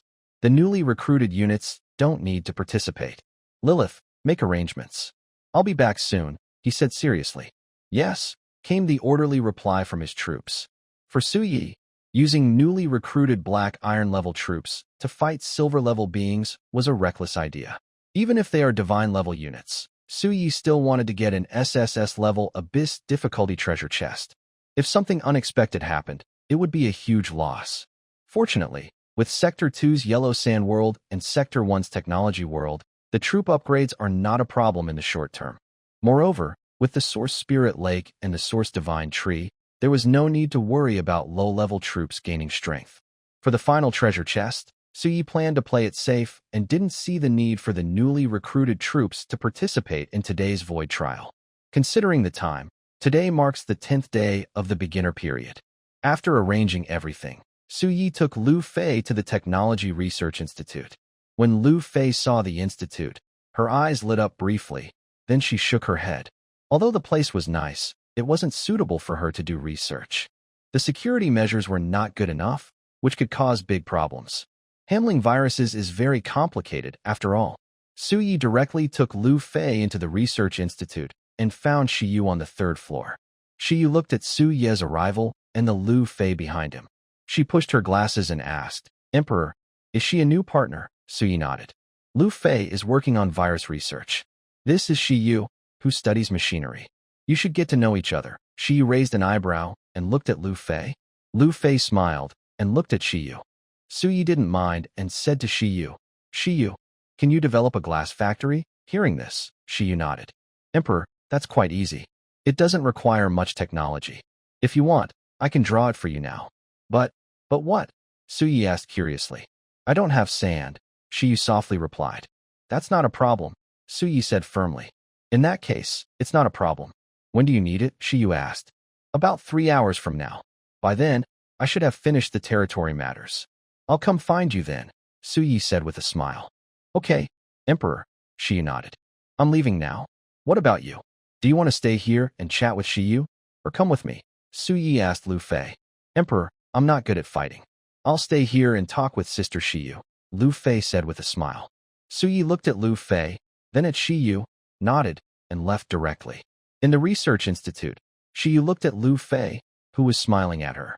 The two stared at each other silently. Suyi didn't care and left the research institute. For her, as long as they didn't fight, everything else didn't matter. Suyi just left the Technology Research Institute when a figure softly appeared beside him. The black-purple wings quickly folded away. God Emperor, today I should accompany you, Lilith said with a smile. Suyi nodded and took Lilith to the Divine Object Summoning Hall. Today, the hall hadn't been summoned yet, so he didn't want to waste the opportunity. What if something good appeared? Suyi and Lilith went straight to the Divine Object Summoning Hall. Ding! Do you want to perform the daily summon? Summon, Suyi said, looking at the altar. Doing this once a day for free feels great, very satisfying. He wondered what he might get this time. A boundless black light appeared before Suyi, pure black and spreading a sense of death. Lilith stood behind Suyi, her smile fading as she looked at the black light with a serious expression. The blackness was intense, carrying a deathly aura. Ding! You have obtained a death crystal. The system notification sounded. As the black mist dispersed, an irregular, faceted crystal floated in the air. Suyi checked its attributes. Name, Death Crystal Level, Divine Object Note. A treasure infused with the power of death. It can be used to forge divine weapons or for other purposes. Suyi looked at the death crystal, then stored it away. Like the dark seed, it was a treasure-type item. Its level was at the divine object rank. Its use was clear, can be used to forge divine weapons. It might be useful later, or it might just sit in the warehouse gathering dust. Materials like this are not just for making weapons. They have many uses. Let's go, Lilith, Suyi said. Lilith nodded and followed him out of the Divine Object Summoning Hall. Suyi looked at the army already gathered in his territory. Lilith, let's go. The Void Trial is about to begin, he said. Lilith smiled and looked at Suyi. God Emperor, no need to worry. I will bring back everything you desire. No, those things already belong to you. Just temporarily stored elsewhere. Suyi looked at Lily's smiling face, and his worries completely disappeared. As always, Suyi was never worried about passing the Void Trial. His main concern was never getting the SSS grade Abyss score treasure chest. I believe in you all, Suyi said softly with a smile. Lily nodded, and her black-purple wings spread out, transforming into a streak of light that appeared among the fallen angel army of the original sin. System, start the Void Trial. Difficulty, Abyss. Suyi's voice rang out as he looked deeply toward the boundary of his territory. Ding! Void Trial begins. Difficulty, Abyss. You have 30 seconds to prepare for battle. An endless red color instantly covered the boundary of Suyi's territory. Suyi watched this scene and snapped his fingers. A golden throne appeared behind him, and Suyi sat directly on it. The golden throne slowly lifted into the air, carrying Suyi upward. Lily and others watched Suyi sitting on the golden throne, smiling. Golden Throne's third trait, intimidation. All enemies' attributes are halved, and their fighting spirit is reduced by half. The effect depends on the enemy's level, and of course, it is also related to Suyi's own level. Here they come. Suyi sat on the golden throne, his eyes deep as he watched the enemies emerging from the blood-red boundary. Large, fleshy creatures with massive bodies crawled out from the blood-red border. They wore huge black-purple armor, beneath which were countless writhing tentacles. They had several eyes on their heads and mouths full of spiral, meat-grinding teeth. Suyi checked their stats. Name, Void Crawler level, Silver 5 stars rank, 9th rank note. Creatures from the Void, with terrifying defense and healing abilities. Servants of a certain outer god, originating from endless void. Note, born from the void, returning to the void. In addition, some deep-sea explorers armed with swords, spears, and other weapons appeared among the invading army. Their levels were also around silver 5 stars. Suyi looked at the invading monsters, all of which were silver level, and he let out a sigh of relief. Originally, Suyi had already prepared for the worst and thought a top-tier creature might appear. But now it seems he was just overthinking. That's enough. I can't upgrade the Lord's heart again for now, Suyi thought, then turned his gaze to the invading monsters. There are too many, endless, in fact. The monsters formed a sea, constantly charging towards Suyi's territory. Roar, a dragon's cry echoed. Pangelia, with her huge body, spread her wings in the sky. The destructive dragon breath surged out, and behind her, the ancient black gold dragon army also released their breath. Terrible dragon flames swept across the battlefield. The slaughter had begun. Suyi sat on the golden throne, overlooking the slaughter in his territory. The imposing aura of the throne covered everything. Lilith and others kept fighting without stopping. The blood-red boundary kept producing monsters, seemingly endless. Suyi watched calmly, with no emotion in his eyes. Time passed. An hour went by. Suyi looked at the corpses all over his territory. Suddenly, a system notification sounded. Ding. Void trial completed, evaluating. Ding. Evaluation complete. No battle damage. 150,000 enemies killed. Rating, SSS. Ding. You received an SSS level Abyss difficulty treasure chest.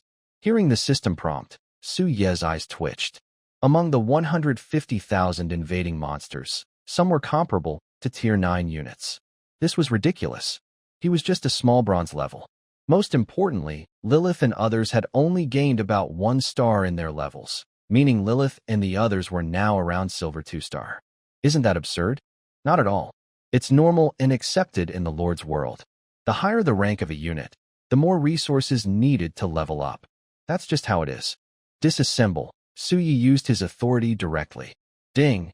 You disassembled 150,000 corpses and gained 30,000 source crystals.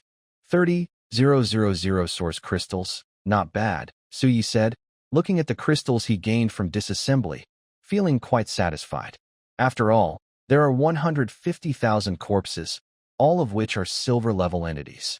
The golden throne slowly descends. Suyi stands on the ground, and the golden throne turns into golden light particles that then dissipate, leaving no trace.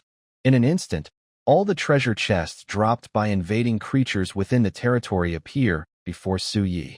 Suyi quickly counts. There are a total of 30,000 silver-level Abyss difficulty treasure chests this time. Ding. Do you want to open 30,000 silver-level Abyss difficulty treasure chests? Yes. Suyi looks at the silver-level Abyss treasure chests with anticipation. Although they are ordinary chests that only contain resources, since they are Abyss chests, they should yield many valuable items. Ding. You have obtained 10 intermediate gold resource cards. Ding. You have obtained 10 intermediate silver resource cards. Ding. You have obtained 10 intermediate mithril resource cards. Ding. You have obtained 10 intermediate steel resource cards. Ding. You have obtained 10 intermediate white jade resource cards. Suyi observes the items obtained from the silver Abyss treasure chests. There are 6 types of resources, all of which are intermediate resource cards. Each type yielded 60,000 cards, meaning each type opened 5,000 chests. Not bad, Suyi says, storing them away. These resource cards are only easy to obtain now because of the Void Trial. Once the beginner period ends, there will be no more treasure chests from the Void Trial. All resources will have to be bought or gathered by himself. If he needs wood, he has to chop trees. If he needs stone, he has to mine. If he needs minerals, he has to dig for them. Only during the beginner period can such convenience exist. After that, the benefits won't be so generous. Suyi puts the resources away and looks at today's main event, the SSS level Abyss difficulty rating treasure chest. Ding. Do you want to open the SSS level Abyss difficulty rating treasure chest? Yes. Suyi looks at the treasure chest in front of him with anticipation. This is the biggest gain of the day. Ding. You have obtained 1 troop recruitment refresh card. Ding. You have obtained 1 barracks upgrade card. Ding. You have obtained 1 troop promotion card. Ding. You have obtained a high-level wonder, the thermostatic hot spring. Ding. You have obtained the Lord's exclusive unique treasure, True Illusion. Suyi raised an eyebrow as he looked at the items revealed from the treasure chest, a glint of interest in his eyes. 3 cards, a wonder, and a unique treasure. No need to explain the cards. They are always useful to Suyi, except for troop upgrade cards. He started examining the wonder first. Name: Constant Temperature Hot Spring. Level: Advanced Area, 100 to 1000 square meters. Feature 1. Constant Temperature, always maintains the most comfortable temperature. Feature 2. Happiness 20 horsepower, a wonder building that relieves fatigue and boosts happiness. Note: do you like mixed gender baths? Not bad, Suyi said, looking at the hot spring. His territory was missing some entertainment options, even though he could soak in the spirit source lake. But honestly, a precious hot spring is always better. Plus, it can increase the happiness of the troops in the territory, which is a good attribute. Suyi placed the constant temperature hot spring next to the spirit source lake. A 100 square meter hot spring pool appeared in his territory, with white steam rising gently. Then, Suyi turned to the last exclusive treasure for the Lord. Name: True Illusion. Level: Unique Attribute. Treasure. Feature 1. True Illusion can automatically set the Lord's Attribute Panel, Territory Attribute Panel, Troop Attribute Panel, and Barracks Attribute Panel. Feature 2. Illusory Reality. The illusion you set cannot be seen through by any talent or skill. What you see is the truth. P.S. Hypnosis? Mirages? Interesting. Want some excitement? Haha. Suyi looked at the water drop-like object in his hand, shimmering with illusory light. True illusion itself exists between illusion and reality. Ding. Do you want to bind this unique treasure, True Illusion, to your soul? It will disappear completely upon death. Bind it, Suyi said, staring at the illusory water droplet in his hand. In the next moment, the illusory water droplet merged into Suyi's body. He looked at his attribute panel with a smile. There is no rush to change my attribute panel now. It's not the right time yet. The real need to modify it will come after the beginner stage ends. That's when Suyi will update his attribute panel, territory panel, and troop panel. It's still early. Another thing about Suyi is that he wants to hide and survive, but he never thought about pretending to be weak to deceive others. He secretly has many tricks up his sleeve. He can't even act impressive properly, and now he wants to pretend to be weak? Suyi doesn't want to feel so frustrated. He believes that if you need to act tough, you should do it. Hiding is okay, but there should be a limit. He won't let himself be wronged. Before becoming a lord, he already felt wronged. After becoming a lord, if he still feels wronged, isn't that pointless? Hasn't he just wasted his effort? Suyi isn't planning to stay low-key. What's the point of that? If you're not confident and show off, how will others know you're strong? Suyi also wants to learn from the top players of his past life, who boldly boast in public. That's really exciting. Suyi always looked down on pretending to be weak to hide strength. If you pretend to be a pig, be careful, you might really become one. Most importantly, hiding his cards already made Suyi uncomfortable. Now, pretending to be weak makes even less sense. Who is he hiding it from? If you don't show off, no one will know how strong you are. The world has changed. 10 years ago, pretending to be weak to hide strength was okay. Now, the trend is to show off, though not in a way that annoys others. Now I'm secure. With a second territory, plus the highest fate, and a real illusion, everything is settled, Suyi thought, analyzing his vulnerabilities. All his weaknesses have been fixed. He no longer worries about others discovering his divine-grade troops. After the beginner stage, no matter how others check, they will only see that he is a tech-focused lord, wealthy but not threatening. For any merchant guild, this makes him the best partner, someone safe to cooperate with. They will show friendliness, offer olive branches, but will never have any other intentions. Such a partner is like a perfect worker. Why would they offend him? Almost done, Suyi looked at his territory. Upgrading? Not today. He would do it tomorrow. Go take a rest. The recent battle was exhausting, Suyi said calmly as he headed toward the hot spring. Now that there was a hot spring, who would still go to the lake? As soon as Suyi stepped into the warm water, a fragrant scent wafted over. He opened his eyes and looked at Lilith, who appeared beside him. With a slight smile, he asked, "Are the new team members arranged?" "Yes, everything is set. 2 former sinners turned angels are leading the team to the second insect world for an upgrade. It's safe there, and the others have also gone," Lilith said softly, gently massaging Su Yi as he leaned into her embrace. Su Yi closed his eyes, enjoying the massage, and nodded. This was also part of his plan. Currently, the Void Trial wasn't suitable for upgrading the newly recruited soldiers, mainly because the monsters in the Void Trial are all silver level. Su Yi wasn't worried about his troops dying, but he was concerned about affecting his score. So, he decided to play it safe. In the past, he had Lilith and others weaken the monsters first, then let the new recruits finish them off to level up. But now, that approach wasn't feasible. There were too many monsters, and Lilith and the others couldn't handle them all. They could only keep killing to slow down the invasion. As for the bugs in the second world, Su Yi had long prepared that map for training his troops. He hadn't claimed the dark iron dimensional treasure chest there yet. He planned to claim it all at once later. Although his exploration of that world was still low, he had some basic dark iron treasure chests. But Su Yi hadn't opened them yet. Taking a little break wouldn't hurt. "How are the bodies of those bugs handled?" Su Yi asked Lilith, opening his eyes. "Most of the bug corpses are dragged away by other bugs to be used as resources," Lilith replied with a hint of surprise in her voice. This was what Aelides had told her. Lilith was surprised when she first heard it. Such a race that even their own kind's bodies weren't spared. But it was true. Bugs really were such a race. Hearing this, Su Yi was stunned for a moment before reacting. He had subconsciously thought of the insect race as another kind of race. The most terrifying thing about the insect race is any resource can be used, including the creatures within the insect race itself, which are considered a resource that is never wasted. Then there's no need to worry about it. Su Yi thought for a moment and then said, he didn't want that world to become filled with foul smells. That world is now his world. "Lilith will call me in an hour," Su Yi told Lilith. "Okay," Lilith replied softly, gently massaging Su Yi.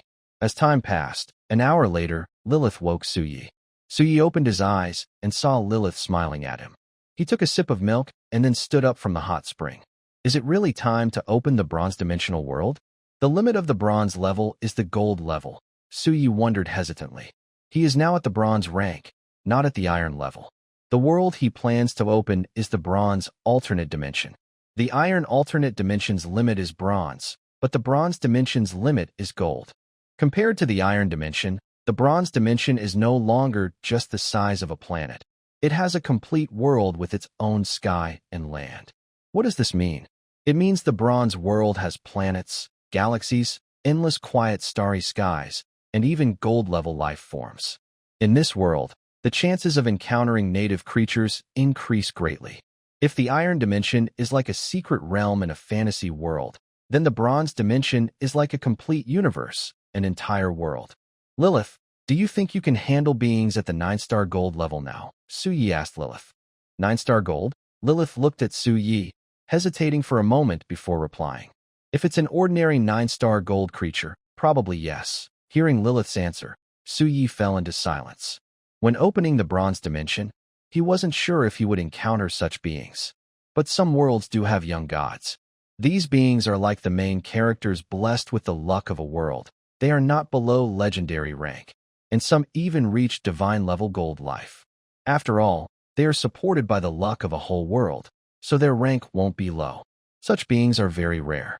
They are not non-existent, but usually, they are the most precious resources. Nothing compares. What do young gods represent? Their divine blood, flesh, bones, and most importantly, their innate divinity, the natural divine power they carry.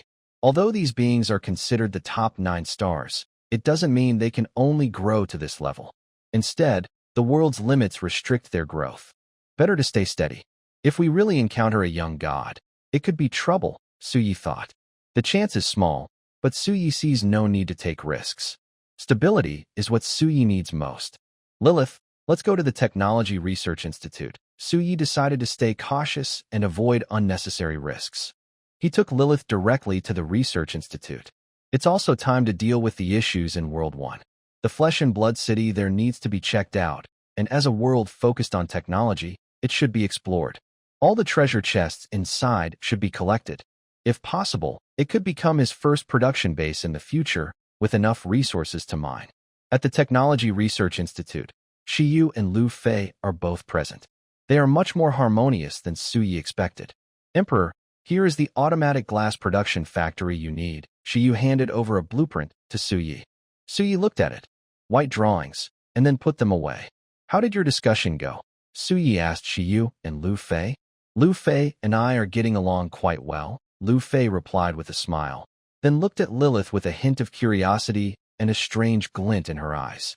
Lilith also looked at Lu Fei, showing a dangerous smile. I have a question for you. If a technological world could be controlled at will, what would you do? Suyi asked Shiyu and Lu Fei. Mining, transforming, experimenting, researching. Both Shiyu and Lu Fei answered at the same time. Suyi raised an eyebrow and nodded. In that case, come with me, Lilith. Gather the original Sin Fallen Angel Legion. Also, bring the Fallen Angel Legion and Ista. We're going together, Suyi told Lilith. Yes, Divine Emperor. Lilith glanced at Lu Fei and Xia, then went to gather the original Sin Fallen Angels and inform Ista. Next, Suyi turned to Xia and Lu Fei. Here's the situation. I have a world under my control.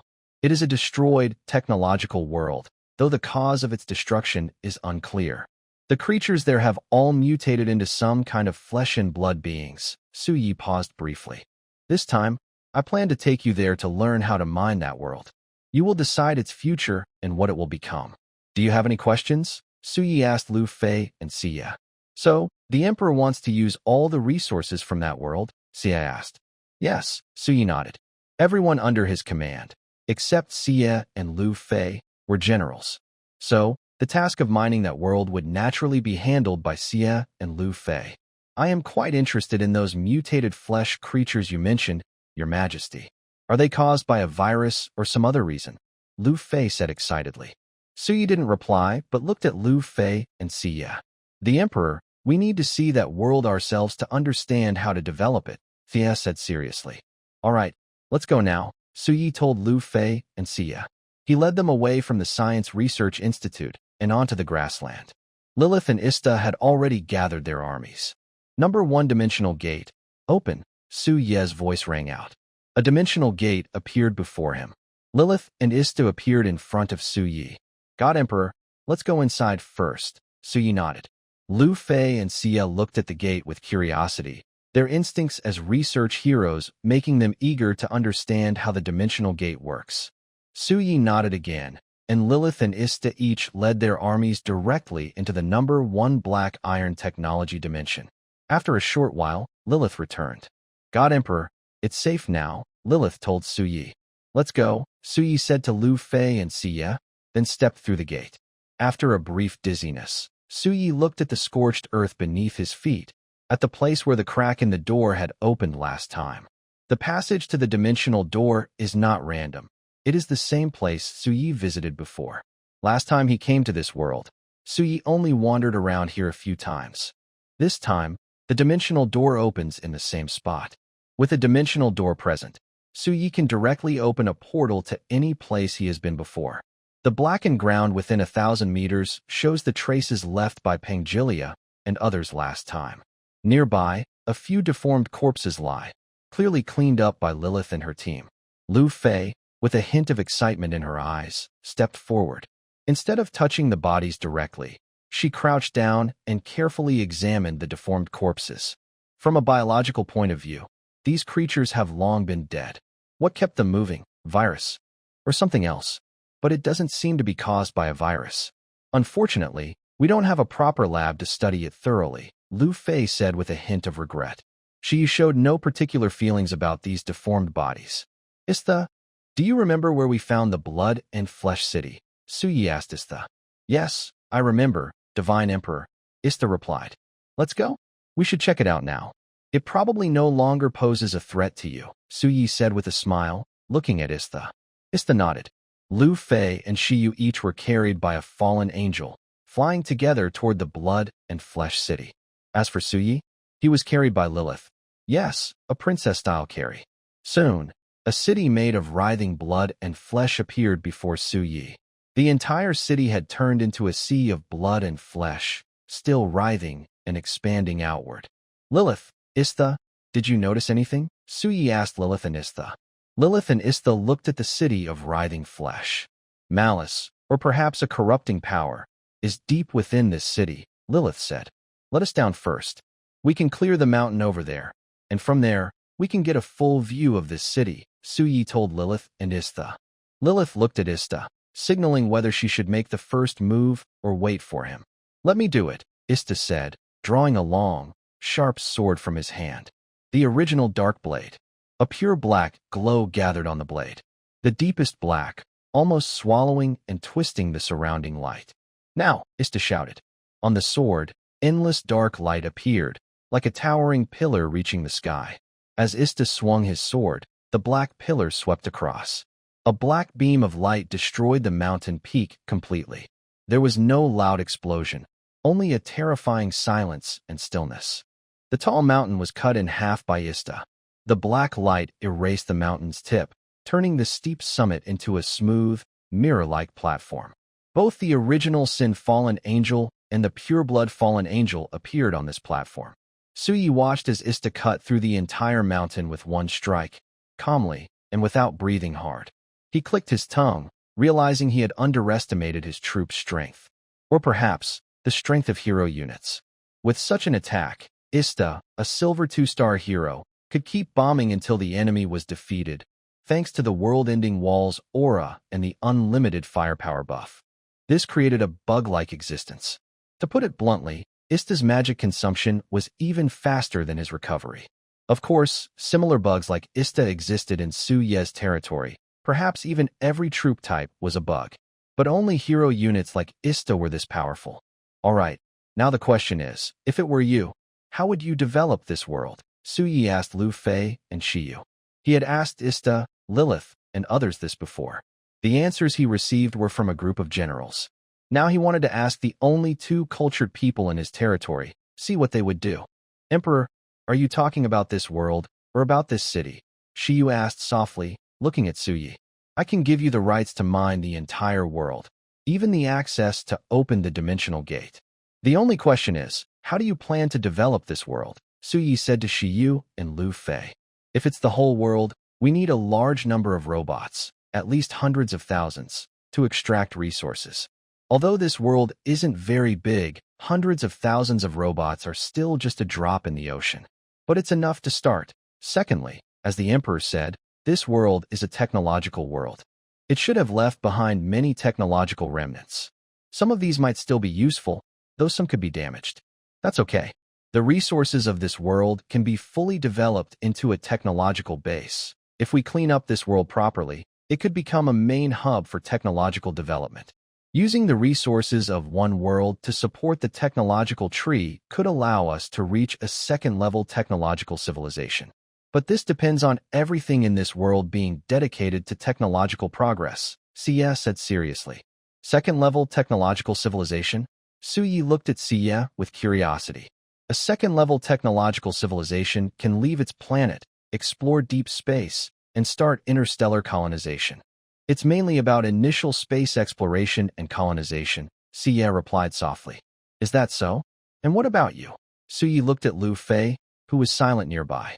Lu Fei smiled and said, Emperor, I don't need much, just a safe laboratory and enough test subjects. Su Yi looked at Lu Fei and Xie, one a machine, the other a virus. All right, I'm entrusting all the resources of this world to you, Xie. I won't interfere with its development. I'll give you the authority. How far it can go depends on you, Su Yi said firmly. Yes, Emperor. Xie looked at Su Yi with gratitude. She didn't expect that just a few words from Su Yi would make her the manager of this resource-rich world. But before that, we need to take some safety measures, Su Yi said, looking at the moving city of flesh and blood not far away. Originally, Su Yi wanted to keep this city as a monster spawning point, but now that's not possible. Xie and Lu Fei are not combat units. If something unexpected happens, even destroying this world would be a huge loss for Su Yi. Lilith, Istha, do you have any issues handling this city of flesh and blood? Su Yi stroked his chin, watching the massive, writhing city of flesh nearby. No, Lilith and Ista spoke at the same time. The battle scythe appeared around Lilith. Flames of original sin burned on her body, and her black-purple wings intertwined with unquenchable flames of sin. A pure black glow emerged, with black wings woven with endless darkness, and her battle blade shone with dark light. The fallen angel of original sin, a pure-blood fallen angel, also drew their weapon. "Go," said Su Yi, crossing his arms as he looked at the city of writhing flesh nearby, and he chuckled softly. Lilith and Ista both flapped their wings and turned into streaks of light, appearing above the city of writhing flesh.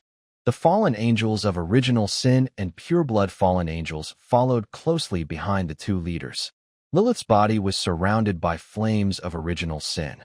She swung her battle scythe, and a faint red glow appeared in her eyes, along with a sickly smile on her face.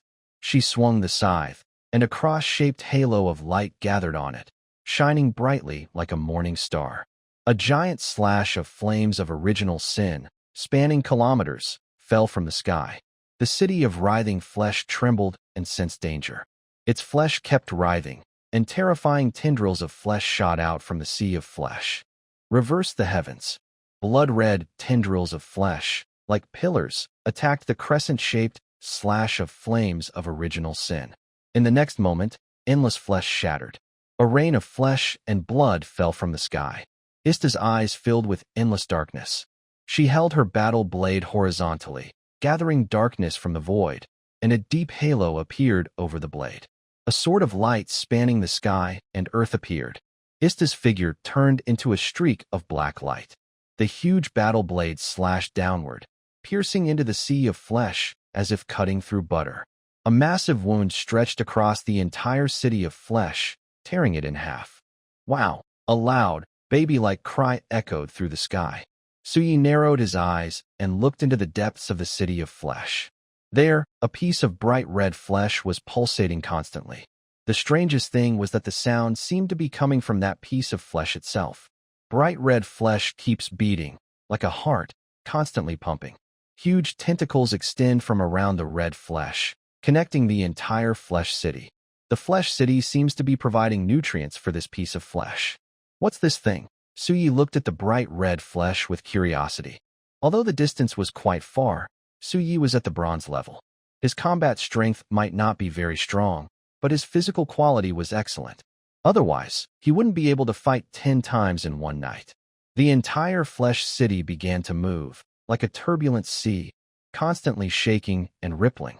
Countless flesh tentacles emerged from the ocean of flesh, twisting and writhing. The flesh city grew countless tentacles, like worms, intertwining and overlapping. It was a nightmare for anyone with a fear of tight spaces. A huge wound ran across the entire flesh city, unable to heal. Ista's original dark power was not easy to dispel. Ista's level was low, but her high status and powerful abilities made it impossible for the flesh city to recover. "Wow, wow." The sound of a baby's cry echoed through the world. A group of fallen angels and angels of original sin began to attack, clearing out the flesh city that Ista had cut apart. Like braised pork, rectangular blocks of flesh were sliced out by Ista, dispersing the power of the flesh city. Each block was as large as a few hundred meters of mountain peaks. It was a city, so naturally it couldn't be small. Even after being cut, the volume was still enormous. This is the best way to handle it. After all, the blood flesh city is too large to deal with all at once. Handling it this way is more reasonable and faster. The fire of original sin burns fiercely, continuously burning away the flesh and blood. The blood flesh city is melting away, gradually disappearing. The crying of babies also becomes weaker over time. Cleaning this up will still take some time. "Do you have any ideas?" Su Yi asked Shiyu and Lu Fei. "These flesh and blood are useless, but I'm more curious about that," Lu Fei said, pointing at the blood-red mass in the center of the city, which beats like a heart. "I'm also curious, but it's too far to see its properties clearly." "Let's wait a bit," Su Yi replied, looking at the constantly beating flesh. As time passes, the blood flesh city completely disappears, leaving only the beating flesh mass in the center. Lilith and Ista returned to Su Ye's side. "Let's go. Take me to see it," Suyi said to Lilith and Ista. Lilith nodded, and Ista also nodded. Lilith picked up Suyi directly, while Ista wrapped her arms around Shiyu and Lu Fei's waists. Suyi looked at Lilith with a dark expression, but he said nothing. After all, he can't fly. The Golden Throne can fly, but it's too slow and a bit silly. Imagine this. Suyi sitting on the Golden Throne, which slowly floats forward. The scene sounds strange just thinking about it. The original Sin Fallen Angel and the Pureblood Fallen Angel have gathered here. Suyi stepped on the ground and looked at the blood-red mass in front of him. It now looked like a blood-red gem, shining faintly. It was breathing at a regular rhythm. Suyi checked its attributes directly, which is also a lord's ability. Or rather, as long as something from a assimilated world, Suyi can view its attributes. It's just a matter of whether he wants to do so. Name: Decayed Divine Flesh Level, Bronze 9-star Trait 1, Divine Flesh Trait 2, Corruption Trait 3, Flesh Domination Trait 4, Flesh Devouring Trait 5, Flesh Evolution PS.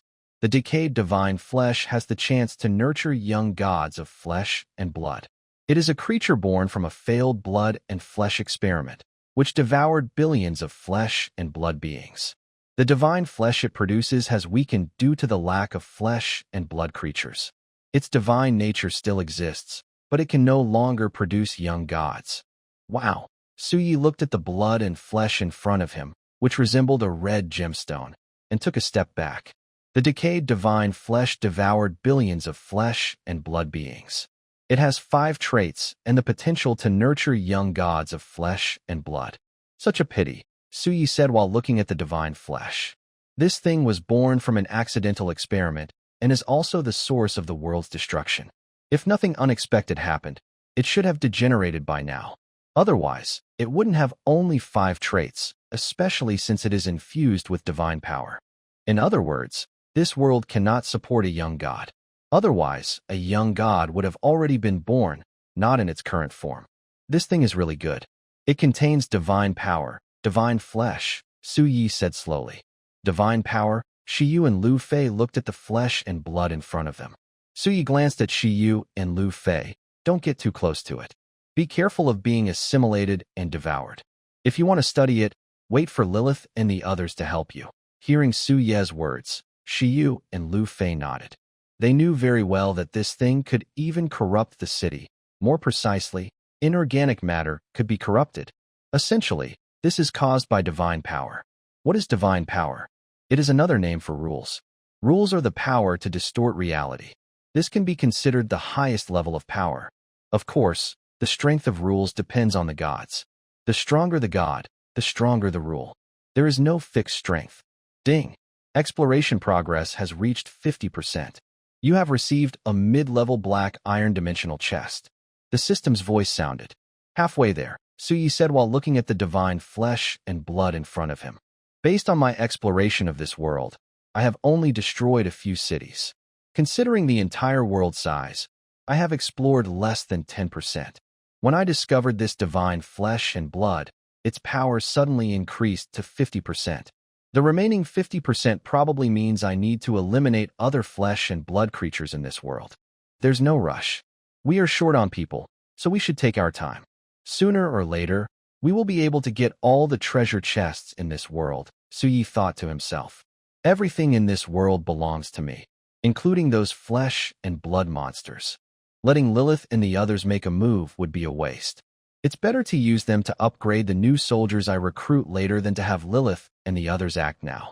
Although Lilith and the others can improve their strength by fighting, given their current rank, the monsters in this world are not enough to upgrade them by even 1 star.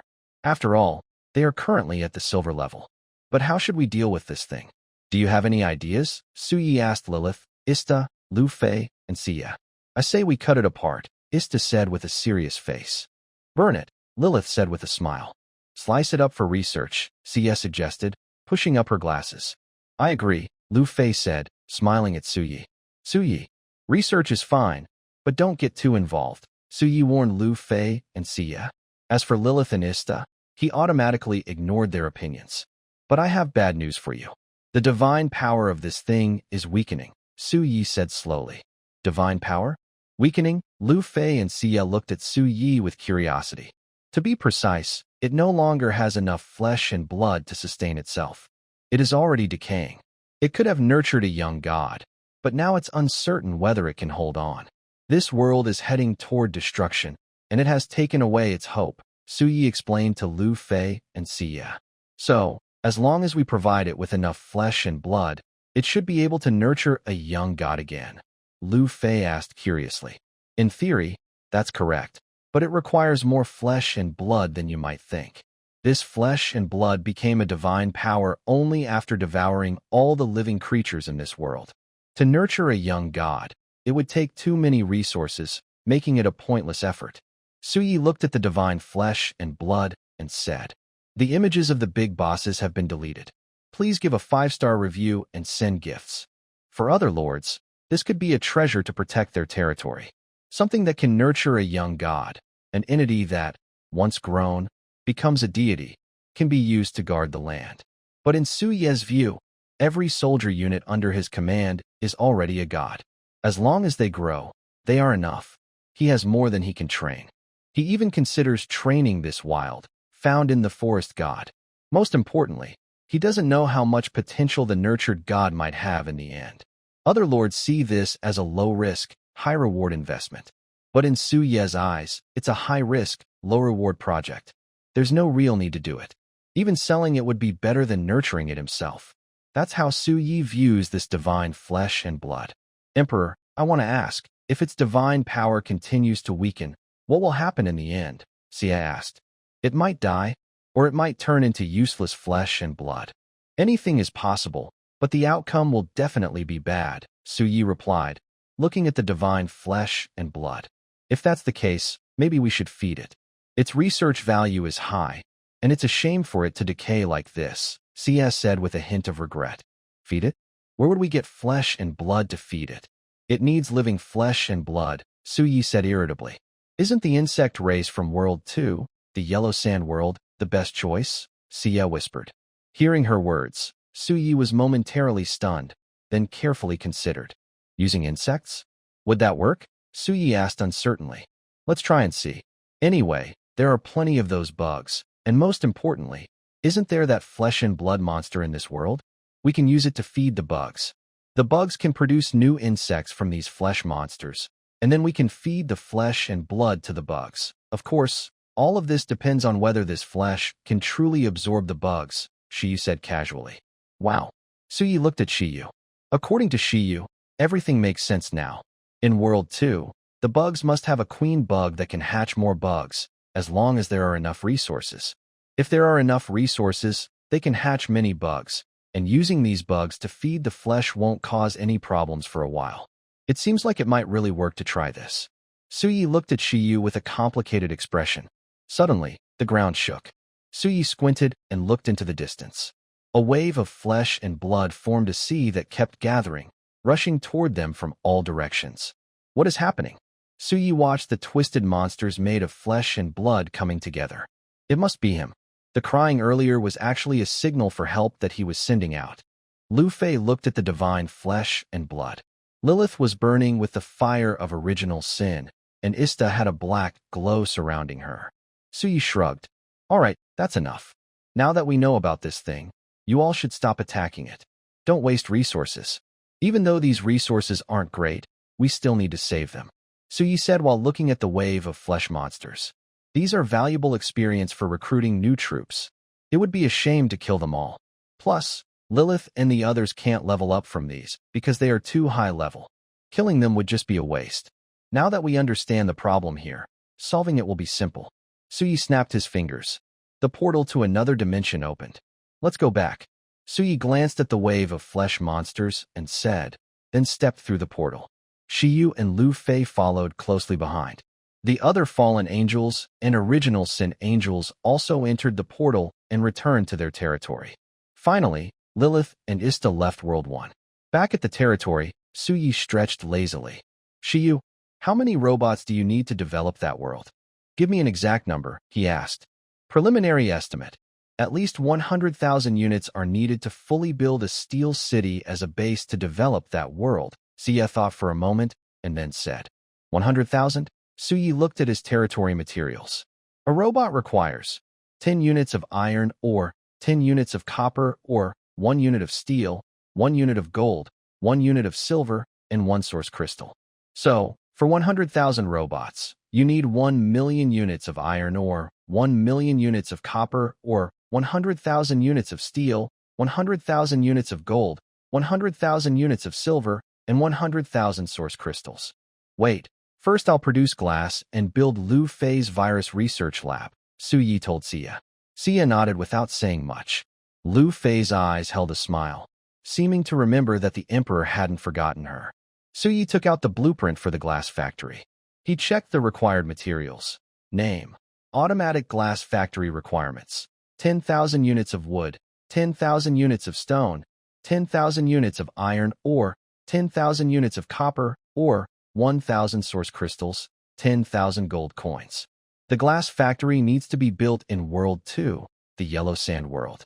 The problem is, the insect race there hasn't been wiped out yet. Thinking of this, Suyi wondered, what should I do about those bugs?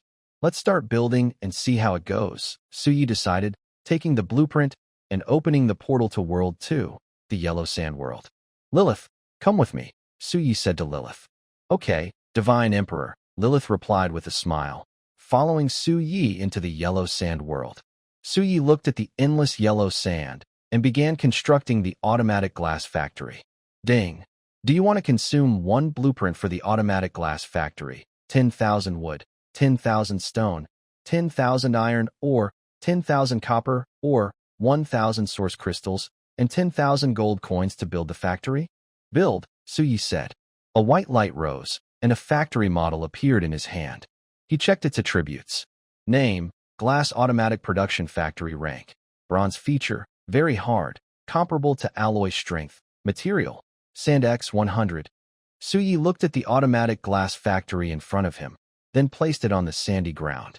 World 2 is a world filled only with sand and insects.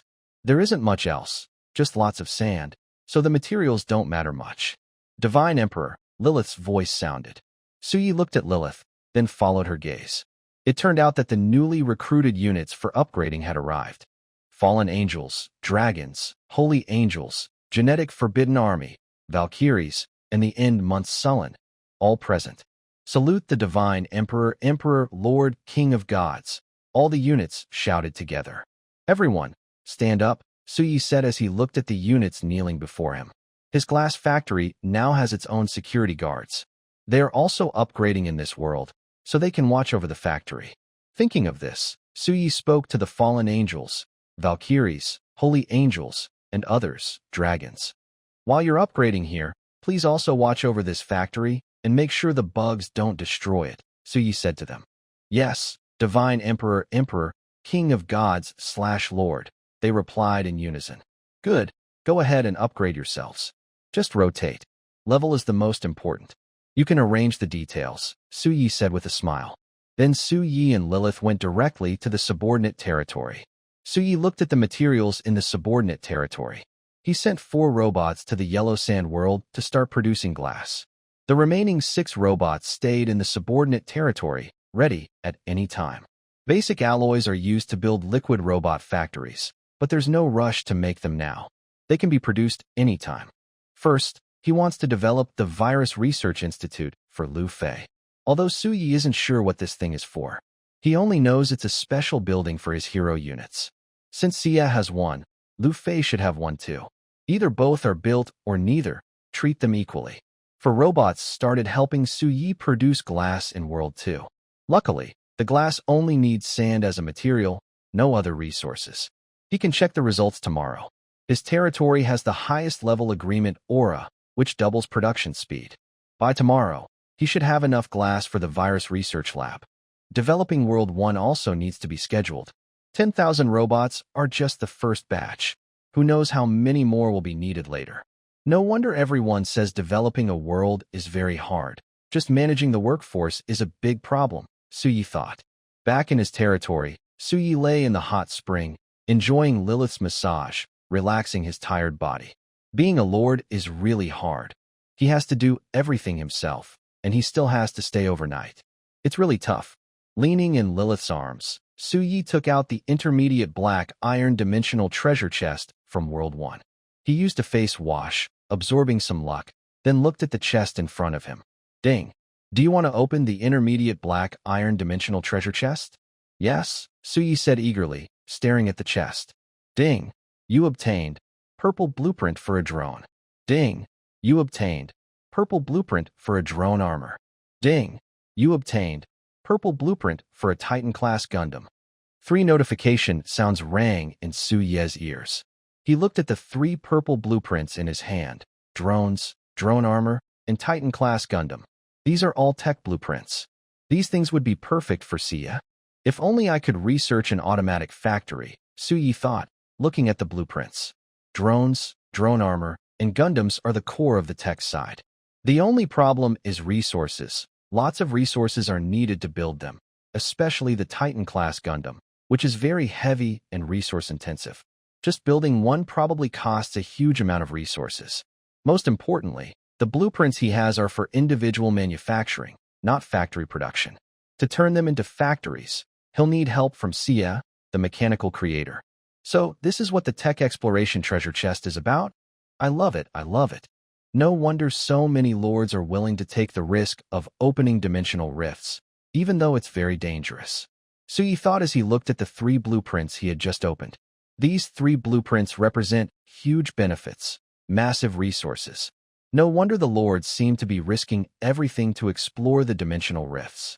Their goal is the resources from that world and the dimensional treasure chests. Thinking of this, Suyi felt a stomach ache. I shouldn't have upgraded so early. Now that the Lord's heart has been upgraded, Suyi doesn't dare to open the rift gate casually. The gate only exists for 12 hours. Who knows what kind of world he opened? If I had known, I would have waited a few more days to upgrade. I wouldn't be in such a hurry, Suyi thought to himself. Waiting a few more days would mean opening a few more black iron-level dimensional worlds. Now, to open them, he can only rely on the dimensional gate.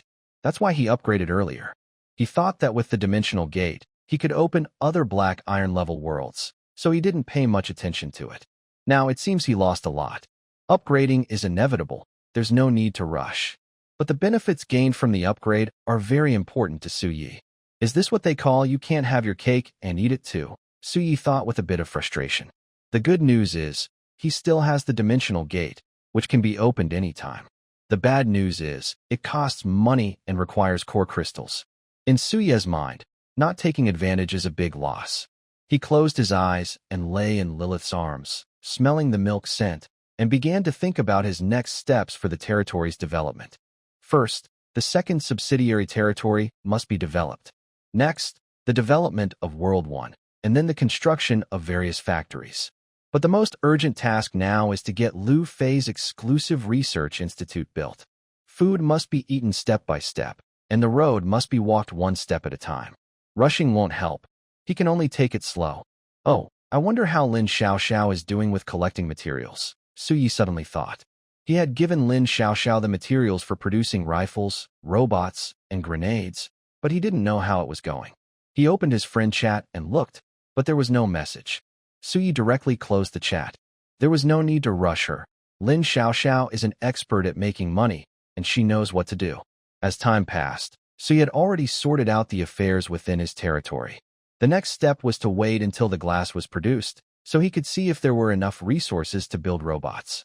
Once the robots were made, he would need to consider developing world number 1. For now, these were the main tasks Suyi needed to focus on. As for other matters, Lilith and the others didn't need Suyi to worry about them at all. They also didn't need Suyi to concern himself with anything else. Moreover, the resources Lilith and the others used the most were high-level meat resource cards. Other items were useless to them. Night fell. The bonfire in Suyi's territory was lit again, with laughter, cheers, and playful teasing.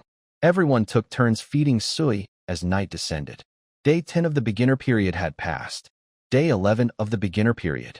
Early in the morning, Suyi crawled out from a pile of beautiful legs and fragrant meat, looking terribly exhausted, as if he might collapse at any moment. He staggered over to the Chaos Spring. He took a few big drinks and instantly felt reborn. Feels great. I can fight 10 more. Suyi thought with high fighting spirit. After stretching his body, Sui said, System, open the Daily Combat Power Gift Pack. Ding. You received a Troop Refresh Recruitment Card. Ding. You received a Barracks Upgrade Card. Ding. You received a Troop Promotion Card. Wow. Sui was stunned when he heard the system's notification. Such good luck today, he got 3 items at once. Is this real? Sui looked at the 3 cards he drew. Truly, he wasn't hearing things. Thinking of this, Sui rubbed his hands and headed straight to the barracks to start today's recruitment. 2 consecutive barracks recruitments, Fallen Angel 30, Genetic Forbidden Army 30. After these 2, Sui began to doubt life. Following the sequence, he headed directly to the Origin Dragon's nest. Pangelia's massive body was already waiting there. God King, Pangelia's voice rang out, her golden pupils looking at Sui. Sui nodded. Good morning, Pangelia. Subsequently, Sui directly entered the Source Dragon's nest. Pangelia was too large to go inside, so she just waited outside. Sui looked at the giant dragon statue in front of him and activated the daily recruitment. Ding! Spend 30 gold coins to start the daily recruitment? The system prompt sounded. Begin, Sui said as he looked at the dragon statue. A brilliant light rose, and a young dragon appeared within the glow. In the next moment, a dazzling golden light emerged, intertwining with sacred golden hues in the hall, shining intensely, with the golden glow constantly blooming. Gold appeared, Sui instinctively said, looking at the golden light in front of him. A larger young dragon appeared on the light screen, covered in golden scales and red patterns, shining like the sun. Pangelia, outside the Source Dragon's nest, instantly opened her eyes. The same dragon aura, but not her own, coming from a fellow dragon, yet completely different. When the light faded, a young dragon with golden scales and red markings appeared in the hall. Besides the ancient black gold dragon she usually recruited, there were also more than 10 small dragons, all golden like the sun, obediently following the lead dragon. Sui looked at the leading dragon. It had golden scales, fierce horns, and red patterns covering its body. These patterns intertwined to form sacred symbols, giving a sense of eternity. Unlike Pangelia, this young dragon had 3 pairs of wings, but their shape was angular, with patterns resembling the sun. Leaders, please upload images. I beg you. The drawings made by Lao Wu are too poor, please. Sui checked its attributes. Name, Cassilia Loyalty, 100 level, Black Iron 1-star type. Eternal Blazing Sun Dragon, Cassilia Talent. Eternal Blazing Sun Skill. Blazing Sun Dragon Breath Potential. Creation, affected by the attribute Unlimited. The Eternal Sun Dragon, a mighty dragon that controls the power of eternity and the blazing sun, has an immortal body.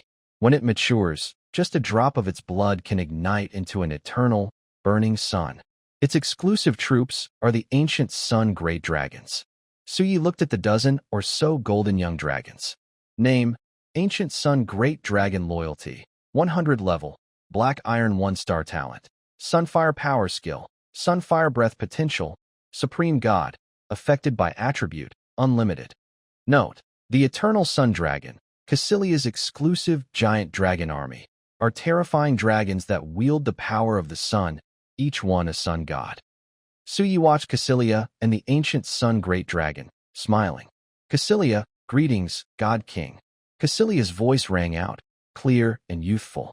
Behind her, the ancient sun great dragon and the ancient black gold dragon bowed in respect. All right, get up.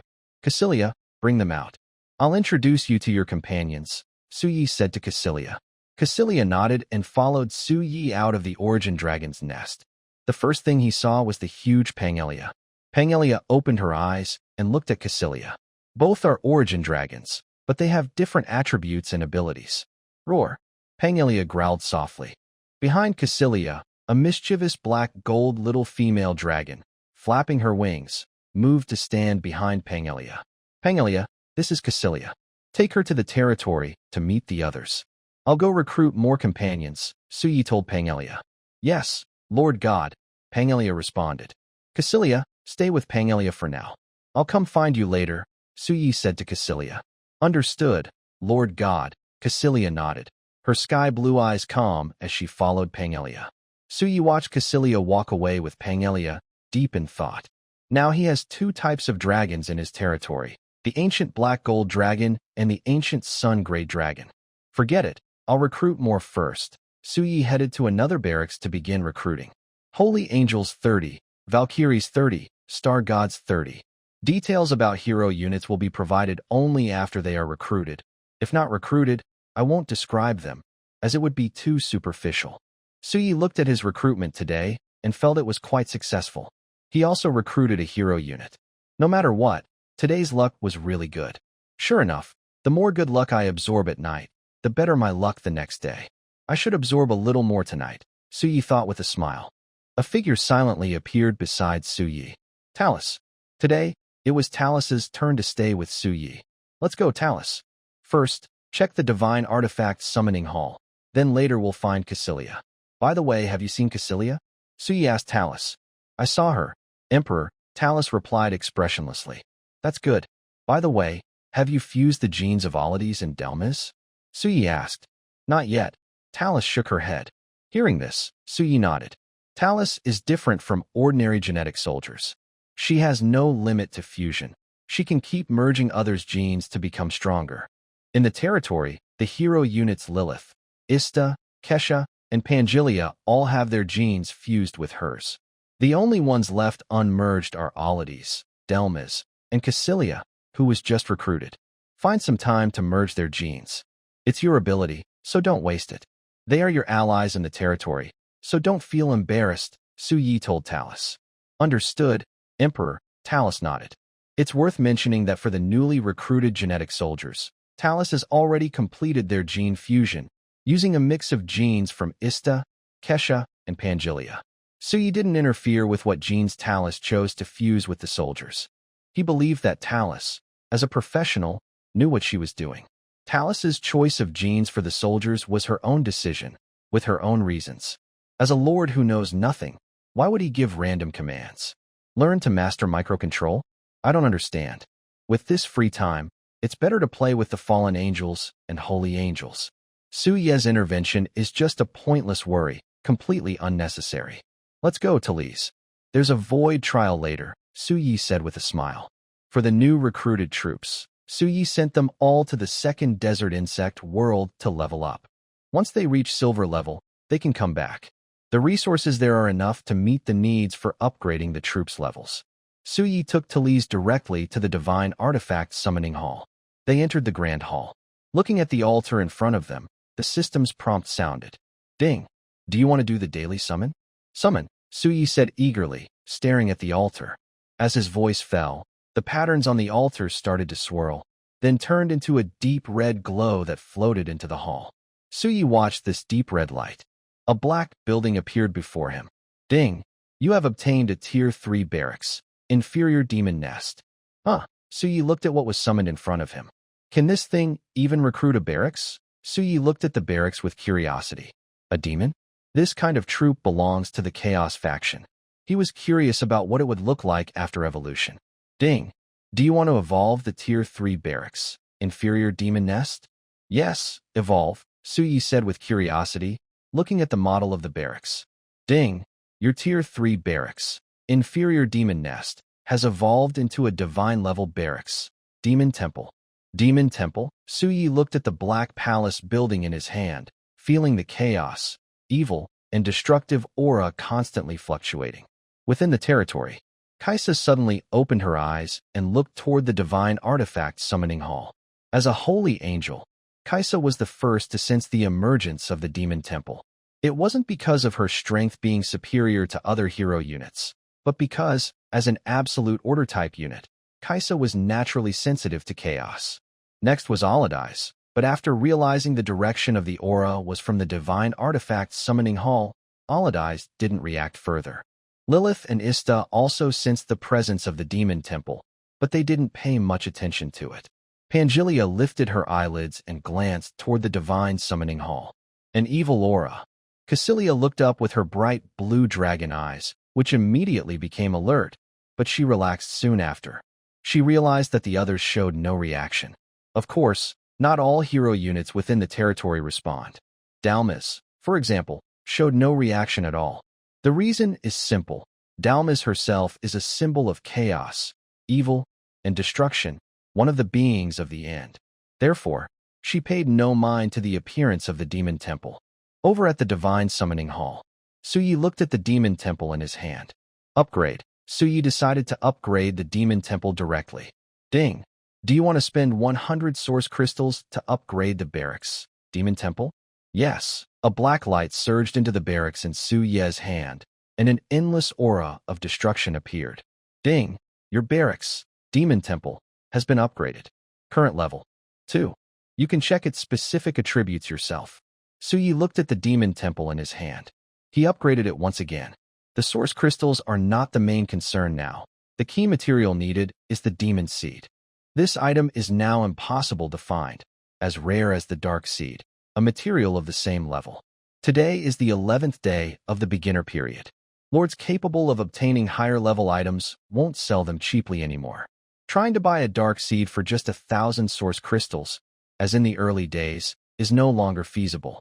It's not like the initial days when prices were low. Now, only lords who can acquire such resources are likely to hold on to them. Most have moved past the early stage and won't sell resources cheaply unless they have no choice. Otherwise, it's nearly impossible. For new lords, aside from the first few difficult days, as long as they don't make reckless moves, they can steadily build their foundation. Even a major merchant like Lin Xiaoxiao has mostly stopped buying dark seeds and similar items. Now, these resources are mainly kept for when the beginner period ends or when the 20th day begins to boost rankings. They are used to maximize resource value. Unless someone is truly desperate, no one will sell them cheaply anymore. Suyi avoids letting Lin Xiaoxiao buy dark seeds because he fears being discovered and because, even if they could be bought, the prices are sky-high. Such prices are beyond what Suyi can afford now. System, use one barracks upgrade card to upgrade the demon temple, Suyi said. Ding. Do you want to spend one barracks upgrade card to upgrade the barracks? Demon temple? Yes. Ding. Your demon temple is now level 3. Please check its specific attributes. Suyi looked at the demon temple in his hand and examined it. Name, demon temple level, 3 rank, divine faction, chaos recruitment, 30/30ths cost, 1 gold coin, fixed, aura, abyss immortal upgrade, 10,000 origin crystals, 100,000 gold coins, 10 demon seeds note.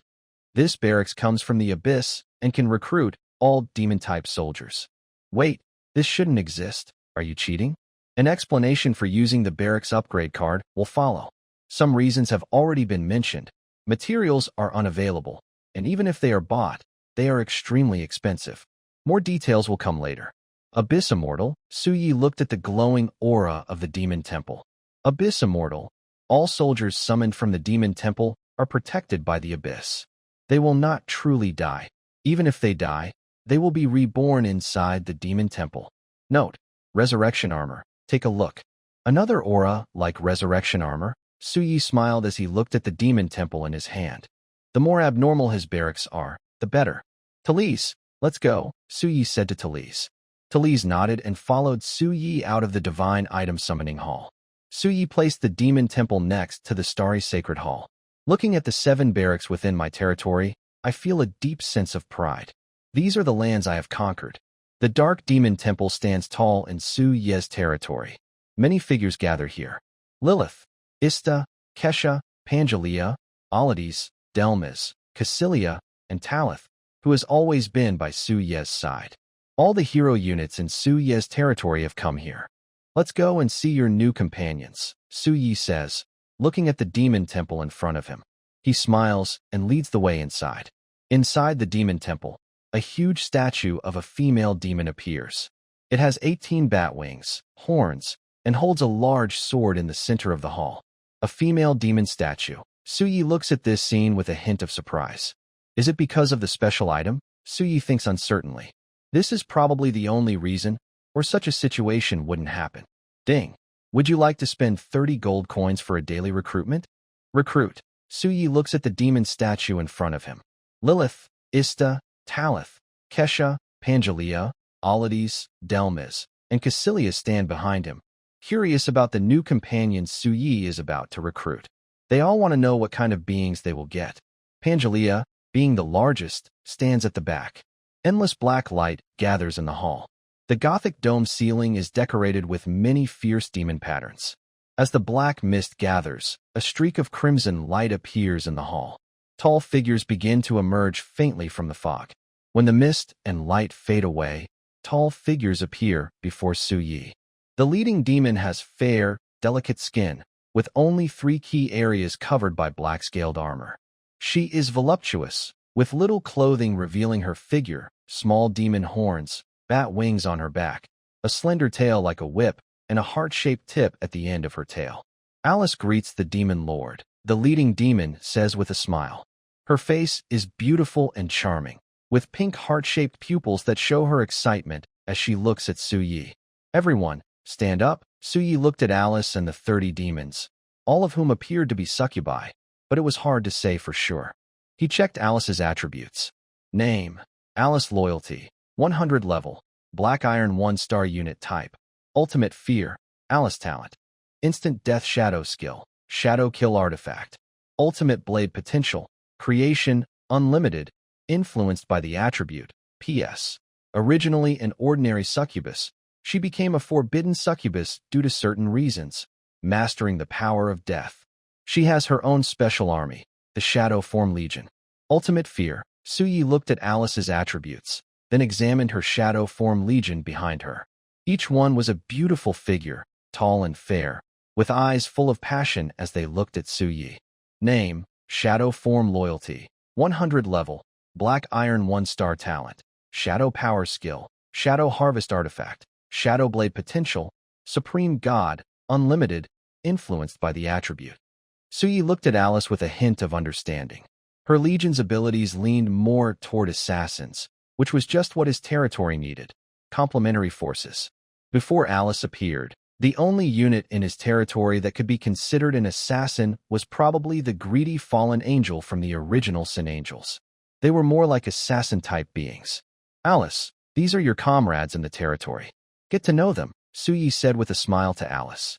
Understood, Lord Demon King, Alice replied with a smile, looking at the heroic units behind Su Yi. She lingered a bit longer on Pandora and Delmas. The reason was that Alice sensed even more chaotic, evil, and destructive energy from them. This was one of the reasons she paid more attention to them. Besides Pandora and Delmas, Alice's gaze was mostly on Kesha, the holy angel, who was essentially her rival.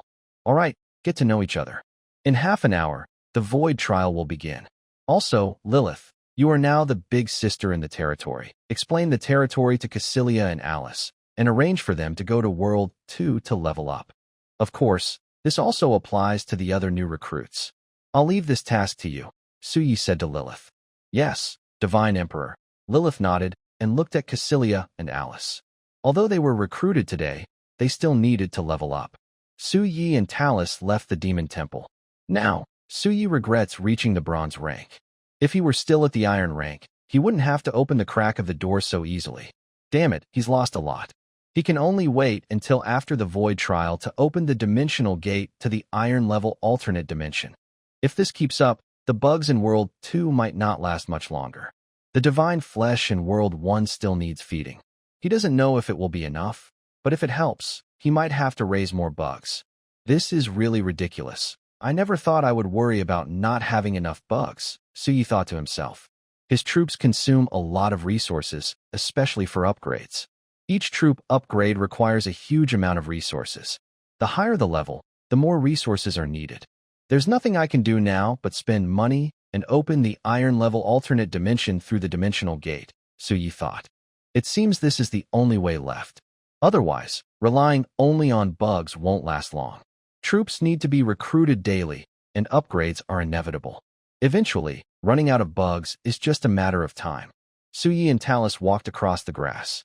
No wonder those second-generation lords are never in a hurry to upgrade their lord hearts. So that's the reason, Su Yi sighed. This is what a commoner lord looks like. Every step is a trap, even he has fallen into one. Without the dimensional gate, if he wants to develop now, he has to bravely open a bronze-level alternate dimension, let alone other ordinary lords. This is inheritance. Ordinary lords have no inheritance and don't know these things. Things that seem insignificant can leave no way back once you step out. Su-yi couldn't help but think. Can Su-yi still return to the Iron Tier? Clearly, that's impossible. He looked at the leaderboard for the Lord's Heart. None of the top spots were held by second-generation lords. They were all ordinary lords frantically upgrading their Lord's Heart. The highest level was now in the Silver Tier. After the beginner period, no one knew how to survive, let alone open the silver dimensional world. Damn it, these fools. None of them are talking, huh? Su-yi muttered. In his studies about lords, he only knew about faction classifications and the preferences of known troop types. As for the basics of the Lord's Heart, he knew they existed, but no one was talking about them. This was really frustrating. Everyone was hiding their knowledge. He knew upgrading the Lord's Heart had risks, but no one mentioned it. Fine, no one is saying anything, so I won't either. Su-yi checked his army upgrade cards. There were 12 left. That's still too few. He had used a few cards to upgrade his barracks to level 2. There was a reason for that. Materials are too expensive now. He can't afford them. And he couldn't find any on the market. Lin Xiaoxiao hadn't found any either, so how could he? He might as well pray for good luck with the scoring treasure chest. Also, a level 3 barracks can activate a buff, especially his divine level barracks. The buff is incredibly powerful, so you didn't see the point in saving a card just to wait for materials. These buffs are permanent boosts for his troops, either increasing their strength or adding a resurrection shield. It's always worth it. Even the lowest level buff, like the Supreme Pack Technology buff, improves research and production speed. These are divine level buffs. That's why Su-yi was so willing to spend. Right now, he couldn't even buy these precious materials, let alone troop refresh or recruitment cards. Up to now, he hadn't found many sellers willing to sell these cards, even with Lin Xiaoxiao helping him. As time passes, these lords have established themselves with steady income. They won't sell their resources cheaply anymore. Su-yi could only wait. When 20 days pass and the lords start competing for the top ranks, then the market resources will appear. To ensure her final ranking, most lords at that time would frantically arm themselves. They would sell off resources that were not useful to them, just to improve their position in the rankings. Currently, the lords are stockpiling resources in preparation for the sprint starting on the 20th day. No one would sell their resources cheaply at this time. That will be the moment when Su-yi can truly harvest. As time passes, Su-yi sits on the grass with Talise. Half an hour has gone by. The troops from Su-yi's territory have gathered together. Cassandra and Alice have gone to the second yellow sand insect world to upgrade, including the new units recruited today. The soldiers recruited before have all been upgraded to silver level and returned. Those who haven't are still upgrading in the second yellow sand insect world. System, start the void trial. Difficulty, abyss. Su-yi's voice sounds. Talise disappears behind Su-yi. Ding. Void trial begins. Difficulty, abyss. You have 30 seconds to prepare. The system's alert sounds. Endless blood-red fog gathers at the edge of Su-yi's territory. Fierce creatures emerge from the blood fog and step into Su-yi's land. Su-yi narrows his eyes, watching these monsters. They are hideous, deep-sea dwellers, writhing in the void. Their levels haven't changed much, but their numbers are increasing rapidly to the naked eye. Su-yi sits on the grass, not worried at all that these monsters will break through Lily and others' defenses. A figure appears behind Su-yi. Lu Fei. Lu Fei lounges lazily and sits beside Su-yi. Emperor, can we establish the Virus Research Institute today? Lu Fei asks. It should be fine, as long as we have enough glass, Su-yi replies after thinking. Good. Then I can also help the Emperor share the burden soon, Lu Fei says with a charming smile. I really want to study these creatures. Lu Fei looks at the invading monsters in the distance. They should be great materials for experiments, she says with a charming smile, but her words make Su-yi feel a bit uneasy. Materials for experiments? What is Lu Fei doing? She's working on viruses. Her so-called experiment materials turned out to be quite disappointing. Stay calm and don't mess around, Su-yi softly advised. Emperor, don't worry. I am confident. Lu Fei smiled and chatted casually with Su-yi. As time passed, an hour went by. The system's notification sounded. Ding. Void trial ended. Evaluating. Ding. Evaluation complete. Damage taken. 0. Enemies defeated. 200,000. Rating. SSS. Ding. You have received an SSS level Abyss difficulty treasure chest. Did 20,000 monsters invade today? Suyi looked at the piles of corpses and blood stacked high within his territory. The invading monsters were 5,000 more than yesterday, but it was manageable. The main thing was that their levels hadn't changed much. As for Lily and the others, their levels increased by 1 star. Yes, just 1 star. Gaining a star every day is a good thing for Suyi. With the improvement of troop types, it might become impossible to gain a star in a day later on, due to resource shortages. That's the real problem. But if the level hasn't changed, does that mean I can still upgrade the Lord's Heart? Suyi wondered. Raising the level of the Lord's Heart would definitely increase the difficulty of the Void Trial. Today, the level of invading monsters didn't go up, but their numbers increased significantly. So, upgrading the Lord's Heart by 1 level shouldn't be a problem. There probably won't be any golden level monsters appearing. Forget it, I'll wait and see. Tomorrow's trial strength will tell, Suyi thought as he looked at his territory. He decided to wait and see how tough tomorrow's void trial would be. Disassemble. Suyi looked at the corpses in his territory and activated his authority. Ding! You disassembled 200,000 corpses and gained 40,000 source crystals. 40,000 source crystals? Not bad. Suyi looked at the crystals gained from disassembling corpses. It wasn't a small amount, but not a huge one either. Only during the beginner phase could disassembling corpses yield source crystals. After that, disassembling no longer provides them. Then, Suyi turned to the treasure chests dropped in his territory and collected them all. I counted and found there are a total of 40,000 silver-level Abyss chests. Ding! Do you want to open 40,000 silver-level Abyss chests? Open, Suyi said as he looked at the chests in front of him. These chests are resource chests. They only give resources, not other items, so Suyi didn't expect much. Ding! You have received 10 intermediate obsidian resource cards. Ding! You have received 10 intermediate gold resource cards. Ding! You have received 10 intermediate silver resource cards. Ding! You have received 10 intermediate mithril resource cards. Suyi looked at the 4 types of items that came out of the silver abyss chests. Among them, obsidian is a new resource he obtained, and it's quite a good material. Many equipment and buildings need this material. He opened 10,000 chests for each resource type and got 100,000 intermediate resource cards for each. Not bad, Suyi said, looking at the resources he gained. Although there are only 4 types, the quantity is quite large, so it's acceptable. Suyi then looked at the last chest, which is the main event of the day, a SSS level Abyss rating chest. Ding! Do you want to open the SSS level Abyss rating chest? The system prompt sounded. Wait, Suyi glanced at Lu Fei and Talithus beside him. He then buried his head, took a few deep breaths of good luck, and said refreshed, open it. Ding! You have received 1 troop refresh recruitment card. Ding! You have received 1 barracks upgrade card. Ding! You have received 1 troop promotion card.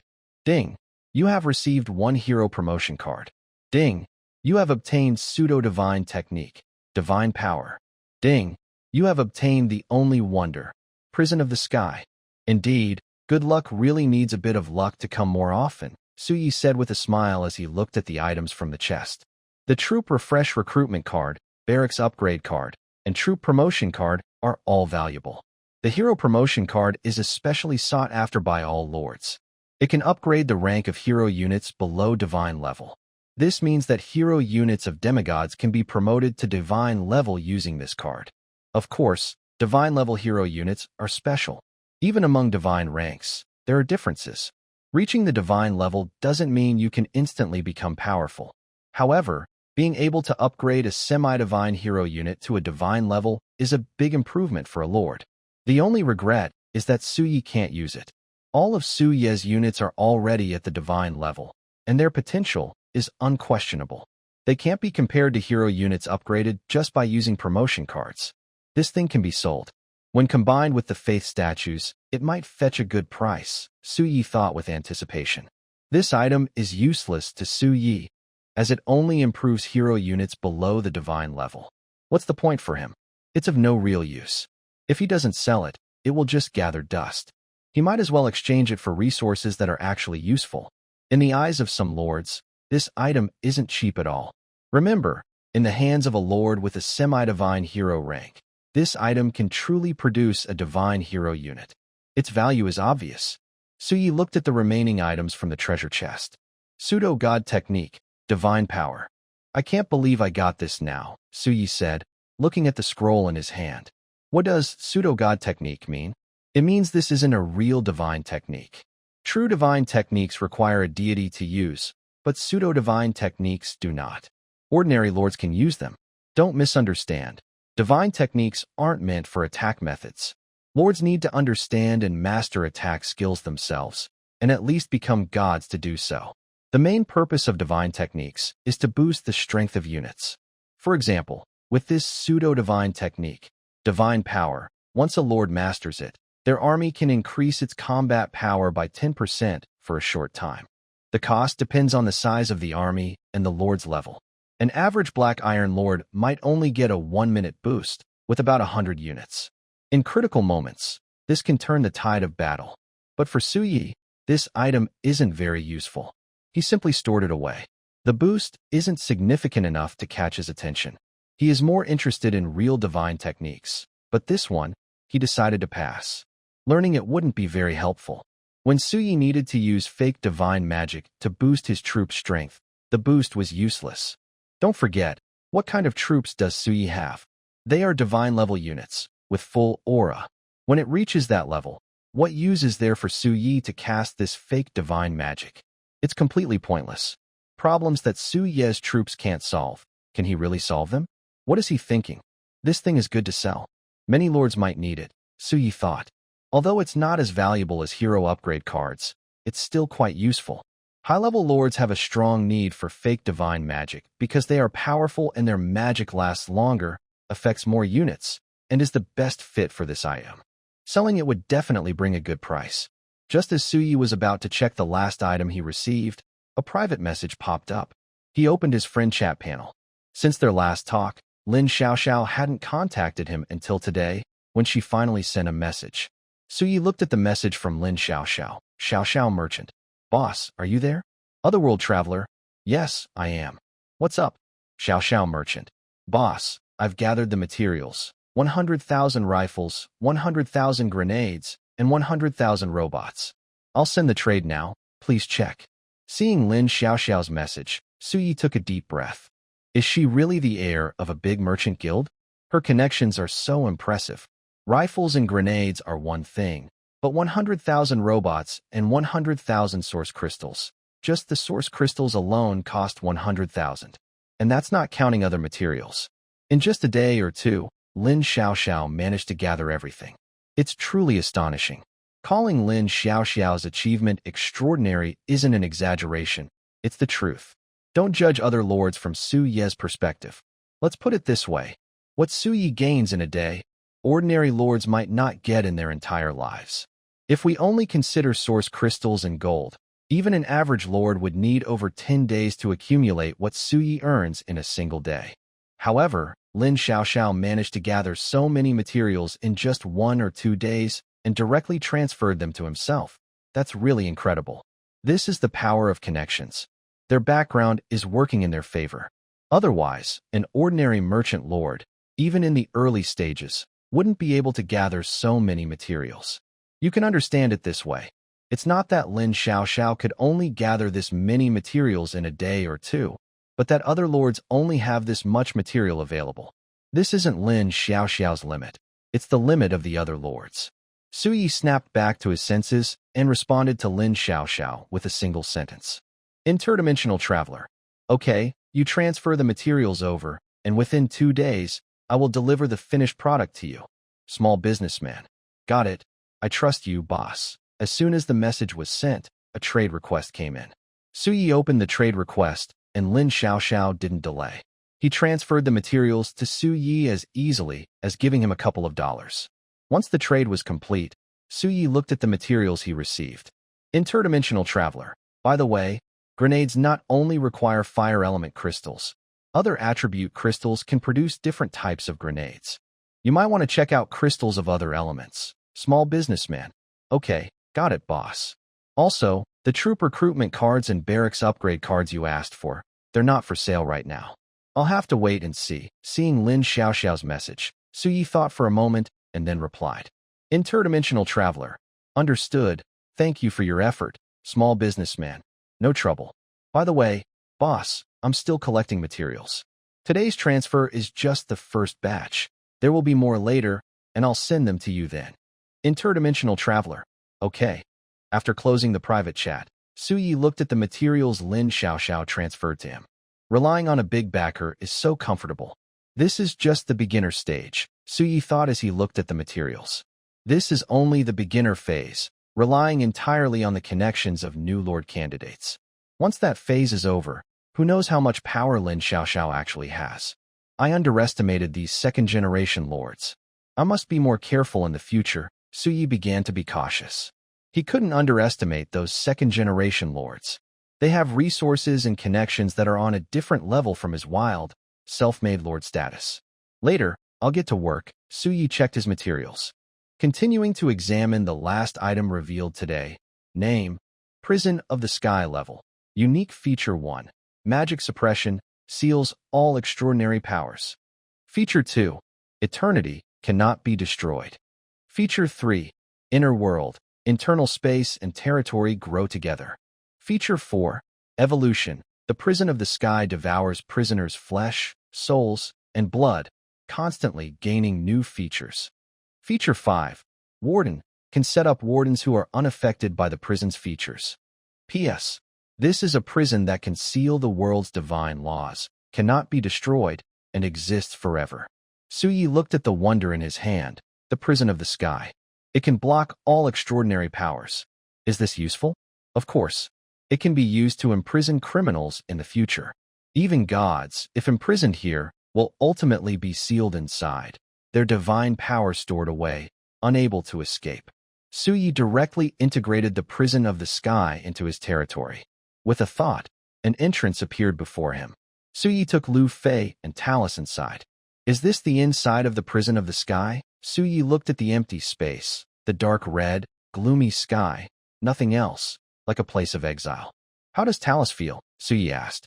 As soon as Talus entered, she felt as if her strength had vanished, and her spiritual energy stopped flowing. Spiritual energy can't be used, but the physical strength remains. However, over time, the body's strength will weaken, Talus said quietly. Suyi nodded. Let's go out, Suyi said to Talus and Lu Fei. He led them out. Inside the prison of the sky, there is nothing. But this space-time is special. Those marked as prisoners by Suyi lose their extraordinary powers here and are completely sealed. Their physical strength also gradually diminishes. This place is like a dead end.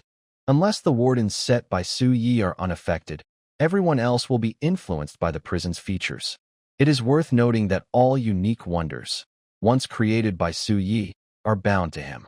If Suyi dies, these wonders will disappear completely. In other words, Suyi is now the prison warden of the prison of heaven. He can appoint anyone to be a guard there without being affected by the prison's special nature. This thing is pretty good, but it's not useful right now, Suyi said as he looked at the closed entrance. He can open the entrance anytime because the prison of heaven is now merged with his territory. It's just like a dimensional gate. With a thought, Suyi made a decision. Almost done, he said, stretching lazily. Today's tasks are complete. Let's go, Talise and Lu Fei. Let's check out world number 2, Suyi said with a smile to Talise and Lu Fei. Today's void trial is over. Next, he plans to see how much glass has been produced in world number 2. The light door opened, and Suyi took Lu Fei, Talise, and 2 robots into the yellow sand world of world number 2. In front of him appeared a factory. Outside, neatly stacked glass was visible. Suyi moved his mind, and all the glass was collected by him. There were a total of 200,000 units of glass. This means the glass factory can produce 200,000 units of glass in one day. That should be enough for now, Suyi said, looking at the glass in his space. 200,000 units. He then ordered the 2 robots to stop. They are much better than animals. They don't complain, don't get tired, and don't slack off. Suyi opened the teleportation portal to his subordinate territory, bringing Lu Fei, Talise, and the 2 robots back. Now that there's enough glass, he doesn't need to produce more. Instead, he plans to produce rifles, grenades, and robots, preparing for the second day of the space-time event to make a big profit. In his subordinate territory, Suyi looked at the 3 factories in front of him. One for rifles, one for grenades, and one for robots. Both of you produce rifles, both of you produce grenades, and both of you produce robots. I've provided the materials, and I'll supply more until they run out, he ordered, placing the materials next to the factories, and the robots began production. Looking at the 6 robots starting to produce rifles, grenades, and more robots, Suyi returned directly to his main territory. Once they finished production, he planned to package the resources. Packaging means putting the resources for sale into resource cards, such as basic resource cards, intermediate, and advanced resource cards. This is a basic ability of a lord. It's not considered a right, but packaging has a requirement. The packaged items cannot have any rebellious intent, or it won't work. This is just a basic power of a lord, similar to adjusting buildings in the territory. The lord can do it anytime. Come back in 2 hours. The subordinate territory isn't big, so I need to package resources regularly. Otherwise, there won't be enough space for all the robots, Suyi thought to himself. With 100,000 robots, his subordinate territory was only level 3. It couldn't possibly hold them all. He needed to check and package the resources regularly. After returning to his territory, Suyi looked at Lu Fei. Lu Fei smiled at Suyi. Although she didn't say anything, her meaning was clear. Everything is settled, now it's my turn. Suyi looked at Lu Fei and took out all the resources. 100,000 units of wood, 100,000 units of stone, 100,000 units of iron ore, 10,000 units of glass, 10,000 units of steel, 10,000 units of gold, 10,000 units of silver, 100,000 source crystals, and 1 million gold coins. Here you go, Suyi said to Lu Fei. Thank you, Emperor, Lu Fei replied, taking the resources and starting to build her own special building. A white light rose up, and as the light faded, a white building appeared in front of Suyi. Unlike the Technology Research Institute, which has 2 subordinate buildings, the Virus Research Institute has only one 3-story main building, but it also has 3 underground floors, making a total of 6 floors. Suyi took the building Lu Fei handed him and checked its attributes. Name, Virus Research Institute level, beginner attribute, exclusive building feature 1, absolute safety, no virus leaks will occur. Feature 2, virus research speed increases by 100%. Feature 2, the chance of virus fusion increases by 50%. Upgrade costs, 1 million wood, 1 million stone, 1 million iron ore, 1 million glass, 100,000 steel, 100,000 silver, 100,000 gold, 10,000 basic alloys, 1 million source crystals, 10 million gold coins, and 10 seeds of technology. Suyi looked at the 3 features of the Virus Research Institute. First, he solved the first feature, which addressed his safety concerns. Otherwise, he would have to think about where to place this thing. After all, viruses are unpredictable. Who knows what Liu Fei might research? For the safety of the territory, without this feature, Suyi would have sent it to the second territory directly. Now that he has this feature, he doesn't need to do that anymore. The remaining 2 features are similar to those of the Technology Research Institute, each one more incredible than the last. All right, your exclusive building is also finished. Next, you can start your research. Remember, don't mess around. If you find anything new, tell me immediately, Suyi advised Liu Fei. Liu Fei nodded excitedly. Suyi placed the Virus Research Institute next to Shiyu's Technology Research Institute. Since they both focus on research, their nature isn't too different. Well, both are quite dangerous. Go ahead, Suyi said to Liu Fei. Liu Fei nodded and happily headed toward her exclusive building. Suyi shook his head and looked at Talise beside him. Come on, Talise, let's go rest and soak in a hot spring.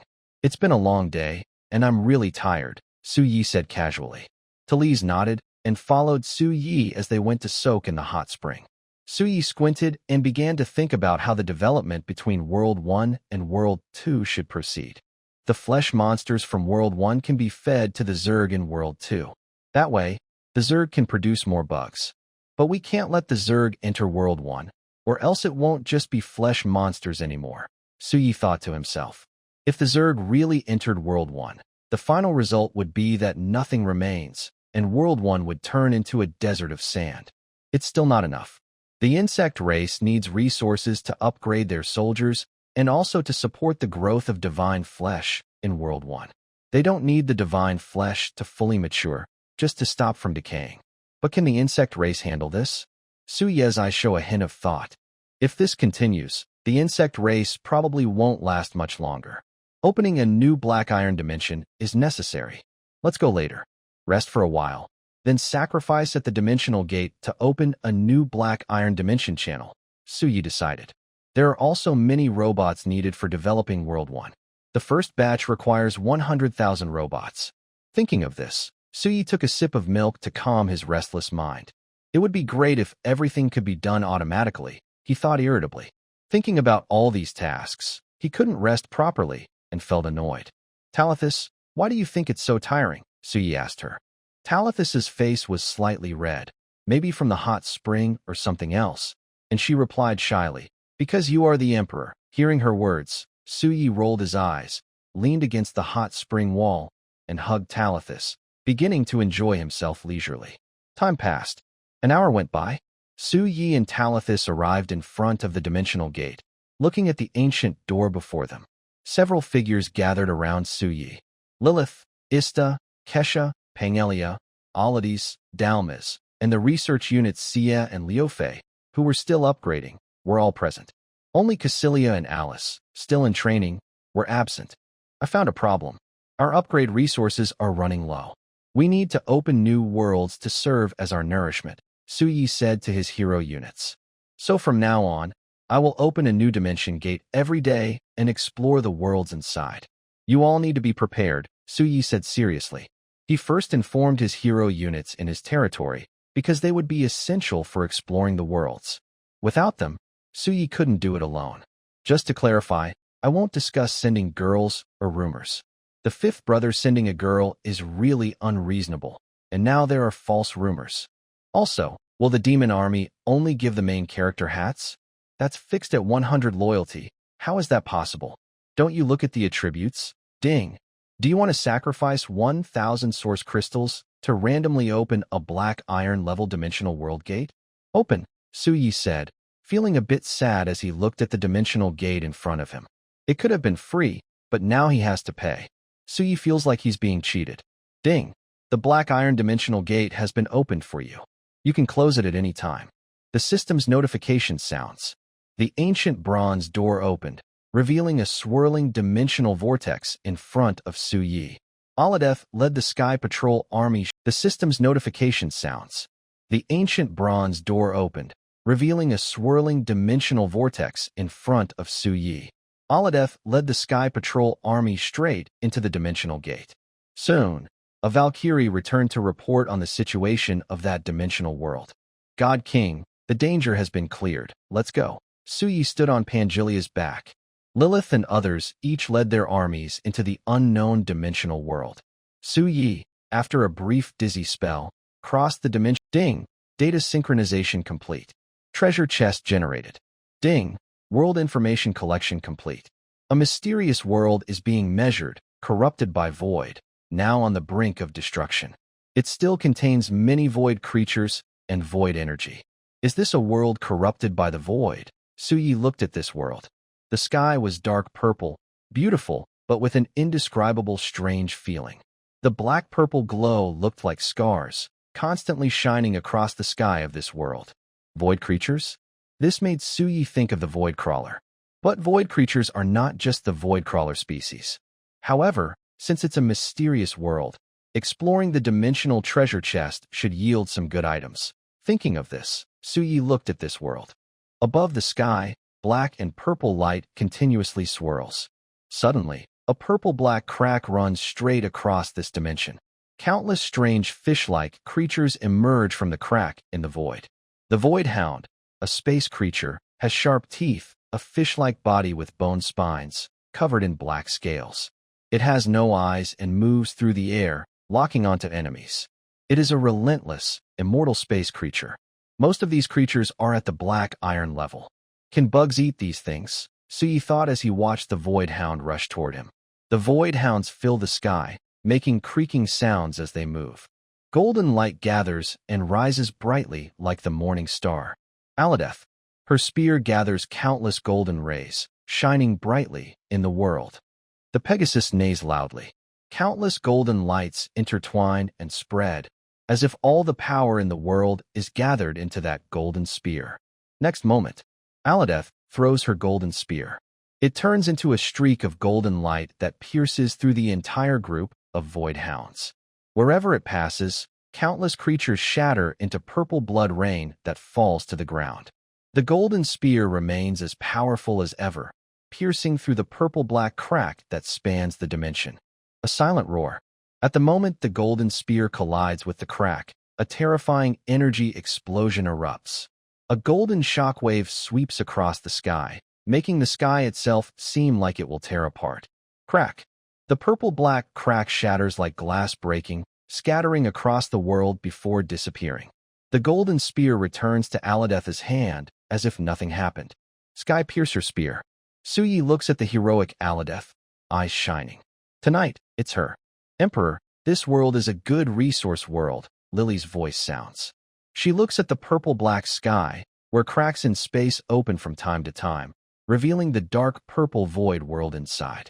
Lock and seal, Suyi nods and activates the power of the dimensional gate.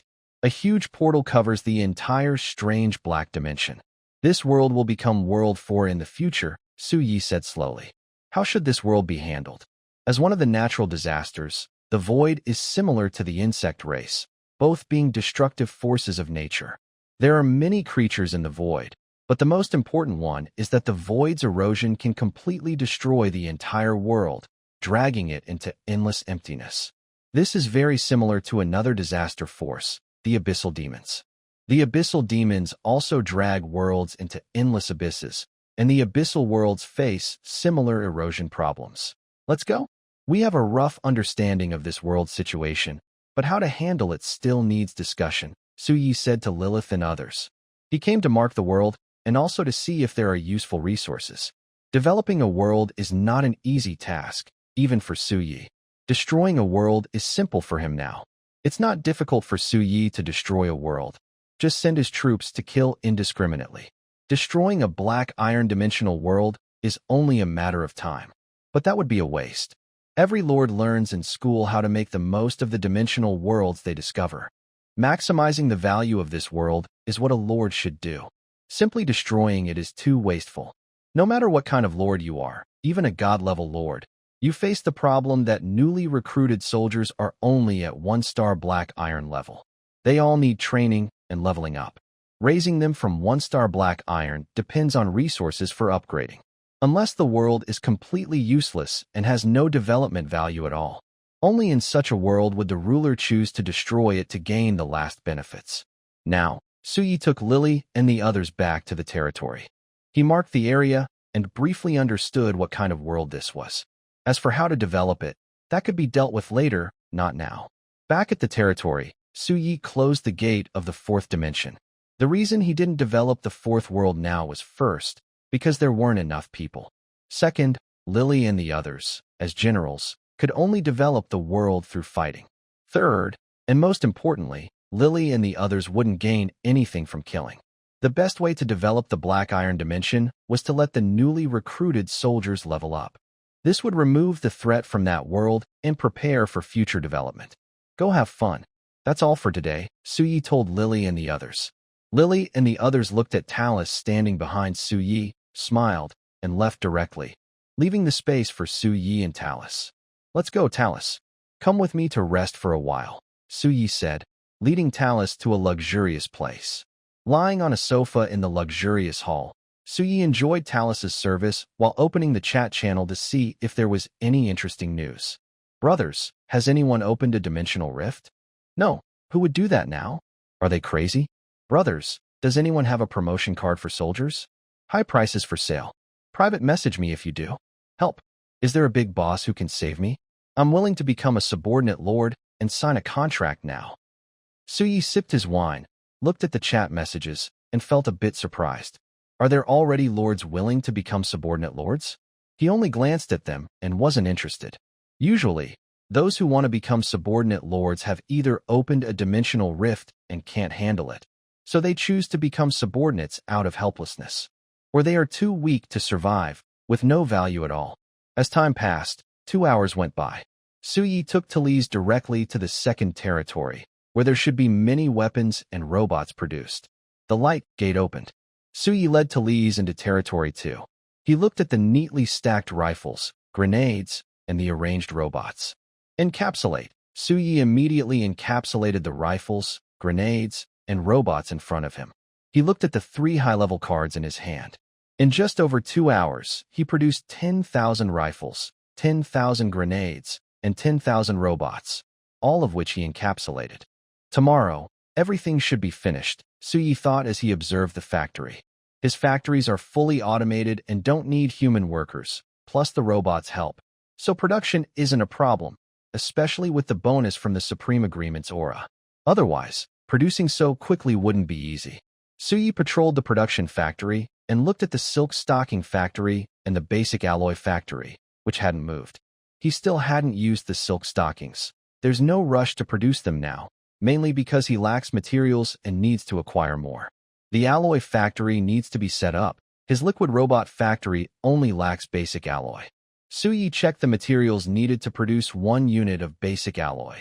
1 iron ore, 1 copper ore, 1 aluminum ore, 1 silver, and 0.1 mithril.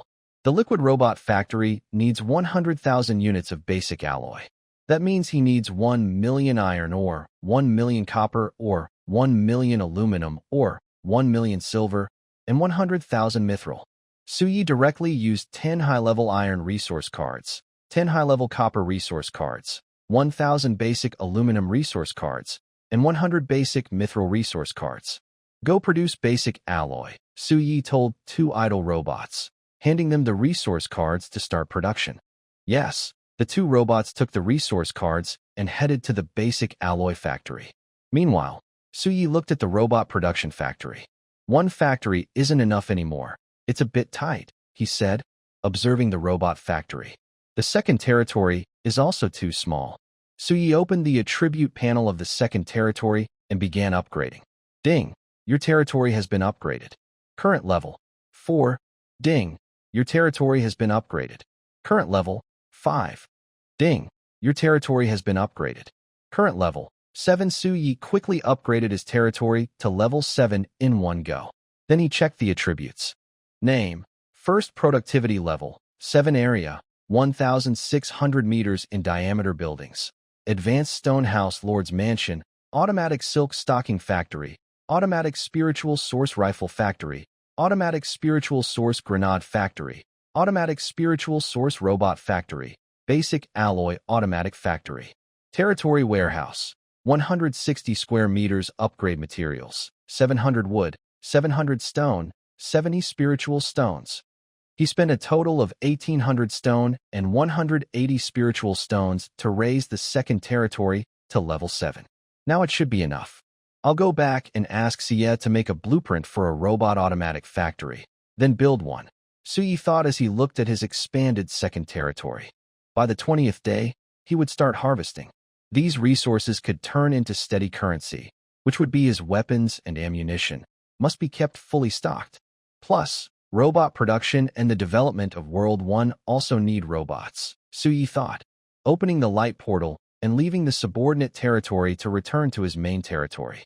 Suyi took Talise directly to the Technology Research Institute. Confidently, Suyi went to the 3rd floor to find Xie. Emperor, Xie stood up from her chair when she saw Suyi arrive. I'm here to see what you're working on and to get some things, Suyi said curiously, looking at the computer screen in front of Xie, filled with unfamiliar technical terms and blueprints. I'm designing something. You'll probably see the results soon, Xie said, tucking her hair behind her ear. Is that so? Suyi nodded. He took out 3 blueprints and handed them to Xie. Drones, combat armor, and Titan-class Gundam. 3 purple blueprints.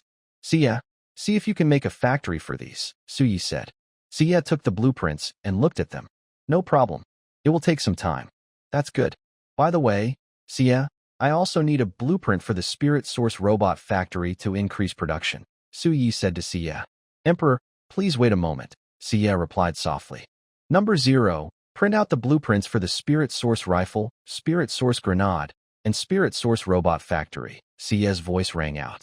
Yes, Creator, responded the mechanical voice of Number 0. The nearby printer started working. Suyi, there's a saying, when I ask a question, it's not that I have a problem, but that you do. Is it really that careless? Suyi looked at Sia in confusion. Sia seemed to see his doubt. Emperor, all the design blueprints are backed up in the Technology Research Institute. You just need to copy them. If you need these items in the future, you can directly ask Number 0 to generate the blueprints for you. Suyi nodded thoughtfully, realizing he had underestimated the abilities of this divine-level unit.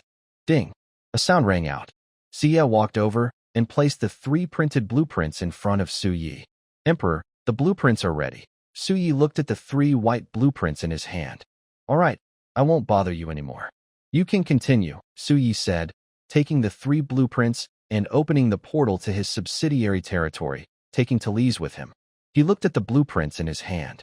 Then he took 3 high-quality wood, stone, copper ore, and iron or resource cards, along with 3,000 source crystals, 30,000 gold coins, and set up 3 factories, 1 for rifles, 1 for grenades, and 1 for robots, each at the bronze level. Now the production speed should improve, Suyi said as he looked at the factories in his second territory.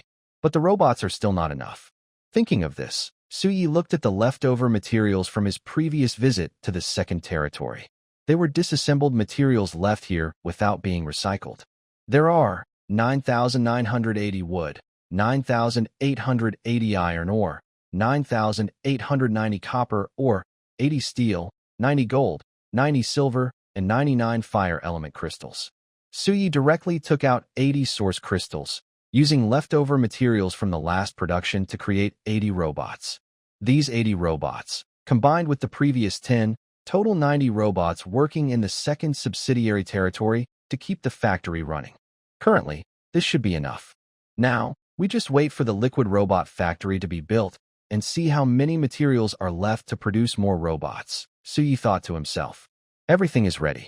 He is just waiting for the basic alloy production to finish. After all, the liquid robot automatic factory requires many resources. First, build it, then see what materials are needed to produce liquid robots. Once the factory is set up, the materials can be gradually gathered.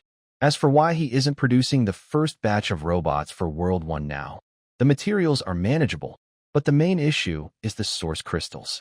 That's the biggest problem. One robot needs 1 source crystal. For 100,000 robots, he needs 100,000 source crystals. Suyi has quite a few, but he still needs to keep some in reserve. He can sell the wood and stone resource cards he has. However, Lin Xiaoxiao can't handle such a large amount right now, so he has to hold off for a while. The current problem isn't with Suyi, but with other lords. Although they are developing steadily, they have only solved the stability issue. They are not yet wealthy. Almost there, finally done. Now we just wait for the robots to be produced slowly, Suyi said as he looked at the factory in the second territory. Besides the silk factory, all other factories are running. 90 robots are enough now to keep his territory's factories operating. Talise, go back, Suyi said to Talise, who nodded in response. Suyi then returned to his main territory. He moved his body a bit, feeling the changes within. The faith power inside him was steadily increasing, and it wouldn't be long before he could produce a trace of divine power. Once nourished by divine power, Suyi felt he could fight 100 opponents. If he condensed divine nature, he would truly be a young god. But that's still far off. Divine power hasn't fully formed yet, let alone divine nature. A roar. A dragon's roar suddenly sounded. A golden dragon, shining brightly like the sun, flew out from the second-dimensional gate. Its huge size was comparable to Pangilius. Most importantly, it radiated sunlight from its body. Cassilia, already at Silver 1 star so quickly, Suyi looked at Cassilia with a hint of surprise, watching the second world dimensional gate. Besides Cassilia, everyone else was still leveling up. How long has it been? But seeing Cassilia's massive form, Suyi felt relieved. Such a size meant a large area of destruction. With enough bugs, she could gather enough resources to upgrade. That's why Cassilia is leveling up so fast.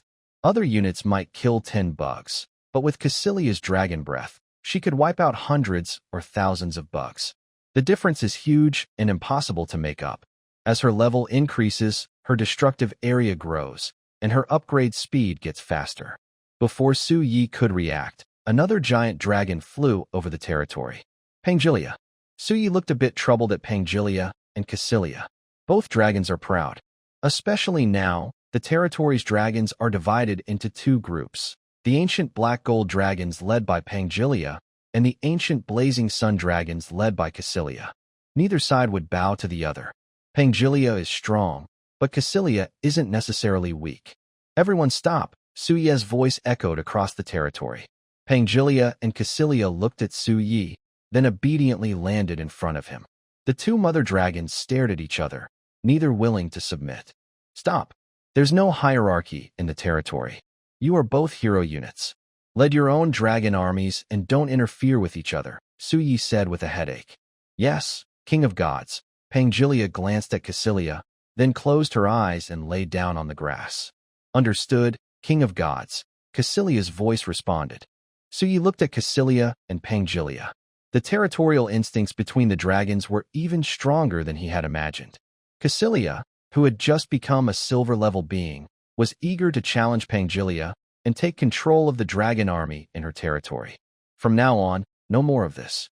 The ancient black gold dragons are under Pangelia's control, and the ancient blazing sun dragons are under Cassilia's control.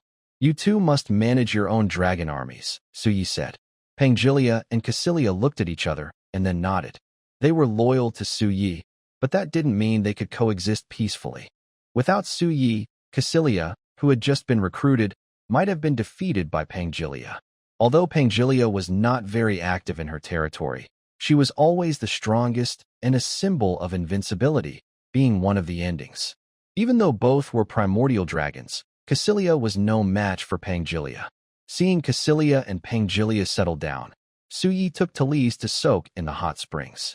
As for why Cassilia challenged Pangelia, there was no real reason. She just wanted to compete, that's all.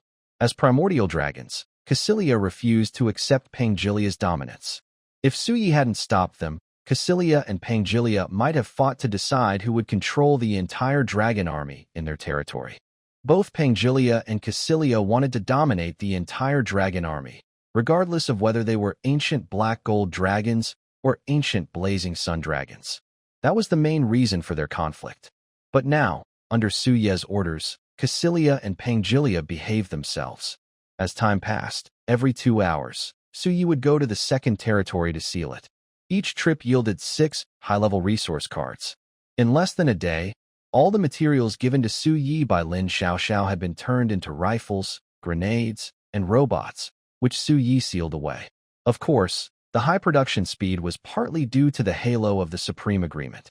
With the full effort of 6 factories, the production was completed in less than a day. A night passed. It was the 12th day of the beginner period. Su Yi opened his eyes and felt himself lying on a soft bed. When he looked around, he realized he was still lying on Odysseus's body. A man should keep his promises. Odysseus looked at the waking Su Yi and softly said, "God King." "Good morning, Odysseus," Su Yi mumbled as he slowly sat up, yawning and looking at the scattered Valkyries around him. He groggily left the luxurious place and instinctively headed toward the Chaos Spring. After drinking a few sips of the spring water, Su Yi felt himself fully revived. He stretched his stiff body. "System, open the daily combat power gift pack," Su Yi said. "Ding. You received 1 recruit card for troop types. Ding. You received 1 barracks upgrade card. Ding. You received 1 troop promotion card." Huh? What's going on these past 2 days? Su Yi looked surprised at the items from the daily gift pack. His luck had been so good lately. Something's off, Su Yi thought, rubbing his chin and pondering carefully, then slapped his head. Damn, I forgot. During the first 11 days of the beginner period, the luck of the novice lord greatly increases, making it easier to recruit hero units and open better treasure chests. I was wondering why my luck was so good yesterday. I almost forgot about this, and there's more to it, Su Yi thought with a hint of frustration. This big boost in luck doesn't guarantee you'll recruit a hero unit. Otherwise, Su Yi wouldn't have only recruited 1 hero after 7 barracks. The first recruitment in each barracks is guaranteed to be a hero. It mainly depends on luck. If your luck is bad, you might not recruit any. Also, it depends on how many troop units Suyi recruits. Even with 7 barracks, only about 210 units in total, so recruiting a hero is very lucky. Master. A figure appeared in front of Suyi, golden hair, white wings, Kaisa. Today, Kaisa is accompanying Suyi. Suyi nodded. By the way, have Alice and the others returned? Suyi asked Keisha. Yesterday, all the new recruits like Alice and others were busy leveling up in the Sand World, so you didn't know if they had returned yet. Not yet, but it should be soon, Keisha replied seriously. Compared to other hero units in Suyi's territory, Keisha is the most serious and follows the rules strictly. Although Lilith did many reckless things with Keisha, those were done with Suyi's silent approval. Otherwise, Keisha would have already turned against Lilith. Let's go. Start today's recruitment journey, Suyi said to Keisha, leading her to the Fallen Heaven Sanctuary. As usual, they began recruiting one by one. Fallen Angel 30, Genetic Forbidden Army 30, Holy Angel 30, Dragon 30, Valkyrie 30, Star God 30, Demon 30. Looking at today's recruitment results, the good news is that they gained 210 units of divine level units. The bad news is that no hero units were recruited. Suyi wasn't disappointed. After all, the divine units in his barracks are top tier, even without considering their special attributes. With the current attribute bonuses, each hero's potential is far beyond what appears on paper. Suyi checked the current number of units in his territory. Fallen Angels, 590, Genetic Forbidden Army, 400, Ender Dragon, 370, Holy Angel, 370, Valkyrie, 300, Star God, 300, Demon, 60. The most numerous are undoubtedly the Fallen Angels, and the least are the demons recently recruited in the barracks. Suyi looked at the new recruits sent to World 2. I can't wait any longer. Today, I must find a way to transfer the flesh and blood creatures from World 1 to World 2, Suyi thought. First, let the flesh and blood creatures from World 1 nourish the Zerg in World 2, and then let the Zerg in World 2 feed back the divine flesh from World 1. Perfect. Based on the experience needed for unit upgrades, if he doesn't supply the Zerg in World 2, they might be wiped out in just a few days. Then, there will be nothing left in World 2. Today, I will also check on World 3 to see if it has any resources in that silent, dead world. Later, I will sacrifice at the dimensional gate to open a new world. Suyi is thinking about today's plans. Suyi has only been to World 3 once. That world is silent and dead. All living creatures are gone. The exact reason is still unclear, and he needs to explore further to find out. He thinks, I haven't claimed the dimensional treasure chest from the Zerg World 2 yet. I almost forgot. I have a lot to do today. Looking at his territory, Suyi says, Kaisa, let's go to the Divine Item Summoning Hall first. Kaisa nods and follows Suyi to the Divine Item Summoning Hall. Ding. Do you want to perform the daily summon? Summon. Suyi looks at the altar in front of him, filled with anticipation. A brilliant light rises from the altar, and golden rays shine through the ceiling of the Divine Item Summoning Hall. The system's notification sounds ring in Suyi's ears. Ding. You have obtained. Ding. You have obtained. Ice Element Upper True God Realm. Huh. Suyi looks puzzled, staring at the irregular-shaped crystal in the golden light. A True God Realm? And it's an ice element? Wait. Is this something I can actually unlock now? Suyi feels a bit helpless as he looks at the divine realm in front of him. This thing is a hot potato. It's useless to Suyi now, and he doesn't dare to take it out. A divine realm is something that Suyi can't get easily. Ugh, Suyi mutters, looking at the divine realm. Honestly, it's useless to him. An ice element divine realm means the divine laws contained within are all ice attributes. Suyi's troops can't use it. Even if they could, Suyi wouldn't give this to his soldiers. This thing requires at least a half-god level of strength. Ordinary humans can't refine a divine realm without the right attributes. It's impossible. The most important thing is that this item needs time to refine, and it has a big problem. After refining the divine rank, its limit is only at the level of a higher true god. For other lords, this is a rare treasure, but for Suyi, it is just a burden, a useless item. If others find out, it could become a dangerous problem. It looks like I need to come up with a better excuse, Maybe say I got it from a certain world, Suyi thought as he looked at the ice-type higher true god's divine rank. He then stored it in his divine king treasury. This item is useless to Suyi, but later it can be exchanged for resources of the same level, which is good. Most of the lords in this world are semi-gods. Many are stuck at this stage and can't take the final step. The difference between a semi-god and a god is not just a simple level. A true god means immortality and symbolizes eternity. A semi-god will still die eventually, but it takes a very long time. This is a fundamental difference. Forget it. When I take this out later, I can just make up a reason. Anyway, the world of eternity is so big, anything can happen. What's wrong with me gaining the inheritance of a higher true god? Suyi thought. Then he took Keisha and left the divine artifact summoning hall together. To Suyi, even a non-elemental divine rank is more useful than this ice-type divine rank. A non-elemental divine rank means any divine being can absorb it, but an ice-type divine rank can only be absorbed by ice-type divine beings. That's a fundamental difference. Time is tight. The task is heavy. System, start the void trial. Difficulty, abyss. Suyi's voice rang out. Keisha's figure disappeared behind Suyi. Ding! The void trial has begun. Difficulty, abyss. You have 30 seconds to prepare. Endless blood-red mist spread across Suyi's territory boundary. Suyi looked at this scene with a hint of surprise in his eyes. The next moment, countless abyss demons swarmed from the edge of his territory. The abyss fire demons, still at the silver 5-star level.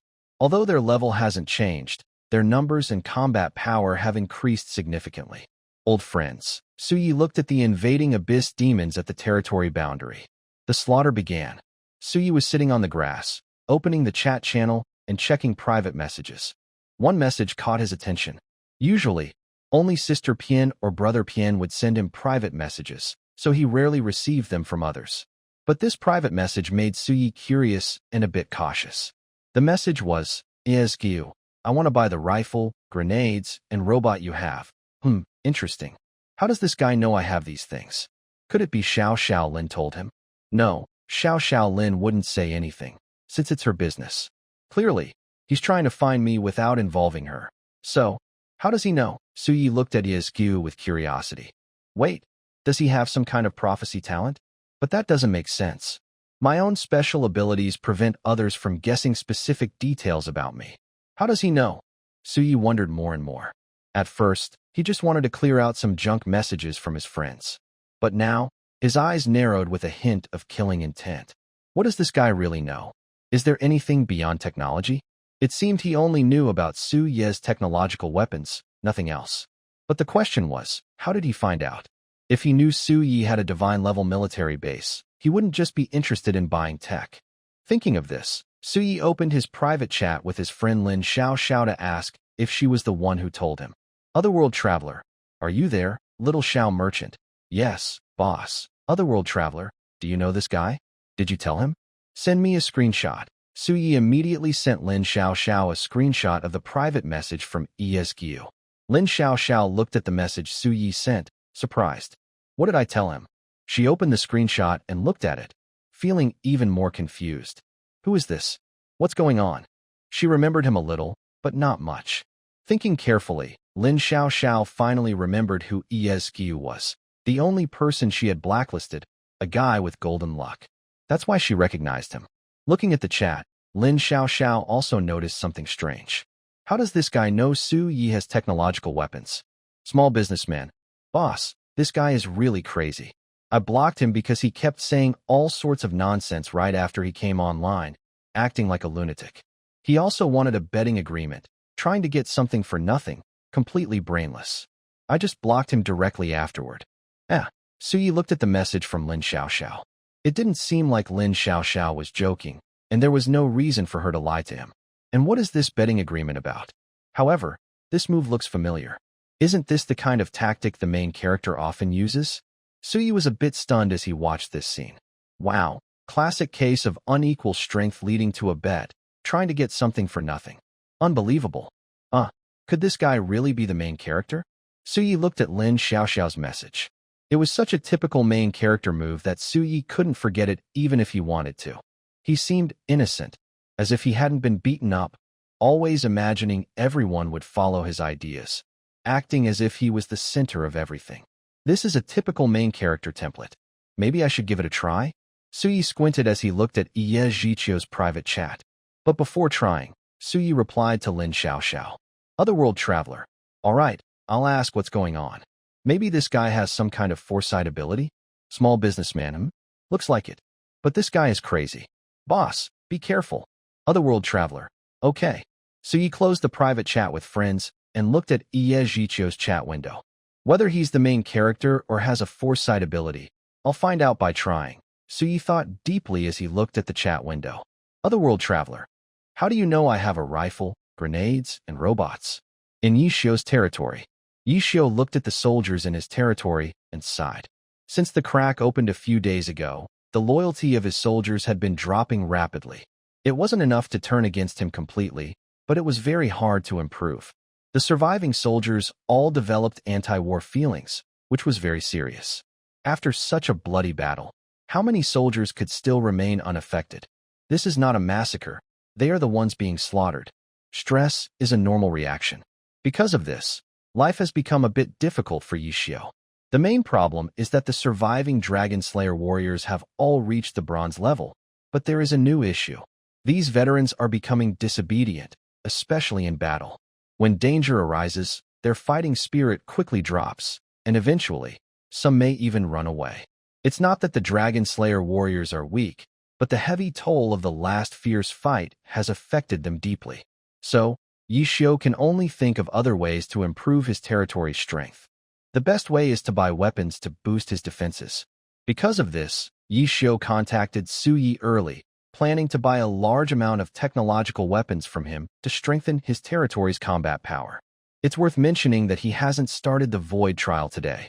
Ding! Yishio opened his private chat panel and saw a message from Suyi. A sly smile appeared on his face. This guy, he definitely fell for it. Right now, he's not the famous arms dealer in the Lord world, nor does he have those terrifying high-tech weapons. He's just a small lord, so he should be easy to fool. Maybe. Yishio's eyes flickered as he looked at the message from Suyi. Iezkiyu, I know you're a lord of technological weapons, and I understand even better what you currently have. Your barracks is a Tier 10 technological barracks, the Technology Hall. That should be enough to scare him now, Yishio thought happily as he looked at his sent message. Suyi, seeing Yishio's message, stood up from the grass and headed to the Technology Research Institute. He also pulled Lu Fei out of the Virus Research Institute. Suyi needed someone to help him strategize, to understand what kind of person he was dealing with. Inside the Technology Research Institute. Help me figure out. Does he have the ability to foresee the future, or is he a reborn person? Suyi directly projected his private chat panel onto Lu Fei and Xia. Looking at the information, Lu Fei and Xia understood the general situation. Emperor, so this guy only knows that you have technological units? Of course, he might also know about other things, Xia said slowly. Yes, that's why I came to you both, to help me ask some questions, to find the right way to ask, so I can be sure what kind of person he really is, Suyi smiled and said. In that case, the Emperor could simply reply, what else do you know? From the words this person used, I can feel a strong sense of superiority, as if they are confident they can control the Emperor, Lu Fei said with interest. Suyi nodded and directly replied to Yishio. Otherworld traveler, what else do you know? Yishio looked at the message from Suyi, smirked, and his smile became more charming and mischievous. He thought, watch out, I'm about to show off. One leaf knows autumn. I know your troop types, your technology, and how many hero units you have. One is called Xia, another Lu Fei, and there's also Christine, among others. They are all your level 10 hero units. I know your future. Now, I don't believe you won't submit, since someone who knows your future path. Yishio looked at his own message with a confident smile. Suyi read Yishio's message. Lu Fei and Xia both looked amused, and Suyi also showed a curious expression. Now I see what kind of person this is. According to the Emperor, you said this person has no talent for predicting the future and doesn't know our detailed information. So, the only conclusion is that this person is reborn, Xia said slowly. Huh. Suyi looked at Xia, signaling her to continue. If this person really had the ability to see the future, they wouldn't be able to see the Emperor's future. Your talent is to make the future unpredictable, entirely based on your own decisions. The future is uncertain, but this person claims they can see your future, which is clearly a lie. But this person does know about us, although their information is wrong. They mentioned the level 10 technology hall and hero units, which are incorrect. However, the names are right. Perhaps the future emperor will indeed recruit a few more hero units focused on technology. This also shows that this person is reborn, Sia analyzed carefully. So, this person is reborn, not someone with the talent to predict the future.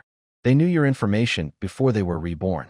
I deliberately revealed this information, Su Yi said slowly. Yes, Emperor. And there's one more thing you might not have noticed. This person has encountered trouble, Lu Fei said with a smile. Oh, Su Yi looked at Lu Fei. If he has the ability to see the future, he wouldn't be coming to the Emperor to buy weapons now. That means he's in trouble, which proves he's lying. A foolish person who claims to see the future would not come to buy weapons from the Emperor. It only shows he can't see the future, he's lying, or he's just a complete fool, Lu Fei said with disdain. Of course, now that he's seeking weapons from the Emperor, it suggests he has a purpose. He needs a lot of weapons to force you, Emperor, to sell to him, Sia added. No matter the reason, this person is probably a reborn, not someone with the gift of foresight. He's lying, and his true purpose is still unclear, Lu Fei said slowly. Su Yi stroked his chin, looked at the message from Yi Xiao, then smiled. If he's a reborn, then it's easy. According to common patterns, he's either deeply resentful, betrayed and cheated on. Or maybe all three. Of course, other reasons can't be ruled out, Su Yi thought with narrowed eyes. So he probably has no grudge against me. Since he has no grudge but still seeks me out, his purpose is probably obvious, Su Yi said slowly. What's his purpose? Lu Fei looked at Su Yi curiously. She really didn't know. He probably wants to make me his subordinate lord, Su Yi said with a smile. Huh. Lu Fei and Sia looked at Su Yi. According to Su Yi, this guy must be crazy. How dare he want to make the emperor his subordinate lord? Does he want to die? At this moment, Lu Fei and Sia's eyes showed clear killing intent. In their eyes, this was an insult and deserved death. Su Yi smiled at Lu Fei and Sia. All right, this guy has many problems, but they're not too serious. His purpose is clear now, so there's nothing to fear. By the way, there's one more thing about this guy. He can be reborn once. Who knows if he can be reborn a second time, Su Yi said, looking at Sia and Lu Fei. Upon hearing Su Yi's words, Shiyu and Lu Fei raised their eyebrows. Since reincarnation has already happened, who can guarantee it won't happen again? This is also what Su Yi worries about. Of course, he's not overly concerned because Yi Xiu's appearance has also served as a warning to Su Yi. Without absolute strength, he is only a technological lord and can only remain so. How do you think we should deal with him? Su Yi asked Shiyu and Lu Fei. We don't know if he can be reborn a second time. The key is here. Before that, we can block him or cooperate. Since he's a reborn, it's normal for him to know a lot about the future. He probably has many resources, Lu Fei said slowly. The main point is not to reveal our true strength. Just treat him like a fool. He doesn't seem very smart, Shiyu added. All right, we can keep an eye on him. If he causes trouble later, he can handle it himself, Su Yi said with a smile. Since he knows the other is a reborn, he will be cautious. Reborns are always troublesome, but for Su Yi, it's also good. Such a presence often attracts others' attention. With him watching, it's not a big problem. He can just hide and develop. If anything happens, he can step in. Thinking this through, Su Yi made his plans. He would just act like a normal guest. If he's not normal, Su Yi can just block him directly.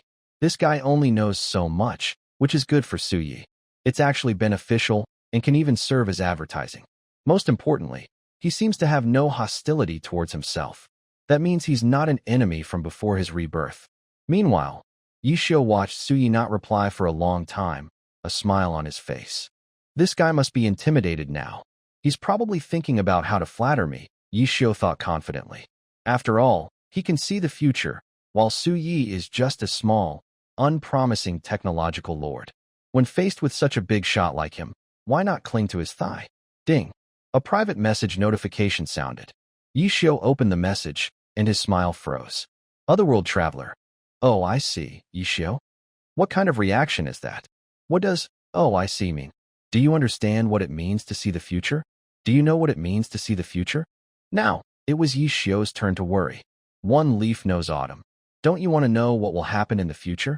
Don't you want to know which enemies you'll meet? Su Yi looked at Yi Xiu's message and smiled as he looked at Lu Fei and Xia. See? I told you. If I send that message, he'll get anxious. Look, he's anxious now. Xia and Lu Fei watched Su Yi with amused expressions. Su Yi also thought about killing this reborn person, but he couldn't find his territory first. Even if he did find him and killed him, there was the question of whether he would be reborn again. Instead of doing that, it was better to let him take the heat, attract attention. The main characters are always surrounded by trouble. Otherworld traveler, got it. So what? I'm just a tech-focused lord. Aren't you able to predict the future? Do you know what my talent is? Su Yi sent the message with a hint of curiosity, then tested Yi Xiu. One leaf knows autumn. Hidden, a talent that only hides your territory. Sure enough, this guy is really reborn. I just thought of this talent not long ago, and he already knows. He didn't even say anything. Su Yi was now completely sure. He was originally about 90% convinced, but now he was 100%. Otherworld traveler, since you already know, what can I do about knowing the future? I'm just a weapons merchant. Go find someone else. Otherworld traveler, by the way, if you want to buy weapons, go to Little Merchant. I've already partnered with her. If you need something, contact her. Anything else? Yi Xiu looked at Su Ye's reply and fell into complete silence. There are still people like this in the world. But thinking back, this guy really seems to be such a person, talks about not caring about money, but all his actions are about making huge profits. Even rare resources like faith statues, hero upgrade cards, and divine cores are sold. This was the real reason Yi Xiu wanted to recruit Su Yi as a subordinate lord.